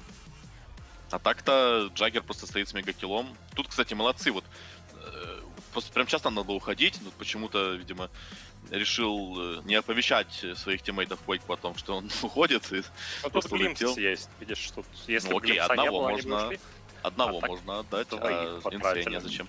На самом деле, Витюн красава, даже эту игру вот отлично сыграл. Да, конечно, там оппонент был не с тем, что надо, вот, но все равно поставил хорошо. Вот видишь, Liquid тоже какие-то допускают вот эти вот атаки. Liquid тут очень сильно ошиблись, прям очень сильно. Здесь у Quake было 10-секундное БКБ, которое он собрал, чтобы вот этого не произошло. Он прыгнул, его не нажал, сдох, и тут минус 4, минус Рошан. Казалось, что вот тут для Нави прям full камбэк. А потом там проблема была в том, что Джаггер не умер. Там Джаггер не умер. И они, кстати говоря, это было очень интересное решение. Я только что читал в телеграме в Always Wanna Fly, что в 4-й игре просто по какой-то чертовой причине мы не взяли Аегис на Эме. Я просто... И дальше он высказывает свое мнение, что насчет этого. Ну там какие-то... Давай, процитируй слова. Ну, могу прям по букве, ну хочешь? Бодя просто сказал, я главный, я беру Аегис, я выкупился не для того, чтобы прийти в Рашпит и посмотреть на Аегис. Вот так он написал по этому поводу капитан команды Натус Винсера. Ну, это может быть не недовольство, а какой-то, наоборот, позитивный отклик. Конечно, я думаю, да, это позитивный отклик. Да, Микки, конечно, эту игру отыграл практически идеально, да, все время... В смысле, каждую ты имеешь в виду? Ну, мне кажется, знаешь, что все-таки разные карты были на плечах разных игроков, потому что была карта первая, которую Бокси на себя протащил, мне кажется. Ну да, первая на Мике, вторая там на Мике, вот третья тоже Мике на спектре, ну и четвертая тоже вот тут Мике, да, на Джаггернауте отыграл. Получается так примерно, да? Да, ну каждый игрок себя показал, по факту, в команде. Как-то не особо. Ну, знаешь, что не успел, смотри, за 4 карты, единственное, вот, да, 4 игрока показали себя, 5-й не смог, вот Микки не смог себя проявить достаточно хорошо. Красава. Была бы 5-я карта, наверное, бы и Микки себя показал тоже, так что... Да, досадно, конечно, что не удалось у Нави хотя бы перевести эту серию на 5-ю карту. С другой стороны, не наиграли сегодня Нави объективно на то, чтобы на 5-ю карту все это дело переводить. После первых двух казалось, что на самом деле даже вот такое 3-1 будет уже достижением. Но это после первых двух карт. Ну, Артур сказал, что не будет 3-0. 3-0 не было. Ну, борьба какая-никакая присутствовала. Надо Нави отдать должное. Дошли по именарам до этого финала. Да, тут, конечно, ну, сложно было воевать. Команды в очень хорошей форме. Liquid. И для них как будто вот они после этого встали, там обнялись, но особо не было каких-то там прыжков, криков, ударов по столу. То есть в целом для них все было закономерно и понятно. Видим результаты по урону. Кстати говоря, не так-то здесь Джаггер именно и бешеное количество урона успел внести, да, тут каждый герой практически, мы видим, что и у Тайги урона очень много было по игре, но в ключевых замесах, конечно, уже Амни Слэши там бешеный импакт имели, ну и все время Микки опережал вражеского антимага, что, наверное, так да, не тут дело не в том, что Микки опережал антимага, тут вот правильно ты говоришь, что у Liquid прям все урона внесли должное количество, а у Нави нет. А у Нави не все, получается, да? Ну да, я просто к тому, далеко что, знаешь, не все. Даже если бы преимущество не было настолько огромным, с настолько богатым Джаггернаутом, который опережал АЭМа, мне кажется, что перспективы были за Liquid, опять-таки, да, поэтому все у них было хорошо. А вот интересно, по итогу Микки обогнал по КДА Витюна или нет? Ну, на протяжении всего турнира, в смысле. Слушай, вряд ли, если честно. У него в этом финале не особо испортилось КДА. Смотри, у него КДА такое 5-4-5 в последний, 14-3-11 на лайфстиллере было, на дровке 3-4-3, на спектре 0-2-3, то есть он... Не, это испортилось существенно. У него там был вообще прям запредельный. Ну да, с одной стороны. С другой стороны, у Микки, смотри, у него, вот у Микки зато в лузе, который был на спектре, 8 смертей. То есть Микки за ту одну игру умер столько, сколько Витюн за всю серию. Поэтому... Ну да. Когда же подсчитывается немножко... Не с точки зрения того, знаешь, насколько эти киллы были крутые, а насколько и смерти тоже. На смертей было много, поэтому... Итого турнирная таблица. Первое место Team Liquid, второе место Natus Windsor и Matt Golems на третьем месте и Team Secret на четвертом. Weekend GG и Альянс 5-6, 7-8 это Nigma и OG. Вот такая первая восьмерка, мне кажется, очень предсказуемая, да? А вот первая тройка максимально непредсказуемая. То есть из всех команд, которые в плей-офф вышли, можно было, наверное, ожидать, что кто-то из этих команд дойдет именно исходя из того, как мы видели, как они в группах играли. Но именно с точки зрения названия тегов, да, Matt Golems, Na'Vi, Liquid, ну это очень странное. Топ-3 Европы на самом большом турнире за последние, считайте, там 2,5 месяца фактически. Поэтому стоит поздравить все эти три команды. Мне кажется, очень интересным будет следующий турнир, потому что я думаю, что там уже Куроки обещал недавно и про свое здоровье апдейт дать, и про команду. Он с ними Дайртайт играет регулярно, вот что я могу сказать. То есть он, видимо, уже не в больнице, а дома там, да? Ну, уже, видимо, да, во-первых. А во-вторых, видимо, что-то будет меняться в Нигме. Иначе зачем писать, что ждите апдейтов и по мне, и по команде. Хайп ради хайпа. Мне кажется, Куроки, который постит раз в 1,5 года, именно... Чем тебе не повод? Каждый денек он сидит такой, знаешь, твит уже написан был еще в сентябре, но он ждет и терпит, такой, сейчас как захайпятся они, ух. Поэтому интересно. Может, секреты понаиграют какие-то скримы? Правильно? Нет, не выдумывай глупостей. Как раз не раньше вылетели, можно отдохнуть. Может быть, OG не на инте начнут играть получше чуть-чуть все-таки, потому что пока что, да, в свой лучший... Опять-таки, мне кажется, OG — это команда, которая в свой лучший день играет потрясающе, но как бы где гарантия, что лучший день был 1,5 года назад, да? Ну, типа того, да. Друзья, не забывайте, что все наши матчи, все записи, все это доступно на Мегого. Вы можете это смотреть не только на Twitch, но и на Мегого. Подводим итоги турнира. Благодарим вас всех за просмотр. С вами была студия Maincast. Друзья, поздравляем чемпионов, поздравляем Нави с вице-чемпионством на этом турнире. И на этом будем на сегодня с вами прощаться и завершать эфир. До новых встреч. Всем пока и удачи. Скоро игра твоей команды. Ты надеешься на победу. Весь в предвкушении игры. Но ситуация меняется. Тебя терзают сомнения. Они вытянут игру или их занесет на повороте. Ты берешь себя в руки, потому что уверен, от них будет выхлоп. Знаешь, что они готовились. Понимаешь, они идут правильным курсом. И даже когда шансов нет, ты веришь, они выиграют. GGBet. Дай волю азарту.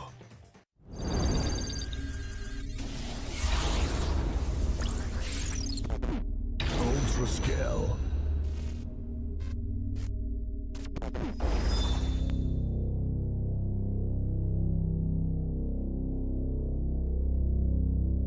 Время ласт-пика?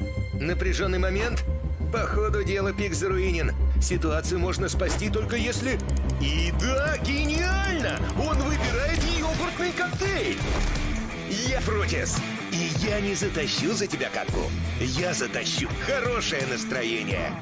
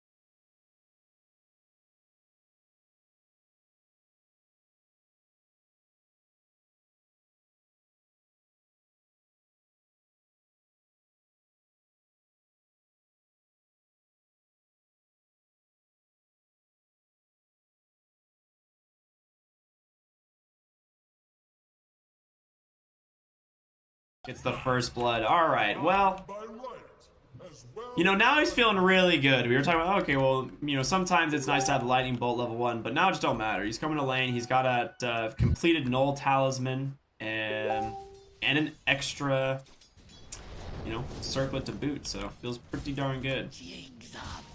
Yep.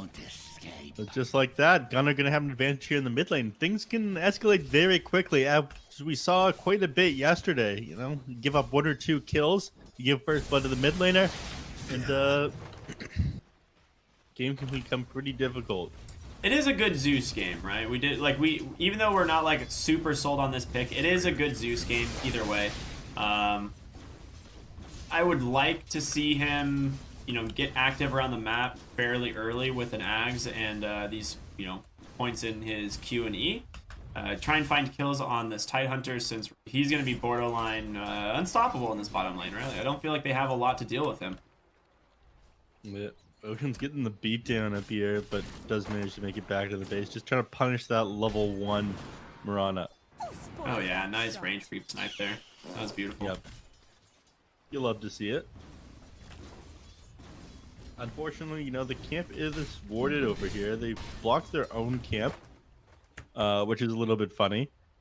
Just so Mirana wouldn't be able to pull, wouldn't be able to arrow the big creeps. It would slow down Ocean's game a little bit. He does get the D ward here on the other camp, though, so he will be able to stack pull, which he's going to do right now. Very nice.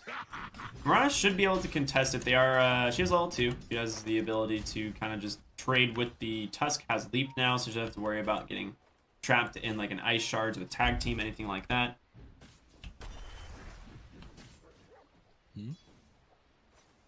And like you were saying at the start of this game, it's just the ice shards aren't going to be able to do much here. You're playing against the Spectre, who's just going to be able to spectral dagger over them. You're playing against Mirana, who can leap over them. It's a rough Tusk game for sure. I'm not sure you should have picked him so early in the draft, especially into no counters. Yeah, I agree, man. I'm right there with you. I am. I do like Husky here on the Undying. It is going to be able to help make a little bit of space for the Sammy Boy in the lane, which we do see right now. I mean, he's got 13 CS so far, which is honestly pretty surprising to me. Normally, I think Tidehunter is one of those heroes that deals pretty well with the Spectre, but regen, tons of tangos, and he's just going to try and regen up, get that early blade mail online so you can start farming the jungle. We've seen this one before, so Sammy Boy obviously watching his Eternal Envy replays just before he even gets boots on the Spectre. Didn't get 2 rings of regen though. Rookie mistake there. And, or is Sammy just evolving? That's the question. Well, he might be evolving downward underground as he's been chased down here by King RT and KJ. Bet you wish you had another ring right about now. Faster regen. How about that? Ooh, what's going on? What do we call this? The 3-head Sammy Boy versus the 5-head Eternal Envy or something? You're getting it, man. You're getting there. Ah, okay. Look at that. Can we get claps for Neff? Dude, he's figuring out the whole Twitch chat experience. 26-year-old boomer here. Oh, he's 26, dude. Monkey's favorite top lane. He's in a lot of trouble.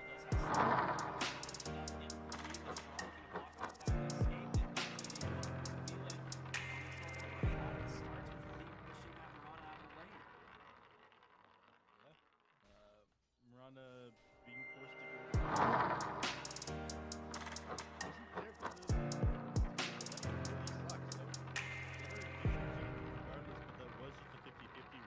Before the R managed to grab those, it'd be a pretty bad spot. So, it's a bigger brain here on the lead, I suppose.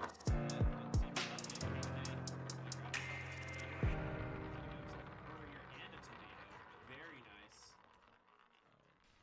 The clapping begins.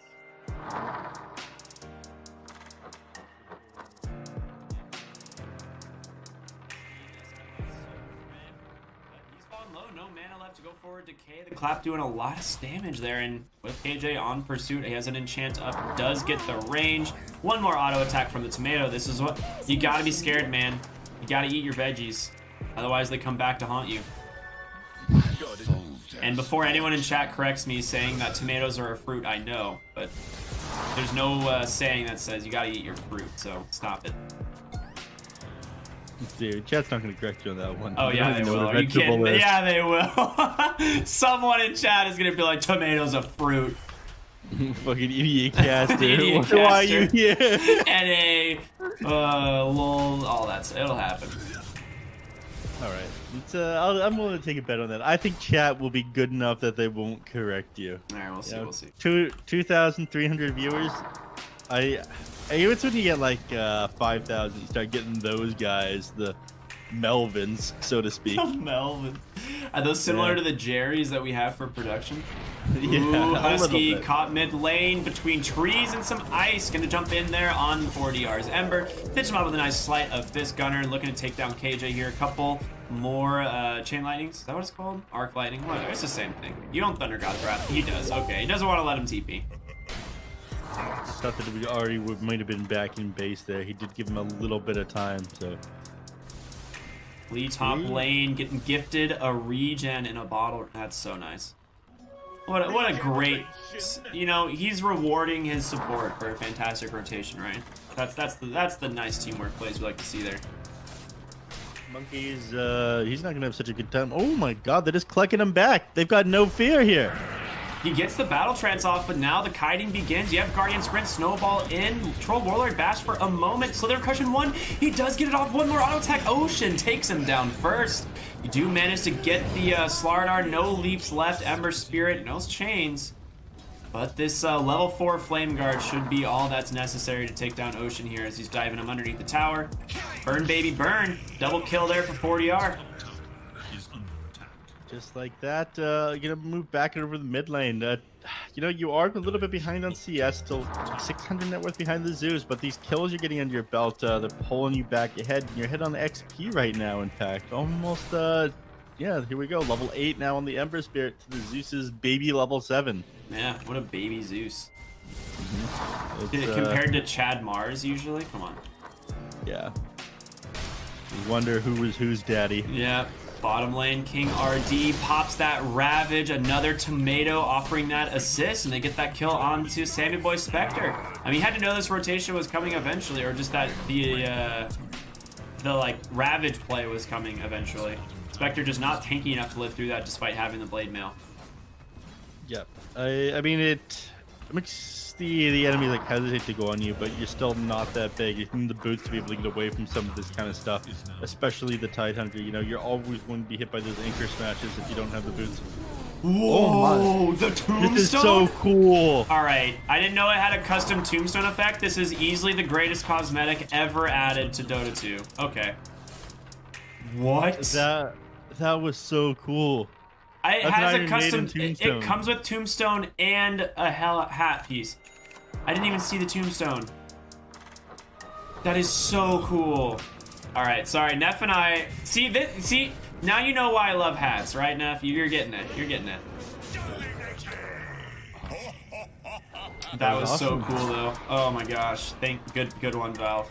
I'm ready for all the pogs as soon as people see that one. Okay, I fell through the map again. What you gotta stop falling through the map. You gotta watch your feet there, Neff. What are you doing? Yeah, my bad. I slipped up, you know. Yeah. You just fall off this flat earth. Oh my goodness. You just walked right off the edge, didn't you? Yep. I really did. Dying, he fell below the map after he died. So there's been a little bit of bugs with this recent patch, but you know that's why they've been patching every single day. They're working them out. Royal Jelly for each team. Very nice. One's definitely going to be on the Sammy Boy Spectre. More health regen, a little bit of mana regen to help span that Spectral Daggers. He's even picking up an infused raindrop, so he's going to have a decent chunk, almost about 3.5 mana regen, which is pretty good for a carry. Yep. Alright, Zeus, he's heading back to base. Alright, check this out. He's level 12, or he's level 9. He's gonna sell this Iron Branch, buy himself the Boots of Travels, teleport into the lane, and start moving around the map owning. Look at that. Beautiful. You'll love to see it. Why does he teleport over here, though? I'm curious. Oh, he knows where Flea is. He's gonna catch him out. He wants to get him before the 10-minute rune, but Flea... Ooh, he drops a Tombstone on the high ground. The Vision's coming in. Arrow barely misses the Ember Spirit. He tries to take down the Tombstone. Not going to happen. He will just remnant away. They get the rune. Why not? Walk away. All right, the zombies look awesome, too. I don't know if you saw what the zombies look like for the Tombstone, but they're also custom zombies. Oh my god. They have golden spiked bracelets and the helmet as well. Zeus Chunk dove under the tower, gonna take so much damage here. Soref trying to keep him alive. He does have the Thunder God's Wrath, a lot of it being absorbed though. The Flame Guard and Flea's Raindrop. He's just chasing after this. Zeus, more damage being chunked in. Can Ember Spirit bring him down? He does eventually. Still got that Flame Guard running, Slide of Fist available, and one just gonna go into the base and go for that TP. Arrow on the mark, not today, Ember Spirit. Ocean held it.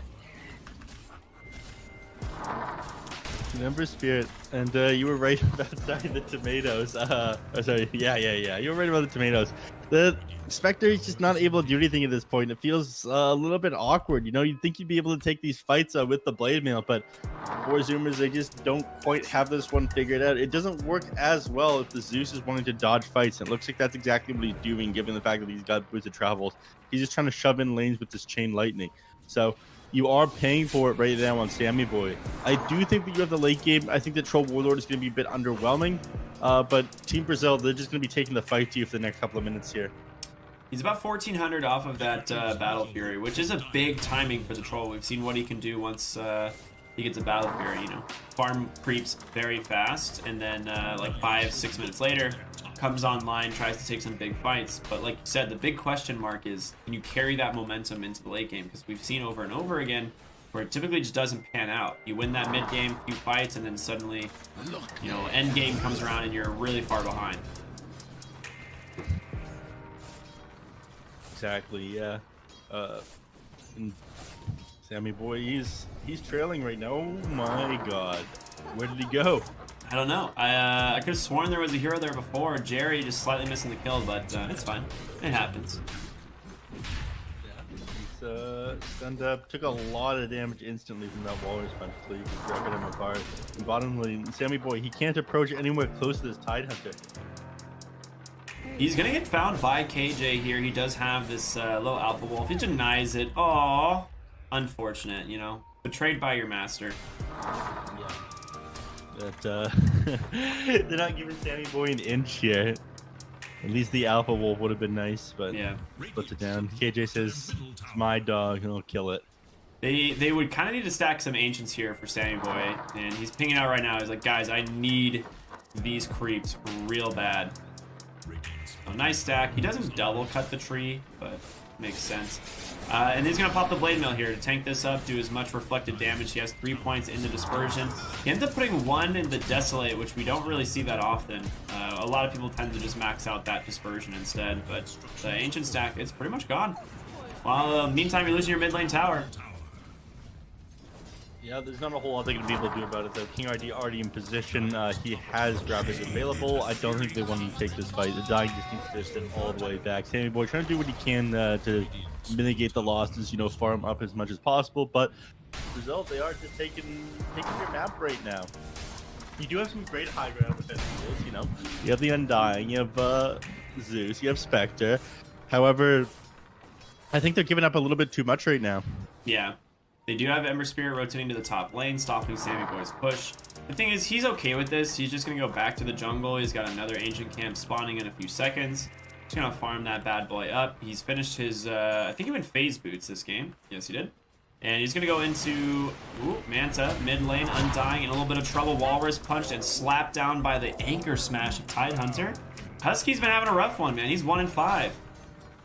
Yeah, this is basically Undying's role this game, though. Somebody has to, I guess, draw the enemies. Oh, that was so unlucky. King RD, he basically got Southern Crushed, and they had a primed bash on Monkey's Forever. They were going to set up into the arrow, but the Bash of the Deep actually procced the Kraken shell, so he just walked away. Whoa. Do you see Tide Hunter right now? Yeah. With the Corrosive Haze on him? Yeah, it looks like it's affecting, I guess, his costume. Yeah, it affects the costume because he has the Tide Hunter like ghost costume, so he turns like pale white. Yeah, this is how things were affected back in Warcraft 3. I'm sure you remember that. Like Shadow Fiend, he would turn blue instead of black when he got hit by like crossed arrows or something. Yeah. Ooh, they're double TPing top. They want to find monkeys. I think they saw this. Ooh, great shards there from Flea. Sets this up for an easy pick-off. Walrus punch. A couple more auto attacks. That was a quick response, honestly. That was very fast. It's going to turn into a tier 1 top. They have no way to defend this. They're wasting no time here on Team Brazil. And, of course, they move mid. They don't want to give Zeus a chance to do any damage to this mid tower. They see the catapult there. So 4DR puts himself in position there. And it just blocks any kind of aggression that he tries to make. I mean, they put this ward up over here, and I'm guessing at this point they wish that this was on their side of the map or inside their triangle, because there's no way they're able to play this far up right now. Yeah, the only hero that would like to be there would be Sammy Boy if they're feeling aggressive and they kind of own the map, because he can farm the triangle and then haunt to a fight. But they're really far behind. They actually just throw Thunder God's Wrath out just to give some vision. They see the Troll Warlord TPing the bottom lane, so Ocean's gonna leave. Zeus is really farmed. He's got Boots of Travel. He's 1,000 gold off of his Aghanim Scepter, which is going to be a lot of damage. But my big question mark here is, look at how poor your Slardar is, right? Like, he's trying to get this Blink Dagger. He's basically a support at this point. He is quite poor. Thank you for pointing that out. Can't pull himself up by the bootstraps like Sammy Boy has. His game stacking his own camps, and in fact, he's in a lot of trouble here.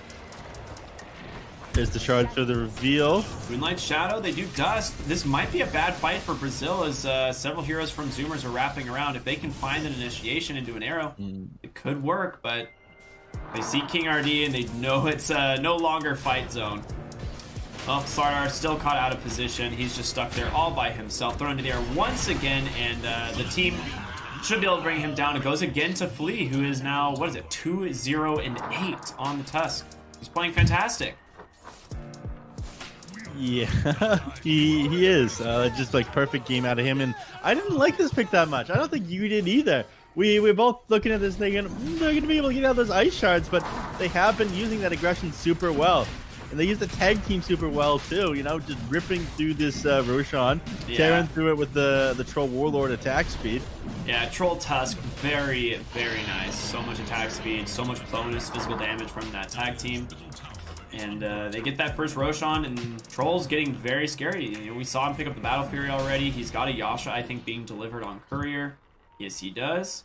Bottom lane, they managed to find Gunner. Ember Spirit, I don't think, has the damage for this, so you do need to be careful. I think he's more so worried. He doesn't know where a lot of the heroes on his team are. He knows that Spectre is going to be able to haunt in if he has to. So he doesn't want to commit too far forward, given how far away his team is. Sammy Boy now just doing all he can. You hate to see it. He wants to farm up the neutral items. He needs a tier 2. He wants something other than the Dragon Scale, which isn't awful, but a Van Brace or something would help him take a fight right now. Give him a bracer or a Van Brace. People's gift. I'll take it. Something. He's got to do this right now because they have no control of the jungle, and they're going to need everything they can, every advantage they can get for this next fight, because Team Brazil, they're going to be looking to push high ground. They're not going to wait for Spectre to farm up. Aquila, you love to see it. Swap that baby in. That's a good one. Let's go. That's a great drop. Oh, he's sending it back. He wants that extra armor, I guess. I suppose so. I'm a little bit disappointed in you, Sammy Boy. It is the Spectre item, for sure. Mr. Choco highlighting that Undying has Smoke of Deceit. That is absolutely true. All right, they're going to walk right down. The Zoomers, they get a nice blink stomp. There's going to be the reveal. The Nimbus is out as well.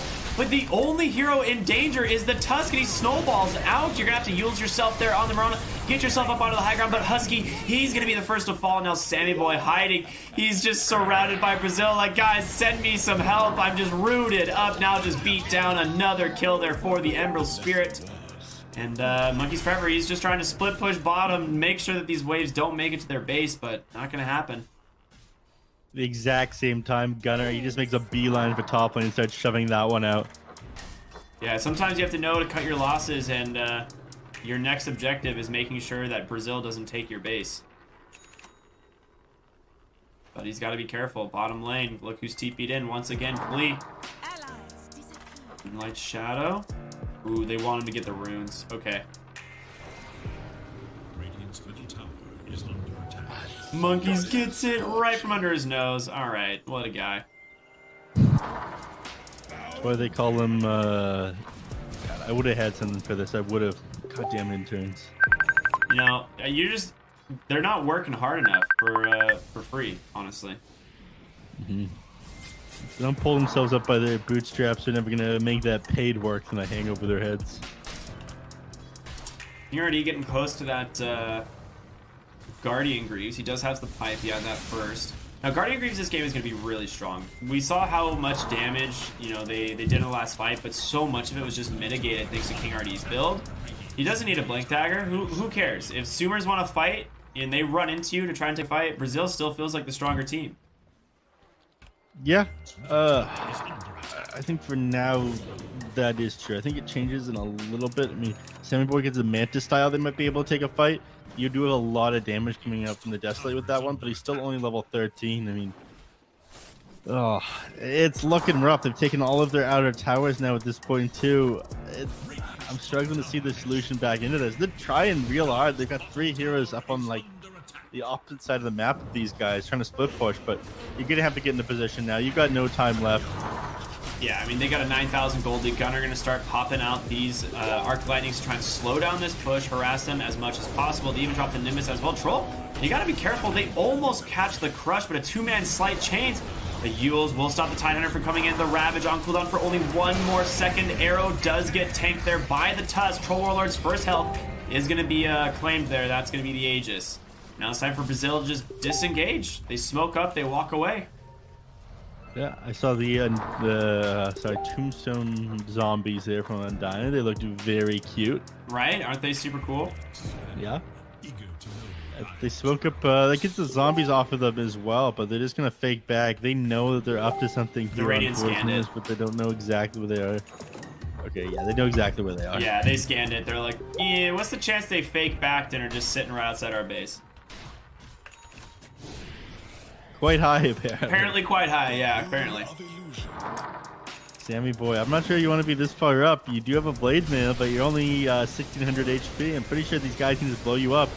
They might try. Ember coming in on the backside. The blink, or not even a blink, just those remnants. A nice Ravage catching 4. They are taking down Gunner. He's falling really low, and 4DR will find it, but Brazil, you're so far into this base. You need to be able to disengage. Ember Spirit is down. That's a big death. They buy back on the Zeus. Monkeys with the Blink Crush does catch the Troll Warlord. He does have BKB still, though. King RD just trying to run away. The Kraken Shell giving him so much tank. They drop the Tombstone.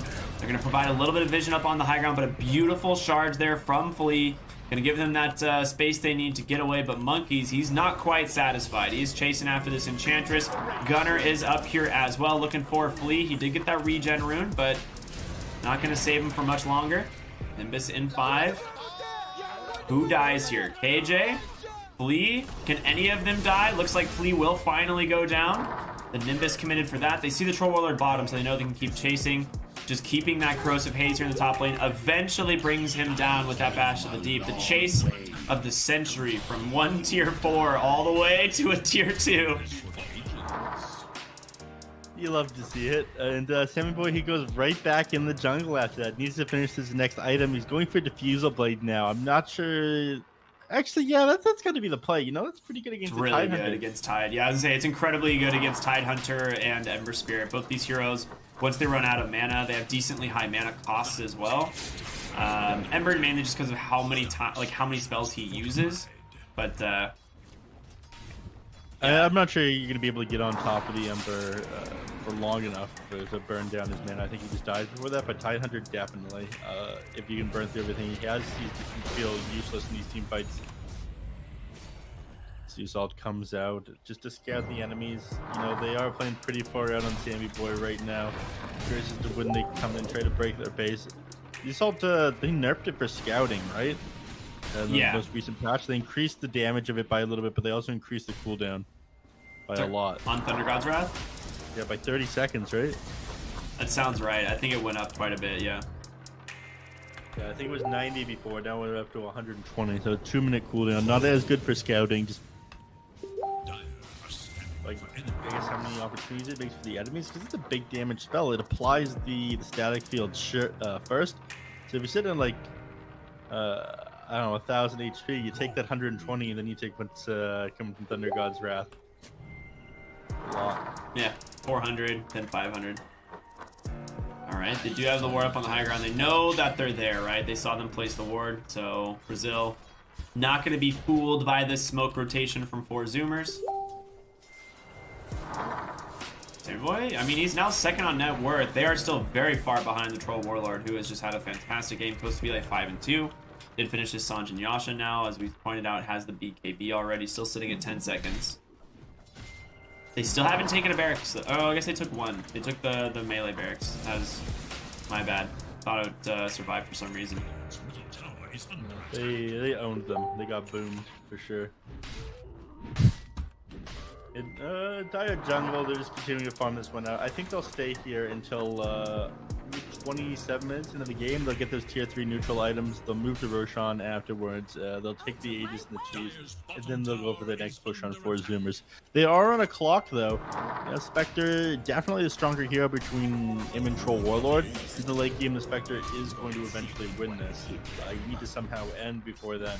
There's also a couple of items that they need to get right now on 4 Zoomers, like Heaven's Halberd, a couple of these guys. Even the Mirana wouldn't be awful. I want to be grabbing that after you got Yules and 4-star. They might try and take this fight. They're looking like they want to. They commit the Thunder God's Wrath there for scouting. They were trying to chase down Sammy Boy, but it looks like 4 Zoomers. The thing is, if they take a fight outside their base and lose, the game's over, right? Coach will will just destroy your barracks, and there's no stopping that. So they got to be very careful. They do have Ward Sentry here. Ocean hitting right on the side there, trying to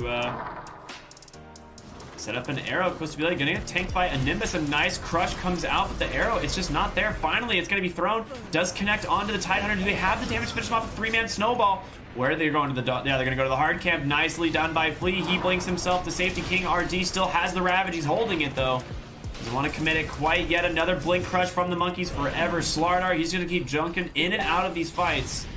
Comes Gunner, King RD falling low, the arrow connects. Now it's Zoomer's time to go. They know they've got the big team fight ultimate removed. Another stomp does catch Troll. Again, he's still holding onto his BKB.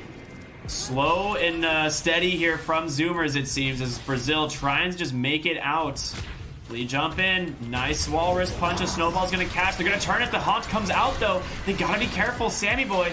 Jump on the backside, does find Flea. He's tanked up so much damage, but he's not gonna be able to survive. 2 kills there for the side of Zoomers, and now KJ on the run as well. Costa Bile's BKB did protect him that last second there from that Monkey's Crush. Yeah, Monkeys, this guy's got no fear. He jumps so far ahead of the rest of his team when he goes for the initiation. And this might just open up Roche. You do have time to back up in a couple of seconds, though. And he's got Ravage. They got Manta and an Illusion Rune. This thing is going to die so fast.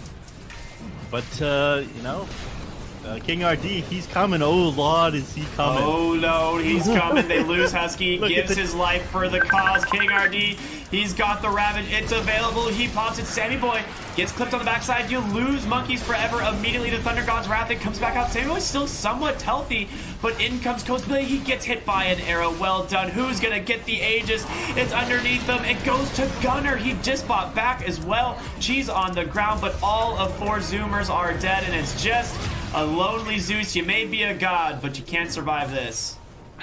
Oh. Team Brazil, they managed to take one hell of a fight. RD getting back in there, and that Ravage just securing things for them. I'm not sure how they're going to be able to defend now. No Zeus for 76 seconds. One of your melee Raxes is down. The other 2 tier 3s are open. No tier 2s available on the map. Troll's going to rip through these like they're paper. Yeah.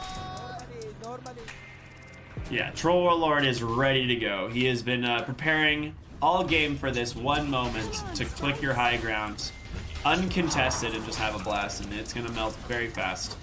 Yeah, he's got the fervor stacks as well. As soon as this Fortify ends, let's see it. Oh, yeah. It's not that impressive, but I mean, it's pretty good still.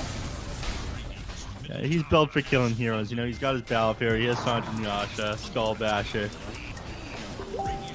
They love to see it.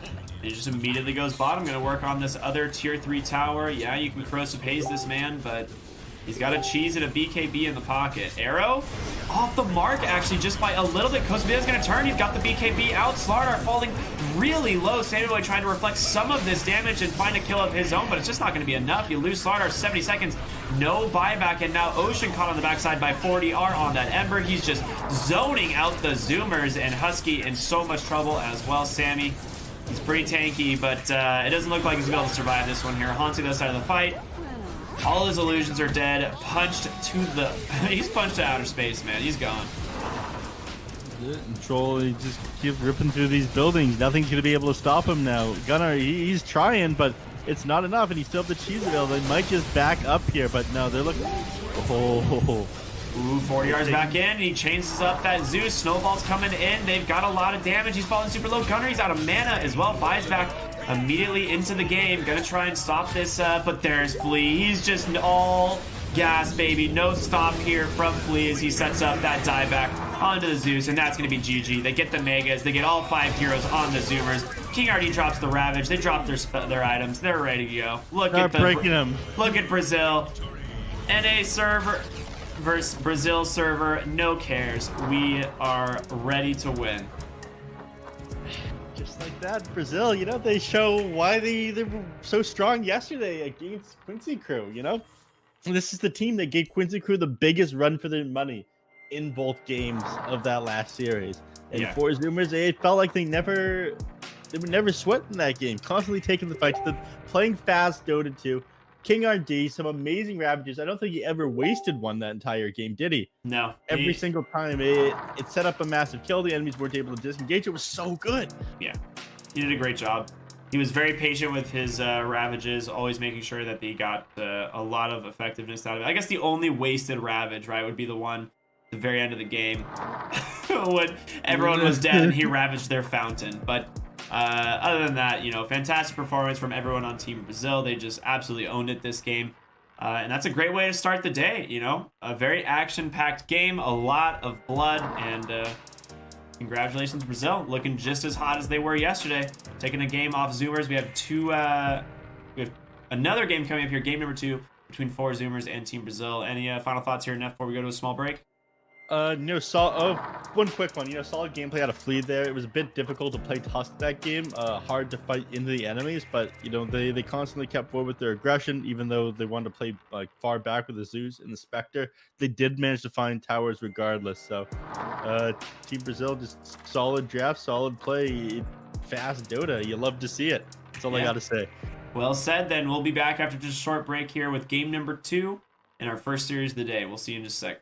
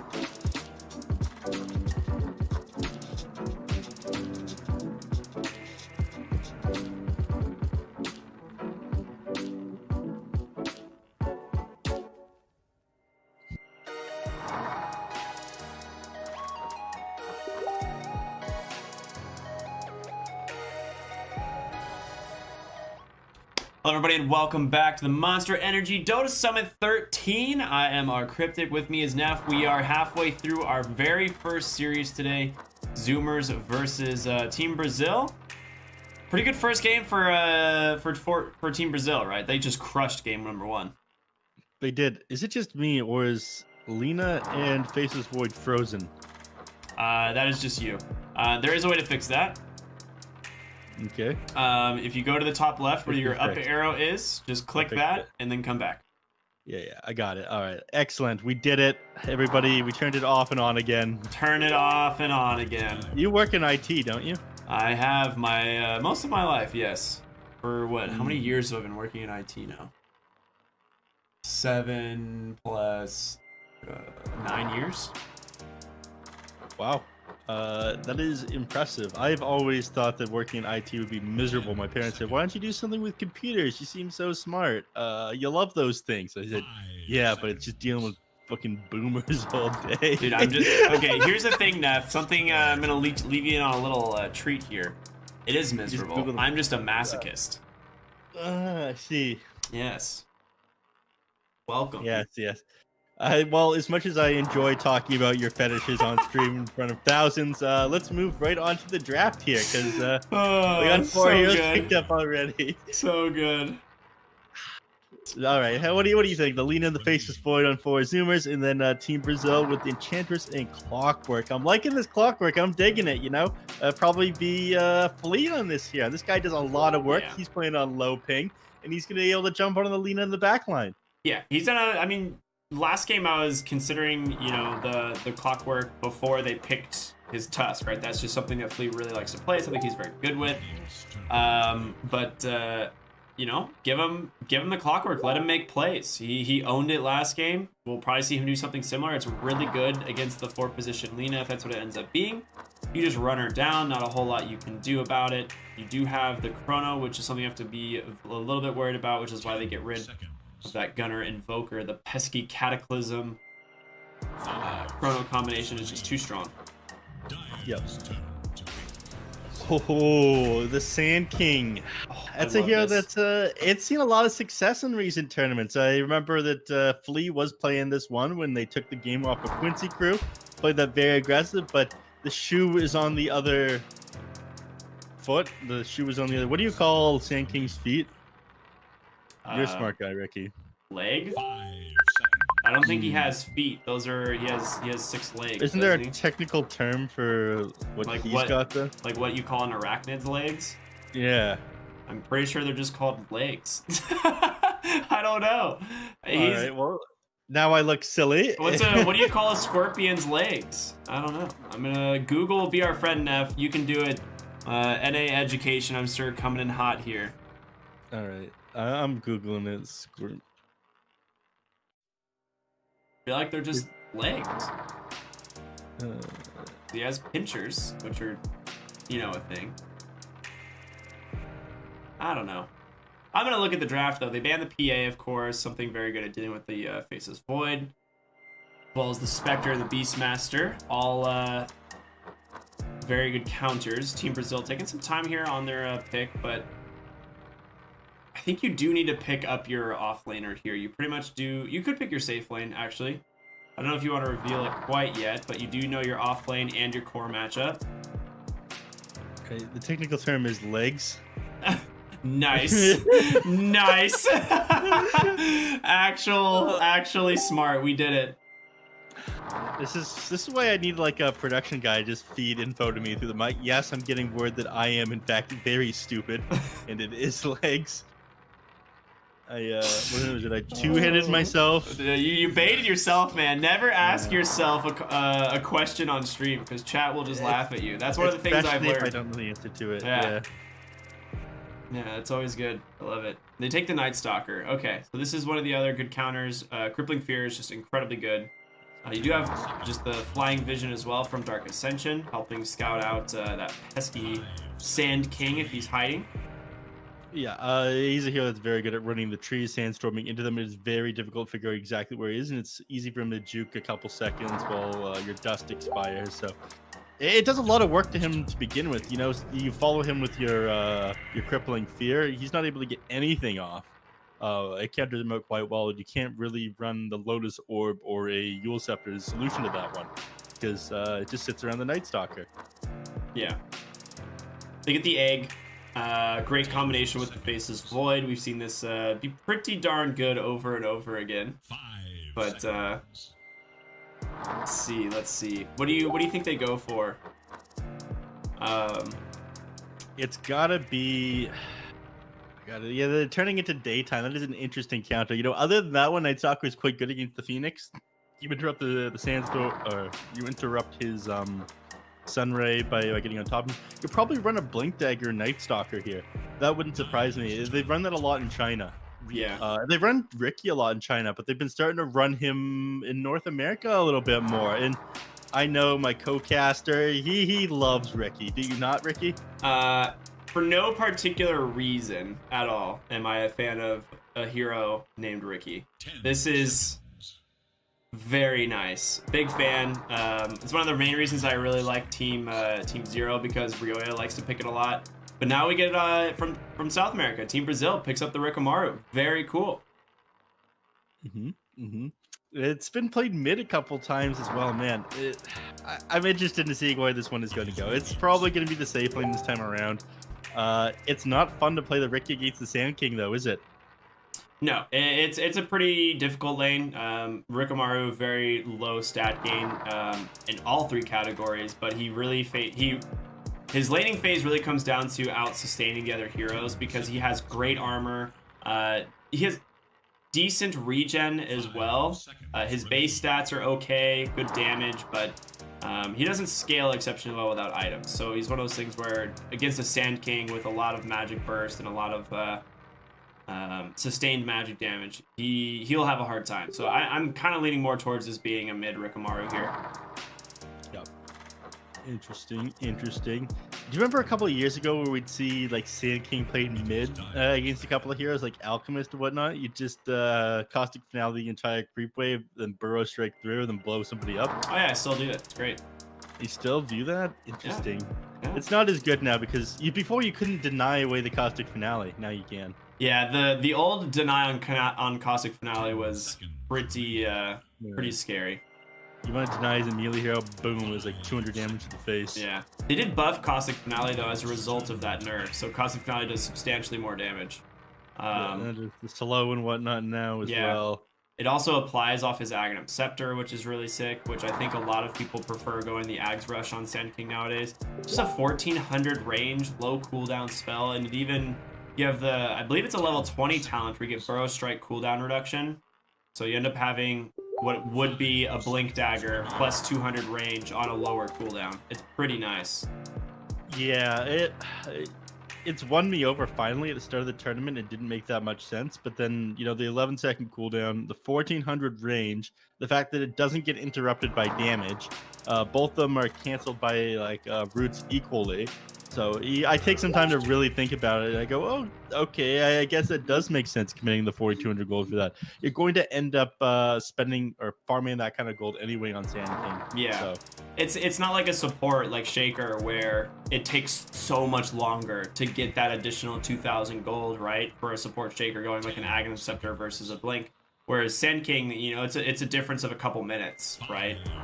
You'll get it in no time on that hero. He farms very fast. As long as he's not completely shut down in the lane stage, which they do have to consider right now, since, you know, there are some big heroes still available. Ooh, they end up taking the Storm Spirit. Okay, so it is going to be a safe lane, Ricky. Yep, I guess so. Playing him in the Sand King isn't going to be very fun. But if there's one hero that's going to be able to zone the Sand King out by itself, it's got to be Enchantress. You know, being able to take those neutral creeps, throwing Impetus out onto him. They are going to need a bunch of detection for the lane, though. Yeah, absolutely. Enchantress is really good against Sand King. I played that lane once and realized it's miserable. So the Lina has to spend a lot of time here zoning out that Enchantress for sure. I'm just thinking about this last pick now. What they're gonna need a little bit. Mid lane for Zoomers, right? Yeah, I was going to say they need more lockdown, but you have a decent amount right now. You have the instant disable in the form of the Burrow Strike. You get a little bit more. That's so good, actually. That's so good this game. And that's, Gunner in the mid lane with the Underlord. We've seen this from Bryle quite a bit, so they're taking a page out of the Catjammer's book. It is. King RD's Night Stalker looks so cool. Oh my god. Yeah, that's the set I have. It's amazing. Right. That's the new one. It came out in the collector's cache this year for TI. The TI Battle Pass. There's only one collector's cache, right? There was 2, I believe. Okay. But oh my god, does that ever look cool? Then he's got the immortal hands. They match really well. I use the gold ones to flex, right? But the blue ones definitely look better. The blue ones absolutely. There's a couple like cosmetics from over the years where they had like the gold and even the Crimson Witness variants where like the base model actually just looks way better. Yeah, the Luna gold ones from a couple years ago looked amazing. Yeah, I really liked that one. Yeah, I've got both of those. Yeah, no big deal or anything like that. I wonder what the value of all your hats is, Ricky. I sold a few of them by now. They used to, I think my Dota inventory used to be worth like $6,000. Not bad. Not bad. Yeah, I sold a lot of it off. I've just given mine away as gifts. Over the years, a friend who needs the Steam Dolaires more than I do. They want a game every so often. I'll just send somebody like $100 Steam gift card on their birthday. Oh, that's nice. Look at you, man. Except it's Canadian dollars, so it's actually like $2.95 American. Yeah, it's like, so you're only really sending them like $10 in the mail? Yeah. Wait, is that what it's cheapskate? I see you $100. Yay, Canadian. Oh. Very nice. Monopoly money. So it is going to be the 5 Phoenix, Lina, and Sand King in the off lane. Now this lane, very strong. You have LSA set up very easily after the Burrow Strike. Monkeys Forever does have to be careful of the Enchantress, though. KJ can do some serious work in the safe lane Enchantress. I don't know how this Costa Bile Rikamaru is going to pan out. He does have 6.6 regen with that with the ring that he picked up, but it feels like a scary lane, to be honest. Yeah, it does. He's throwing his taunt out right now. He tricks the trades out there. He doesn't want to be anywhere near Monkeys Forever. He's between a rock and a hard place right there. Wasted no time escaping. Yeah. If the enemy team was behind him, like that Burrow Strike, do a Light Strike array, and whatever else that they were going to throw at him could be pretty dangerous. But let's go. Game number 2. Bounty Run. We don't want to see it. 2 for 2. Even trade. Team Brazil actually picking them up. How did KJ get that one before anyone else? He's on ping, is he not? Yeah, I don't know. It's just faster, I suppose. Well, it looks like they didn't really try to contest bottom, right? Yeah, but they're still slow. Alright.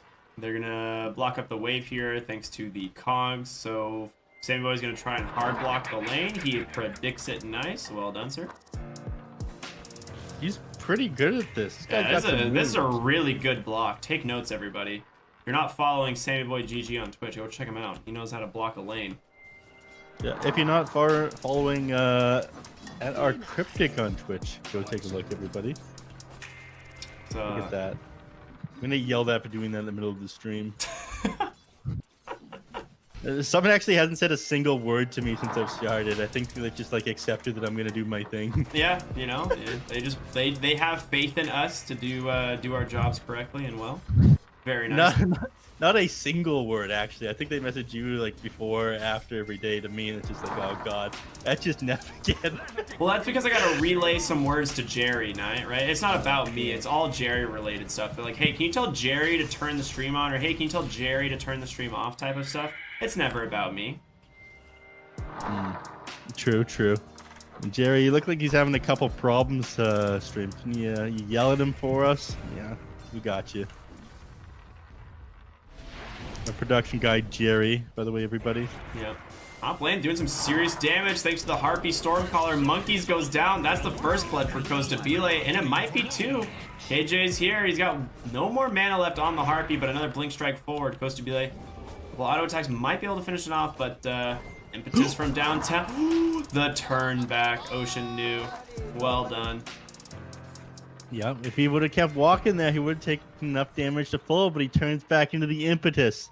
This guy, he's got some moves. He brought his dancing shoes today, you know? Yep. In the bottom lane, a little bit of trades here between Husky and King ID, but they're both able to get out of it. You know, the fight between Nightman and Dayman, the tale as old as time. Nightman and Dayman. Isn't it Night